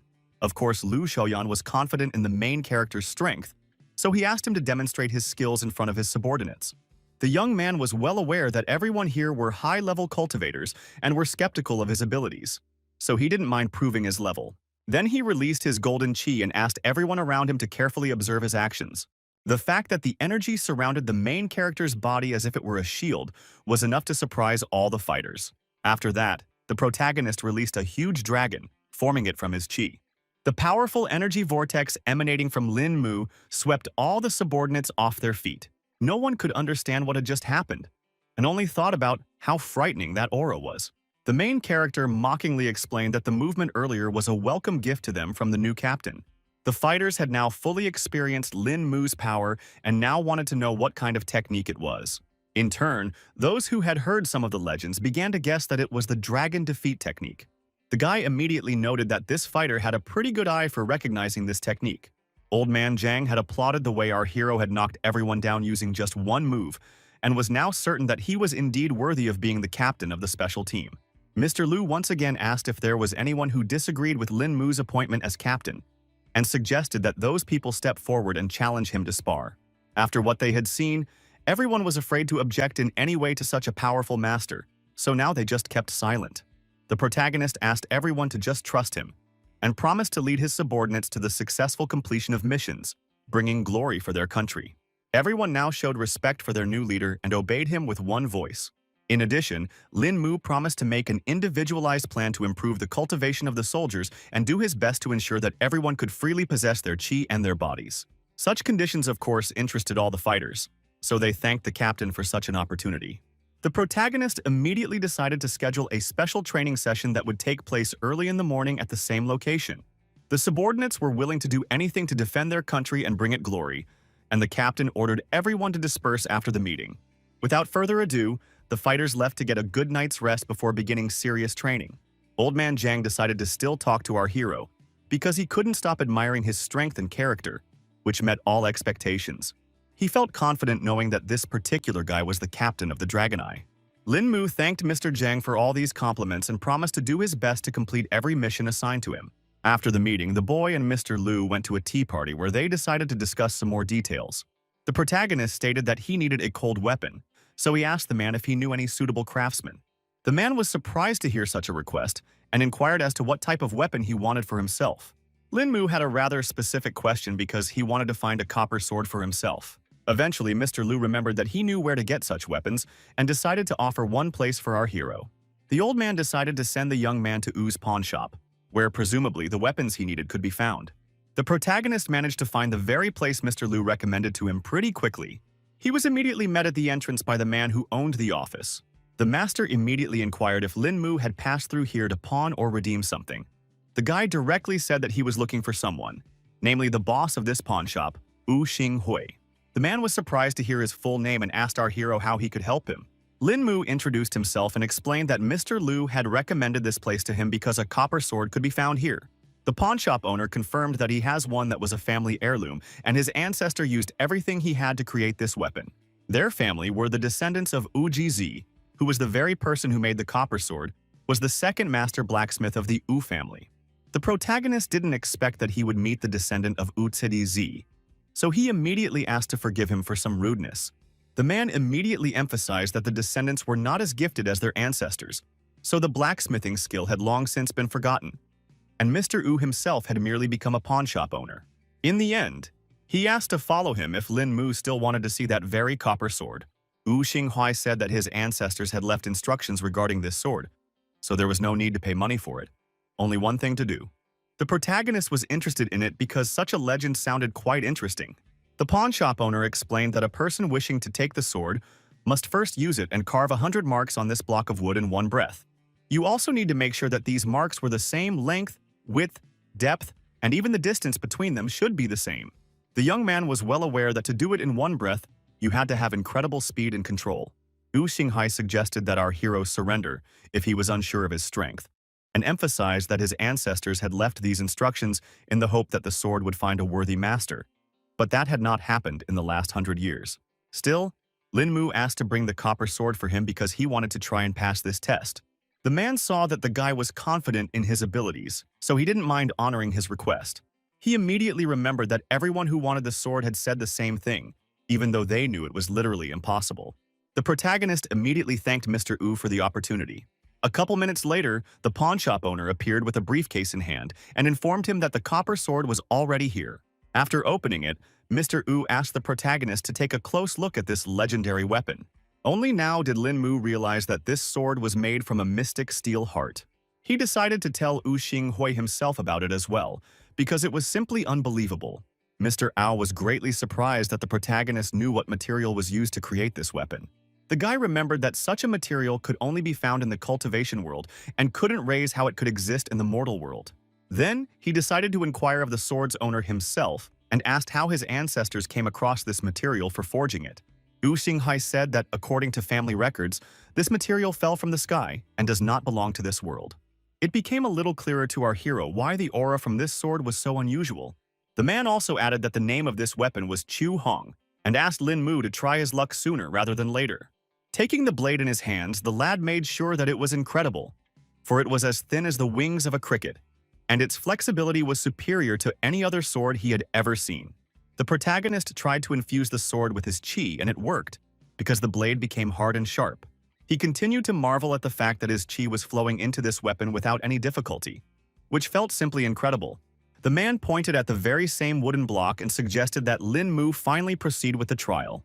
The young man gripped the weapon in his hands tightly and concentrated to complete such a difficult task. He sliced the air in front of him several times, trying to make 100 cuts in a few seconds. Lin Mu reported that he had finished his assignment and asked Mr. Wu to check the results. The pawn shop owner lumbered over to the wooden block and began to scrutinize the cuts the guy had left behind. In the end, he saw that the protagonist had failed to fulfill all the conditions. Yu Xinghua excitedly informed Mr. Lin that he had not succeeded at all. In fact, the protagonist couldn't believe this fact, so he asked the man to wrap up on the other side of the block. The sword wielder didn't object, and without further ado went around the block on the other side. As a result, he saw the same 100 cuts on the trees, which were exactly the same, as if they had been made to fit a ruler. Yu Xinghua was shocked that someone had still managed to leave all these marks in just one move. The guy laughed contentedly and asked if it was a confirmed fact that he was able to pass this test after all. At that time, the man happily announced that the protagonist had succeeded in passing the test, so now no one was worthy of this sword except Lin Mu. He solemnly handed over the case to the celebrant and confirmed that from now on, the Chuhong blade belonged to its new master. Other than that, the protagonist said he had another small request and asked if the pawn shop owner could help with that. The guy wanted to make a belt to hide Chuhong, so he asked Mr. Wu if he could make such a thing. The old man admitted that his skills weren't as good as they used to be, but he wouldn't mind trying to take on the job. Our hero was happy that everything was working out this way and gave Wu Xinghua his card, asking him to call when everything was ready. The man also said that he would make the belt as a gift because he was very happy that Chuhong had finally found his worthy owner. The protagonist then took his new weapon and said goodbye to Mr. Ao until their next meeting. After that, Lin Mu chose an abandoned wasteland on the outskirts of the city where he could try out his new sword without interference. The guy once again concentrated enough chi to merge with the blade into one. In his thoughts, he turned to Chuhong's sword and asked for a demonstration of his full strength. All with a few blows, the protagonist managed to chop a huge block of rocks into small pieces. The guy didn't even expect to find such an awesome sword in the mortal world and thought it was only for the best because it could help in battle. The next day, Lin Mu decided to meet up with an acquaintance whom he hadn't been able to say goodbye to properly due to his departure to New York. Yao Shenyan had already heard that it was because of our hero that the Luo family was able to return to the country safely. News about how the guy defeated a whole group of mutants quickly spread through the city, so the girl already knew all the details. Lin Mu couldn't stop marveling at the Yao family who had access to all the classified information. The girl said that Yao was an ancient martial clan, so they also have people working in Bao Lun's group. Now the young man was not at all surprised that she was so well informed about all the happenings in America. It turns out that our hero had some request for Yao Xianxian, so he held out a sheet with a list of herbs to her, asking for help in gathering them. The girl knew very well that these herbs were hard to find, so she immediately inquired why Lin Mu wanted to gather them. The fellow did not explain his plans in detail and replied briefly that he wanted to do some pillorying. Yao Shenxian still kept up with him and asked what kind of pills he wanted to make. The protagonist continued to keep the secret and promised to tell everything when he had already made the cure. Eventually, an acquaintance agreed to help and was going to contact the family's alchemist to prepare all these ingredients. Lin Mu immediately thanked Yao Xianxian for helping him. Now the guy decided to inquire about the filming of the movie there. The girl said that they were flying to the capital to shoot some outdoor scenes and would be staying there for a couple of days, and asked if our hero would be free to keep her company. The boy's eyes lit up with delight because he was all for it, as he had wanted to visit the capital for a long time. Yao Xianxian decided to end their meeting because she still has to go back to the studio, and our hero offered to give her a ride to the right place. She refused help because she could get there on her own and quickly said goodbye to Lin Mu. Meanwhile, the protagonist decided to send a list of herbs to Ji Qinglan and Zhou Siyun so that they could help him as well. It was already evening when the boy returned to his home and began his usual training, learning the 13th movement of Tai Chi. He noticed that the movement was rather simple and gentle, so there was little belief that it would actually make a difference. The protagonist couldn't help but feel that he was making some kind of mistake, so he concentrated more on training. Eventually, he thought the mistake might lie in the materials Mr. Liu had given him, though it was literally impossible. The young man came to the conclusion that he should look at the manual again and study it carefully because he might have missed some detail. A couple minutes later, he was already sitting at his computer and going over all the video lessons again, watching every move. In the manual, aside from explaining the various stages of cultivation, there were also only 13 simple Tai Chi movements. The protagonist continued to actively search for the problem, which still could not give him any peace. Eventually, he did manage to find that little detail that was ruining everything. The guy noticed that the creator had gone back to basics, so the average practitioner wouldn't be able to recognize what was behind it all. He realized that he had been careless all this time and was already thinking that this was a completely useless manual. But the whole point was that Tai Chi's creator must already be at the golden core level, and if not for the meager spirit chi in this mortal world, he would be able to be of a higher level. After once again scrutinizing all the techniques, the protagonist went outside again to practice. Lin Mu combined normal movements with his chi to squeeze the most out of these techniques. After a couple hours, our hero finally felt he had mastered the 13th movement.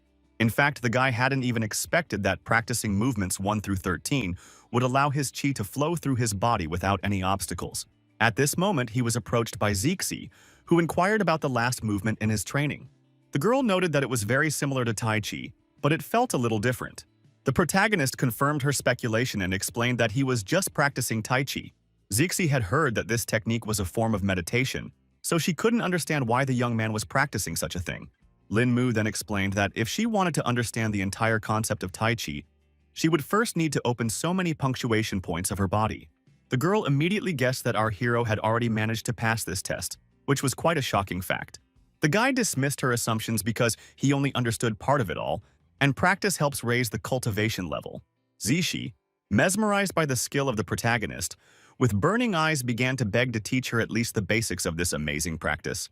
To begin with, the main character decided to teach her basic movement and how to conduct chi through her body, and if she practiced with all the time, it would also help raise her kung fu level.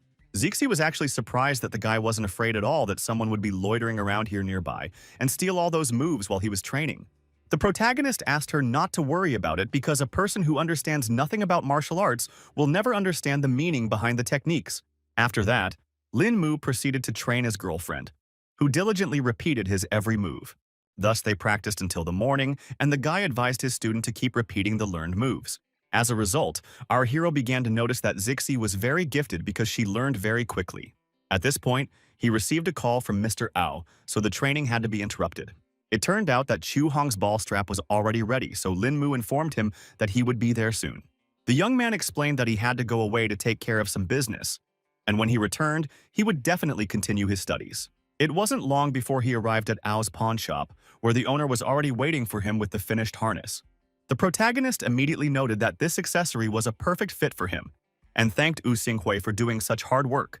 The guy was sure that it would now be much easier to use Chu Hong's sword during active combat. He recognized that the Wu family's blacksmithing skill was simply incredible, so he was lucky that he was able to stumble upon them and find this amazing sword. The man thanked for the compliments and emphasized that it only proved that the meeting between him and the Ao family was destined by fate itself. After that, the protagonist immediately went to Dragon Eye's training base to meet with his subordinates. He asked the warriors to always remember that on the path to cultivation, it didn't matter who started earlier, because the one who had already achieved something would immediately become the winner. In turn, all the soldiers were carefully absorbing all the information the protagonist was telling them. The guy also solemnly announced that from now on, everyone present would get new names. He asked everyone to remember well that their code names would now become their personal names as well. In addition, the protagonist was going to appoint 5 leaders for the teams, hoping that everyone who was interested would take part in the test selection. Of course, the soldiers appreciated such an idea because they would be able to show off their skills and prove themselves to the capital. Toward evening, Lin Mu returned to his home and started training his friend again. The girl had already repeated the desired movement many times and finally felt the right sensation. Our hero praised her for such diligence because all this time Zixi kept practicing. He decided to pick up where they left off last time and started with the first movement called Xian Ren Zhu Lu. This was followed by a second movement called Chen Kun Pan Chu. They spent all-night hours in exhausting training, and only with the first rays of the sun, completely exhausted, went for a long-awaited rest. The protagonist found it amusing that his student fell asleep as soon as her head touched the soft couch cushion. The guy lamented that he didn't have a simple life like Zixi, so he had to run errands again. Quite soon, he met up with Yao Xianqian, who immediately noticed that he looked rather tired. Lin Mu already, he was beginning to feel the effects of spending his time training the Dragon Eye brothers during the day and practicing Zixi at night. Meanwhile, they have already arrived at the airport to fly from here to the capital for filming. The girl informed the director, who was still dealing with some issues, that they had already arrived on the spot. The man got excited when he saw the main actors and suggested we finally head for the plane. As they took their seats on board, Lin Mu decided to talk to Qian Qian. The guy warned that he was going to sleep a little, and his companion was not against it because she understood that our hero needed a good rest. He was going to savor this beautiful moment when he could finally rest in peace. Suddenly, Lin Mu heard some strange sound that interrupted the small rest. The protagonist was sure that a gunshot had sounded in the cockpit and began to suspect that someone was trying to hijack the plane. Yao Shanxian noticed that the guy tensed up even though he was about to sleep before. So she asked what was the reason for his awakening. The guy asked her to be quiet because someone was probably hijacking the plane. The girl could not understand where such assumptions came from, and the protagonist explained that he had just heard gunshots from the direction of the business class. Lin Mu assumed that the bandits would be here by now, so he asked Yao Shanxian to close her eyes and pretend to be asleep. Eventually, the young man's assumptions came true, and just minutes later the intruders burst into the first classroom. The masked villain ordered everyone awake and announced that there was an airplane hijacking going on right now. He explained that they had no goal of hurting ordinary people, because they were looking for a specific person. The director breathed a sigh of relief because he was sure he would not be touched now. The bandit asked all passengers to remain in their seats until boarding until the bandits let them go. The men, trembling with fear, obediently complied with every demand of the bandits, their eyes running in terror, but they dared not disobey. Suddenly, the invader pointed the gun at the principal and once again asked if everyone understood how to proceed. The man hesitated for a second, but then quickly answered the armed man's questions. Bandit emphasized that as long as everyone cooperates, everything will be fine.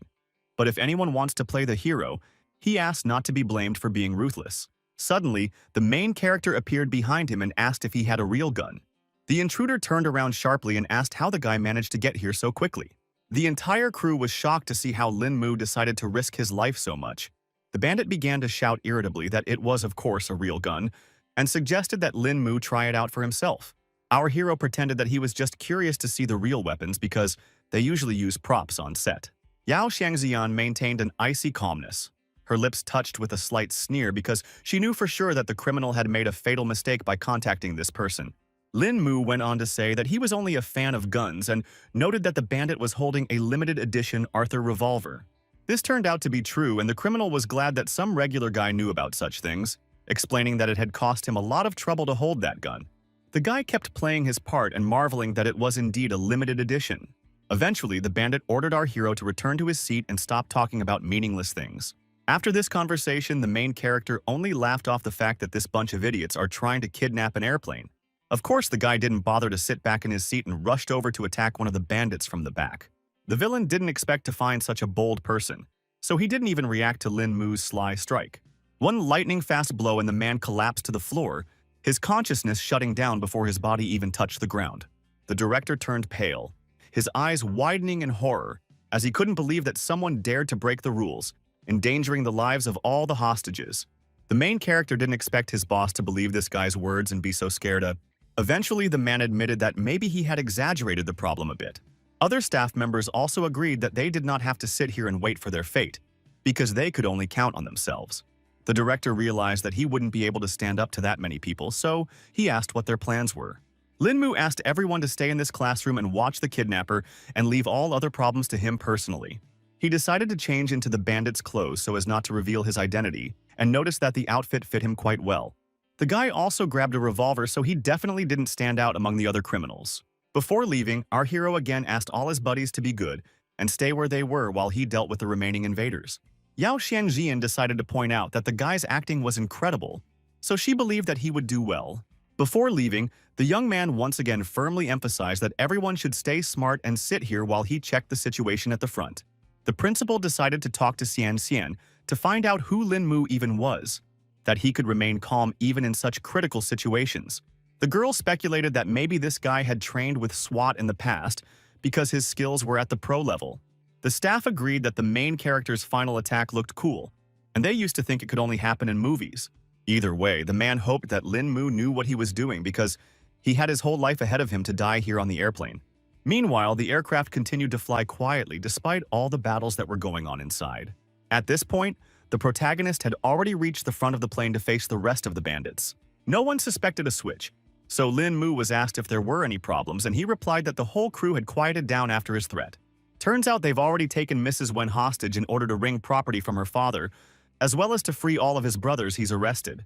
The girl said that her dad, since he divorced her mother, had no longer communicated with her, so there was no way she could help the situation. The bandits were aware that Director Wen sent them money every month, so it was obvious that there was minimal communication between them. Mrs. Wen thought it was her father's responsibility because it was only living expenses for her mother, who was bedridden at home and had no income. The criminal didn't even expect that the principal was such a heartless man who refused to give up his bedridden wife, so he even had sympathy for their hostage. At the same time, he wasn't going to stop there and asked Mrs. Wen to give him the phone. The girl realized she had better cooperate, so she handed over her gadget without further ado. The bandit rummaged through her phone for a few seconds and found the information she needed. He decided to talk to Director Wen directly, so he found his contact in the hostage's phone. The perpetrator was going to recruit this man and hoped that this plan would still work. The captor assumed that the girl hadn't heard her father's voice in a long time, so he offered to listen to it together during this call. After a moment, the man picked up the phone and asked why Rong suddenly decided to call him. The bandit immediately jumped into the conversation and greeted Director Wen, explaining that he was using his daughter's phone to finally talk directly. Mr. Wen tensely inquired who he was talking to right now. Bandit noted that the man was such a busy man and recalled that the Hong Kong Police Department, where Mr. Wen worked, had recently arrested several brothers. The man asked to get straight to the point and asked what he had to do to get the criminals to let his daughter go. The gangster briefly outlined the terms, which were that the police must return all the goods to them and release all his men. Mr. Wen stressed that they must understand that he does not have absolute power in the department, so it will be a tough assignment. The bandit didn't care about that because the man was now responsible for an airplane with passengers and his own daughter. The chief of police was at the police station of X City at that moment and realized that he had no choice. Wen Kai-ming explained that he would need time to hand over the goods and figure out how to release people from prison. Bandit informed him that the principal only had 30 minutes to resolve all issues because otherwise his daughter would be dead. At this point, one of the officers reported that they had already managed to find the phone signal where the call was coming from. They found that the perpetrator made the call from a satellite phone using Mrs. Wen's number, and the signal came from an East Sea airline plane flying out of the East Sea toward the capital. Eventually, the gang leader ordered that the pilots be forced to reroute and continue to stick to the plan of making an emergency landing. The disguised Lin Mu was fine with such an idea and agreed to do it himself because he just wanted to use the restroom. At this moment, one of the bandits asked everyone to hurry up since there was such an important reason. The protagonist seized the opportunity and returned to his acquaintances in first grade. Everyone tensed up when they saw the cloaked guy because they didn't fully understand whether Lin Mu or the bandit was standing in front of them. The young man assured that it was him and said that the terrorists wanted to change the route, so he was just going to say hello to the pilots. He again asked everyone to stay in their seats and not move until he returned. The protagonist walked into the cockpit and told the two men sitting there that he had important information for them. One of the pilots asked with a smile if the bandits were having fun while they were trying to hijack the plane. Lin Mu now realized that the pilots were in league with the terrorists, making the whole situation very complicated. The second manager asked how it went and hoped the bandits had taken care of everything. The protagonist didn't give any sign and replied that everything was under control, adding that he had come to tell about the reroute to the emergency landing site.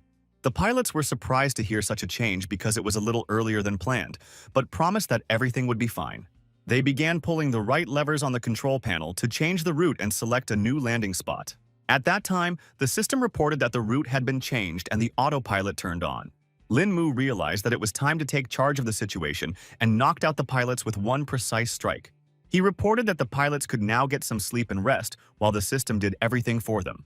Our hero then dragged their bodies to his acquaintances and asked them to keep an eye on the two. The director couldn't understand why Lin Mu they talked to the pilots, and now he couldn't understand who was flying the plane. The protagonist explained that the pilots were in league with the terrorists or had simply been switched even earlier. The guy said the plane was on autopilot now and promised to talk when he had dealt with the rest of the bandits. Meanwhile, the criminals had praised Lin Mu for his successful work and were now just waiting to board. Our hero didn't waste any time and also knocked out the first terrorist on his way with one blow. He wished the criminal a good night, joining the others with other allies who also lay passed out. The bandit who was sitting next to Mrs. Wen heard some strange sounds and immediately asked what was going on. Lin Mu didn't bother to explain anything, and after using a few important acupuncture points, he disarmed another bandit. The girl looked at what had been done to the terrorist, and there was at once some hope of rescue in her eyes. She gingerly looked up and asked the protagonist who he was. The guy identified himself as a mere annoying passenger and, holding out his phone, asked Mrs. Wen to call his father and let him know that the plane was now safe. The police chief was surprised when, not long afterward, Rong called him to inform him that the terrorists were already under control. He understood everything perfectly and promised to contact Jingdu International Airport right away and ask for help. The police officers quickly contacted Captain Mishima, apologizing for any inconvenience their requests had caused. The man didn't see it as a problem because he was willing to do whatever it took to save that airplane. He quickly turned to the desired flight and introduced himself as the Jingdu Airport CDC, requesting a response from the board. He was immediately answered by the protagonist, who was waiting for the next instructions to successfully land the plane. Captain Mishima asked him to follow instructions to bring the flight safely to their airport. The guy understood everything perfectly and was going to change his destination according to the pilot's instructions. The man noted that Lin Mu was doing quite well and the flight destination was already being reconfigured. The plane is expected to arrive at Kyoto in 40 minutes and begin its descent in 42, at which time the captain will command our hero to land. At the right time, several fire trucks, ambulances, and police cars were already gathered at the landing strip, waiting for the terrorist board to land. The staff had already seen what the flight needed to board and prepared for it. The protagonist reported that the airspeed, wind speed, and angle were appropriate for the conditions, requesting the airport to land.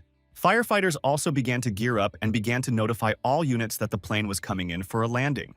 Meanwhile, Lin Mu asked all passengers to buckle up and be ready for an emergency landing. The plane was about to land and our hero hoped that he would still be able to complete this operation. With a thud, the airplane's landing gear touched the runway, and a moment later, the hull of the aircraft smoothly froze, completing a perfect landing. The staff was about to call the CDC because they were already certain that this was the flight. The young man was happy to report that their plane had landed safely and thanked the captain for his leadership. All the pilots also rejoiced at this news because everyone was worried about the people on that board. The firefighter announced the gathering of all units and ordered the passengers to be escorted to a safe exit. Passengers were urged to disembark in an organized manner and not to panic. Meanwhile, the police were busy apprehending any terrorists who tried to hijack the plane. The captain asked if anyone knew where Mr. Lin Mu was right now because he wanted to meet this person in person. Mrs. Wen was also looking around because she had just seen this guy, but he suddenly disappeared somewhere. Turns out the main character didn't want all this attention at all, so he quickly left for the Silton Hotel. Yao Xianxian, who had left with him, wanted to know why the guy had taken that gun that belonged to the bandits and could now attract suspicion. Our hero explained that it was a limited edition, so he couldn't part with such a treasure. The girl still couldn't understand why he needed a gun when Lin Mu was strong without it. The young man said that there was no point in it because he just took the weapon for his collection. Yao Xianxian thought that guys were very boring because they only played with guns, cars, and other uninteresting things all the time. Then the protagonist suggested that the girl see something more interesting. He quickly unbuckled his belt that had held Chu Hong's sword all this time. The girl was greatly embarrassed to see such strange actions on Lin Mu's part and thought about how obnoxious he was. The guy cut off all her naughty thoughts with his sword, which he pulled from his belt. The protagonist looked at Yao Xianxian carefully and asked if she liked this weapon. The girl was confused by the awkwardness, but still replied that the sword was very beautiful and asked to hold it in her hands. Lin Mu revealed that his blade name was Chu Hongyi, emphasized that it was unique. She was frustrated because suddenly the sword went limp in her hands, and she didn't understand why there was such a change. The protagonist said that a regular long sword would be too conspicuous, while a flexible one could be hidden behind his belt, so such a weapon was convenient for him. For all the girl knew, those who use flexible swords must have a good command of their chi and masterful swordsmanship. Lin Mu then decided to demonstrate his skills to her to prove his skill level. The young man grabbed a block of wood that was lying nearby for his demonstration. The protagonist tossed this piece of wood high and asked the girl not to yawn and watch all his movements.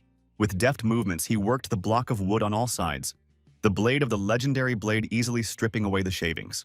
The girl watched all this action and couldn't believe that an ordinary person could achieve such speed and agility. Eventually, the guy managed to carve a graceful wooden statue that was surprisingly beautiful. Yao Shengxian immediately recognized that it was the heroine of the mythological play she used to act in. The main character confirmed her speculation and explained that the girl played the part so well that he really enjoyed it.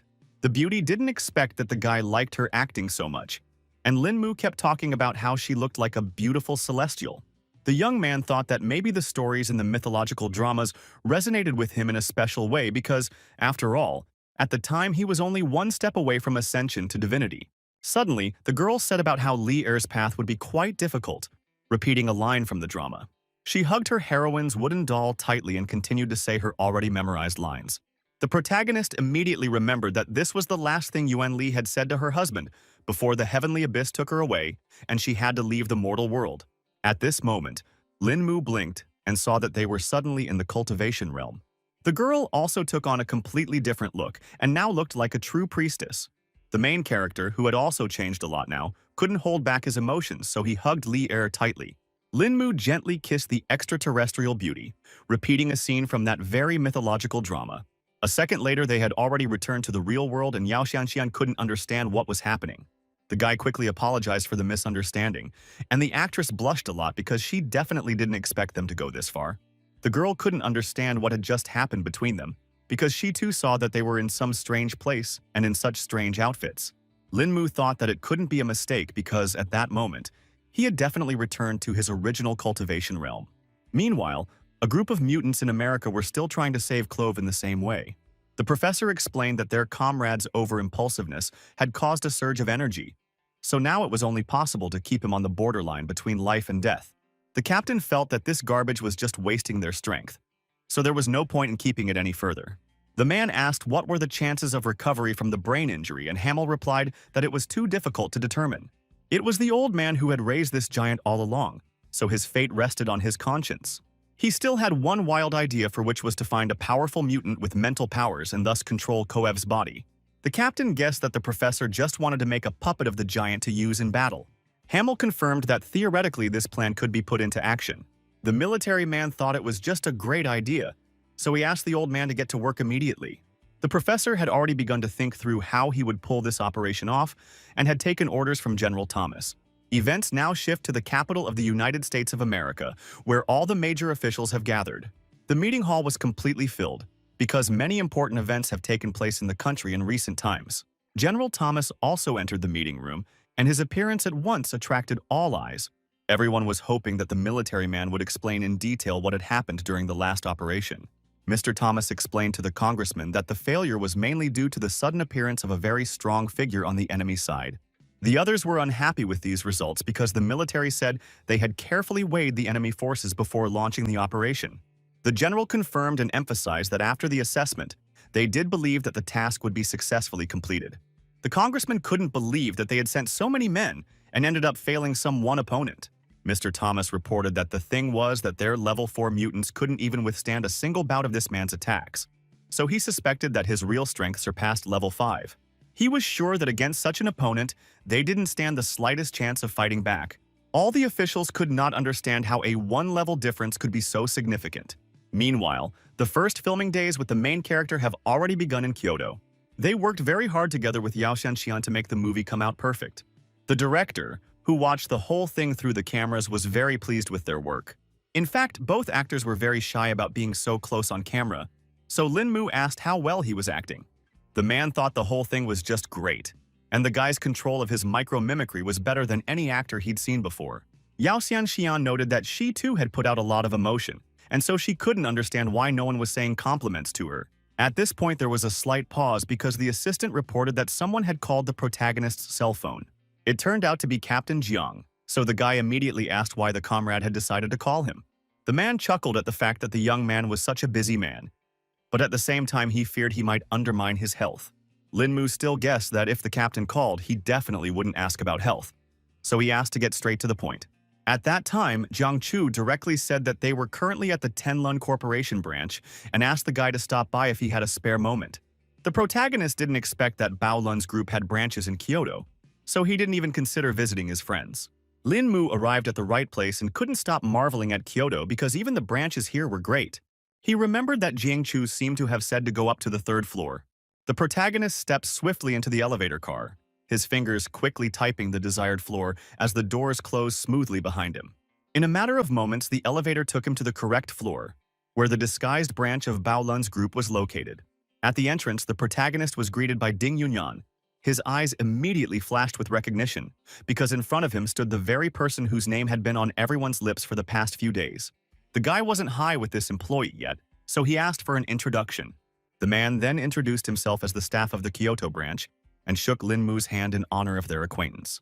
He reported that Captain Jiang was already waiting for our hero inside, so he decided to personally escort him there. The captain was very happy when he saw Lin Mu because he had already missed him. The young man suspected that something serious had happened, but Jiang Chu couldn't what he meant and just offered to have tea like normal friends. Ding Han immediately noticed that the guy was accompanied by a beautiful girl and asked if she would really want to sit with a bunch of old men. Our hero asked not to be laughed at and explained that he had come to Kyoto for work. In the end, Jiang Chu decided to cut to the chase and introduced Qiu Xinsho, the head of the Kyoto branch, and Lu Shuyan, who was a man of the same caliber. The young man immediately heard in his hands in a respectful gesture and said hello to Principal Chu. The man's eyes glistened with curiosity, for rumors of the young hero's exploits had kept him busy for the past few days. The protagonist asked him not to be overpraised because he thought his advantage was only that he was better at martial arts than anyone else. However, Lin Mu had already sensed that Director Q was not a cultivator despite his sturdy physique. Jiang Chu understood that the guy didn't know anything at all about their organization, so he explained that Brother Q was the only leader from the group who didn't know Kung Fu. The protagonist didn't expect that there were even such interesting individuals in Baolun. Ding Han joined the conversation and said that Bra Q was not known for his strength, but for his wisdom, which was the reason why he was nicknamed the Sleeping Dragon.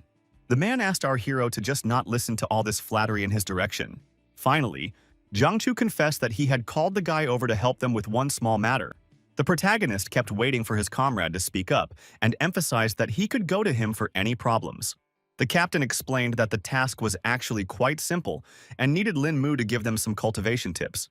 The guy thought they were joking, because one could immediately tell from Brother Dean's aura that he had already reached a very high level. The man was surprised that Lin Mu had a diamond eye and told him that he was practicing the Shaolin Vajra school skill and had now reached the Jade God level. The director said that Yunyan was the symbol of the Kyoto branch, and initially, he was the one they wanted to send to New York to help the Luo family. But Lu Shoyan strongly recommended that our hero be the one to go. Even Master himself agreed that this time, it was better for Lin Mu to go specifically because the enemies sent were very strong. Guy believed that the perfection of martial arts lay in constantly pushing the limits of the body and unleashing his potential fight, which helped him face such opponents. It turns out that the protagonist was invited here to have Ding Yunyan fight him and advance to the 3rd level of Vajra. Lin Mu now realized that he had been entrusted with an important mission and replied that he would be honored to help the Kyoto branch. The guy decided not to put off hurting later and start practicing right now, while the rest of the group stood around watching from the sidelines. The headmaster ordered everyone else to watch carefully because it was extremely rare to observe 2 masters.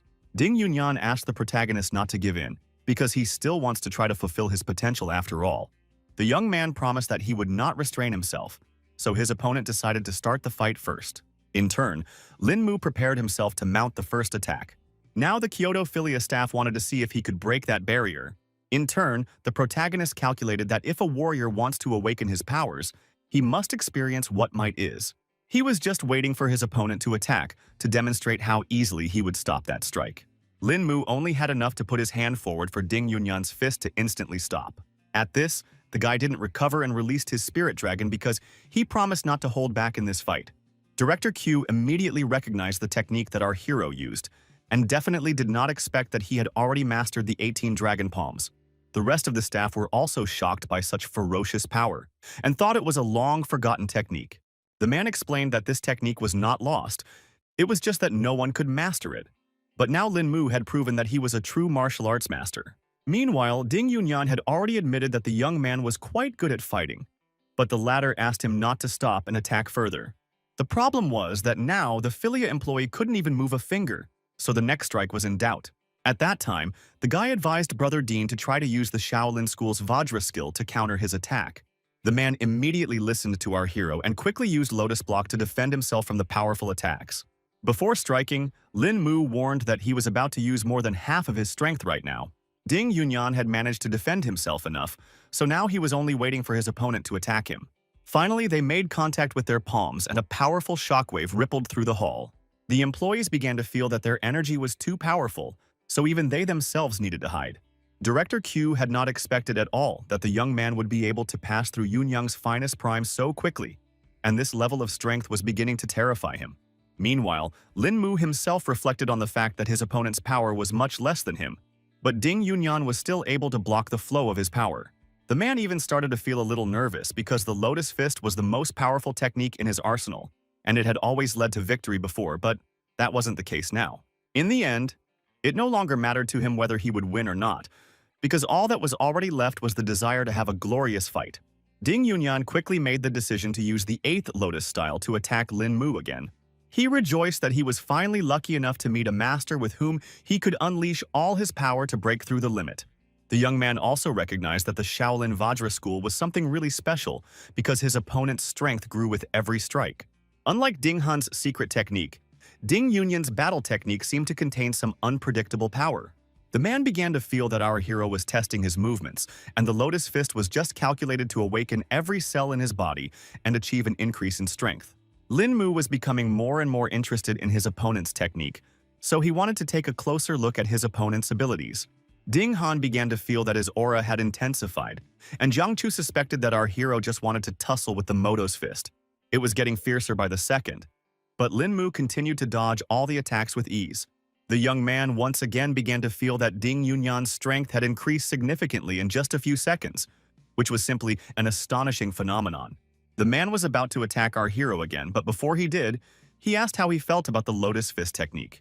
Lin Mu recognized that his opponent's technique was indeed getting stronger and more ferocious, so he had better try out the recently mastered 13 forms of Tai Chi. He decided to parry this blow quickly, assuming it might cool his ardor. Ding Yunyan didn't immediately realize what the protagonist was about to do, so he didn't have time to react to his parry. The man couldn't believe that just now, Lin Mu really had completely neutralized his technique. Even Jiang Chu couldn't understand what was going on because the main character seems to see through Ding Yunyan's actions. Eventually, the Filia employee was able to react to the change of scenery in time and ended up attacking the guy several times with Lotus Strike. The protagonist was able to place a solid shield in front of him with the help of the 13 Tai Chi forms, so all of the opponent's attacks were useless. In fact, even Lin Mu was starting to feel the pressure, so the defense was becoming harder and harder to hold on to. Despite this, the guy still managed to neutralize Yunyan's technique with simple Tai Chi movements. The headmaster was no longer surprised by anything because the young man had already used the 18 Dragon Palm before, so such tricks were within his power. But that didn't change the fact that the 18 Dragon Palms and the Lotus technique were like heaven and earth in the world of martial arts. Everyone marveled at just how deep Lin Mu's understanding of the harmony of arts was, allowing him to suppress the Lotus technique with the most ordinary technique. Meanwhile, the protagonist began to realize that the next events in the battle depended solely on him. The guy quickly regrouped and landed another blow on his opponent, who was a bit distraught after his crushing setback. Ding Yunyan didn't have time to block such fast attacks, so he flew away from Lin Mu without strength. In the end, the fighter recognized that Brother Lin was unimaginably strong, so he would admit defeat after all. It seems that it wasn't the end yet, because the main character's chi energy began to form into a golden dragon in front of him. Principal Q noticed that this ornament was similar to Taiji's skillful dragon drawing. Others noticed that there were no energy fluctuations in the young man's palms at the same time, so they began to suspect that it was only an illusion. Jiang Chu and Ding Han felt that they still needed to intervene in this fight, so they shielded their comrade from Lin Mu. Only now has the protagonist finally come to his senses and realized that something strange is going on. The young man, who had only recently mastered this complex technique, had not yet had time to learn how to fully control it, and now his consciousness suddenly shut down, plunging him into darkness for a while. He warned everyone to disperse to the sides and released the golden dragon formed. Eventually, a small explosion sounded nearby, but the guy was able to steer it away so much that no one was hurt by it. Seeing the game that had been left in the floor, Ding Yunyan was scared beyond belief because it could have been himself in that spot. It was quite revealing because the walls here were made of the strongest concrete, so the headmaster couldn't even think that Lin Mu was capable of creating such a thing with one palm. Jiang Chu felt that this was all too much because if a person was hit by such a blow, he was afraid that there would be nothing left of the victim. The young man apologized for nearly losing control and asked his sparring partner if he was okay after such a scuffle. In spite of his serious condition, the man replied that it was only a small scratch for him, and he now worships the skill of our hero. Director Q ordered all subordinates to quickly leave this room and think hard about what they could learn from the battle they had seen. At that moment, a call came to our hero's phone, which distracted him a little from the aftermath of the past fight. It turned out to be Yao Xianxian, who was somehow awake at this late hour. The captain noticed it right away and started laughing at the fact that this beautiful young lady was worried about the fact that the guy still wasn't home. It seemed that something serious had happened after all, because the girl had fallen down in the middle of the bathroom and was now asking Lin Mu to hurry back to her. With a trembling voice, she literally begged to be saved, but the explanation came with great difficulty. The protagonist tried to shout to the girl, but she had already hung up the phone and did not answer his questions. Xianxian plopped down on the bathroom floor and tried to say that she wouldn't last long, but Lin Mu couldn't hear it anymore. Jiang Chu heard that the guy had something going on and excitedly asked why his girlfriend was calling. The protagonist immediately handed the phone to his comrade and asked him to track the girl's location as quickly as possible. The captain quickly ran into Xiao Kei, who could help them with this matter. He explained to his subordinate that he urgently needed to know the exact location of a particular number. The guy quickly connected his phone to the computer and started searching for Yao Xianxian. In just a couple of seconds, Xiao Kei had already received a map that marked the location of the phone. The captain asked Lin Mu to go first while he stayed at the base to relay the refined coordinates over the phone. The protagonist quickly jumped into his car, and now with all the speed he was going to help his friend who was in trouble. Mentally, the young man asked Xianxian to hold out to give him time to get to the right place. Lin Mu finally reached the Grand Hotel where his colleague was staying. The guy started running to the upper floors with all his legs to get to Xianxian's aid in time. Out of breath, it took him a couple seconds to run to the right floor, where the girl's room was, presumably. According to Baolun's group, the victim was in a room that was guarded by a large number of bodyguards. The protagonist thought that these were the Xianxian kidnappers and was about to finish off anyone who got in his way. The guards immediately stopped Lin Mu and warned him that he had no right to be here. The guy didn't hesitate and immediately used his skills to knock out the enemies. The rest of the bodyguards immediately ran up to their defeated comrade and began to ask the strange young man what he was allowing himself. The protagonist stated that he was their forefather, and in the name of heaven, he would now finish everyone off. The bandits immediately reached for their guns because they realized that talking alone wasn't going to stop this guy. But it was already too late because Lin Mu jumped high to attack his enemies. Meanwhile, the boss who was inside with Yao Xianxian tried to sneak into her bathroom, but the door was too strong, so he failed. The man was very unhappy that he was not getting anywhere this night with this hottie, who had gotten to the point of closing herself off from him. He promised that sooner or later the girl would be taught a lesson for her behavior. The lad swung the chair again to finally break the lock and get his hands on the defenseless girl. At this moment, Lin Mu finally rushed into the room and ordered the bandit to stop now. The man did stop because he was surprised that someone dared to interrupt him and asked who our hero was. The young man emphasized that it didn't matter at all who he was. What mattered was what the asshole was about to turn into. The protagonist began screaming in an intimidating voice that it was time to die. Bandit felt a chill run down his back because of such calm confidence from Lin Mu. He realized the guy didn't have the nerve to threaten him, and quickly ran to grab the weapon. The gangster emphasized that Jingdu was his territory, so anyone who got in his way. The protagonist informed that no matter who dared to touch his loved ones, even the Heavenly King, he would still destroy the scoundrel. The man noted the young man's eloquence with a chuckle, but his cold gaze made it clear that all those words were not worth a penny in his eyes. Lin Mu didn't wait and made one precise strike on the pistol in the bandit's hands, slicing it in half. The criminal mastermind's face contorted with mute shock, and his brain refused to realize what had just happened. He stared in horror at the disfigured pistol in his trembling hand, in which the useless stump of metal remained. Meanwhile, the protagonist was already behind the rogue's back and confidently continued to attack him. The criminal's eyes ran from side to side. He felt like a hunted beast, unable to unravel the cunning plan of this mysterious young man. Lin Mu didn't hesitate and used his knowledge of acupuncture points to disarm his opponent. Unable to withstand the sudden tension, the fat man pissed himself in shame. His obese body shook and settled to the ground with a thud. In fact, our hero had severed several major meridians in his lower back, so now the bandit was unlikely to harm other people. He finally reached the bathroom door and tried to call out to poor Xianxian who was inside. Lin Mu swiftly slipped inside the room, his gaze immediately falling on the motionless figure of the girl lying without any sign of consciousness on the cold floor. He quickly swept his acquaintance up in his arms and promised that it wouldn't be long before they were home. They eventually made it safely back to the CH hotels, where they had been staying for the duration of the shoot from the beginning. Assistant Hong immediately asked what happened to their actress, but the main character did not give details and lied that the girl had a little too much to drink. In a trembling voice, the employee explained that she was overcome with mortal terror when she lost contact with them and asked the actors to be careful not to be spotted by the paparazzi.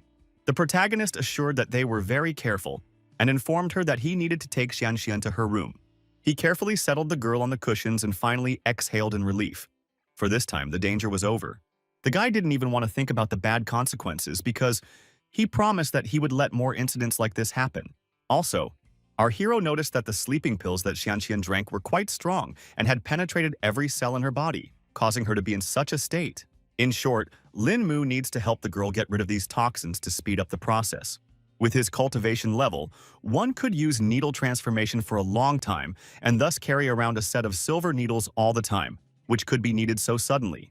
The poison has already spread throughout Xianxian's body, so the protagonist needs to act as quickly as possible. When the girl finally woke up, she revealed that before that she had met with her classmate who had set her up so meanly. The protagonist immediately asked if she had a photo of a classmate, and Xianxian replied that they had just taken a photo together that evening. The girl also revealed that the sneaky, lousy girl's name was Shen Hui. The next day, Lin Mu already knew all the information about the classmate that Brother Zhang had helped him with. Our hero now had a whole dossier on Shen Yue in his phone, which was supposed to help avenge Xianxian. In the evening, the young man decided to go to the very bar where the girls had rested the previous night. The face of the employee at the entrance of the establishment immediately lit up with a smile, and he greeted their new guest. The protagonist immediately handed him the phone with Shen Yue's picture on it and asked if this girl was here. The guy immediately said that she was a frequent guest at their establishment, and she was currently at the bar, and Lin Mu pretended that he was her friend and asked him to take him to this girl. Meanwhile, near the bar, the evening life was boiling. Everyone was chatting and drinking cocktails. Shenju herself had hooked up with some other bandit and was now listening to his life stories. A man was talking in all seriousness about how he had killed one lover of his. It seems the girl definitely didn't expect to hear something so horrible, so she froze in mute shock. In the end, the bandit only laughed and explained that it was all said just for a harmless joke. Then he turned to Lin Mu, whom he mistook for a waiter, and asked him to bring 2 more margaritas for them. The protagonist, observing this whole situation, immediately thought that this girl did not create a good impression. The man was displeased that the young man still stood still and did not fulfill his order. That was when Lin Mu finally decided to approach their table and explained that he was not a waiter. The guy immediately declared that it was Shen Xue he was looking for, pointing his finger directly at her. The gangster wasn't happy that the kid was starting to pry because he had already bought this beauty. Our hero knew how to influence such people, so he carefully opened his jacket, revealing the pistol in the pocket, and began to threaten this impertinent man. The bandit was not at all frightened and started talking about how he didn't mean to insult Lin Mu at all, promising that he would leave this place right now. He ran with all his legs towards the exit, pushing everyone in his way so the guy definitely couldn't catch up with him. Shenzhu was also starting to get worried, so she asked what the main character wanted.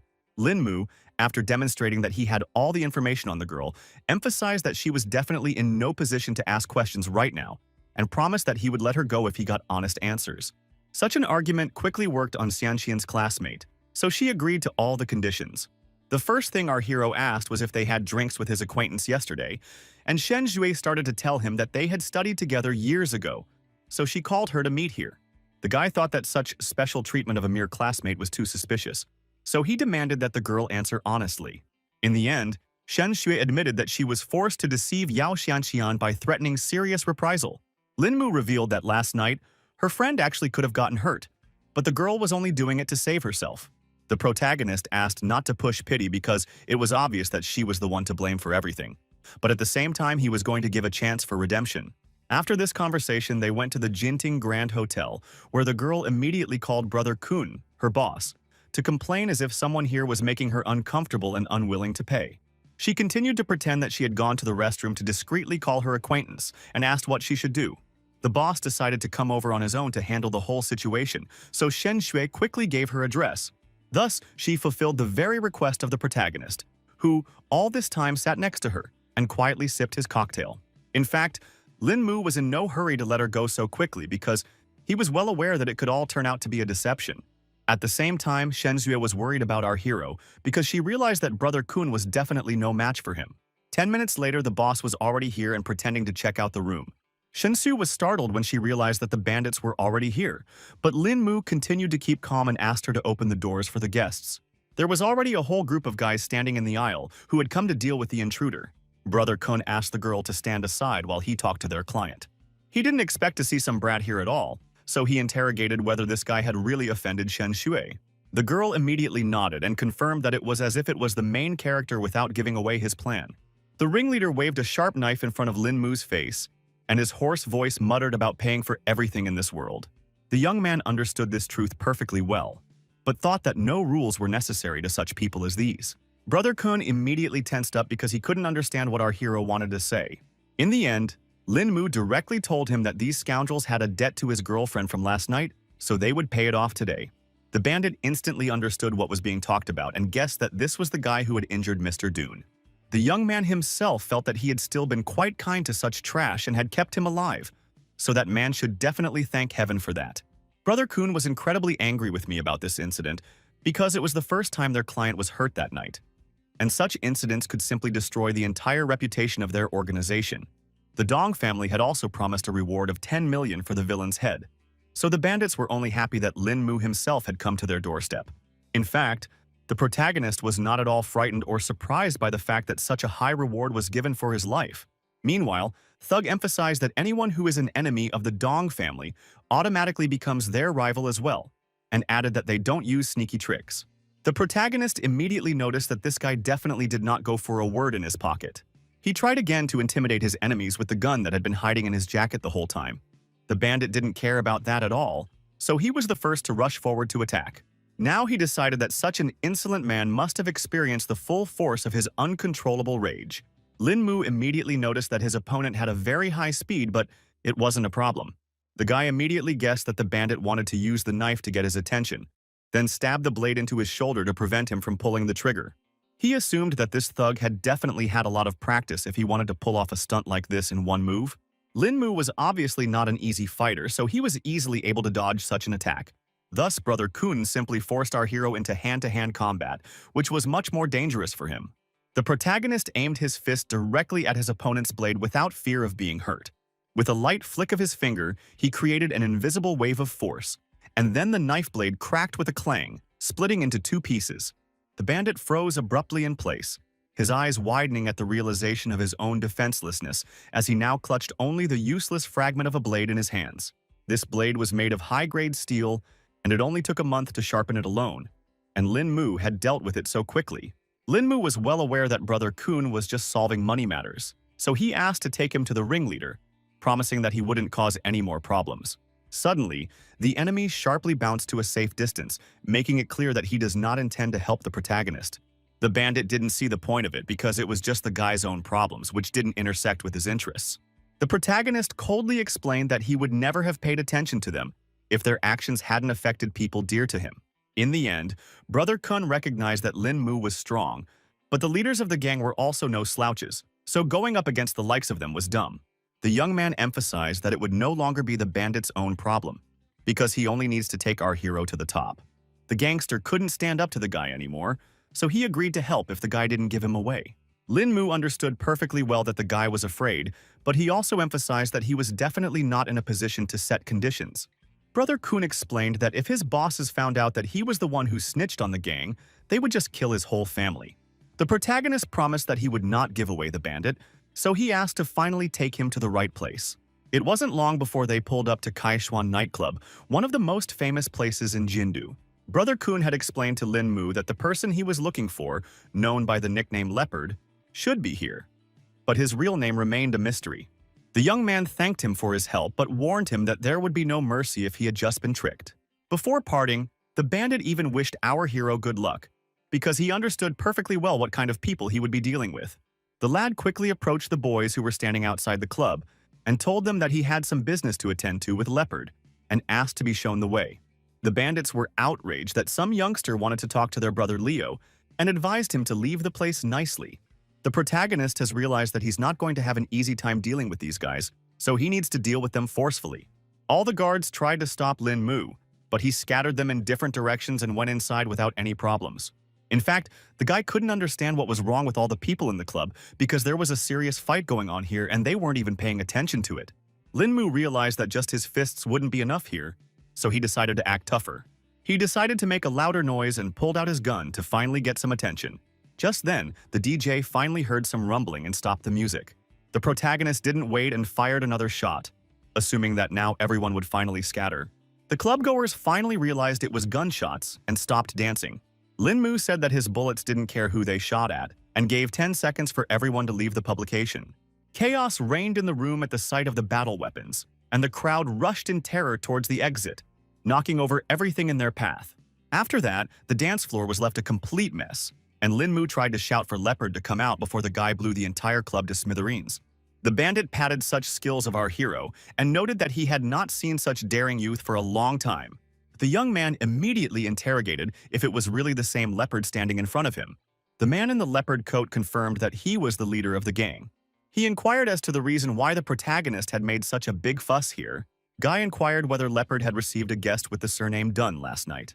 The bandit immediately realized that the man who had crippled his client stood before him, not expecting him to come to her lessons himself. Lin Mu explained that he had decided to save a little time, and advised the leader to let his men go if he didn't want the same fate for them.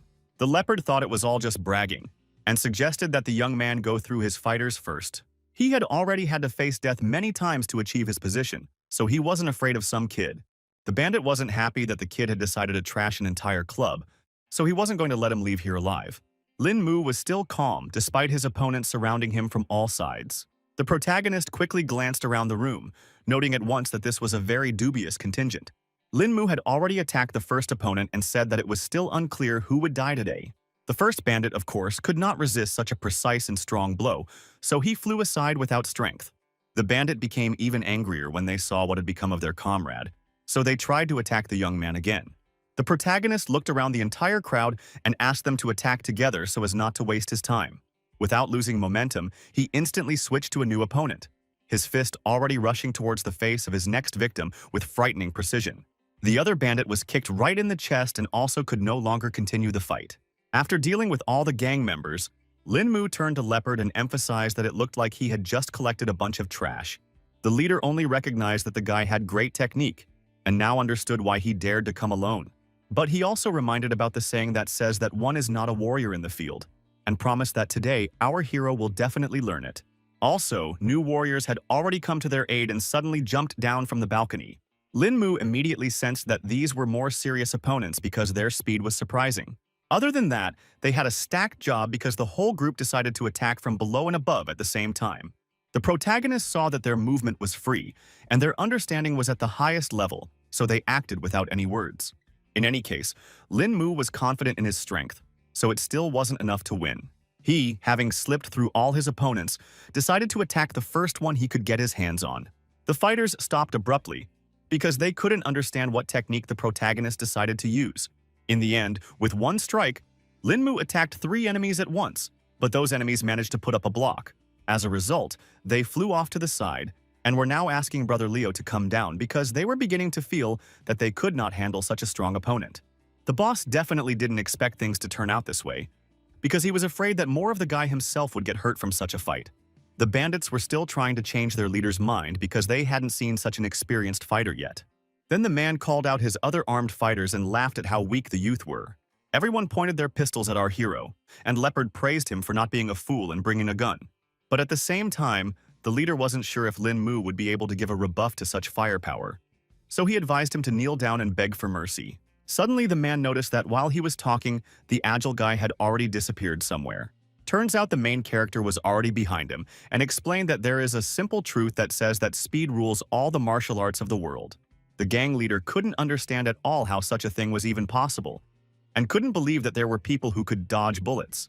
He ordered his subordinates to fight to the end, and still stood bravely and promised to protect Brother Leo at all costs. Lin Mu was displeased that some rascals thought that if they mastered a bit of kung fu, they could create mayhem everywhere. The guy decided it was time to use his sword because he couldn't just bitch about insulting a martial arts principle. He didn't wait and rushed forward because he wanted to teach the bandits a lesson for this attitude. Suddenly, all the fighters felt a strange tingling sensation in their limbs, their muscles numbed as if paralyzed, leaving only the ability to watch helplessly. Everyone started screaming fearfully because they realized that they had already lost this fight. One by one, the fighters began to fall like underlings, their bodies hitting the ground hard, and trying to warn the boss to run away from this place sooner rather than later. Lin Mu informed Leopard that he had already wiped out the rest of his subordinates, so everything else he already had to blame on himself. In the end, the bandit asked the young man to take his time like this because he would definitely not dare to cross the path of the organization behind him. Our hero was of course interested in this information, so he asked the man to elaborate on what kind of power was behind his back. The leopard explained that the Yan family was behind him, and anyone in Jingdu who dared to insult any of them would turn into a walking corpse. Lin Mu was shocked when he heard who was actually behind the whole incident.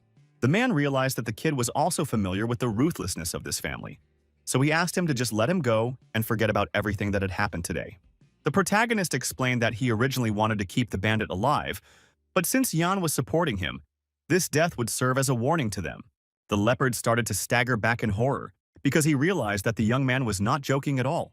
Lin Mu announced in a firm voice that he would send this rascal to his final destination at this very moment, and his words sounded like an inevitable sentence.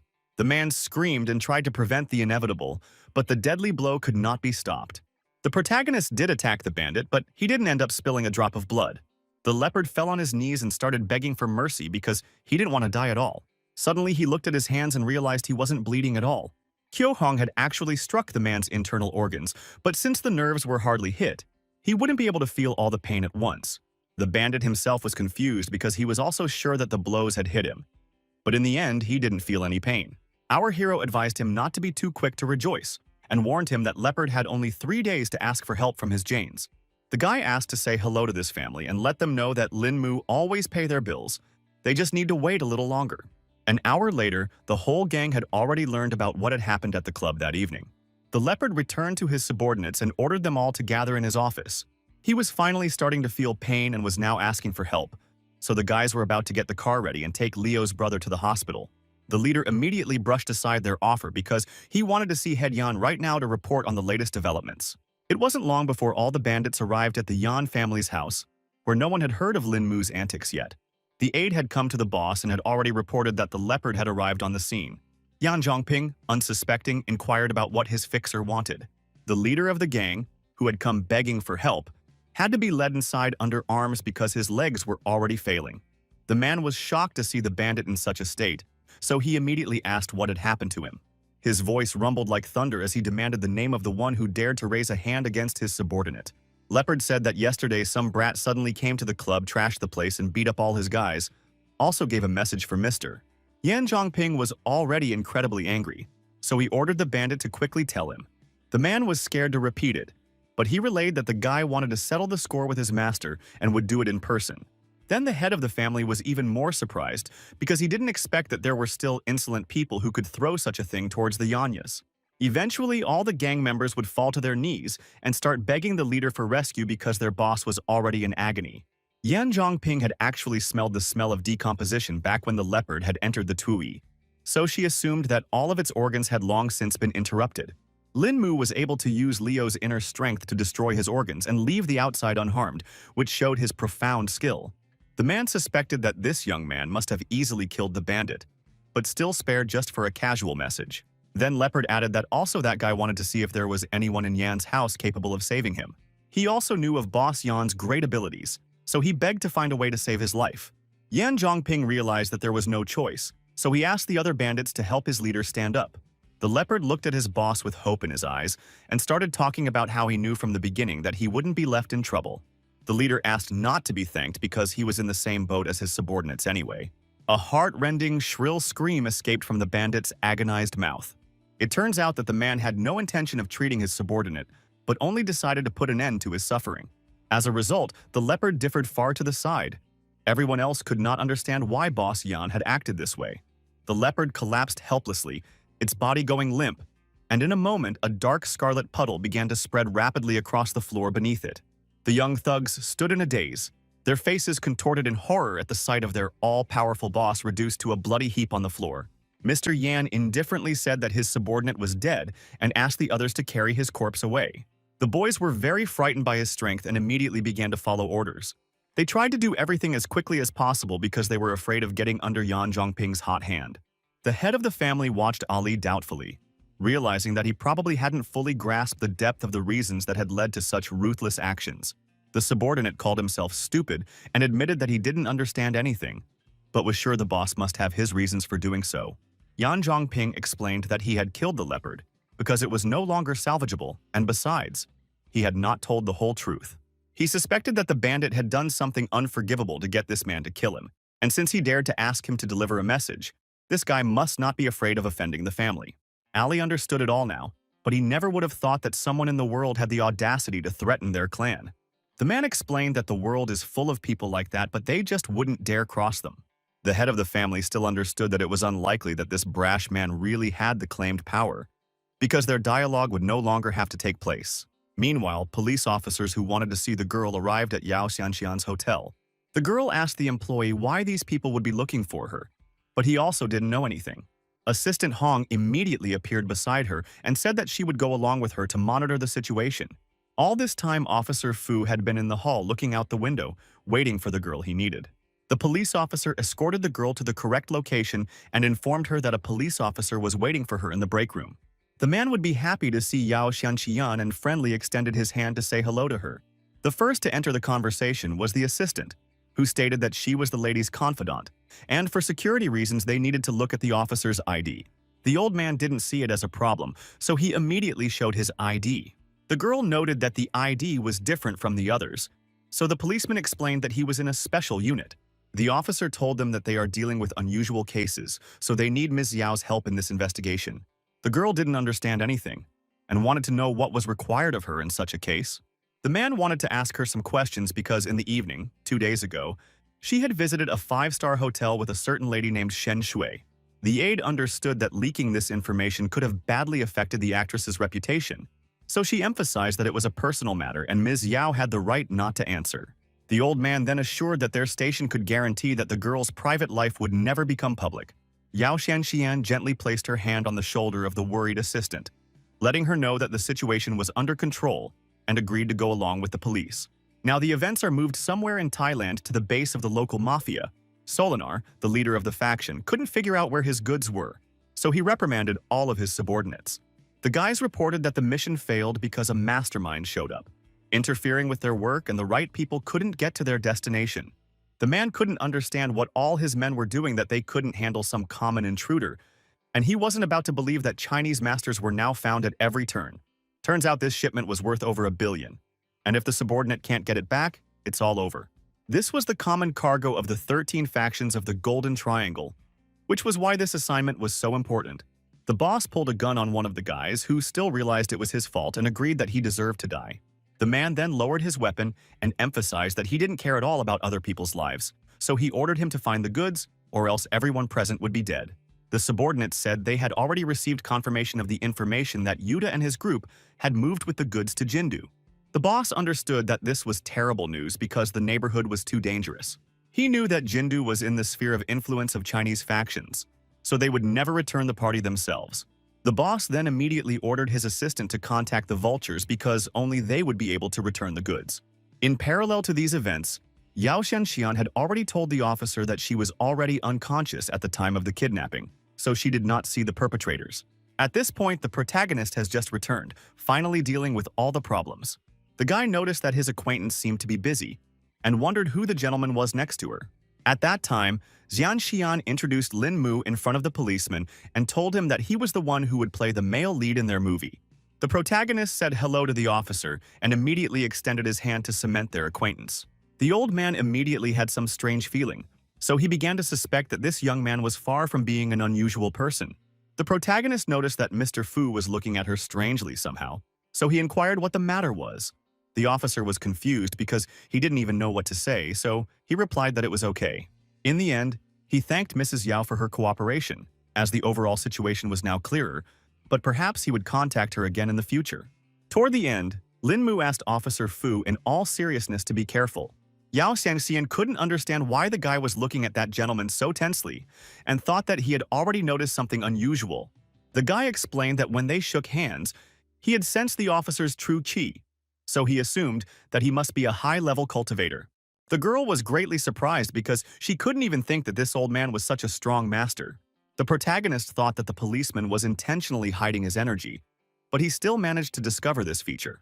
Mr. Fu, who had already gotten into his car, also wondered why, when they shook hands, he felt a powerful pressure from Lin Mu.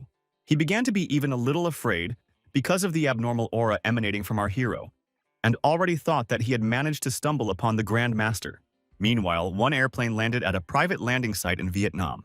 It turned out to be one of Solinar's old associates, one they hadn't crossed paths with in years. Cecil was surprised that the bandit had suddenly summoned him, so he inquired as to what was so important.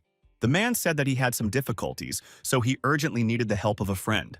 The guy had already heard about the situation, so he didn't mind dealing with the case because he was like a fish in water in this matter. Over dinner, Solinar recounted all the details of what had happened and begged his old friend to help him.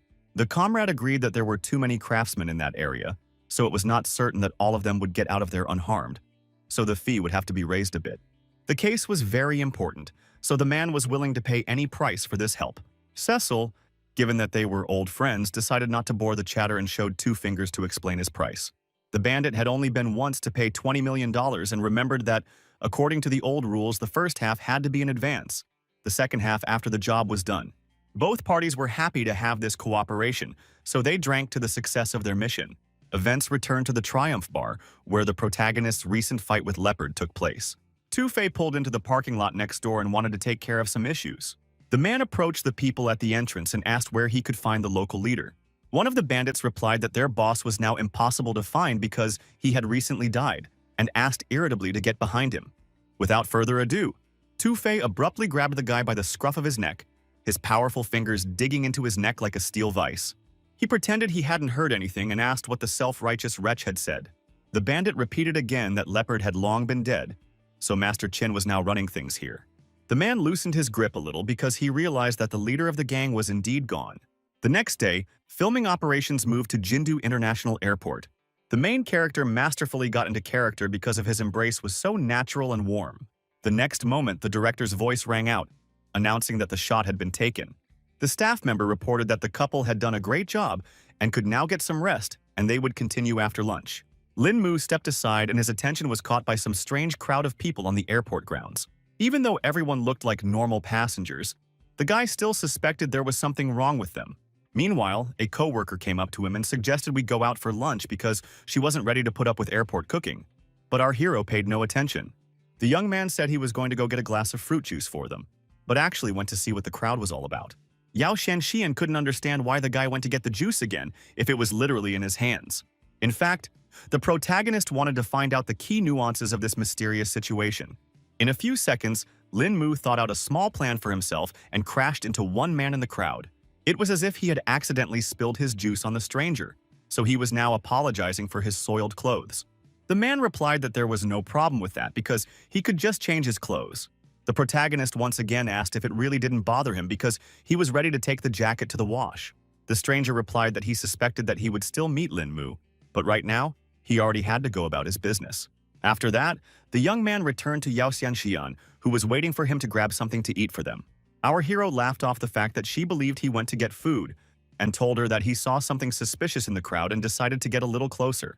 The girl was immediately interested when she heard such news and began to listen to Lin Mu attentively. Guy suspected that everyone in this crowd was a military man with special training, and there were even 7 with special abilities among them. Yao Xianxian shrieked when she heard such shocking news, and our hero immediately asked her to be quiet because she might attract the opponent's attention. Lin Mu decided to contact his partners and report that a lot of fighters had gathered in Jindu, so something big was going to happen. Meanwhile, Two-Fei arrived at the Tai family mansion after failing to find Leopard.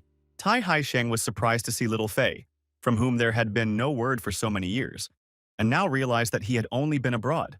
The guy said that he had too many enemies at the time, and if he hadn't run away, they might never have seen each other again.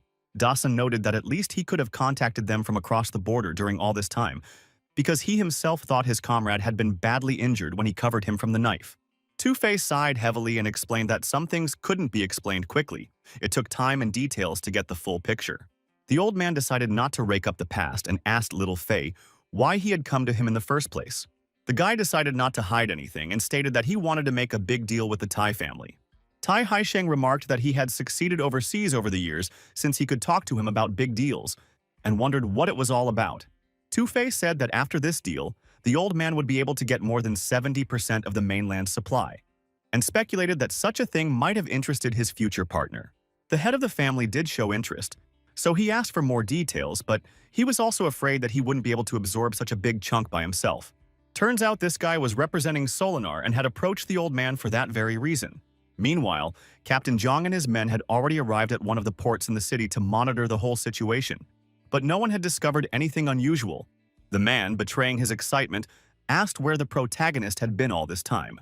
Lin Mu already suspected that something serious had happened in his absence, so Brother Jiang told him that 2 tons of cargo had fallen through the ground. The captain decided not to delay and take the young man to the scene at once. Our hero asked what the guards had to say about it, but even they didn't notice anything unusual. The warehouse was searched up and down, but in the end nothing was found, and moreover the rest of the goods were left untouched, indicating that the cargo had been taken out through the main gate. At the same time, those who had a shift today assured that they did not step down, which only adds to the mystery of the incident. Lin Mu then inquired when they had determined the disappearance, and the partner said that it had happened last night when the police were inspecting the goods. The lad immediately concluded that, in any case, they did not yet know the exact time of the theft. The captain confirmed his words because the last inspection was as long as 3 days ago, but they also have a chance to get a more precise time, so he's already sent his men to get the footage from the cameras, and then at least they'll be able to find out some details. One staff member reported that he did receive the tape, but he wasn't sure if it would help in their investigation. In the end, the problem turned out to be that the data had been deleted by someone and was now unrecoverable. The protagonist inquired about the cargo that caused such a strange occurrence. Jiang Chu said that the goods were seized not long ago from an international terrorist group that is now in intensive care. Suddenly, the capital noticed that his subordinate had already managed to contact his superiors. Meanwhile, as it turned out, someone was lodged in a skyscraper that was not far from the port and was watching the actions of our heroes. They watched all the group's activities intently from the window through the blinds. The man behind the spyglass informed his allies that so far the harbor was empty. It turned out to be Officer Fu, and in the meantime, his subordinate reported their target out. Even this policeman agreed that this Lin Mu was not as pro as it seemed at first glance. The old man immediately inquired what was so interesting that his employee had noticed. It was so serious that the policeman asked his supervisor to come over and see for himself. In the next instant, Officer Fu's pupils dilated dramatically, his eyebrows flying up at such an unexpected revelation. It turns out that such a strong reaction was because the main character was next to Jiang Chu. The police officer immediately remembered that in a case 2 years ago, the captain had tried to delete everything and asked the officer what the man was all about. The old man said that he too became aware of Jiang Chu from Bao Lun's group after the same case. The officer was even more surprised when he heard that the man was connected to the very same mysterious organization. The officer explained that Bao Lun was a secret unit of the Chinese army, which included the highest level of armed forces. Now they no longer had the need to continue their surveillance, so Mr. Fu decided to gather everyone else to discuss the situation. Meanwhile, the protagonist met with the port security guard, who reported that the security service conducts a guard change every 6 hours, and surveillance at the post goes on around the clock. Lin Mu took note of this information and said that he would need to examine each soldier. He quickly chose the first guy to examine and used special powers to scan his body. Eventually, after careful examination, the protagonist finally uncovered an important clue. Now the young man realized that it was not at all surprising that the soldiers had not noticed anything unusual. Lin Mu informed the captain with seriousness in his voice that the consciousness of all the guards had been attacked by someone else. The main character explained that no one remembered anything, because a time period had been removed from their memories. For his part, Jiang Chu did not expect at all that someone would be able to brainwash their soldiers. Moreover, the protagonist suspected that everyone had been indoctrinated with fake memories, further confusing the situation. Although the guards answered firmly and clearly, they had blank looks on their faces, and it was all because the memories weren't true, causing them to react like robots trying to go back to that day. The captain realized that their enemy was able to affect so many people at once, which proved that a powerful psionic was fighting against them. Lin Mu was sure that they were the same fighters from the airport and asked Jiang Chu where they could be found now, and the latter, after some thought, suggested that the group was probably hiding in one of the major hotels in the city. The supervisor said he had already organized 24-hour surveillance of them, but so far no one had detected anything suspicious. He also showed on a map all the movements of these people in the last 2 days. The protagonist, after considering these routes, immediately noticed an interesting detail. Lin Mu saw that these soldiers were all scattered quite far away for a normal group. The captain wanted to see for himself and realized that this mark had only recently appeared, so he decided to urgently request confirmation. He quickly called his staff and asked what was going on at the site of the last marker. A fighter from the recon squad reported that all these people had suddenly disappeared from sight, and the protagonist was afraid that someone might have alerted them to the surveillance. Nothing was clear to the captain yet, and he decided to wait until the squad was on the trail of this group. Linmu was surprised and couldn't believe that these fighters had discovered that they were being followed and erased one of the scouts' memories. Jiangchu thought it was quite possible, and then the tactical advantage would definitely not be their team's. And our hero asked if there was anything noteworthy on the enemy's route. Eventually, the commander did notice that something strange was happening in that direction. He realized that the rivals were getting closer and closer to a maximum security prison. It was now obvious to all that the goal of the enemies was to free the prisoners. Then the captain immediately recalled the very hijacking of the airplane flying to Jindu that Lin Mu had inadvertently revealed. Our hero began to guess that those terrorists were in the same group as these very robbers. Jiangchu explained that the lost cargo belonged to the group of villains who had hijacked the plane, and it seemed that this time they had sent someone influential to retrieve the goods. The guy asked Brother Jiang to tell his men right now that they should immediately cordon off this building, and they needed to move out to this place right away. The events are transferred to a special regime prison, where a serious incident is about to take place. The unsuspecting guards were discussing that Area A and B were pretty quiet today. Eventually, one of them noticed that something strange was happening nearby. It turns out that one of the prisoners came out of his cell, so the guards immediately called out to him and ordered him to stop.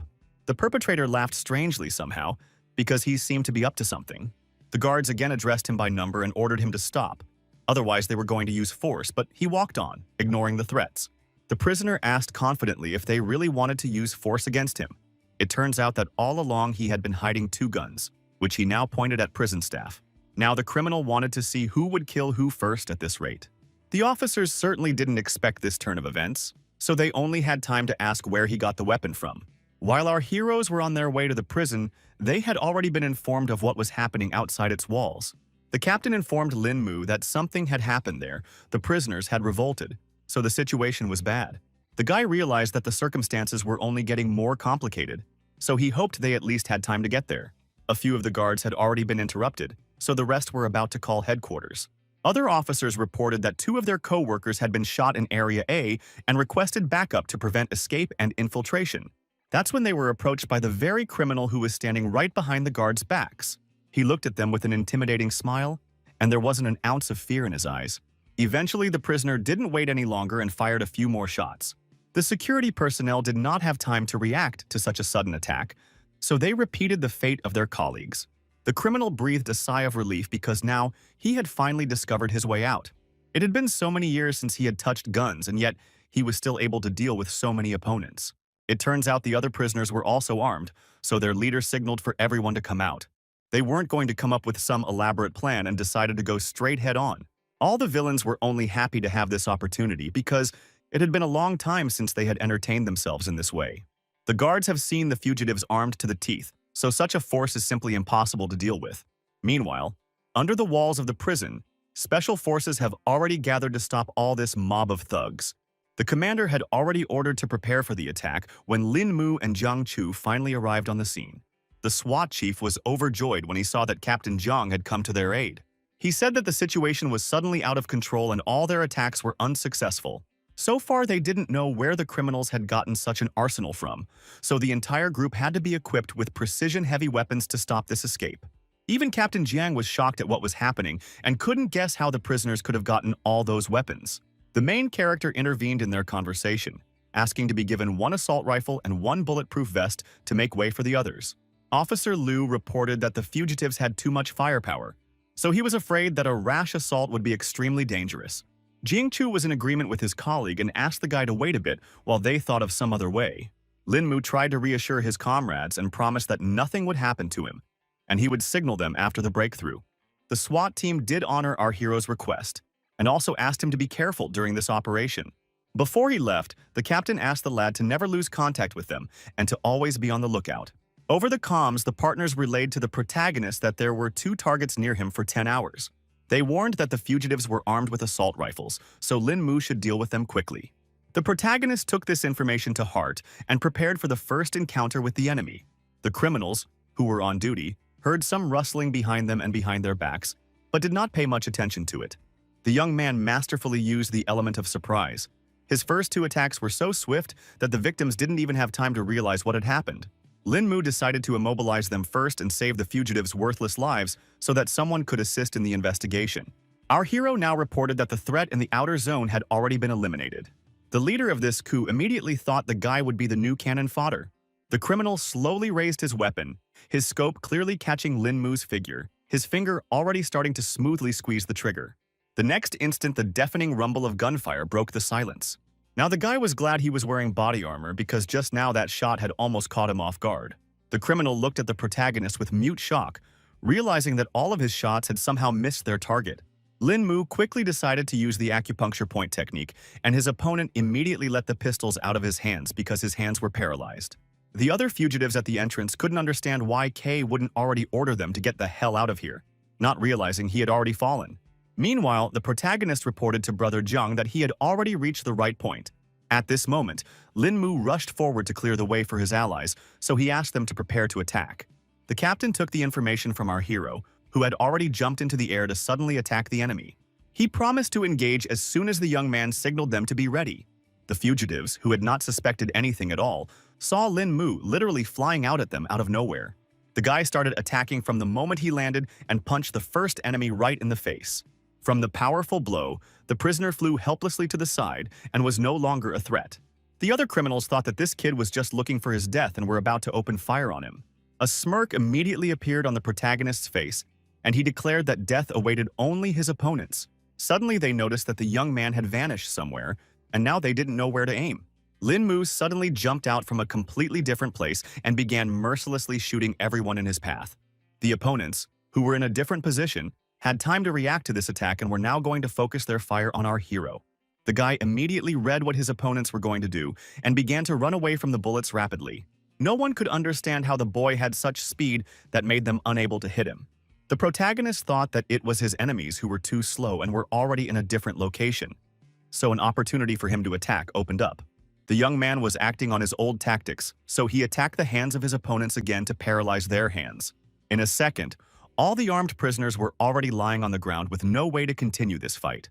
Lin Mu radioed that the entrance to the prison had been cleared, so the squads could begin their assault. The commander gave the order in a sharp voice, and the soldiers instantly began checking their ammunition, their movements honed to automaticity before the coming battle. He also said that the attack should neutralize all fugitives at first contact. Captain Jiang immediately found our hero to thank him for his help, because it would have been much more difficult without it. The guy also said that he smelled a strange soil odor during the shooting, so he wanted to go back and find out what it was. Zhang Chu immediately suspected that perhaps someone with superpowers had cast a curse, and allowed his comrade to go to that place while they dealt with all the other enemies. Our hero started inspecting the area and saw that the cells are made of reinforced concrete, so it is not yet known where the smell of earth is coming from. The young man began to feel that the farther he went, the stronger that scent became. He finally realized that the strange smell must be coming from one of the cells. Lin Mu went inside and realized that other than the strong earthy smell, there was nothing suspicious here, so he couldn't understand what the problem was at all. He crouched down beside one bunk to take a closer look at the cell, and still noticed one interesting detail. It turns out that somewhere under the bed a ragged piece of paper was visible, which the guy immediately reached for. Now the situation is clearer, and the protagonist finally realizes what was going on. He realized that these fugitives had managed to dig a huge tunnel that helped them escape from here. Lin Mu suspected that they couldn't have run far, so if he moved out now, he might be able to catch them in time. In the end, the young man's guesses came true and most of the prisoners were already fleeing through the forest. It turns out that their guide was Tu Fei, who sensed a dangerous aura approaching, causing him to tense up. The young man abruptly froze in place, causing the entire group to stop, causing his partners to anxiously ask what was wrong. The leader explained that he sensed someone approaching them, so he asked all the prisoners to go on without him while he covered the entire team. They were also accompanied by two people with superpowers, who immediately thought that the police had caught up with them after all. Tu Fei was displeased that his allies were so careless, as they weren't out for a walk, because of which it was better to keep an eye out. At that moment, the protagonist just popped up on them and decided to reveal his location. He immediately asked who were these daring rascals who dared to free the Jingdu prisoners. The leader of the faction had not expected such a strong master to be sent against them, and now realized that they would have to adapt to such conditions. The protagonist only laughed off the fact that the criminals still hoped to fulfill their plan. Tu Fei admitted that they don't expect everything to go flawlessly because all they have to do is leave China. Either way, He was sure that some youngster couldn't beat their strongest team. Such self-confidence only brought a smile to the face of the protagonist, who understood the balance of power perfectly. Lin Mu released a powerful wave of energy, his voice sounding menacing and confident as he declared that he wouldn't be killed so easily. The opponents didn't expect at all that this guy was hiding so much energy within him, so they even started to panic a bit. Our hero also knew that all of his opponents had superpowers, but he wasn't afraid of that, so he asked them to attack him first. The fugitive's allies were even more surprised when they realized that the young man already knew about their main power. The beast that was with them was also certain that Lin Mu was destined to die today. Lin Mu then asked if his enemies had encountered Lawrence and Clove, whom he had been able to kill without any problems. Tu-Fei definitely didn't expect to meet the person who managed to defeat these strong mutants here. His allies still felt that they shouldn't take the word of some petty lout, and were already about to climb into battle against him. The monstrous mutant decided to take on the protagonist and attacked him first. He unleashed a monstrously powerful punch, but Lin Mu lightningly bounced sideways, leaving his opponent punching the void. The young man's eyes flashed with icy flames, his voice sounding like steel as he announced the start of his attack. After his first attempt, he still managed to successfully strike his opponent. The shockwave spread through the mutant's thick layer of fat, creating eerie ripples on his body like a stone thrown into water. Despite the mutant's massive physique, Lin Mu lifted his huge body into the air with a powerful jerk, displaying incredible strength. In the end, the formidable giant could do nothing against our hero and helplessly resigned himself to his fate. The protagonist was still in suspense because he saw that his enemy survived even after being hit so hard. The mutant grinned wryly, watching the bewilderment on the young man's face because he knew the reason for the ineffectiveness of that attack. In reality, it wasn't like that at all, because Lin Mu believed that his opponent had mastered a skill that allowed him to distill power from the earth and adopt its properties. His opponent confirmed his speculation and emphasized that the guy's punches were useless against the power of the ground. He tried to attack the protagonist, who continued to stand still calmly and confidently. The young man waited for the moment of impact and at the last moment bounced off the mutant's massive fast fist. Lin Mu understood that this enemy had a solid defense, but at the same time it was impossible to fight deftly with a clumsy body. Suddenly he saw with his peripheral vision that the other opponents had decided to attack him from the other side. The protagonist abruptly turned around and saw two deadly spheres coming towards him, one of which was burning with hellish flames and the other exuding freezing cold. The guy hadn't counted on such a combined attack, but still managed to dodge in time. The mutants were shocked that Lin Mu was able to bounce back from the deadly strike at the last moment. Meanwhile, our hero was already near his opponents and warned them that their skills were nowhere near their abilities. He quickly grouped up and used the descending dragon palm against the enemies. Only Tu-Fei realized that they wouldn't be able to face such an opponent, so he ordered the entire team to retreat back. The leader of the group decides to take on the protagonist to give them time to escape. Lin Mu felt waves of powerful energy emanating from the guy, emitting a good amount of power. Throwing his fist forward, the mutant suddenly tore forward at the young man, who didn't even have time to raise his hands to defend himself. The main character was first hit pretty hard right in the head, despite his attempts at a block. From such a force, the guy flew a few meters away but still managed to stay on his feet. Lin Mu was interested in this turn of events because he now felt that his opponent possessed the ancient Wushu Kuidong, which was truly a unique case. Tu-Fei didn't want to waste time on this idle talk, so he quickly moved on to his main objective, concentrating energy in his fist. Our hero responded in kind because he wanted to see Kung Fu with superpowers. Both wars were pretty strong, so they just collided palms down. After such a powerful collision, there was a violent explosion that threw the guys off in different directions. The young man was not afraid at all and only laughed as their fight gained new momentum. Tu-Fei abruptly changed his stance, his body moving forward like a deflated spring, trying to take the initiative. The protagonist noticed that his opponent's body was covered in pure yang, making the confrontation rather difficult. In a second, the opponent literally vanished into thin air, and even Lin Mu himself recognized that he had incredible speed. The guy immediately sensed that the enemy was behind his back, so he managed to react in time. The protagonist sharply threw his palm forward, creating a barrier that the fierce attack of the enemy crashed against with a thud. Lin Mu instantly recognized the familiar maneuver, which meant that Tu-Fei had already started moving to escape. He finally realized that it wasn't camouflage, but mind-boggling speed, allowing the enemy to instantly move into blind spots for surprise attacks. Tu-Fei was sure that our hero would experience the full power of Kung Fu with superpowers right now. The young man had already begun to understand his opponent's tactics, so he prepared himself for his attacks. In the blink of an eye, their fists came together again in a furious duel, each blow accompanied by a flash of energy. After the powerful blow, both fighters flew off in opposite directions, instantly assessing their new positions. Now Tu-Fei felt that he had underestimated his opponent's skill after all. The protagonist admitted that he too had initially underestimated the strength and skills of his opponent. But at the same time, he asked his opponent not to think he could win this fight with just a couple punches. Meanwhile, the other mutants began to realize that Tu-Fei and Jiang Chu were equal in strength. The allies realized that their leader wouldn't last long, so it looked like they would have to intervene. The protagonist took the opportunity to use the descending dragon palm once again. The hand was rapidly approaching Tu-Fei, who realized that he wouldn't have time to dodge. Eventually, Mutant had to block all of these attacks, but it didn't help much. He now realized that the 18 palms of the descending dragon was being used against him, and he couldn't believe that someone had mastered this forgotten teaching.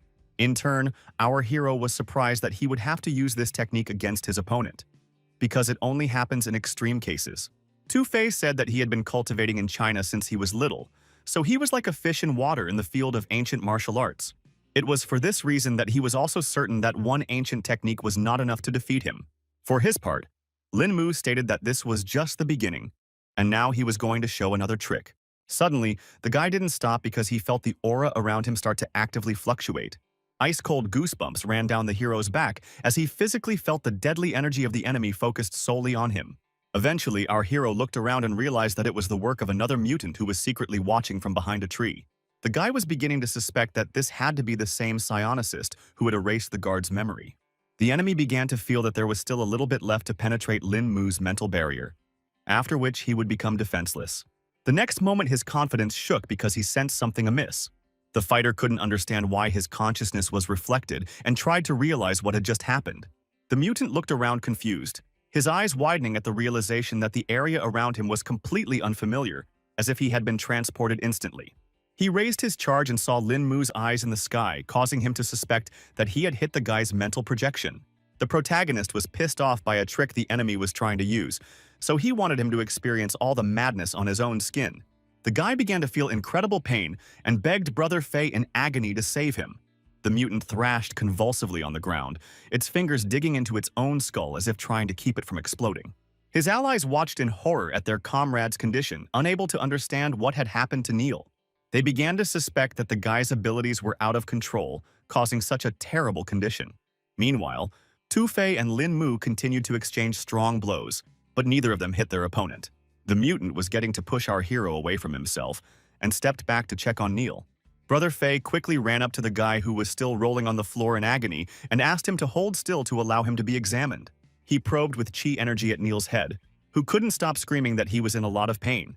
Eventually, Tu-Fei realized that things would be too bad because their ally was seriously injured.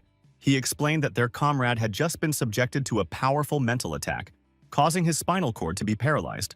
The mutant guessed that it was the main character's doing and asked him how he was able to pull off this stunt.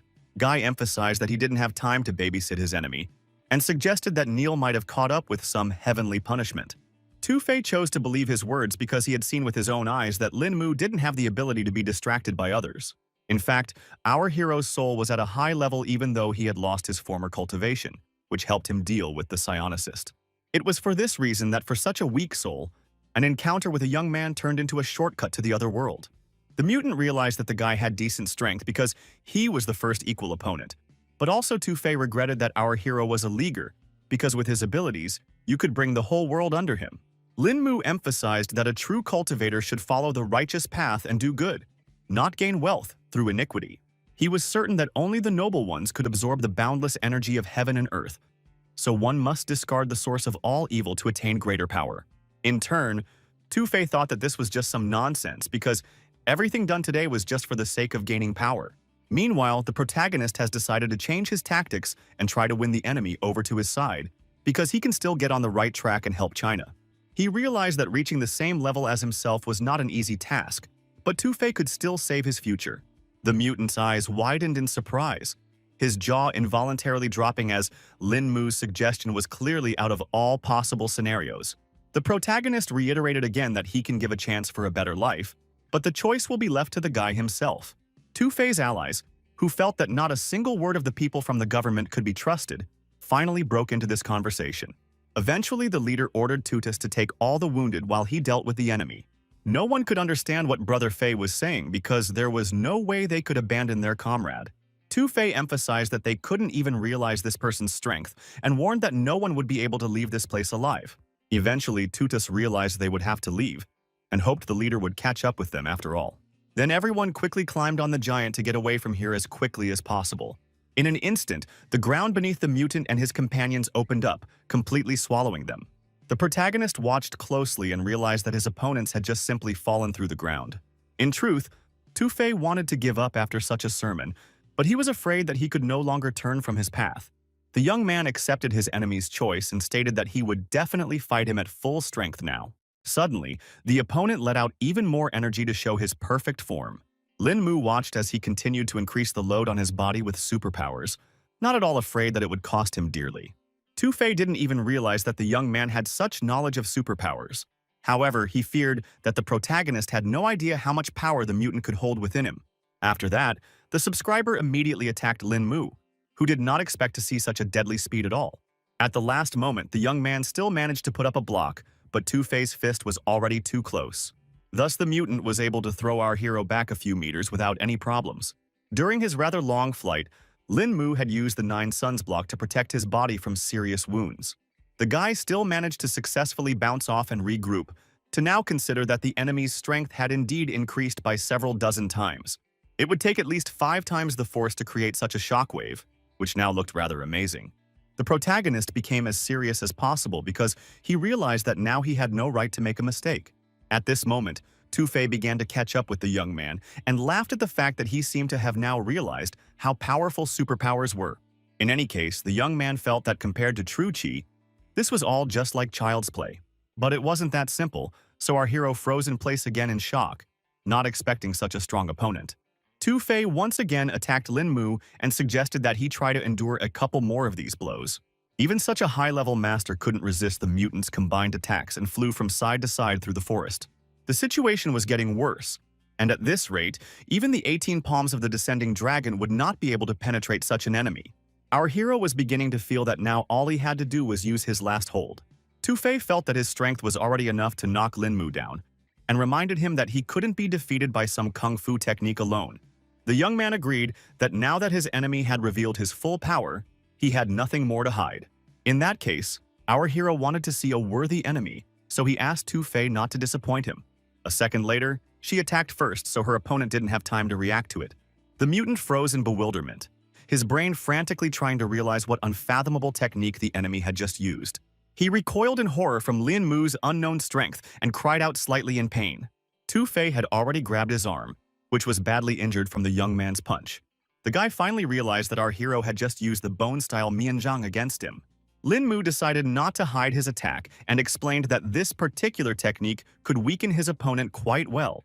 The mutant admitted that the kid had caught him off guard, because no one would have guessed that he had been able to master the ancient arts of Jigan and Jizhu at such a young age. Still, he felt that even such high-level techniques wouldn't be able to save our hero from death. Despite such serious threats, Lin Mu didn't believe that the opponent wanted to neutralize Mianzhang's weakening effect by adding more strength. Fei confirmed his crazy intentions and noted that this was the only way he would be able to understand how this technique weakened him, and then the young man would definitely lose. The protagonist still did not give up and accelerated for another strike, emphasizing that the opponent should not overestimate himself. It turns out that while the mutant was focusing on his defense, Lin Mu managed to find his weak point. Only now did Fei realize that this entire fight was a huge distraction. In just a second, the guy was already flying off to the side, feeling the full power of true chi on him. He crashed into the ground with a deafening rumble, as his body had no time to react to the protagonist's lightning-fast attacks. Now Fei could hardly stand on his feet, so he thought that he had encountered a real devil. Suddenly, from somewhere out of the darkness, Lin Mu's hand appeared, who was already about to use the cloud-dispelling stroke. It was still hard for the opponent to realize what was being done by the protagonist, who was definitely not going to stop. At the last moment, he managed to put out his arms and let out sharp spikes from his body to protect himself from Lin Mu's strike. Despite his defenses, the young man found a gap and lightning fast. His fist was already rushing towards the stunned Fei's face. The mutant didn't expect at all that such a simple technique could release such a large amount of true chi. In the final phase of the fight, Tu-Fei could not even raise his arms, which made his face a target for our hero's fists.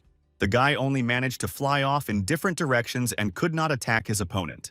He realized that Lin Mu was using two completely opposite true chi, and couldn't guess how such a thing was possible.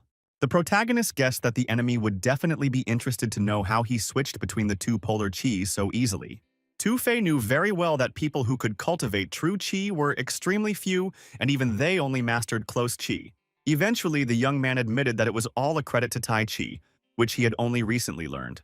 The mutant was even more surprised because he had previously thought that this martial art only existed in legends. The protagonist also used to count before, but still managed to find the knowledge he needed. But now he had managed to learn the truth of Tai Chi after all, which allowed him to use such powerful techniques. Lin Mu explained that to know Tai Chi means to know the world from beginning to end, to see all things as one. To demonstrate his strength, the guy decided to destroy one tree, which has now shattered into small pieces. Although our hero had only mastered the first stage, it was already enough to demonstrate the full power of Tai Chi. Tu-Fei could now only think of this power instilling terror in anyone who saw its effects. He collapsed heavily to his knees, his head bowed submissively, and his lips whispered one last plea for a merciful death. The protagonist asked his opponent to just get out of here because he can't fulfill such a request. Tu-Fei couldn't understand what the reason for the rejection was, and thought that he wasn't worthy of even a couple punches. In the end, he decided not to wait for Lin Mu's decision and end it all on his own. The young man quickly intervened and gave his opponent a hard slap to finally come to his senses. The main character thought it was all nonsense because Tu-Fei had gone through so much hardship to train this body for cultivation, and ended up getting rid of it so quickly. Lin Mu emphasized that a large number of people in this world cultivated tirelessly to reach the level of this mutant.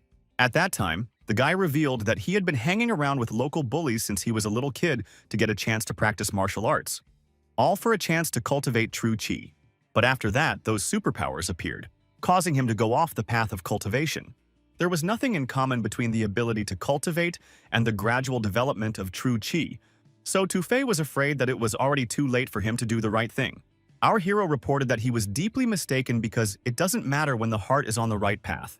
It was only now that Tu-Fei realized that he actually had a chance at a normal life. Lin Mu decided to end this conversation because the police would soon arrive on the scene and let the mutant go if he didn't want to be caught. In the end, the lad thanked the master for all these instructions, and before parting they exchanged their names. After that, the protagonist went to the police station, where everyone thanked him for the successful completion of the operation. The young man felt that he didn't need so many thanks for him, and informed him that there was someone he wanted Jiang Chu to meet. There was a bound mutant lying on the bunk, but the captain had no idea what Lin Mu was up to. Our hero explained that it was the psionic Neil who was behind all of their organization's troubles. The man asked what had happened to the guy, and Lin Mu told him that the guy had tried to get into his head during the battle, but had failed for some unknown reason. The young man assumed that Neil couldn't handle his power and ruined his nervous system, so he became an ordinary vegetable. He also added that there were 4 other fighters with abilities with this mutant, and one of them let them hide underground. But still, they couldn't get their psionic. Jiang Chu realized that this gang posed a great danger since they were able to escape right out of the hands of the protagonist. The guy also hadn't forgotten that one of the fighters appeared to be almost equal in strength to him. The captain was surprised when he heard that Lin Mu had met a worthy opponent, and immediately asked what ability the enemy had used. The protagonist revealed that he used an unconventional method and combined superpowers to advance in ancient martial arts. Jiang Chu was shocked after such news because it was the first time he had heard of such an approach, and he couldn't understand how such a thing was possible because the body should reject such a power. Lin Mu was also clueless, but he knew for sure that his opponent was perfectly fine. They decided to end the subject for now because the captain remembered that after the incident with the hijacking of the airplane, the head of Van wanted to meet with the guy. The young man was surprised because he hadn't heard the name yet, so he wanted to find out a little more information.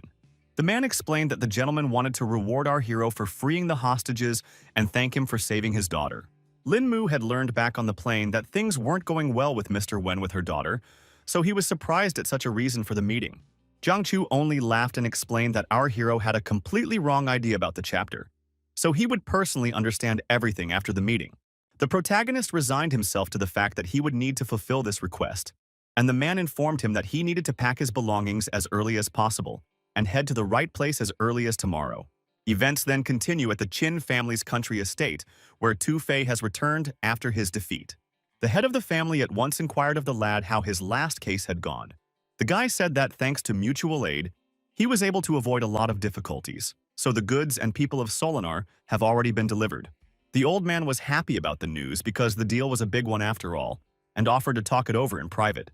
In addition to that, Two-Fei said that he would have another small request. He handed him some piece of paper and asked the old man to look at this. It turned out to be a photo of the main character, so Mr. Chin inquired as to what kind of business he had with this young man. The guy said that this man's name was Lin Mu, and they had encountered him in a fight on this case when Two-Fei had almost gone to the other world. The head of the family didn't expect the Chinese government to have such masters, because on the surface, Lin Mu was just a 20-year-old brat. Two-Fei continued to say that this young man had overpowered him but then allowed him to leave, so he suspected that this was not just an employee, because of which it was better to find information on such a person.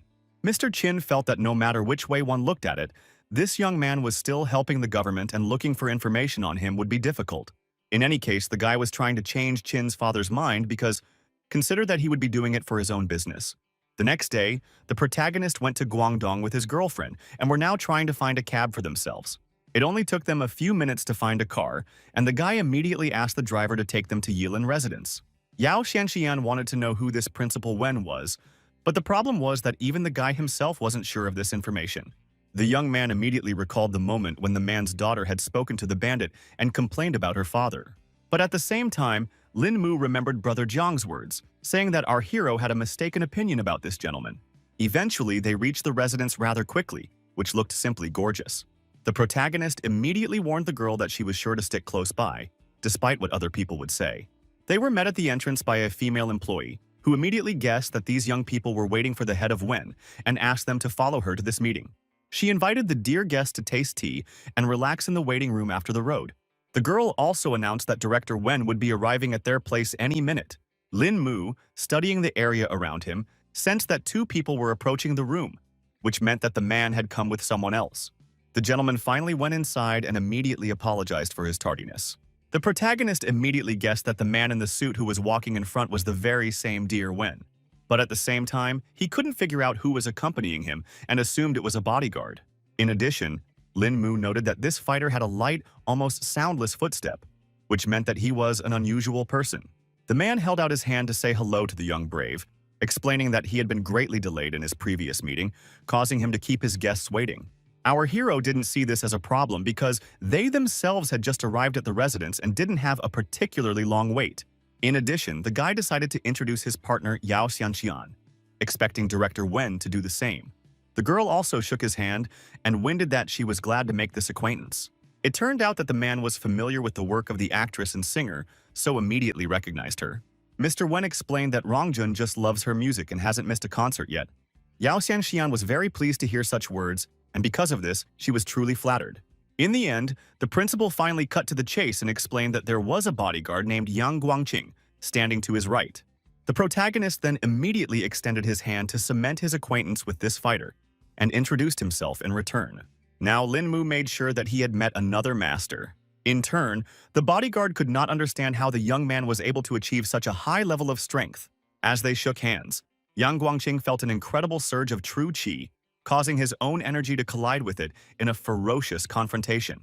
Our hero also recognized that this guy was quite interesting because, contrary to expectations, he was able to skillfully suppress two true qi. The bodyguard couldn't stop thinking about the fact that Lin Mu had demonstrated tremendous control with his handshake alone, and such masters could be counted on one's fingers. In the end, he decided to say out loud that Mr. Lin was so young and had already reached such a level, and expressed his admiration for the young talent. The next moment, a crying girl ran into the hall and immediately threw herself into her father's arms, because she and her mother had already missed him a lot. The main character, who was watching all this from the outside, could not understand what was going on, because after the incident on the airplane, he had a completely different idea of their relationship. From the guy's reaction, Mr. Wen realized that the young man really thought he was an insensitive person who could abandon Rong and her mother. Now the girl has admitted that she purposely made a scene in front of. The director lived in constant danger as his activities made him many enemies, which led to tragedy a few years ago when unknown assailants kidnapped his wife and daughter, after which his wife became paralyzed. After that day, the man announced that he had severed his relationship with his family and tampered with the data in the system about his loved ones to keep her out of harm's way. Now everything fell into place, and the protagonist realized that Director Wen only wanted to protect his loved ones, but also wanted to ask what caused Mrs. Wen's paralysis. It was hard for the policeman to talk about it, but he revealed that the kidnappers had brutally tortured his wife, causing severe spinal nerve damage. The boy continued to question and inquired how long Mrs. Wen had been in this condition. Yang Guangqing immediately guessed that the guy was asking about it, because he knows that long-term paralysis causes the muscles to gradually atrophy, which can lead to a stage where there is no hope of treatment anymore. The protagonist has confirmed that this is exactly what he meant, so he requires to find out if the woman has a chance of recovery. The man said that in the year his wife was paralyzed, they tried the most advanced medical technology, but all was in vain. However, they still didn't give up, and all these years, every day, Ian would give his wife a foot massage to keep her muscles working. The bodyguard assumed that Mr. Lin knew a famous healer who could help them with this problem. Lin Mu then explained that he himself was somewhat proficient in healing, so if Mrs. Wen's legs were in really good condition, he could try to help. Mr. Wen hopefully grabbed the guy's shoulders and asked if he really had a way to heal his beloved. The protagonist admitted that there is a way, but everyone better prepare for the worst, because, after all, the woman has been immobilized for quite a long time, so the treatment will not be easy. The headmaster immediately apologized for his behavior because he realized that he had lost his temper for a second because the young man's words had ignited hope in him. The man asked Lin Mu not to worry and just do his best, and the outcome was not important to him, so he would be grateful for the effort anyway.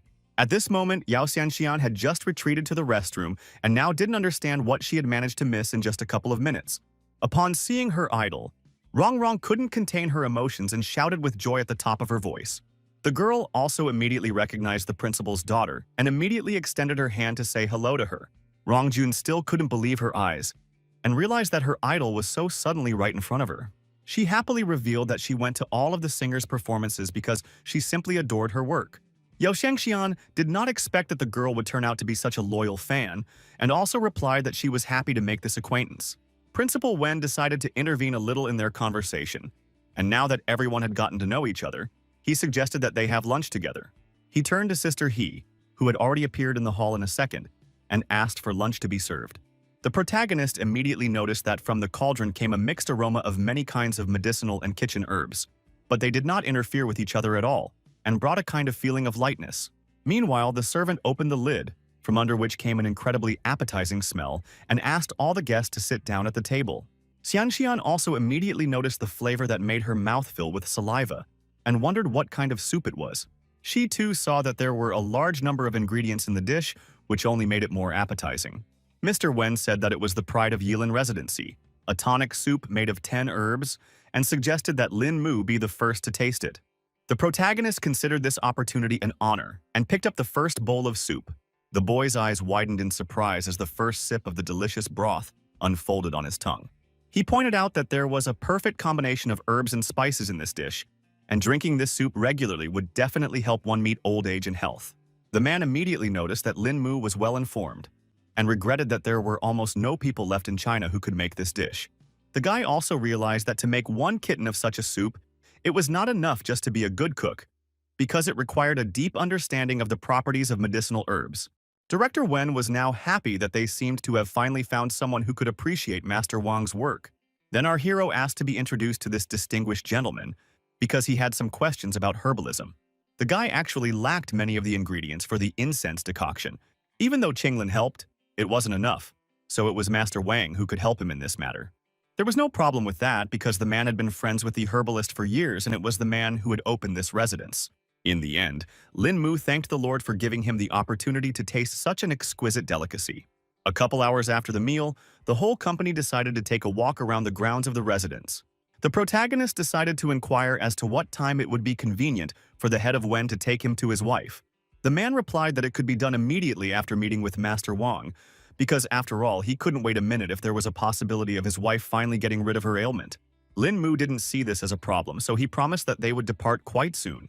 Mr. Wen thanked him again for his help and indicated that they needed to go the other way to find the kitchen and the owner of the residence. At this time, the old man, who was definitely not expecting guests, was already preparing his next culinary masterpiece. The boy carefully stepped inside and called out to Master Wang to talk for a bit. From his demeanor alone, the man realized that this was the same Lin Mu whose exploits Yang Guangqing had spoken of with such admiration. The main characters still felt that he didn't deserve Mr. Yang's praise because he still had a lot to learn from his elders. Also, the master had already heard that young man was studying herbs and asked if he wanted to do some research with him. Lin Mu didn't even dare to ask such a thing and explained that he only needed to clarify a couple of questions regarding herbalism. The guy said he had one ancient recipe, but for a long time he couldn't find most of the ingredients, so he wanted to find analogs and see what would come of it. The old man immediately agreed that it was quite a tricky recipe, and even Mr. Wang, who had overlaid the apothecary business, had not heard most of the ingredients on the list. This question also stumped our hero, because of which he did not know if it was even possible to find suitable herbs in this world. Still, the master knew one way if a guy wanted to get all the right ingredients so badly. Lin Mu was very interested in this, so he eagerly asked what the old man meant. Mr. Wang then inquired if the young man had tasted his tent grass, and the latter replied that it was the best soup he had ever tasted.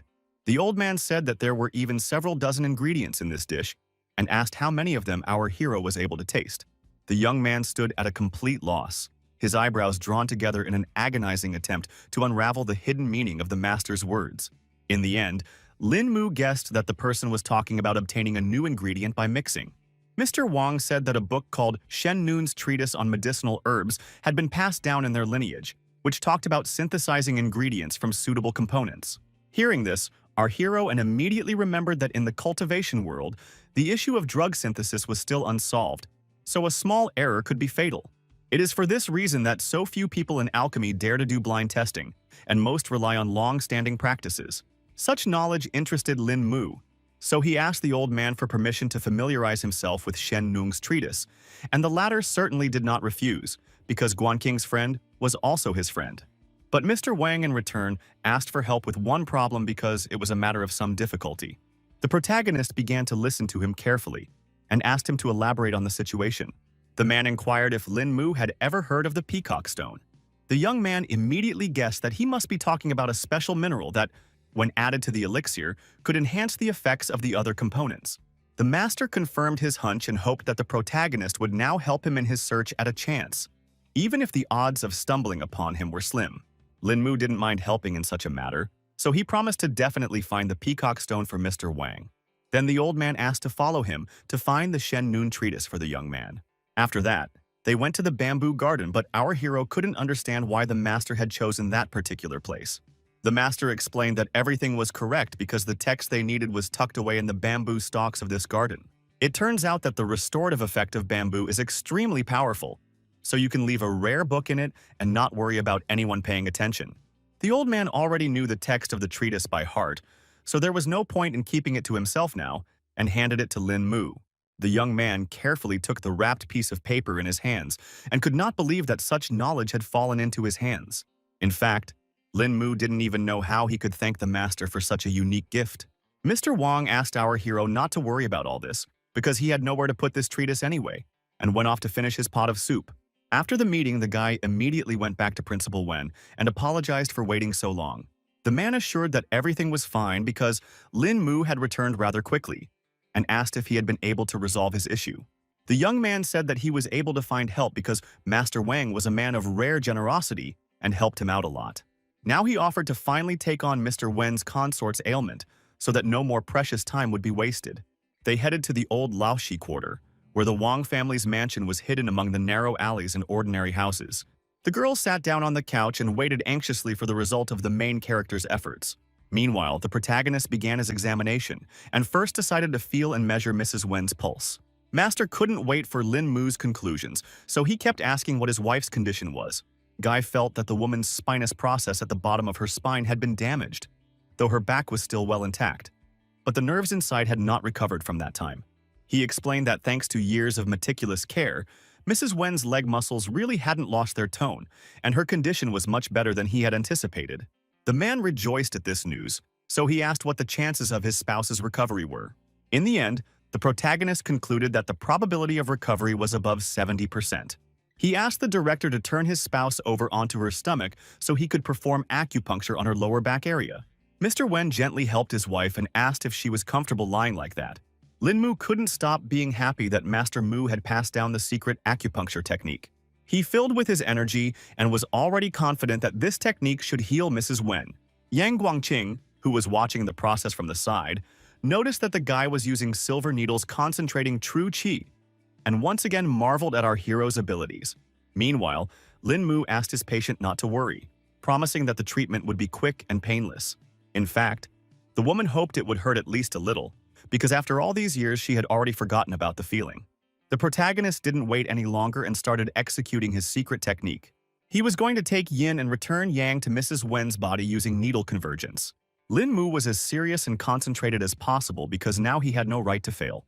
The bodyguard never ceased to marvel at his fine control of the force and was sure that if he maintained such precision, everything would go off without a mistake. Mr. Wen was also in mute shock because his spouse's lower back seemed to be enveloped by some silvery gas. After a couple seconds, our hero felt that the damaged nerves in his lower back had already fully recovered. So now what was left was to inject the needle with true qi to revitalize again. Gathering the energy in his palms, Lin Mu smoothly but confidently directed its flow into the woman's body, where it began its healing work. The guy finally reported that the treatment was successful and asked the director to roll the spouse back onto her back. The man asked his beloved how she was feeling, and she replied that she seemed to feel something in her legs. The protagonist explained that the focus of the lesion had already fully recovered, so the patient's body only had to go through the process of adaptation. The headmaster was incredibly happy about this news, and now he didn't even know how he could thank Lin Mu. The guy asked him not to worry about it, because the man himself had been a great help long ago when he met Mr. Wang. After that, the man stayed to give more massages to his dear wife, and our hero was left to rejoice that their family would be reunited again. The girls immediately ran up to Lin Mu to ask how everything went, and he told them that after a period of time, Rong's mother would make a full recovery. Yang Guangqing came out after him, who couldn't even think that Brother Lin possessed a healing skill as good as a martial art, and called him a talent sent by heaven itself. The protagonist again asked not to be overpraised because his knowledge was superficial, as were his skills. The bodyguard still believed that Brother Lin had great promise in his years, so he believed that the young man would surpass his predecessors. Lin Mu thanked him for his kind word, and meanwhile, Rong decided to talk to her mom, who was already on the mend. At this point, our hero informed them that it was time for them to go and wished the family a good time together. The man admitted that they had been waiting for this beautiful day for a long time and asked the young man to understand why they wanted to be alone. Yao Shanxian was surprised by what had happened because she didn't know that Lin Mu had mastered healing, so she asked when he had time to learn such a thing. The main character said that the deeper one dives into martial arts, the better one understands one's body, which of course helped in treating people. 2 days later, the filming was finally over and Lin Mu arrived at his home, where a long-awaited vacation awaited him. The girlfriends immediately rounded on the guy and wanted to know how the events had turned out during the guy's departure. The young man said that filming is certainly going well. Only in the middle of the movie there were a few musical numbers, which was another challenge for him. The indignant Zixi immediately called the protagonist a cheat because he starred with Yao Shanxian, so also complained about it. The girl emphasized that Lin Mu simply does not realize how many people would like to meet their idol at least once. Only now did the guy notice that his friend seemed to have injured her shoulder, so he inquired as to what had happened during his absence. Zixi took her time to explain all the circumstances and replied that she had only hurt herself a little. The protagonist still insisted and wanted to know how it happened, but for now he just walked over to inspect the wound. Only the girl's touch was already hurting, so she cried out and tried to flip Lin Mu's hand away. The young man didn't appreciate at all that the shoulder was already in such disrepair and demanded to know what had happened while he was away. Song Liangju also agreed that their friend was not weakly injured, so in a good way, the details of the incident should be told. Zixi finally admitted that they had been noticing the surveillance for several days now, and her attempts to find out the source led to the disturbing revelation that a lot of people were actively interested in Lin Mu. The protagonist didn't expect it was all because of him, and asked if the girlfriends had managed to find out the identities of the agents. The girl explained that that was exactly why she was trying to get on the trail of her enemies, but they eventually figured it out and revealed her plan. The guy was unhappy that she was risking so much just to spy on someone, and emphasized that it was too dangerous. Zixi thought it was okay because she had managed to escape after all, but Lin Mu immediately reminded her of her severe injury. Then the friends, sensing the escalation of the conflict, decided to stand up for the girl and explain that she did all this only for the sake of the young man himself. The protagonist asked them not to do such things again, because if something happened, he wouldn't forgive himself until the day he died. He finally decided to discuss it all later and asked the girl right now to personally couch so he could help her with her shoulder. Lin Mu wondered if her friend realized who had attacked her, But all she knew was that this fighter had a powerful firepower. The guy immediately concluded that they were dealing with a pyromancer and deftly unwound the bandages on Zixie's arm. It was no surprise to him now that the wound had left a marked characteristic of firepower. So if the wound wasn't cleaned soon, it would only get worse. The protagonist wanted to clarify the whole situation in as much detail as possible, so he asked if the enemy knew what the girl looked like. Zixie highly doubted it, because she had anticipated everything and wore a mask to keep herself hidden. The young man praised her for such foresight and warned her that he would now clean the wound of the pyromancer's mark. Everything was already ready, and all that was left was to inject some true chi to completely heal the injured woman's shoulder. Literally a couple seconds later, the main character announced that he was done and allowed the girl to get up from the couch. Zixie thought that some kind of miracle had just happened now, because her wounds had healed before her eyes. Even all the pain was gone, so she called Lin Mu a true miracle worker, but he blamed himself because he didn't train the girl enough, causing her to get hurt. Her friend immediately tried to lie because she really didn't put much time into training and wasn't really in a hurry with her improvement. Lin Mu quickly recognized this lie because he already knew the girl very well and suspected that she had already completely forgotten Taijiquan as well. He finally recommended that she get a good night's rest while he took care of a few important matters. The girls were actually hurt because the main character spends so little time with them and has now become such a busy man. After meeting with his girlfriends, Lin Mu went to a certain mansion in Huaiwan. The owner said that he bought the house not more than a year ago, and if their family wasn't leaving the country in such a hurry, he wouldn't have sold the mansion so cheap. The man frankly admitted that he was accustomed to speaking plainly, and, looking intently at the hero, asked if he would accept the bargain if he lowered the price a little more. Lin Mu replied that he was fine with everything, so he was willing to pay at any time, as the most important thing for him was for them to make a deal as soon as possible. The master was glad to have found someone as straightforward as he was, and decided to tell his men right away to take care of all the formalities. Eventually, they shook hands to seal the deal and exchanged thanks. Having dealt with the issue at home, our hero went to the base of his team, Dragon Eyes. He decided it was best for his allies to move closer here to react quickly if something unforeseen happened. At this moment, all the fears were just actively practicing their kung fu without waiting for the commander to return. Everyone was very excited when they saw Lin Mu come to them and stopped their training. The protagonist explained that he had just completed a mission and inquired about the soldiers' training. Dragon 3 reported that in addition to daily cultivation training, they also organized sparring sessions on their own to help raise their actual combat experience. Lin Mu immediately noted that martial practice was one of the best ways to advance in cultivation, and now asked if they were able to choose a squad leader. All the fighters immediately lined up and reported that they nominated Dragon 3, Dragon 5, Dragon 14, Dragon 19, and Dragon 23 for the role of commander. The protagonist has announced that the strength of all these soldiers has earned them all recognition, so he is now officially appointing them as squad leaders. Next, he wanted to convey the plan to his subordinates, and explained that their new task was to all raise their level to true chi within a year. Everyone rejoiced at this prospect and asked if they could really make a leap and overcome the threshold of true chi in such a short period of time.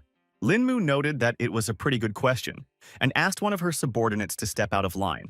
He clearly stated the rules, which were that the fighter must attack him without restraint, and even a single successful hit would be considered a victory in this challenge. The protagonist didn't wait for the soldier's response and stated that they were starting right away. The subordinate immediately apologized to Captain Lin and tried to attack him. Lin Mu corrected the warrior and advised that his movements should be swift because otherwise the enemy would quickly take his life. The soldier realized that completing the captain's task would not be easy, so he tried to think of another strategy. He tried to attack from the other side and was already swinging to try to strike once more. The protagonist was still able to dodge such an attack, so he kept yelling that it was too slow.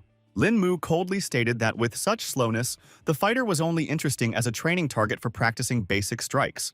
Eventually, the soldier was unable to resist the strength of his commander and fell to the ground.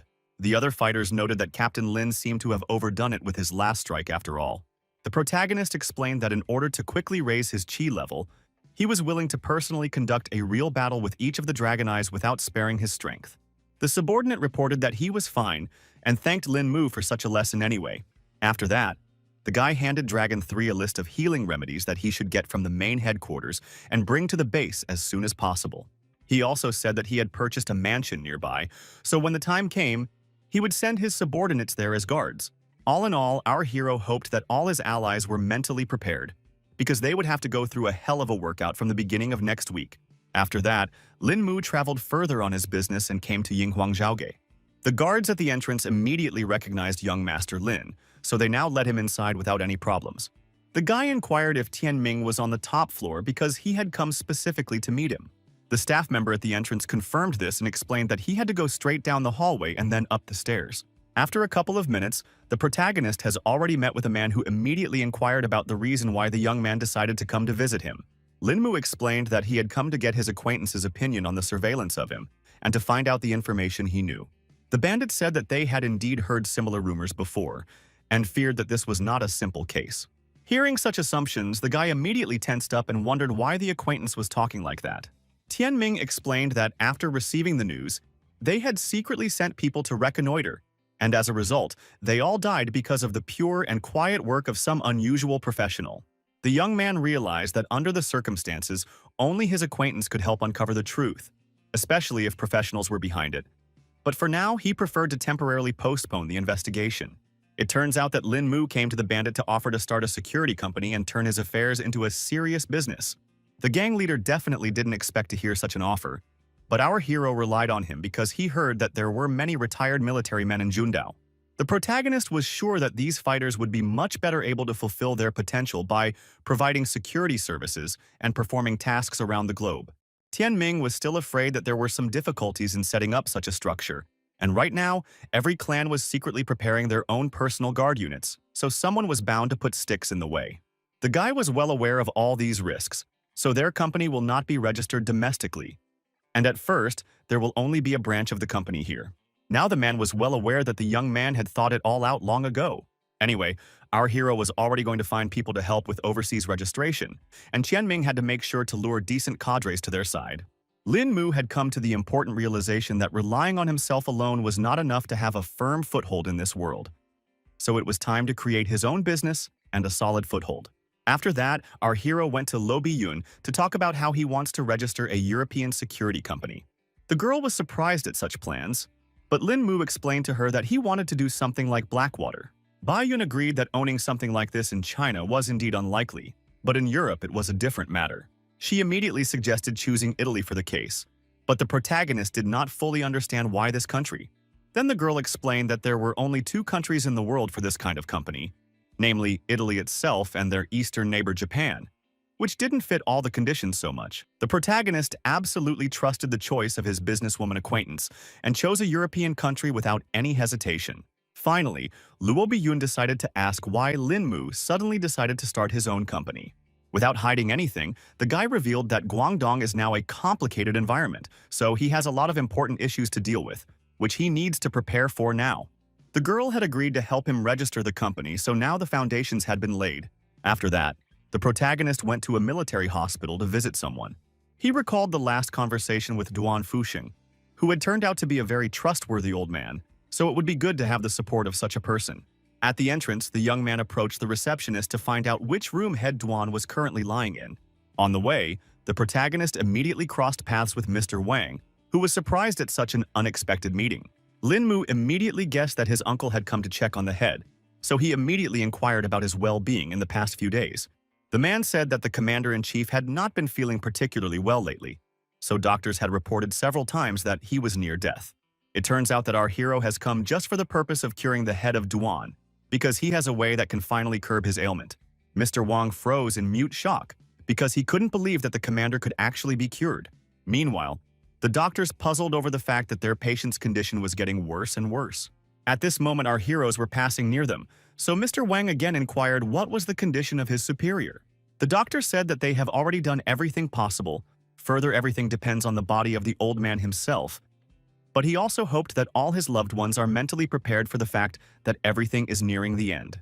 The man replied that they had already realized what the outcome must have been and asked the hospital staff to leave them alone with the patient. They quickly entered the chamber and Mr. Wang happily informed the old man about the important guest.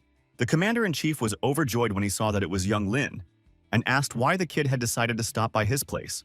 The protagonist noticed that the skin between the patient's eyebrows had blackened and the furrow above his lip had become sunken, which meant that, from the looks of it, he didn't have long to live. He didn't hide anything and directly stated that he had come here for a special occasion, specifically to cure head Duan. The old man was happy that Lin Mu cared for him so much, but still, he was afraid that the disease was incurable. Guy emphasized that there was no need to be confident about this outcome and promised to do his best to bring tranquility to Guangdong. Mr. Duan only laughed with such good talk from the youngster because he didn't think that Guangdong's tranquility depended on just any one old man. At the moment, they were also joined by one of the soldiers who inquired as to the condition of the commander-in-chief. Our hero explained that the treatment is quite successful, and now everyone can be sure that the life of the head is no longer threatened. The old man slowly came to his senses, his cloudy gaze sliding helplessly around the room as if trying to figure out where he was and how he had gotten here. Lin Mu had been nearby the entire time, so he immediately asked how Head Duan was feeling. Now the commander-in-chief felt that life was beating in him, which was incredible, because not so long ago he was already waiting for his death. The young man calmly explained that he had performed a deep cleansing of his internal organs, removing years of accumulated impurities, which would now be naturally excreted over the course of a month. The energetic old man now didn't even know how to thank Lin Mu for once again saving his life. The soldiers were also happy for their leader, and Mr. Lin was described as a truly exceptional doctor. The protagonist calmed down because another problem had been solved, so now he went to the base to take care of training the Dragon Eye brothers. Mr. Wong asked the lad to take his time like this because he wanted to thank the talented master on behalf of all of Dunhai, and promised that the young man could now ask for their help in any matter. Lin Mu was also extremely grateful to Head Duan and promised to check on him in a few days. Our hero was now confident that the work of his new company within the country should go without obstacle with such good support. Events are moved forward a month as the members of the Dragon Eye team continued their grueling training. They recalled how the captain had put the whole team on the back foot at the first practice, causing everyone to be treated for a week. The fighters realized that ordinary people would have died from this long ago, but they were holding on to their last breath due to Commander Lin's help. In fact, supporting the protagonist scared them the most, as everyone caught in his arms envies the dead. Lin Mu suddenly found himself behind the backs of his subordinates and noticed that they seemed to be well rested already. The squad leader then immediately ordered everyone else to stand up and line up in front of their leader. Our hero reported that it had already been a month of training, and the number of true key-level Dragon Eye cultivators had increased from 9 to 14. He was pleased with the results and thought it showed the obvious effect of his rigorous training. Although a few people have not yet reached the level of true Qi, the intensity of the training will continue, and they will definitely succeed. All the soldiers didn't mind and were willing to go all the way to the end with Captain Lin to achieve high success. Lin Mu was happy to see such an attitude in his subordinates and suggested starting with the first squad. The protagonist stood in the center and asked all the fighters to show what they had learned along the way. The team members also asked for guidance from Captain Lin to further work on their mistakes. The first soldier overcame his fear and lunged forward, his fist whistling through the air, aiming precisely at the target, just as the commander had ordered. Lin Mu noted that he had pretty good speed, but accuracy was still lacking. Our hero was still able to dodge all attacks with no problem, so he ordered his team to attack all at once. After only 15 minutes, all the fighters hit the ground without strength and once again lost to their teacher. The captain announced that this was the end of today's training and praised all the students who had done well today. Everyone around them could not get up from their seats because the pain from the wounds was too strong, and the attempt to move caused new waves of agonizing spasms. The main character realized they needed help, so he asked everyone to relax so he could heal all their bruises. Lin Mu concentrated true Qi and used the awakened spring, enveloping the entire hall with energy. He warned that for now the pain would remain, but in any case the soldiers could already at least move around on their own. The team member who was in charge of medicine said that he had already prepared the medicines, so everyone could go to the infirmary and be treated themselves. Our hero began to notice that the fighters were getting used to this pace of training and indicated that they would meet after they had fully recovered. After the training session, Lin Mu went to the office building where they were already waiting for him. Tianming revealed that their company had now leased this large office as young Lin had requested. The guy was satisfied with such successes, but noted that it would be possible to rent a simpler building because the Saber Group was just taking its first steps. The protagonist decided not to muse on the subject and asked how his comrade was getting on. The man said that so far everything is going smoothly and about 1,000 people want to join them, which is far beyond expectations. Lin Mu was glad that events were unfolding this way, but he also warned that the company only wanted the best of the best, so the selection should be well controlled. Tianming smiled softly and reassured reassuringly that all these moments were under his watchful control. Next, the protagonist asked if they had decided on a training site because they needed to find a decent place to train so many people. Of course, the man had already given the matter a lot of thought and finally decided to stay in the Philippines. Lin Mu agreed that the place was really not bad because it was close to China, surrounded by the sea, and the rugged terrain was suitable for fighting and training. However, the man specified that it would be difficult to train so many people, because after all, each of them is an experienced retired military man, and it would definitely be difficult for ordinary people to learn anything. The protagonist asked him not to worry about it, because he took care of everything in advance and specially prepared a whole platoon for this task. Tianming definitely didn't expect such training from a guy, and wanted to know how he managed to find so many capable people. The young man did not hide anything and said that he had beaten this team to a pulp, at the same time not allowing them to vent their anger. So now he suspected that the future Saber employees would soon have a hard time. The man only laughed in response, for he was sure his men were not afraid of hardship. Their conversation was abruptly cut short by the phone ringing, Qinglin's name glowing on the screen, demanding an immediate response. It turns out that the girl was having trouble with true qi, so our hero asked her to take control of herself and control that power. Tianming immediately noticed that the leader was greatly agitated, so he asked what was wrong. The guy said that a friend had gotten in trouble during practice, so the situation was quite dangerous and required emergency intervention. The protagonist traveled to Qinglin, where he immediately began to feel a flow of unstable qi. The guy finally saw his friend somewhere down below who was in serious trouble. The girl was lying under the rock without strength, trying to deal with the surges of her qi energy. Lin Mu was incredibly frightened and reported that he had finally come to Qinglin's aid. Despite the pain throughout her body, she found the strength to turn her head and see our hero. The qi energy was literally destroying the girl from the inside out, so she periodically coughed up her own blood. The young man asked her not to say anything so as not to stress her out, and was about to give her an examination. In the end, he came to the conclusion that the true qi within Qinglan was completely rampant, and if this continued, her meridians simply wouldn't be able to withstand it. In any case, the brave protagonist was not going to put his hands down and wanted to help his girlfriend right here and now. He made the decision to infuse his true qi into the girl to suppress her own aura. After a second, he had already started to feel that Qinglin's energy was little by little starting to accumulate. At the right moment, the protagonist asked her friend to focus her attention and take control of her qi. The girl, despite all the unpleasant sensations, obeyed Lin Mu and did everything according to his instructions. Now the young man felt that her qi was beginning to return to normal, so he asked her to continue in the same manner. Very soon, the true qi had already returned to its place, so this whole nightmare was finally over. The protagonists asked how Qinglin was feeling, hoping she was feeling better by now. The girl did come to normal because at the very least her qi was already under control. Lin Mu immediately asked her to tell him how come she had fallen into a trance because, from what he remembered, her cultivation technique was purifying the mind and spirit, so she couldn't allow such a thing to happen. Qinglin herself didn't remember anything because this was the first time something like this had happened to her in so many years of cultivation. Meanwhile, our hero grabbed her in his arms to carry her away from here, and in parallel asked if anything unusual or unforeseen had happened to the girl lately. After thinking for a bit, she replied that she had recently found the root of a rare medicinal herb at home that was very helpful in cultivation, and decided to take it. Father told Qinglin that this plant is called shiksun, which translates to heart-eating. The protagonist was surprised when he heard the familiar name and asked again if the girl was sure. She confirmed that it was Qinglin, so the guy stopped barraging her with questions and promised to walk her home. It wasn't long before they arrived at the Ji family's house, but the girl asked Lin Mu to stop nearby because his past visit had left unpleasant memories. The lad took no offense at all at this, for such a trifle cannot lay his heart low. At this moment, one of the estate staff appeared on the horizon and inquired on what business a guest was visiting a lady so deep in the night. Qinglin was very confused, so she didn't even know how she could to justify herself to Fobur. At this point, the old man noticed that there was dried blood on the girl's lips, so he inquired what had happened to her.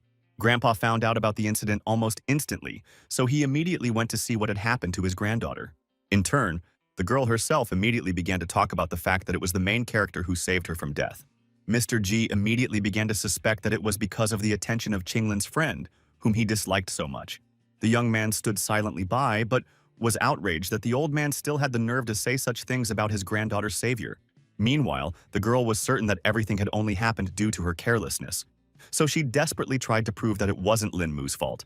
Lin Mu himself finally broke into the conflict, asking what outcome the family had expected after giving Qinglin the shiksun herb. The rest of the family, who had been silent all this time, finally made a sound because they were shocked that the young mistress had been poisoned by this plant. Our hero briefly confirmed their speculation and emphasized that one should not get into healing if one doesn't know much about it. The herbalists were still confident that this herb was used according to strict formulation rules, so they couldn't believe that somehow Shixin had harmed Madam. The girl's father also reminded that the guy was in the G family's house, so he definitely shouldn't be handing out his nonsensical edicts here. In the end, he couldn't help himself and attacked Lin Mu to teach him and the entire Lin family a lesson. The protagonist also could no longer tolerate this attitude towards himself, so he prepared to fight back. The girl raised that things would turn out badly for Mr. G, so she asked her acquaintance to stop, but he no longer listened to her. Lin Mu had already concentrated the chi energy in his hand to teach the man who dared to insult him like this a lesson. It seems that the opponent definitely didn't expect our hero to be so strong, so he just bumped into his fist. The man had been hit incredibly hard in the stomach, and now couldn't understand and how the young man managed to move with such speed. In the end, he couldn't do anything against Lin Mu's strength and simply flew off to the other end of the room. In turn, the protagonist solemnly announced that the battle was over before it had even begun. The head of the family couldn't believe his eyes because he never suspected that this boy hid such power behind him. He didn't wait and decided to also engage in battle with Lin Mu to learn similarly strong techniques. The young man was only glad of this opportunity and, preparing for a new fight, concentrated even more energy around his body. The others noticed that our hero had absolute control, because a second ago his aura was raging, but now it was centered in the palms of his hands. In fact, the secret was that the guy had learned to freely mix the power of opposing elements thanks to Tai Chi. Meanwhile, Mr. G had already gotten into a fighting stance and motioned for Lin Mu to attack first. As always, the protagonist didn't trifle and immediately unleashed the Tai Chi dragon towards his opponent. One of the brothers couldn't watch the head of the family being put at such risk, so he covered him with his own body. The man with confidence in his eyes instantly moved into a fighting stance, his body tensed like a spring, ready for action. He quickly used the Chankun space technique and completely engulfed the dragon with his palm.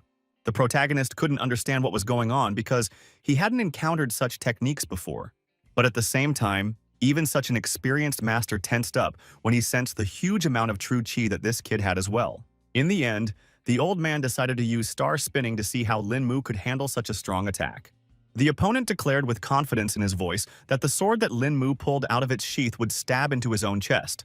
The protagonist instantly recognized his opponent's intention to deploy a strike, and now it was clear that the Jia family really possessed a lost martial art, which completely explained their arrogant behavior. Now the Tianji dragon flew into Lin Mu himself, who was a bit confused by this turn of events. Eventually, the guy pulled himself together because he finally realized that he couldn't be defeated by such simple tricks. The protagonist wanted to teach Mr. G a lesson for insulting his family, so he unleashed an even stronger and fiercer dragon.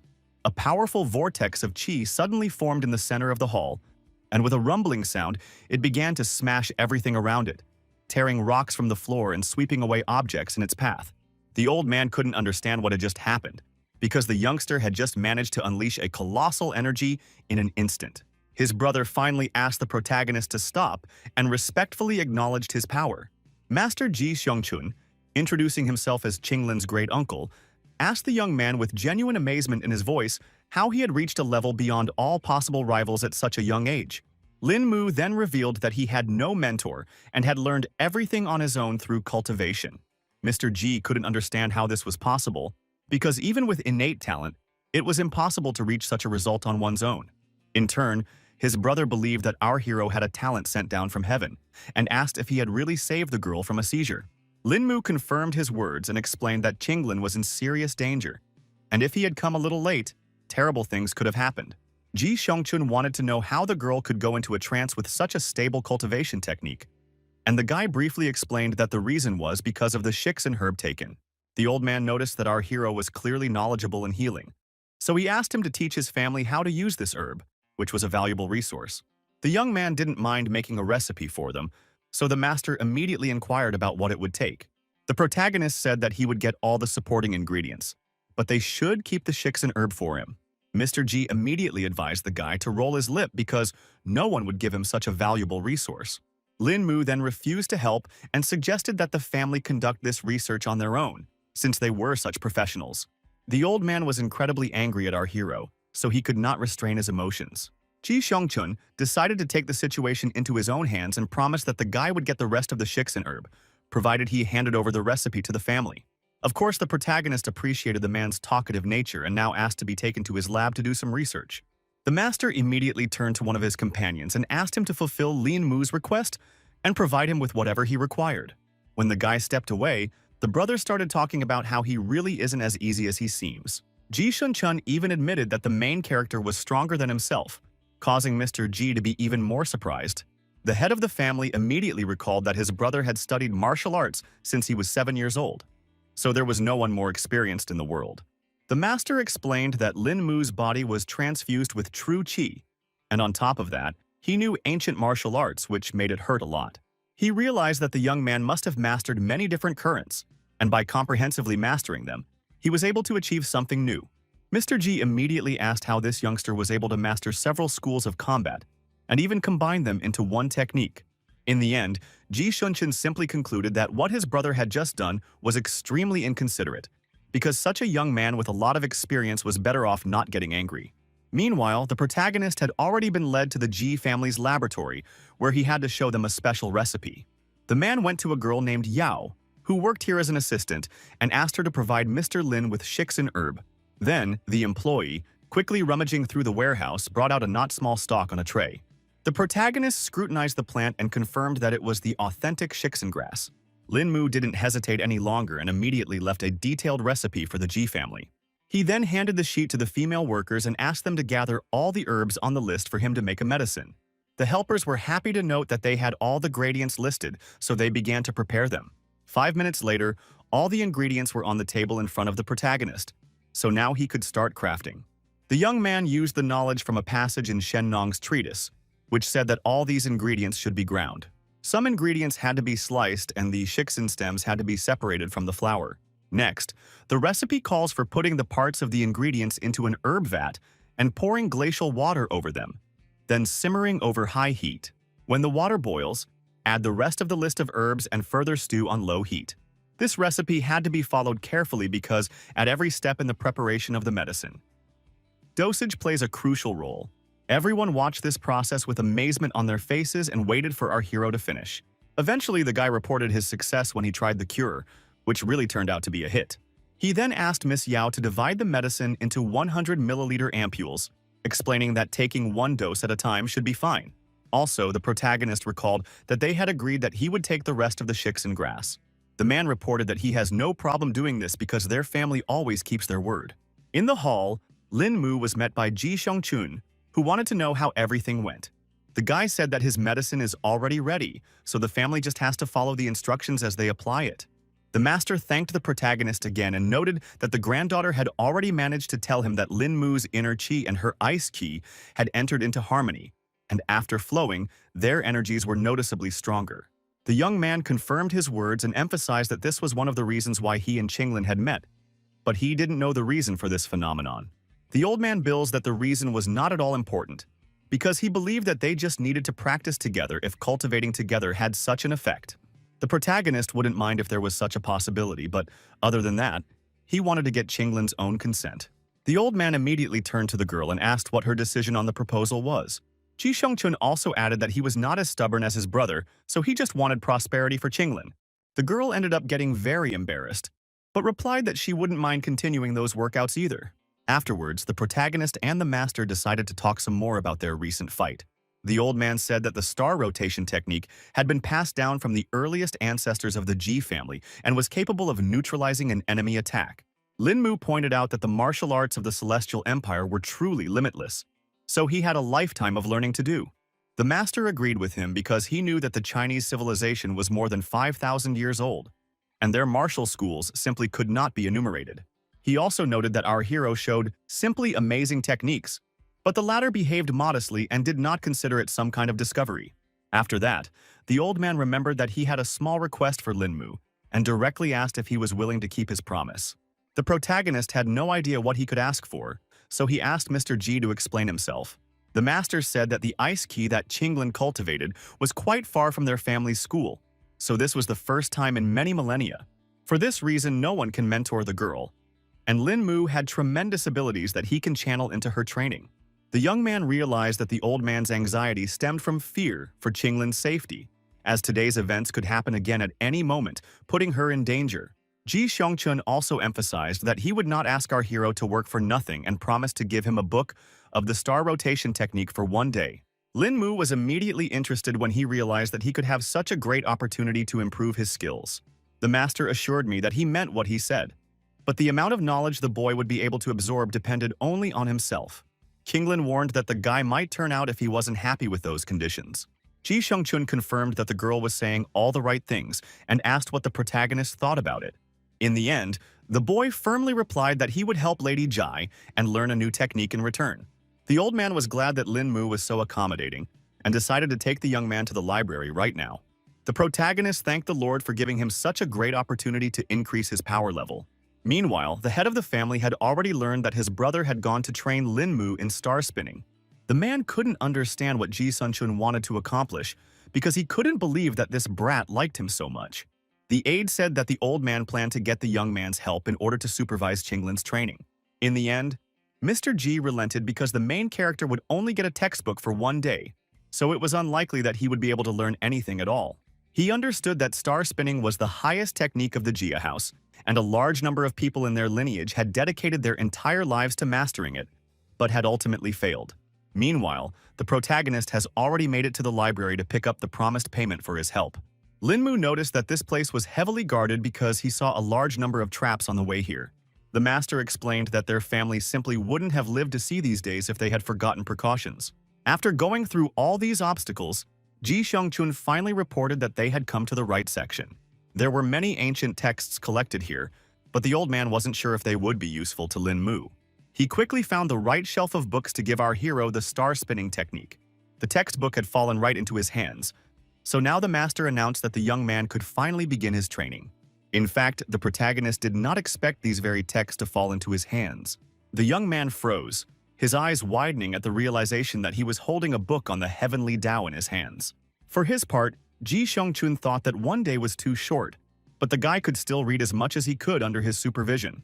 Lin Mu did not expect that the founder of this school had somehow managed to learn the secret of the heavenly Tao on Earth, where spiritual powers were so weak. The ancient text says that each type of energy has a human seal-bearer of the great power, and when two mediums want to combine their energy, it has to be by consent. Otherwise, mutual exclusion will occur. If something goes wrong, the colossal energy will rupture the deadly shell, and the consequences will be catastrophic. However, the rotation of the stars allows the mortal shell to be tempered as if it were in the heavenly Tao, and the resulting body will be able to accommodate any form of energy.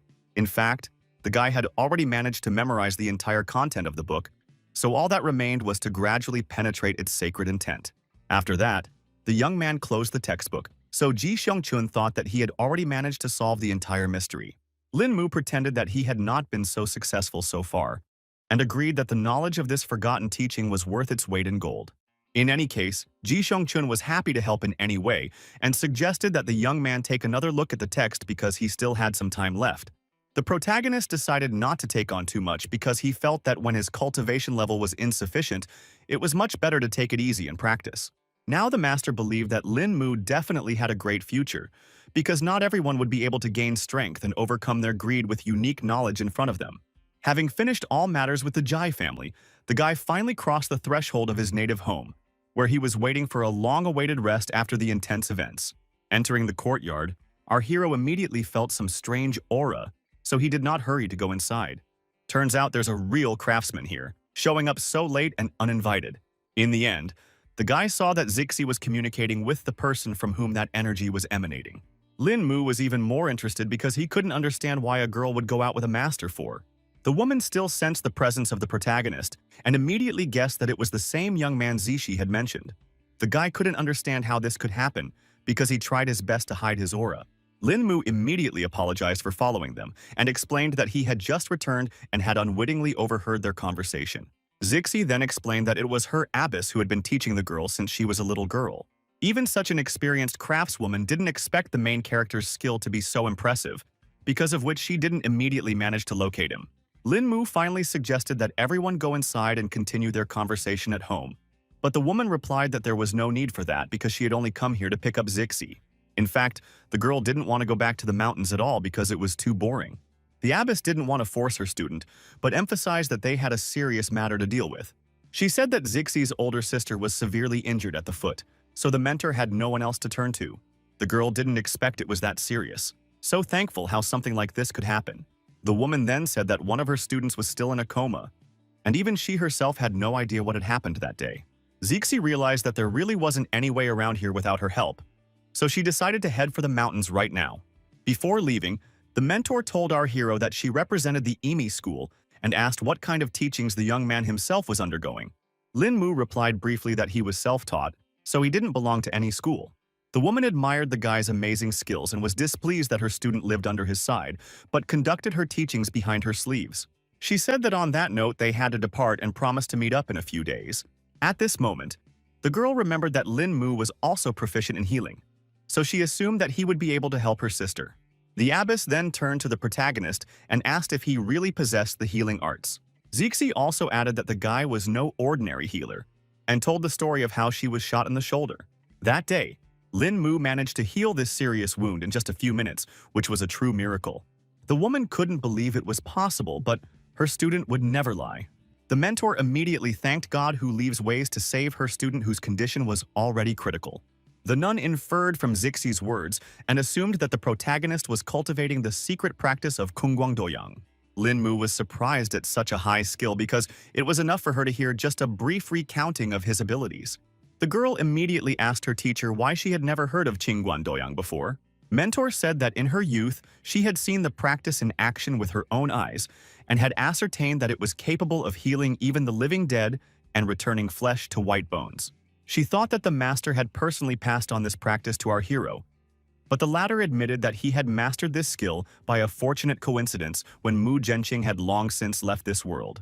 Hearing such news, the abbess was not surprised that in their time no one could find traces of the healer anymore. She finally asked us if the protagonist would be willing to heal her student if he had reached such heights in his training. The guy didn't seem particularly eager, but he wasn't even allowed to say a word. Zixie immediately started talking about how she and the abbess were too close to each other, so she wanted to save Big Sister. The woman wasn't happy that her student was being so brash, so she asked her to drop the nonsense. The old nun had respect for our hero, so on her knees she begged him to save the novice and give some glimmer of hope. Lin Mu was immediately confused because he didn't expect Master to resort to something like this. At the same time, the woman realized that this technique takes a tremendous amount of energy, so she just didn't know how to pay for such help. The protagonist then explained that he was misunderstood because he couldn't stand by when someone was dying anyway, and warned that he couldn't guarantee the healing of the student. The old nun asked him not to worry about it, because she would be happy even with a simple examination of the novice, and as for curing the ailment, we could leave that to nature. In the end, Lin Mu asked his girlfriend to pack immediately because they would be departing very soon so they wouldn't waste time. Zixie understood the responsibility, so she promised to pack in a flash. It wasn't long before they arrived at the Dunghai International Airport to head to the mountains. The girl couldn't understand how the teacher hadn't even picked up the documents after leaving the house, but she explained that she hadn't used them in a long time, so she had forgotten where they were. The disciple then inquired how the abbess had reached Dunhai, and she replied that a layman had given her a ride here by car. The protagonist asked not to worry about this problem and promised that he would figure something out now. After all, he had arranged their plane tickets in just one call, so Zixie began to doubt if there was anything impossible for Lin Mu to do. After a couple hours, they arrived at the right place, where our hero was already waiting for a driver who would take them to Dogra Imi. The girl was even more surprised when she saw that the young man was even able to get the car ready. The driver stopped at the foot of the mountain and informed Mr. Lin that they would go no further. Then the protagonist turned to his mentor and asked her to show him the way forward. Then the woman showed the shortest way up the mountain and asked Lin Mu and Zixie to stick to her side. The boys immediately obeyed the teacher, who now began to run rapidly upward. The protagonist noticed that the abbess still had a lot of strength and was easily able to do Qigong. It wasn't long before they finally reached the Jingchen Nunnery, which was almost at the very top of the mountain. The nun hoped that Lin Mu wouldn't experience much discomfort because everyone here lived in simplicity and detached from the outside world. Actually, the guy didn't see it as a problem, because in such a quiet and peaceful place with so little routine, he only wanted to stay and devote himself to cultivation. At that moment, 2 female students came outside and were excited to see their teacher return. They also said hello to Sister Zixie, who hadn't been here for quite some time. The abbess of the monastery immediately inquired about the condition of Nianshin's wound. The girls reported that, unfortunately, the sister was still in a coma. when the woman asked our hero to follow her and led him to the injured student's room. Zixi herself froze at the threshold as she was shocked when she saw her elder sister's condition. She still couldn't fathom that something like this could have happened to a girl. Meanwhile, the nun asked Lin Mu to come over and examine Niancheng's wound. The protagonist took the patient's hand and examined her body with qi energy and couldn't understand how this was even possible. The young man realized with horror that he had assessed the damage too superficially, as the girl's actual injuries were far worse than he had originally thought. The organs have already almost stopped working, and the soul of the victim is barely held in the body. So if such a thing happened to an ordinary person, death would have come long ago. At this moment, Zixi asked with hope in her voice what was the condition of her elder sister. Our hero reported that the injury was really very serious, and it's just a miracle that life is still being sustained in Nancheng. The abbess said that when her disciple was brought back to the temple, she immediately gave her a great cycle pilu, also prolonging her life with true qi. The young man immediately guessed that it was about the pill from the Shaolin temple, and the woman said that at one time she knew a Buddhist mentor from there. In fact, Lin Mu didn't even think that he would encounter the real version of the bone-hardening pill that he used in his practices. The guy noted that without this Shaolin miracle cure, the victim would definitely not last long. Zixi still looked at our hero with hope and asked if Qingguan Doyang could save her sister's life. Lin Mu explained that he only had one way to save the patient's life, but even if he succeeded, it was unlikely that she would be able to cultivate. It was hard for the girl to believe something like this because just recently, Niancheng was fine. In the young man's estimation, the enemy the nun faced had no intention of leaving her alive, but still, she returned home on her last strength to deliver something important. In the end, the mentor only now realized that she had completely overlooked this so important detail. The protagonist calmed her down and reminded her that if the abbess hadn't taken up the healing, there was no way they would have saved Nancheng by now. Putting all talk aside, the young man declared that this matter could not be delayed, so he proposed to proceed right now to the rescue of the girl. He asked if the monastery had medicinal raw materials, and the nun replied that there were some ingredients, but it was not proper for them to keep many healing herbs. Lin Mu then asked Zixi to bring a pen and pencil so he could write down all the herbs he would need for the medicine. The protagonist explained that their sister's injury required treatment with medication and external exposure, so they would proceed in two ways. After a couple minutes, he handed the mentor the recipe and asked her to combine the ingredients as per the described requirements as soon as possible. The woman was happy to report that they had all the herbs on the list, so right now, she was going to tell her sisters to get it all ready. Half an hour later, the two girls had already brought Lin Mu all the ingredients he had asked for. For starters, the guy asked for help setting up a roaster to distill the medicine. It wasn't long before the helpers reported that the roaster and cooking pot were ready. After only an hour, the protagonist was carefully pouring the finished potion into a porcelain bowl. After that, he handed the bowl into Zixi's hands and asked her to give the patient 1/3 of this decoction to drink. Meanwhile, Lin Mu turned to the nuns and asked them to bring a piece of black cloth.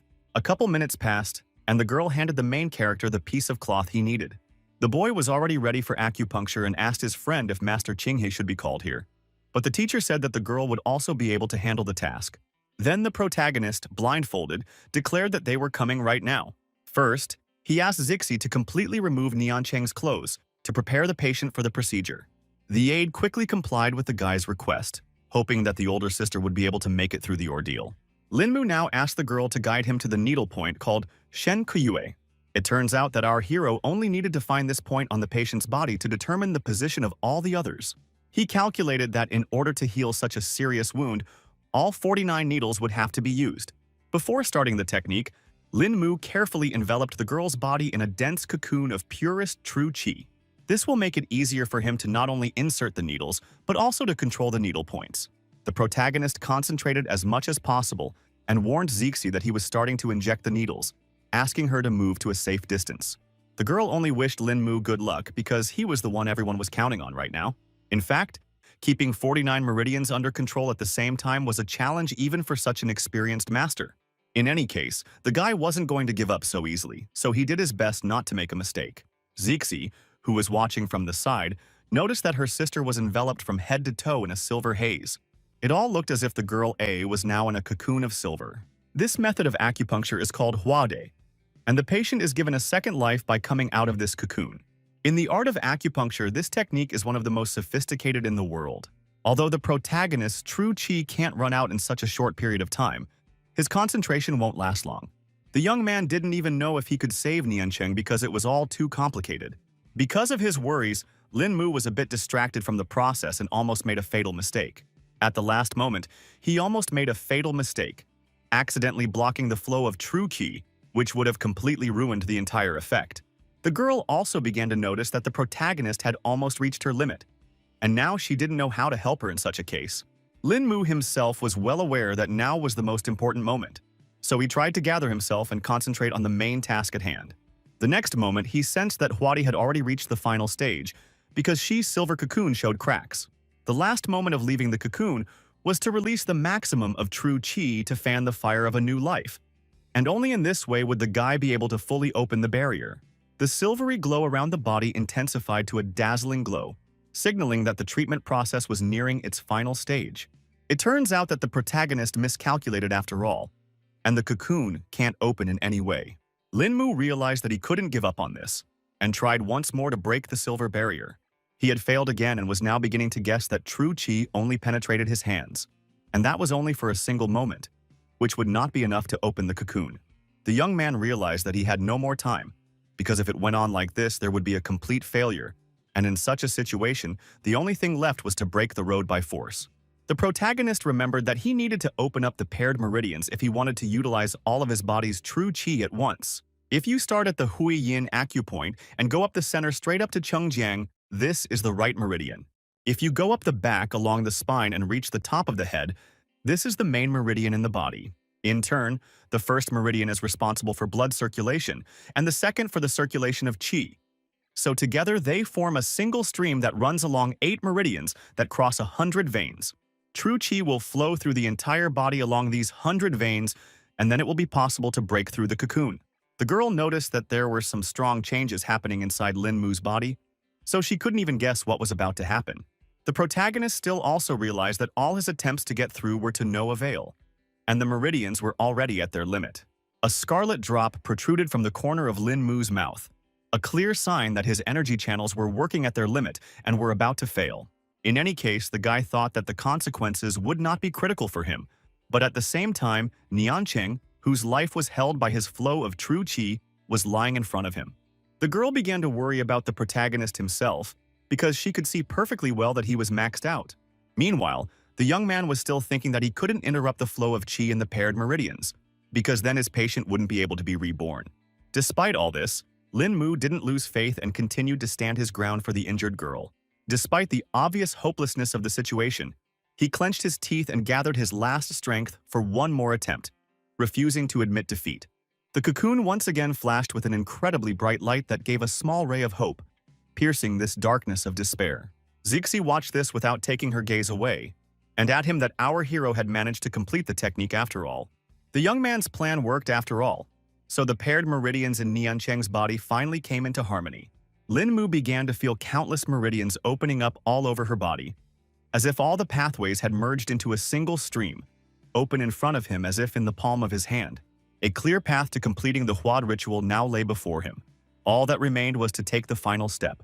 The girl covered her face with her hands in confusion as the blinding flash that accompanied the opening of the silver cocoon was so bright that it cut her eyes.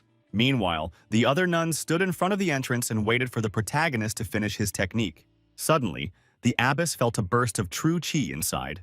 Things finally calmed down and Zixi asked if the guy had managed to save his older sister. She ran closer and asked how the sister was, but Lin Mu didn't bother to answer the question and asked her to hurry up and dress the patient. The young man explained that Niancheng's wound had healed for the most part, but whether or not she would be able to cultivate afterward would only be decided by luck.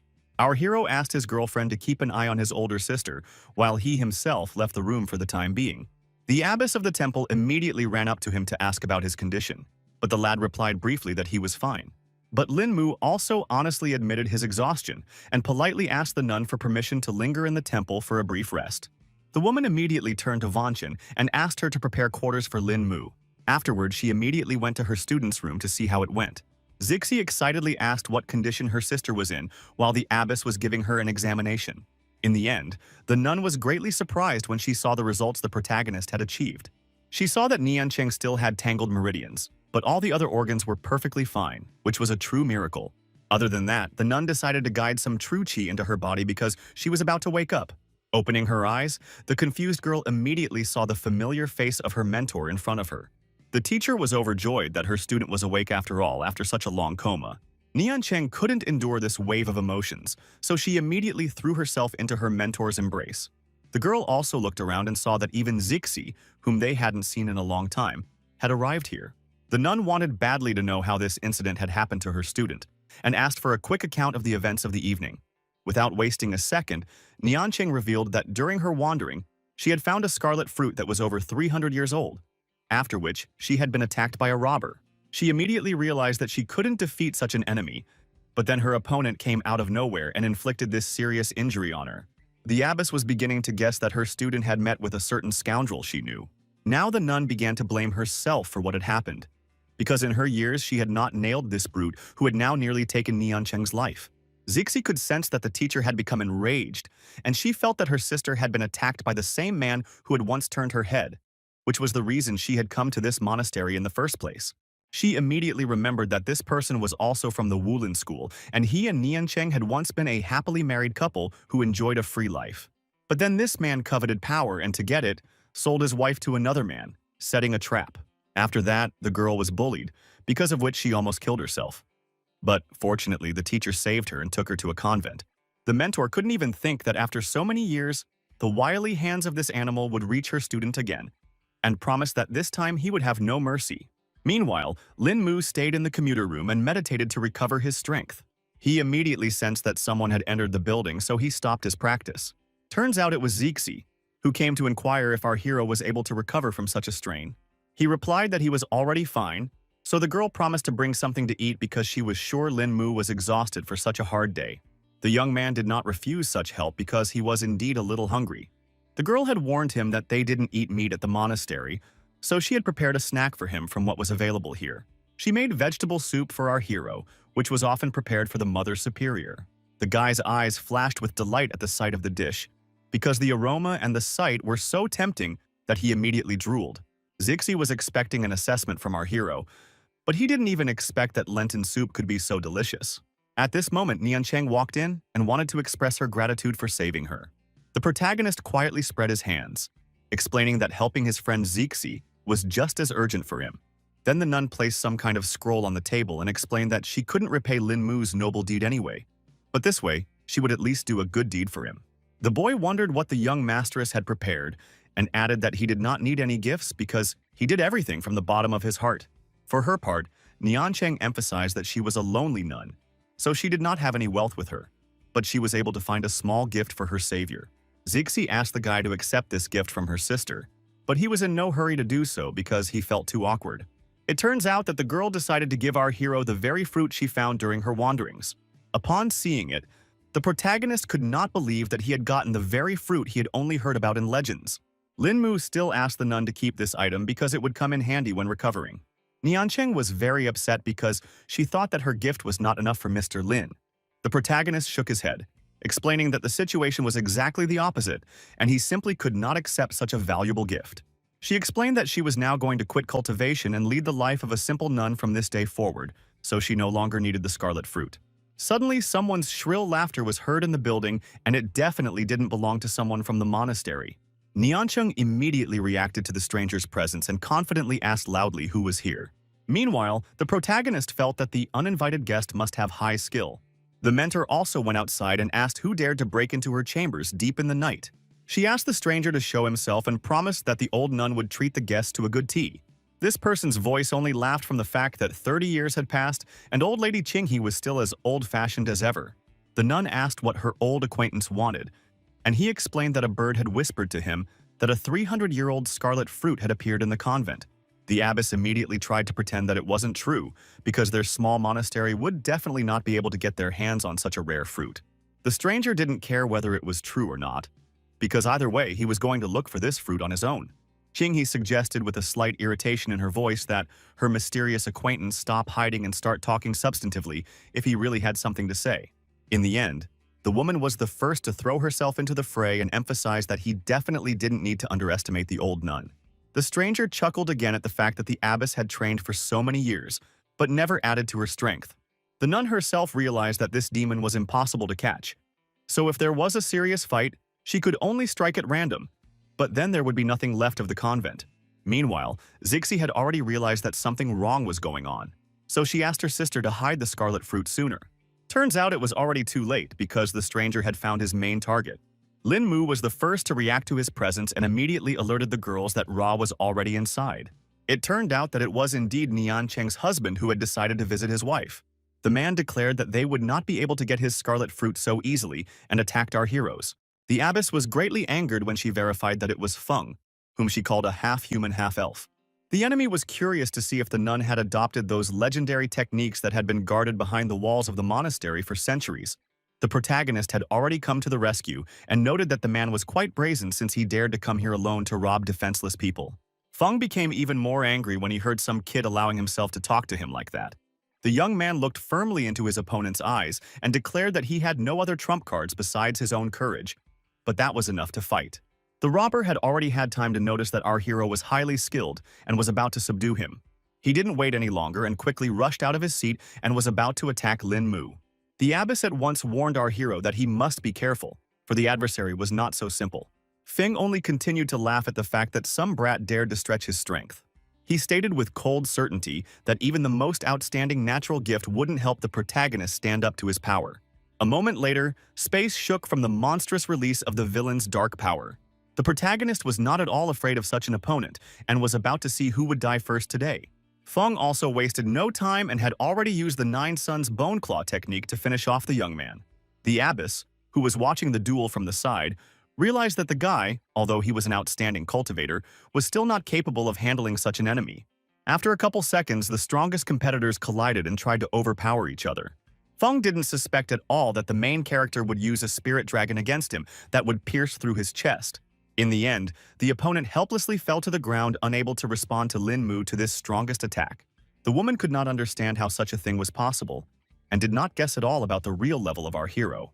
Feng now realized that he had indeed been too arrogant, and had simply underestimated his opponent, who taught him a lesson for it. In fact, even the young man himself didn't think that his strength threshold would increase so much after the opening of the paired meridians. Qinghe recognized that young Lin was gifted with genius because he was able to unleash the 18 Palms dragon of unparalleled ferocity. The man also realized that some little kid was able to master an ancient forgotten technique and applied it to this simple world to be quite a challenge. Then he decided to inquire who was our hero's mentor and was able to impart to him the knowledge that others have been seeking for ages. The boy chuckled in response because he really wished he had such a teacher, but unfortunately he hadn't met such generous people so far. Feng still didn't believe our hero and demanded the name of his mentor or he would show no mercy.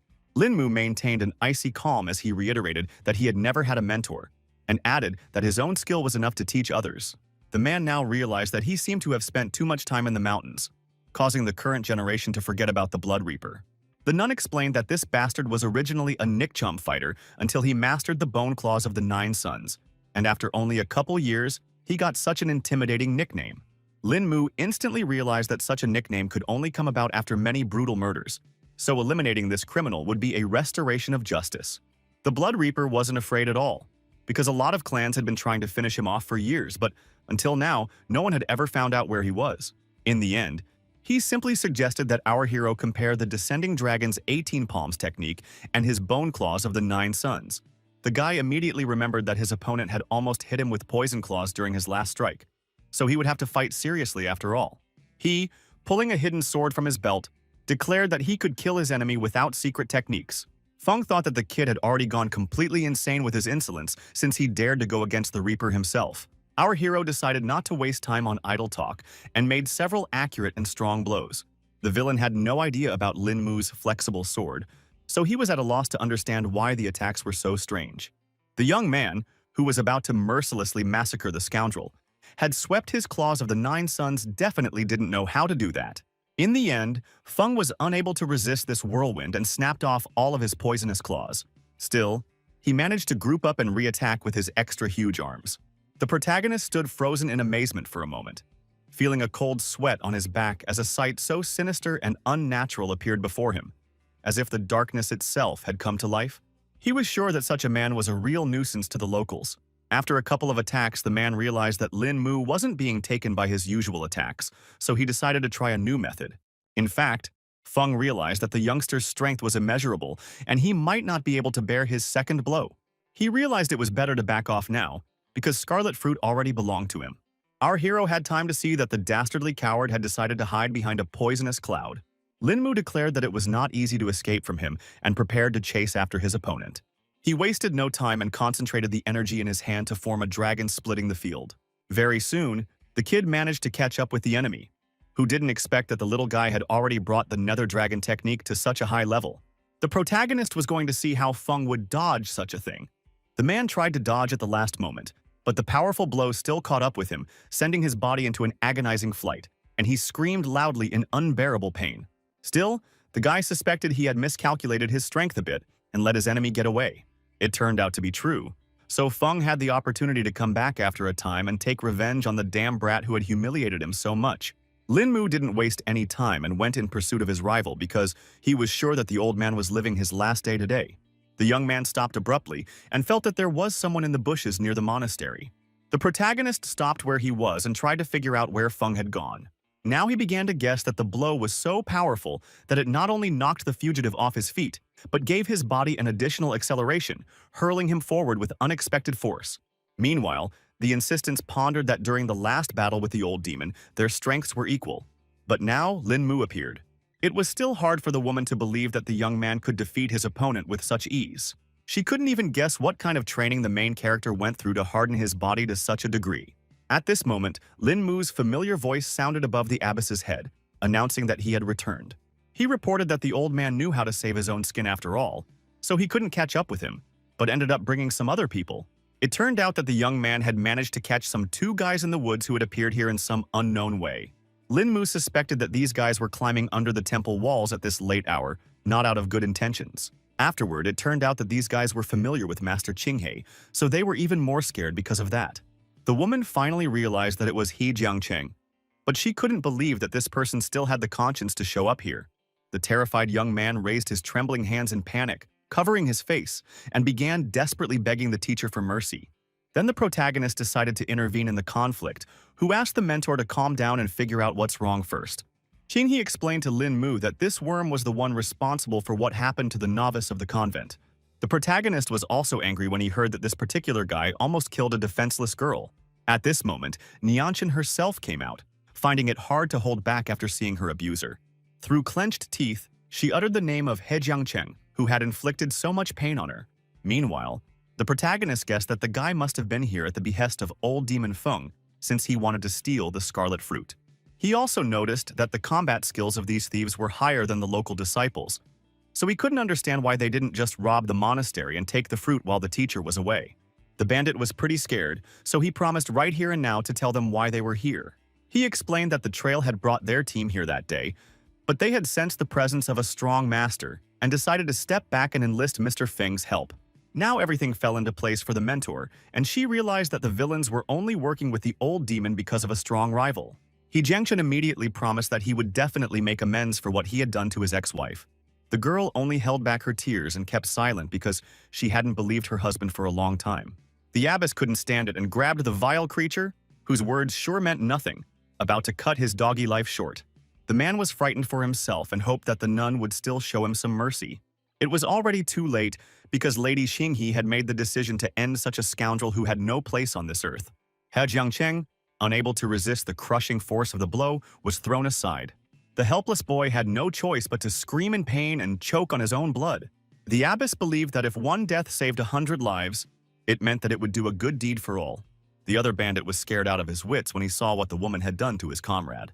The next moment the nun moved on to him as well, for she realized that this fellow was made of the same dough as his mean friend.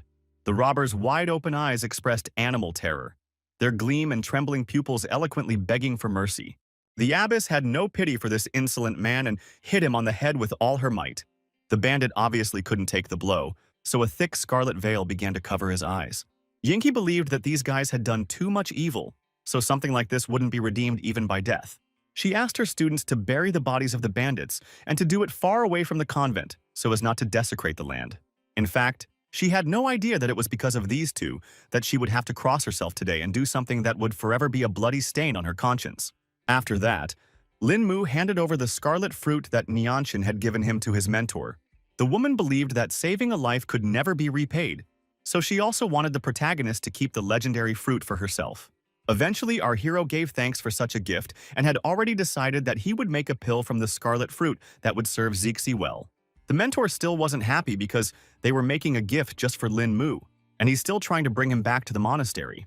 The young man explained that it could now be considered that the fruit belonged to him, so he could dispose of his gift as he wished. The woman couldn't object to anything because the protagonist was basically telling the truth. Lin Mu reiterated that the scarlet fruit wouldn't help him much in cultivation, but it would be a great bonus for Zixi. The mentor then quickly turned to her disciple and told her to thank young Lin right now. The guy asked not to do all these formalities because he was doing all this out of old friendship. Already 2 days after the recent events, he had already prepared as many as 30 scarlet fruit pills. Our hero decided to keep 25 pieces for Zixi, which should have been enough for her for a short time, and save the remaining 5 for Xianxian. He realized that his other friend was about to reach the true Qi level, so the medicine would help make the transition smoother and faster. Zixi offered the young man to stay at their monastery for a while longer, but he could not afford to do so because he had too much to do in Dunhai. Lin Mu asked the girl to train hard because now her sister had lost her strength and couldn't help.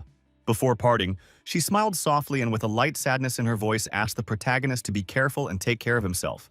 Zixi now realized that the teacher was right in saying that she needed to train hard because there would come a moment when Lin Mu wouldn't be able to be around. In fact, the protagonist wanted to take the opportunity to climb the impregnable mountain to look for rarities. On one of the rocks, the young man had at once already found an herb that should be suitable for incense. At this moment, Lin Mu he looked up and saw that he still had so much more to climb. He suggested that now that he had opened his paired meridians, he could try flying. This isolated wilderness was perfect for his first attempt, so he wasted no more time.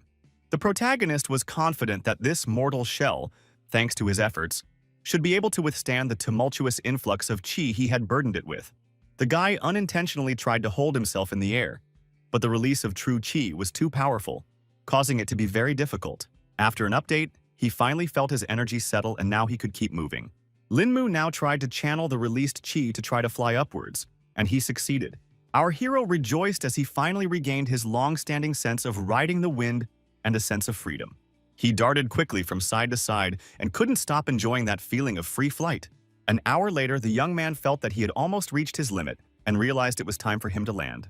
This time the flight was stable, so the protagonist couldn't wait for the next opportunity to practice. Suddenly, Lin Mu heard some strange movements ahead and realized that it was the sounds of battle. He finally realized that it was little Tang's voice who seemed to be chasing after someone. The guy couldn't figure out how his acquaintance had ended up here, but that didn't matter for now, because he needed to get close to her first. The protagonist got closer and saw that unknown masked people surrounded some man. This gentleman was already quite battered, but he kept talking about how the great and glorious Ba Shu Tang family would descend to minions. The leader of the group believed that sooner or later that day was going to come because of the way the case was handled by this man.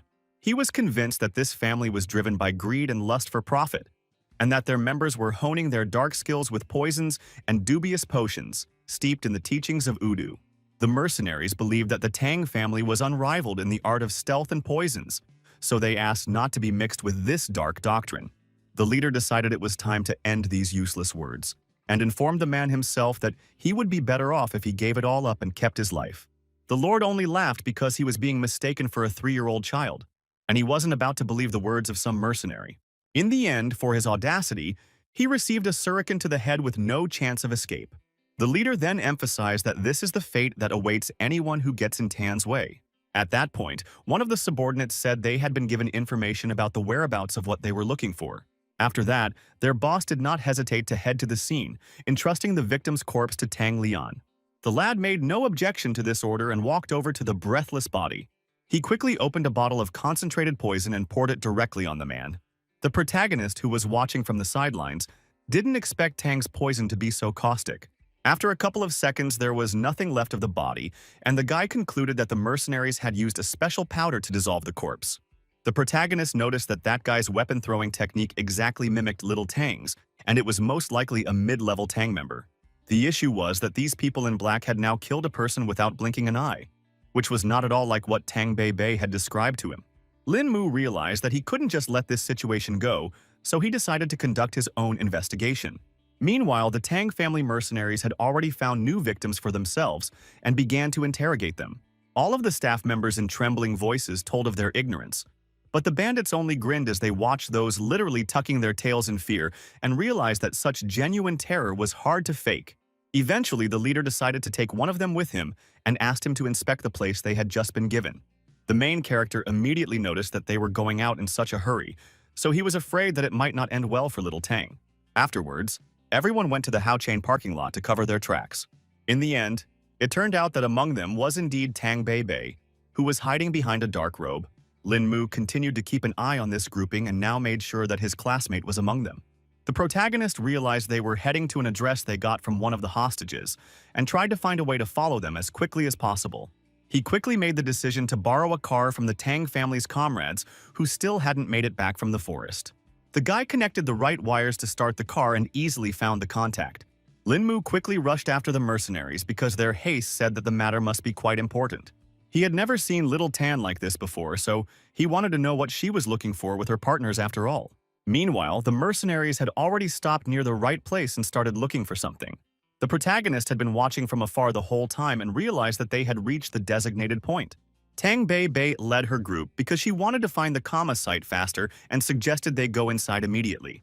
They went onto the property of someone's house because, according to the guy, what they were looking for was in one of the rooms. The strongman didn't have to think long about how to get in there and just broke through the wall. They realized that they couldn't keep the head waiting, so they tried not to loiter here. The mercenary quickly completed the task and found some sort of sack, so the hostage hadn't lied to them after all. The guys asked Little Tan to go faster, but she seemed to be up to something and had already prepared shurikens for it. She realized that the target was already in hand, so the partners didn't need to be left alive. When they decided to jump the fence, the girl concentrated and decided it was the right moment. In the end, the girl threw the 2 shurikens towards her comrades.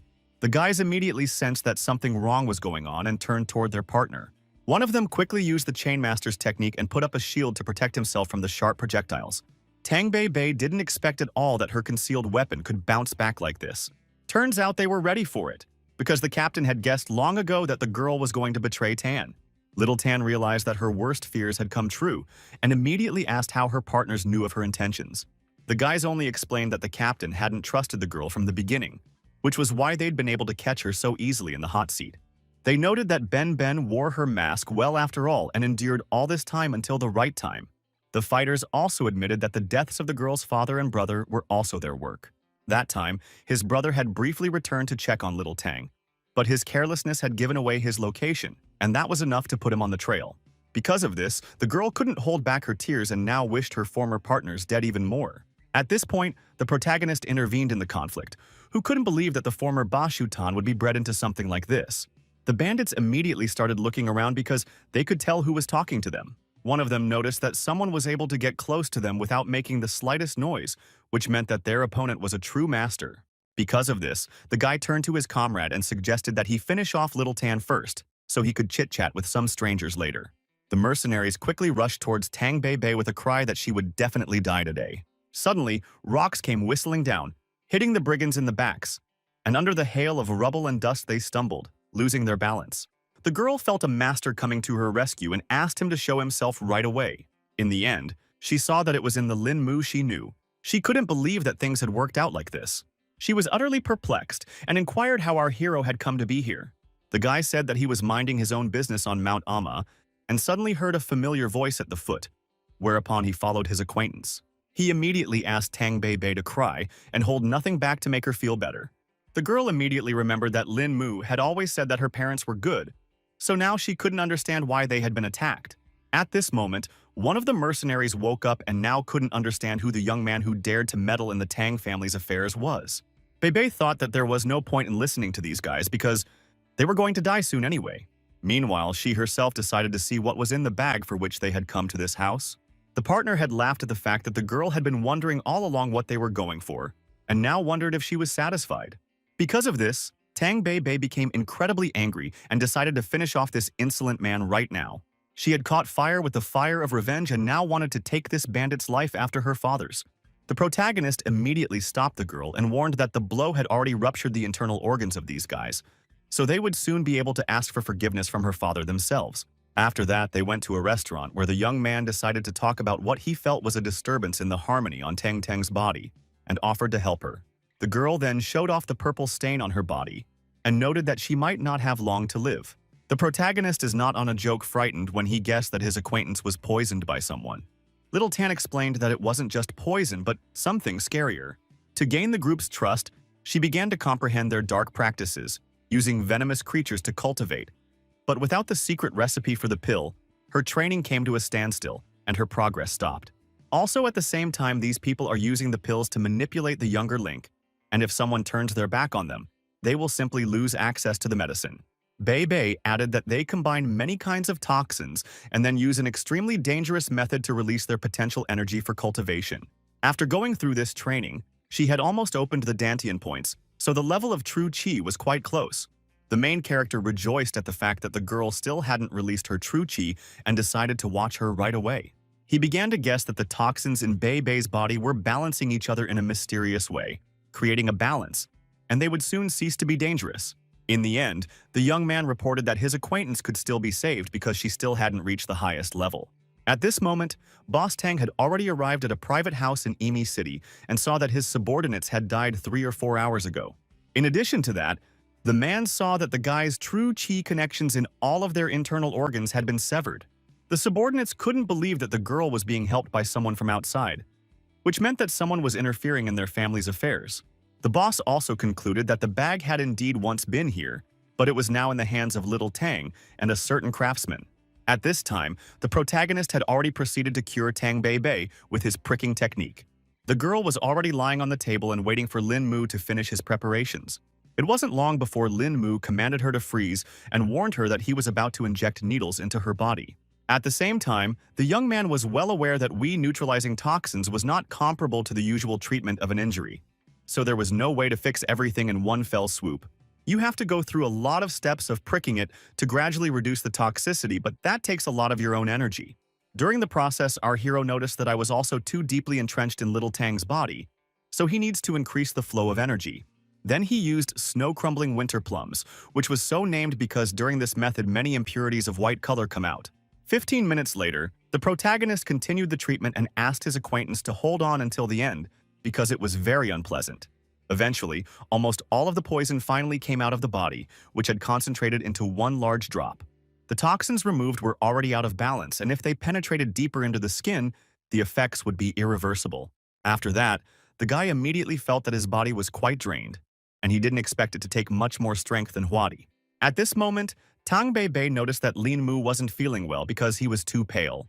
The protagonist replied that he was just a little tired and promised that it would all go away when he got some rest. Also, the guy did not remember that he wanted to give some item for his acquaintance.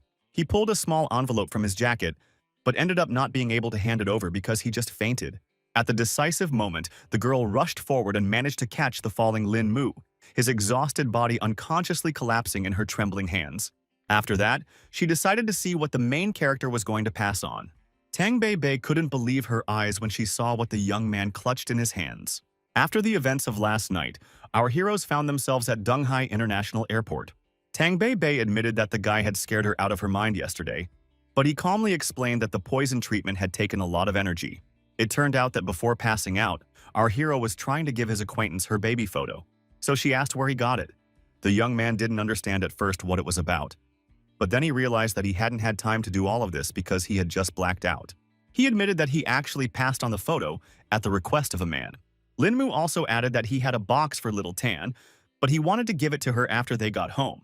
Quite soon, they arrived was the country house of the protagonist, so now he was trying to find the very box.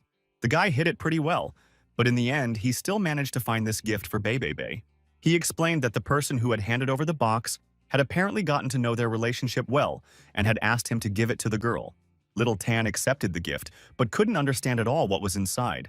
The protagonist himself also had no idea about the contents, so he asked the girl to hurry up and open this mysterious box. Tang Bei was greatly surprised when she realized that this was where her photos from high school were located.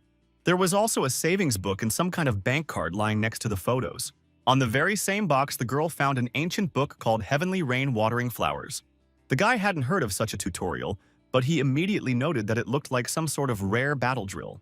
With tears in her eyes, Bei explained that it was a lost relic of the Tang family lost over 2 centuries ago, hiding the incredible secrets of learning to wield hidden weapons. All these years, their family had been searching for these texts, and now they were suddenly in the girl's own hands. She was immediately reminded of how much she missed her parents. But at the same time, she was a little relieved because she could at least find the lost manuscript. Linmu was already doubting whether his acquaintance needed all this truth because she had already gone through so many difficult events. Through her tears, Tang Bei asked if that person had said anything else. The main character relayed that he wanted to tell the girl that they would always be one family, no matter what happened. You girl couldn't understand why this mysterious, generous man was talking about family. The young man looked intently at little Tang and asked if she had even the slightest suspicion about who might have been behind the gift. Bei cried even more because she realized that it was probably her older brother who had run away from the family many years ago. At that time, everyone said that he was a scoundrel, that he stole from the family, because of which the girl almost killed him with her own hands, but now realized that she was very wrong. After a conversation with his acquaintance, the protagonist went to the office of his security company to settle business matters. It turns out that Tianming was the one who decided to suddenly summon the young man for some reason. The company director explained that the people they sent had passed on new information and said that something had recently happened in the Lin family. The man pulled out a small flash drive and explained that the case was quite serious, so our hero had better see it. From the very first seconds of the video, you could hear that there was some kind of conflict between the family members. It turned out that they were whispering about the fact that the old man-father had stopped participating in the family's affairs for many years, and one of the brothers was obviously hatching dark plans for the helpless old man. The man was worried that the will had gone missing and was afraid they would just be cut out of it. Eventually, one of the brothers pretended that such nonsense could not be spoken right in the house. The other man immediately laughed at the fact that he was so frightened and emphasized that there was no need to feign innocence here. He was even certain that it was his brother who had killed Laos's consort and deliberately let Lin Mu off their hook. The second brother immediately replied that before our hero, then something was wrong with him, because even the assassins could not cope with him. The man was immediately angry when he heard such news, because in the matter of inheritance, not the slightest chance should be left to chance. In the end, they ended this conversation on the fact that the old man is already taking poison under the guise of medicine and will definitely not live long, and it remains for them to prepare people to find the will as soon as possible. Lin Mu immediately asked how many people knew about it now, and the assistant replied that there were only 3, considering the scout. Our hero asked to hand over the money to their employee and decided to call it a day. Immediately after this meeting, the guy decided to go to his family's mansion. The butler was overjoyed when he saw the young gentleman who had finally returned to visit his grandfather. Lin Mu continued to pretend that he didn't know anything at all and asked what the old man's condition had been recently. The aide said that the gentleman has really not been on the mend lately, but his mind is relatively clear right now. When they entered the room, Senior Lin, helpless as a baby, obediently opened his mouth as the maid brought him a spoonful of food. At this, Lin Mu asked for them to be left alone so that they could talk in peace. Mr. Lin, despite the presence of his beloved grandson, continued to remain silent. The protagonist immediately guessed that there was a camera in the room, causing the grandfather to keep pretending that he was incapable of normal conversation. The guy finally tried to wiggle it with true chi and saw a red light come on, which showed his success. Lin Mu informed his grandfather that they were now safe because no one would hear them, and they could finally talk. The young man immediately asked if the old man ate this porridge every day, as he realized that there was probably poison in it. Grandpa confirmed this and explained that his appetite had completely disappeared by old age, so he could only eat this kind of food all the time. Lin Mu then spoke directly about the danger that lurked in this harmless porridge, but the old man couldn't understand where he got the information about the slow poison from. Just then, the protagonist showed off a flash drive that held something that might disappoint his father. But he definitely needs to know the whole truth. Meanwhile, the cleaning lady in the courtyard noticed that the other servant had somehow fed the gentleman too quickly. A colleague immediately reminded me to remember to add more ingredients to the gentleman's porridge. The woman was surprised to hear this and immediately inquired who had given such an order and why so suddenly. Her colleague emphasized that it was definitely none of her business, so she should just stick to the instructions. Meanwhile, the head of the family could not contain his emotions after seeing that he had raised such scumbags who wanted to kill his own father.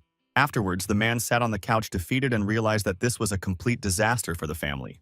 Suddenly, Senior Lin's body shuddered. His eyes unnaturally widened due to the sudden pain. Eventually, he began coughing violently and choking on his own blood. The protagonist reacted quickly because he realized his grandfather's body was crumbling before his eyes and engaged the main punctuation points. After that, the old man was immediately able to regain consciousness and stop panting. Lin Mu immediately asked if Mr. Lin was all right. The latter replied that he felt fine. The old man immediately asked his grandson to hand over the certificate to the police because he wanted all his sons to spend the rest of their lives behind bars. Lin Mu thought that they would get off too lightly then, asking them to wait for him to punish them himself. Grandpa asked our hero not to do anything stupid under any circumstances, because then the brothers could ruin his future. The head of the family recognized that he was already too old, so he wouldn't ask too many questions, and simply asked the young man to preserve the Lin clan and do the rest at his own discretion. At that moment, the butler entered the room and said that the CCTV repairman had come here. Lin Mu didn't care about this at all, so he ordered his assistant to go right now and disperse all the servants. The man was surprised to hear such confident orders from our hero and tried to find out what he was going to do. Then his voice fell the head of the family, who was informed that from this day forward they all obeyed Lin Mu Kama, in whose hands was the future of the House of Lin. The butler was only glad that the gentleman had come to his senses and agreed to fulfill the request of the protagonist. The servant was very displeased that he had been given such an order and could not understand what the reason was. Just at this moment, the protagonist and Mr. Lin entered the courtyard to deal with all the subordinates who were not as loyal as expected. The guy asked to listen to him carefully and firmly stated that from this day forward, everything in the Lin house would only happen on his word. One woman thought that according to conscience and logic, their dismissal should be by Mr. Lin's free decision, so the young man couldn't just chase them away. Meanwhile, the protagonist didn't hesitate and directly told the servants that they already knew that the workers dared to take advantage of Lin Yitai's kindness and secretly spy on him. The subordinates continued to stand their ground and say that the young master was just throwing mud on them, even though everyone here was an honest person. The woman who had been feeding the old man all this time stepped forward and decided to confess that she was the one who had been cooking the porridge. Then the guy asked her to bring one serving of this poisoned food as soon as possible. A couple minutes later, the maid had already carried out the instructions and returned with a full plate of porridge. Turns out our hero's plan was that everyone had to eat a bowl from here and whoever sheds a drop has to get the hell out of here. The entire servants were shocked at such a cruel decision by Lin Mu and couldn't believe that he was actually making them up to do such a thing. Lin Mu thus only confirmed that there was something wrong with the porridge and wondered if the police would have any questions if he gave all this information to them. In the end, the guy started to concentrate chi energy around him in order to teach everyone around him a lesson for ruining Lin Yitai for so many days. Within a second, all the workers were on the ground and screaming because their heads were literally splitting. The young man swept the left eardrums of all the subordinates burst with his true chi. The old man asked what his grandson had done to these people, but Lin Mu replied that he had only taught them a lesson so that they would not harm others in the future. The next moment, the protagonist grudgingly noted that he still couldn't see the glistening heels of the servants. All the employees realized that this guy was no joke, so they immediately started running away from the mansion grounds. Thus, they had completed the purification in the house, and now Lin Mu decided to neutralize the effects of the poison in the old man's body. The young man explained that Lin Yitang wouldn't need to take anything because he would do everything with acupuncture. They quickly entered the house, after which the protagonist carefully laid his grandfather on a flat surface and began the acupuncture process. Before this, Lin Mu had already gained experience when he had removed the toxins from Little Tang's body, so now he would do everything simply and quickly. The protagonist realized that a technique called Snow Sprinkles Winter Plums could also help Grandpa go on the mend. After a few minutes, he pulled all the toxins from the old man's body and transferred them to a small bowl. Lin Yitan asked at what point his grandson mastered acupuncture after the operation was completed. The guy said that it was as if he got interested in it when he was discharged from the hospital. And then, at the right time, he met an experienced fellow student who imparted the right knowledge to him. He also emphasized that he was doing it from his heart, so people praised him and said he had an unearthly talent, which only made his grandfather happy. After dealing with Mr. Lin, our hero decided to leave the manor, but in return, he sent his men here for protection. The old man couldn't stop being happy that Lin Mu was such a savvy guy, so he could be calm if the Lin house passed into such safe hands. The butler wasn't completely confident that the youngster could handle this duty, but Lin Yitan didn't worry about it because there was simply no other suitable person in the family. On the second day, the main character decided to meet Yao Xianxian, who was just at a photo shoot. He immediately noticed that the rising star is not lacking in diligence, because he just finished shooting in the movie and already poses for a new advertisement. The girl was surprised when she saw that her filming colleague had decided to pay her a visit. She asked why Lin Mu had come here, and he replied that he just wanted to see her. To talk privately, they went to a cafe nearby, and our hero explained his absence by saying that he was helping Sister Zixi at the Amy Monastery.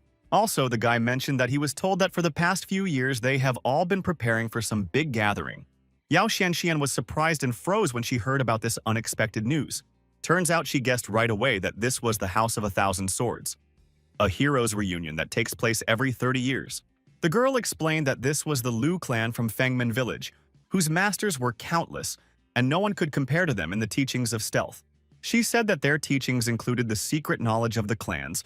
So many schools send students to the meeting, which caused Lin Mu to get interested and want to go himself. In addition, Yao Xianxian revealed that the first 3 at the Heroes Gathering would be able to choose one book from the Sutra Vault. This meeting is held once every 30 years to test the strength of the younger generation, so only those under 30 can participate. The protagonist agreed with this because the first 30 years were the most favorable time for cultivation, and if one did manage to reach a certain level during this time, then the chances only drop further. The girl herself had heard that in her years her grandfather had been fortunate enough to participate, but had lost to some 19-year-old young man from the Liu house. Even Lin Mu was surprised when he heard that the teenager was able to fight with a more experienced master, which proved his high level of skill. Suddenly, the young man remembered that he wanted to ask how his girlfriend's training was. Yao Xianjian was confused and began to explain that she works all day, so there is only time to practice in the evening, so she doesn't know when she will be able to gather true qi. The protagonist was well aware that being a big star was hard, so he came to deliver the cure for her. Of course, the girl was surprised because she couldn't understand what the point was if there was nothing wrong with her health. Lin Mu explained that it was not a medicine for her illness, but to help her cultivation. He said that he had made this potion from the 300-year-old scarlet fruit and a dozen other ingredients, so it had quite a strong effect. The girl did not expect to receive such a valuable gift at all, so now she did not know how to thank the hero's head. After meeting his friend, Lin Mu immediately went to his family's mansion. The new guards at the entrance now kept out anyone who was involved in the plot against the Lord. The guards said that this was now Mr. Lin's quarters and no outsiders were allowed to enter. The man couldn't believe he was being treated like this because he actually belonged to the clan. He thought Junior couldn't manage the house, and still wanted to get in. Eventually, the staff began threatening Big Brother with weapons because young Lin had told them to eliminate all intruders. At this moment, the old man was just sitting by the window watching his son not being allowed into the mansion.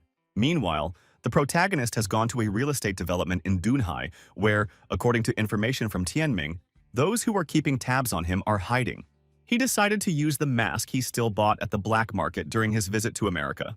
Just now, there was a gathering of Chris's second squad of superhumans, at which the staff were to report for their catch. All the soldiers talked about how tracking the right person goes quite hard because they can't even learn anything new besides the name of their target. Suddenly, they heard some unfamiliar voice address Mr. Chris, apologizing for the impertinence. All the subordinates immediately pointed their pistols in the direction from which the sound had come, but the leader asked them to leave, intending to speak to the dear guest himself. The man immediately sensed that a celestial master had come to visit them and suggested that he step out of the shadows. The disguised Lin Mu emphasized that it didn't matter who he was because it was much more important who Mr. Chris was looking for. The special agent said that Mr. Lin's influence in the Middle Kingdom cannot be overestimated because he was able to get information and find surveillance with such speed. The guy pretended that he was only a friend of their target and asked what the agents would do with the information they received after the stakeout. Only now did Mr. Chris realize that it wasn't Lin Mu himself in front of him, so he asked if this man knew about his friend's encounter with the superhuman squad in New York. The man complained because that time our hero had not weakly cracked Clof and made him an invalid. He stressed that Lin Mu had a direct connection to all of this, which was why their organization had sent this surveillance. But the young man decided to wonder what would happen if they did find their target. Mr. Chris did not hide anything and revealed that their organization has now split into 2 factions that have completely different views on the situation with the protagonist. In turn, the man himself believed he was in the resistance faction. The guy immediately decided to wonder what their resistance's plans were. The leader of the tracking said that their researchers sharpened their focus on sharing experiences there with Chinese master cultivators because they could complement each other.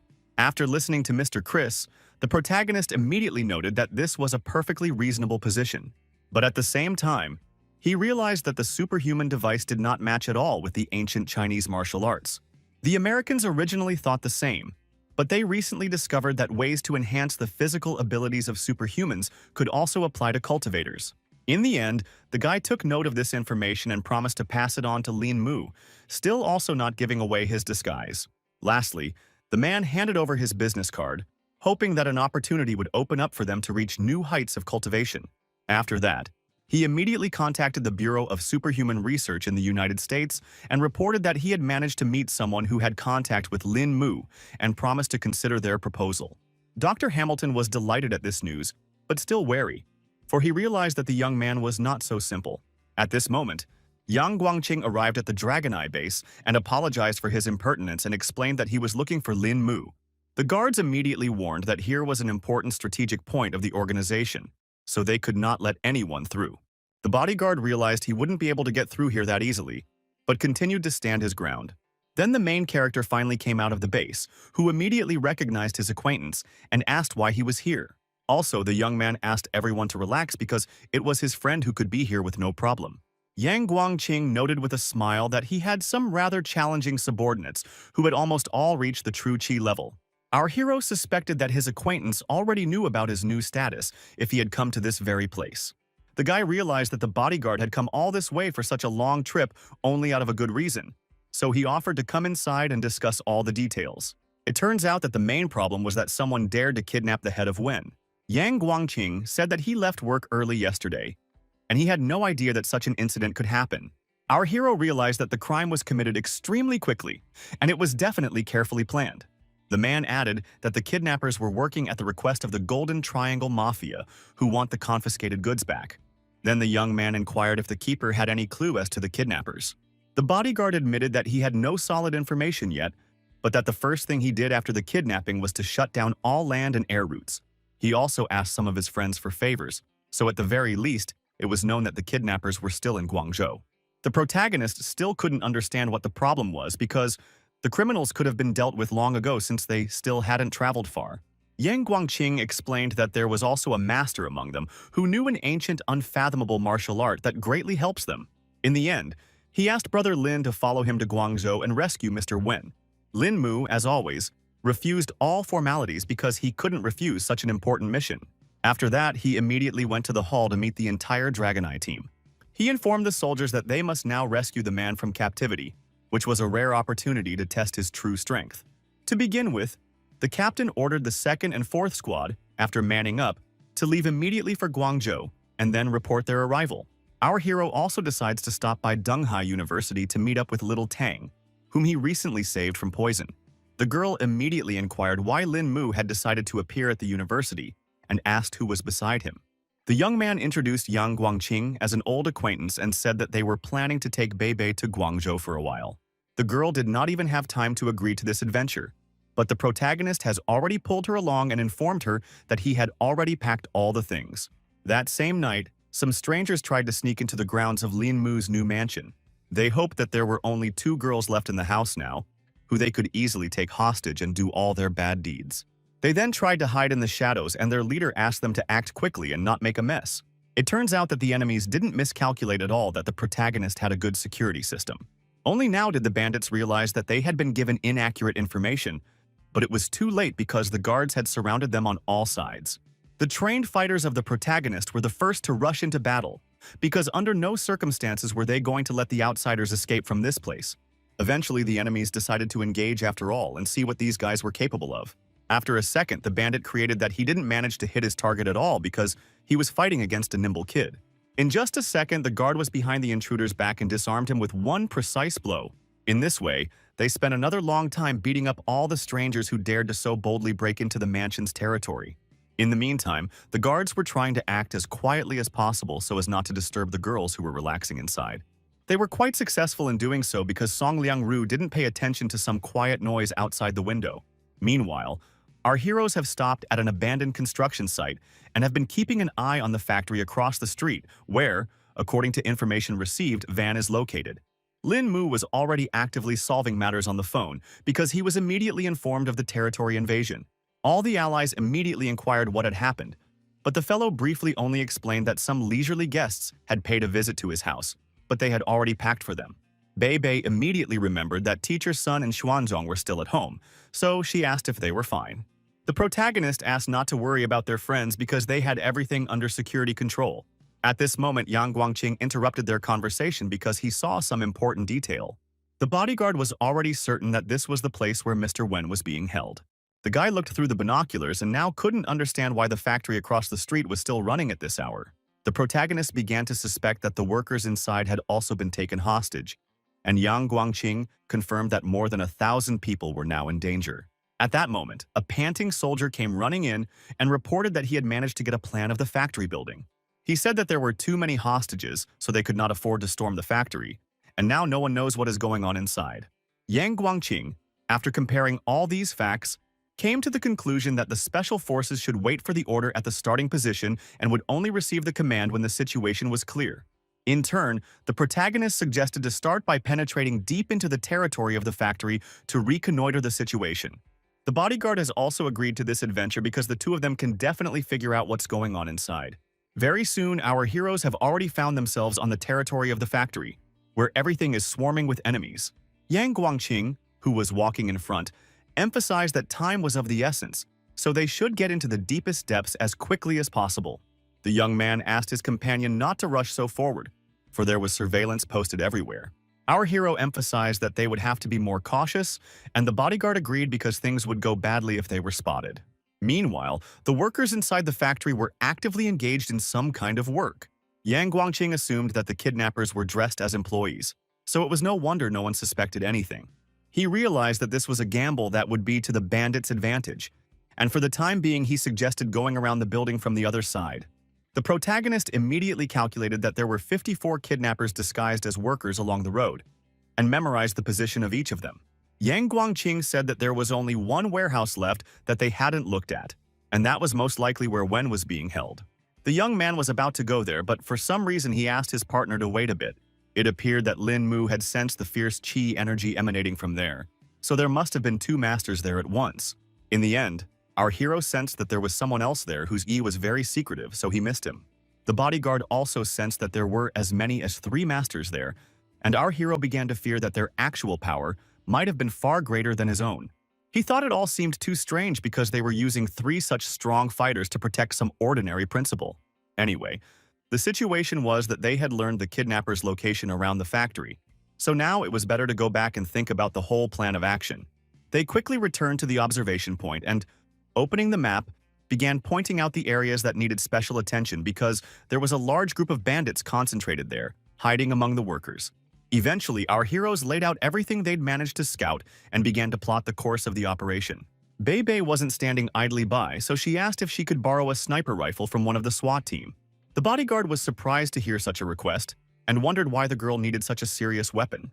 She replied that she was only doing it to help, and said that in conditions without wind, she could hit a coin-sized target from 5 kilometers away. The soldiers were shocked by such a statement and thought that little Tan had decided to play a joke on them. Yang Guangqing also agreed that there might be difficulties here, but Bei asked him not to forget that she was from the Tang clan. With confidence in her voice, the girl stated that the entire team could count on her skills. The bodyguard saw that she had a lot of confidence, so he decided to rely on her gut.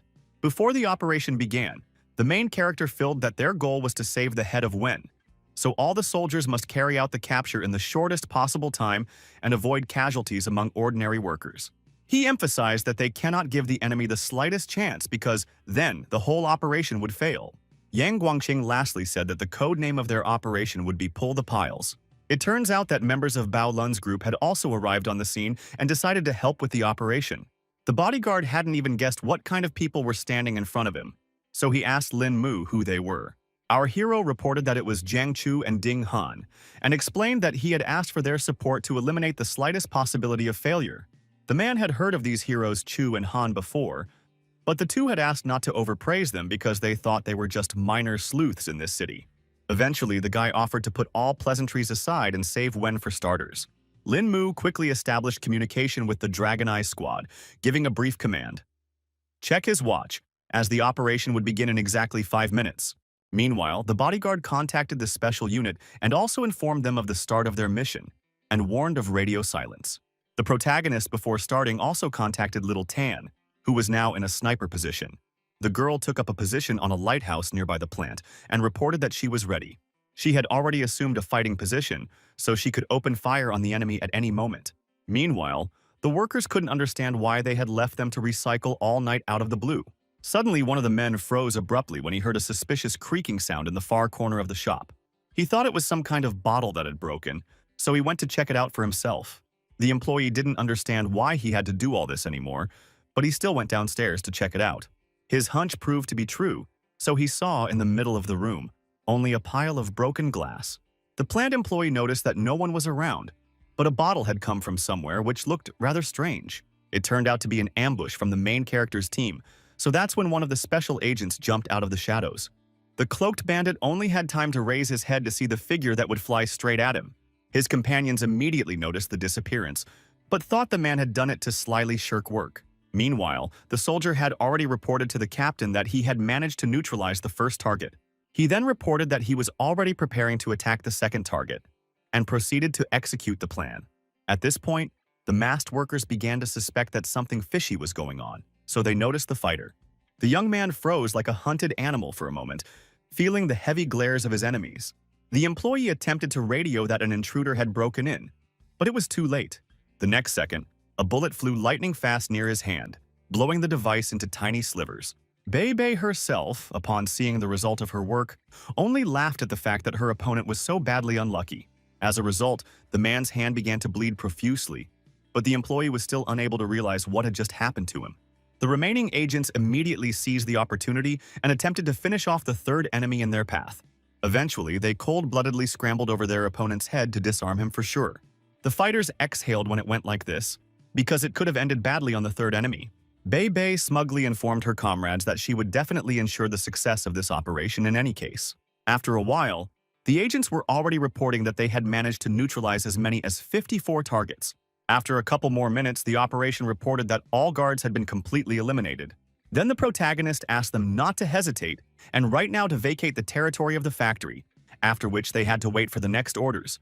After that, Lin Mu turned to his longtime comrades from Bao Lun and Yang Guangqing and emphasized that it was time for them to take the stage. The bodyguard was charged with fighting spirit, so he was already looking forward to meeting the other masters. Meanwhile, the kidnappers sat quietly in the factory warehouse and chatted with Mr. Yang about coming to the rescue this time. Gu at the same time put a large number of people in danger. Goob was also unhappy that his partners were prying, though he too knew the pitfalls in China. Jian Changlin recalled that they had negotiated the price in the beginning, so he couldn't understand why the fighter was so unhappy with his small fee. The man then explained that the situation had already changed a lot, because the plan was for them to have already left China. But in the end, they were still sitting in the factory, and the bandits agreed that it smelled like kerosene, because they demanded a raise for such a dangerous job. Jian Changlin didn't expect things to turn out this way at all, so he asked the other to give his opinion. The man confessed that he too wanted Boss Qin to raise his salary and figure out a way to quietly get out of here. The gentleman was well aware of this attitude of the workers about the whole thing, so he promised to raise the pay and not disappoint them. For his part, Goob understood that everyone had long since heard that Qin didn't want money, and stressed that just a word from Mr. Jiang would be enough to turn the tide. Suddenly, everyone felt that a criminal had sneaked into the area and immediately forgot all questions about money. The next second, the protagonist, accompanied by his legendary team, burst into the warehouse, and Zhang Chu wondered why Qing Haisheng's right-hand man was in Jingdu, Guangzhou. Lin Mu finally made sure that the enemy's strength was not inferior to his own after all, which made everyone tense up. In turn, the man was also surprised that he had not sensed this young man's chi until now. The guy did not hesitate and said directly that these people kidnapped his manager in China and openly and brazenly in the center of the city. Obviously, this was all to bring back the very same party and gang people. But Jian Changlin had no idea that he would meet such a young man here who was able to achieve high skill at such a young age. Lin Mu emphasized that he didn't belong to any school and his cultivation skills were superficial, so he joked that he hoped to receive guidance from his opponent. The man still kept saying that a person who had reached a high cultivation level on his own was incredibly rare, so he would never be able to accept Lin Mu properly.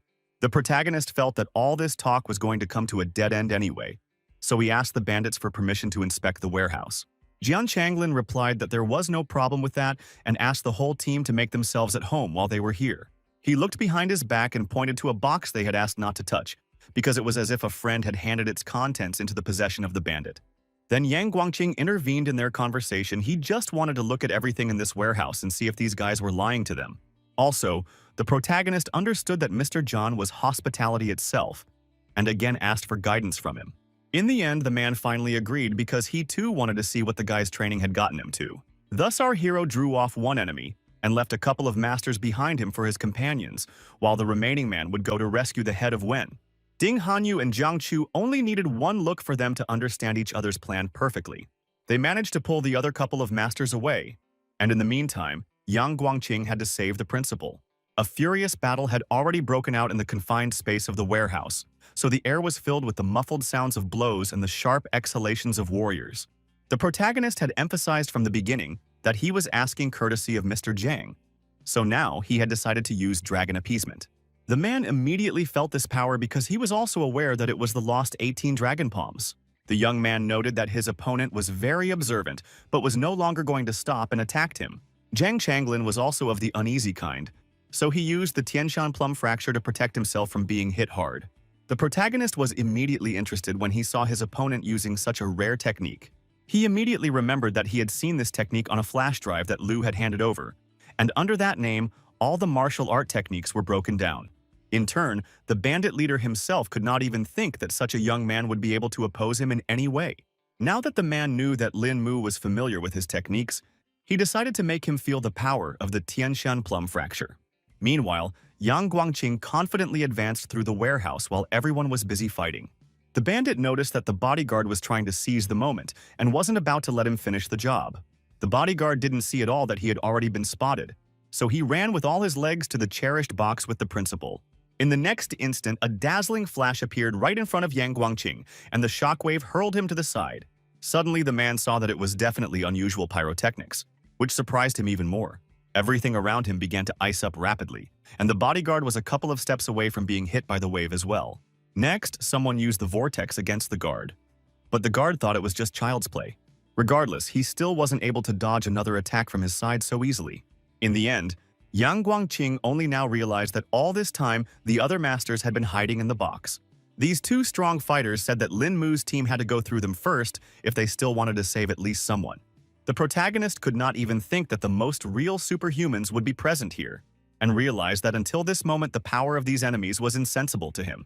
A mutant named Ross, who was skilled in the ice arts, noted that the Chinese master was not at all impressed with his appearance. That was why he aimed all of his ice spikes at him, so that Yang Guangqing would definitely experience his full power. For his part, the bodyguard wasn't afraid at all because he wasn't impressed by some superhuman who allowed himself to talk so smugly. He promised that the foreigner would learn what the Chinese school taught today, and immediately used the Golden Dome for protection. Ross was not in the least startled when he saw that his ice had ricocheted off to the side after all. Meanwhile, on the other side, he was attacked by Weber with a hurricane shaft that seemed to demolish everything in its path. Our hero desperately tried to shout to his comrade and warn him about this superhuman with a whirlwind not so easy.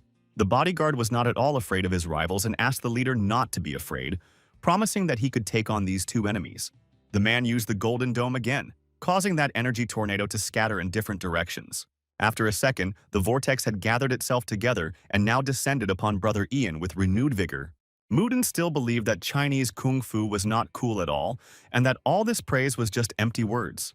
Meanwhile, the protagonist had already moved into close combat with Zhang Changlin, who was also obviously not going to give up. At this moment, Yang Guangqing noticed a whirlwind that was somehow different from all the previous ones. The man thought he had already been mistaken for a weakling, and then declared that an old tiger never shows its true strength. Lin Mu even had to distract himself from his fight because he couldn't understand what his comrade was up to. After observing the bodyguard's technique, the guy finally concluded that he had decided to use the palm behind the clouds. The man did not stand still and immediately entered the vortex to destroy it from within with his own hands. Eventually, the bodyguard realized he was failing and couldn't believe that nothing worked against the superpower. All the while, Mutant kept laughing off the fact that it turns out Chinese kung fu is worthless. Yang Guangqing was already at his limit because the tornado ring suddenly engulfed his palm behind the clouds. Gradually, the man began to feel that he would now completely lose control of his true chi, which would be a complete failure in this battle. Yaroi clenched his teeth, realizing that it was only going to get worse as the tornado ring gradually consumed his partner. The guy decided to intervene in this confrontation and asked his comrade to stop the true chi and just trust him. The bodyguards himself knew how to act in such situations, but now it was several times more difficult to control everything. The superhumans were already beginning to suspect that this guy was going to be in trouble soon, because he had simply underestimated the power of the devouring tornado. Weber himself rejoiced that his technique had never yet failed him in battle, At this time, the protagonist had already had to return to his rival who was keeping him from their battle. Jian Changlin's movements sped up because he must have noticed that the young man wanted to help his friend, so he was in no way willing to let him do so. But Lin Mu was not going to give up so easily and decided to use his strongest techniques to show that he was no match for this mutant. The guy let out so much energy that it sent fiery sparks throughout the warehouse.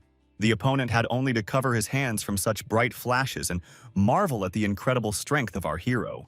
Jian Changlin couldn't believe that the boy had actually managed to escape from his strongest control.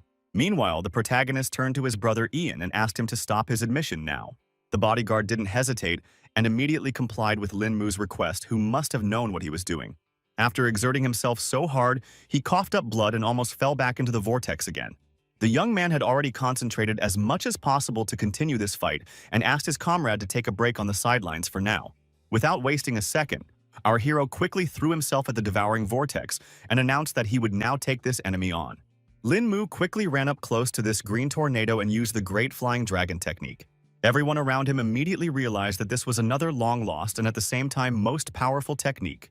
Strong ki energy enveloped the vortex from all sides, so it began to rapidly shrink. Weber had a hard time believing what was happening, because all he could see was that some strange gimmick had ripped his engulfing tornado to shreds. The protagonist did not stop there, so he once again concentrated energy in his hands. In the end, he unleashed 3 more huge dragons to finally finish off all the opponents. The ferocious dragons that were the embodiment of Lin Mu's aura were already flying forward, ready to sweep away everything in their path. The young man decided to use the strongest Dragon Pearl technique, so he definitely wouldn't fail. Bebe was watching everything through the scope of her sniper rifle and was shocked when she saw the technique the main character used. There was another huge explosion in the warehouse, as if someone had decided to detonate several dozen bombs at once. The SWAT team, who had been standing guard the whole time, couldn't understand what was happening in the opposite part of the factory. The commander still asked them to remain calm and stand in their original positions until new orders. Meanwhile, all the comrades were once again convinced that Brother Lin possessed immeasurable fighting strength.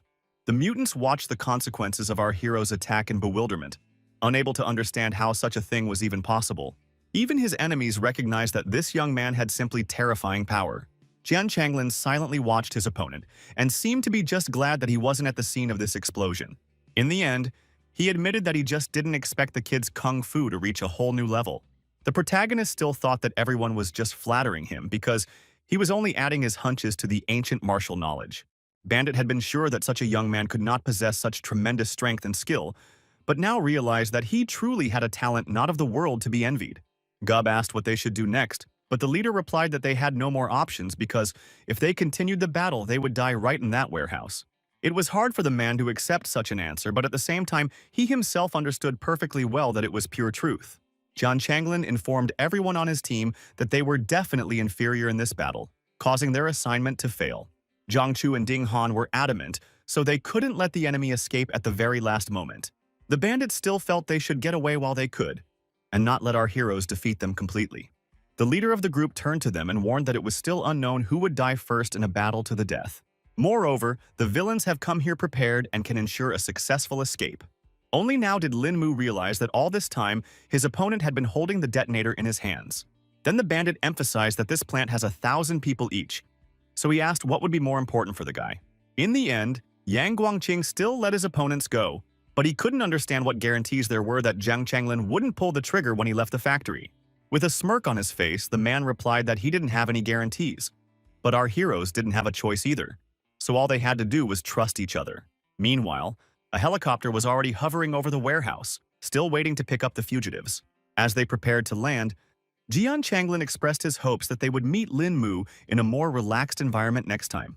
A couple minutes later, the entire crew of bandits were already on board and said their final goodbyes to the main character's team. After that, they immediately began to untie Mr. Wen and told him that they had gone through a lot to be here. Yang Guangqing used the walkie-talkie and informed all the squads that Operation Pull the Piles had been completed. So now they needed to call in the bomb squad and evacuate all the workers. The protagonist tried to reassure his comrade and assured him that no one would blow up the factory, but here he was still tense. The man didn't trust the bandits, so he asked how Lin Mu had such confidence. It turns out that the young man had felt a deep reverence for ancient martial arts in his heart during the battle with his rival, so there was still some nobility left in him. At the same time, the helicopter was flying calmly over the city, saving all the criminals from justice. During the flight, Jian Changlin thought about the fact that there was finally someone with the power to unite ancient martial arts, and speculated that Lin Mu might have been that heaven's chosen warrior from the legends.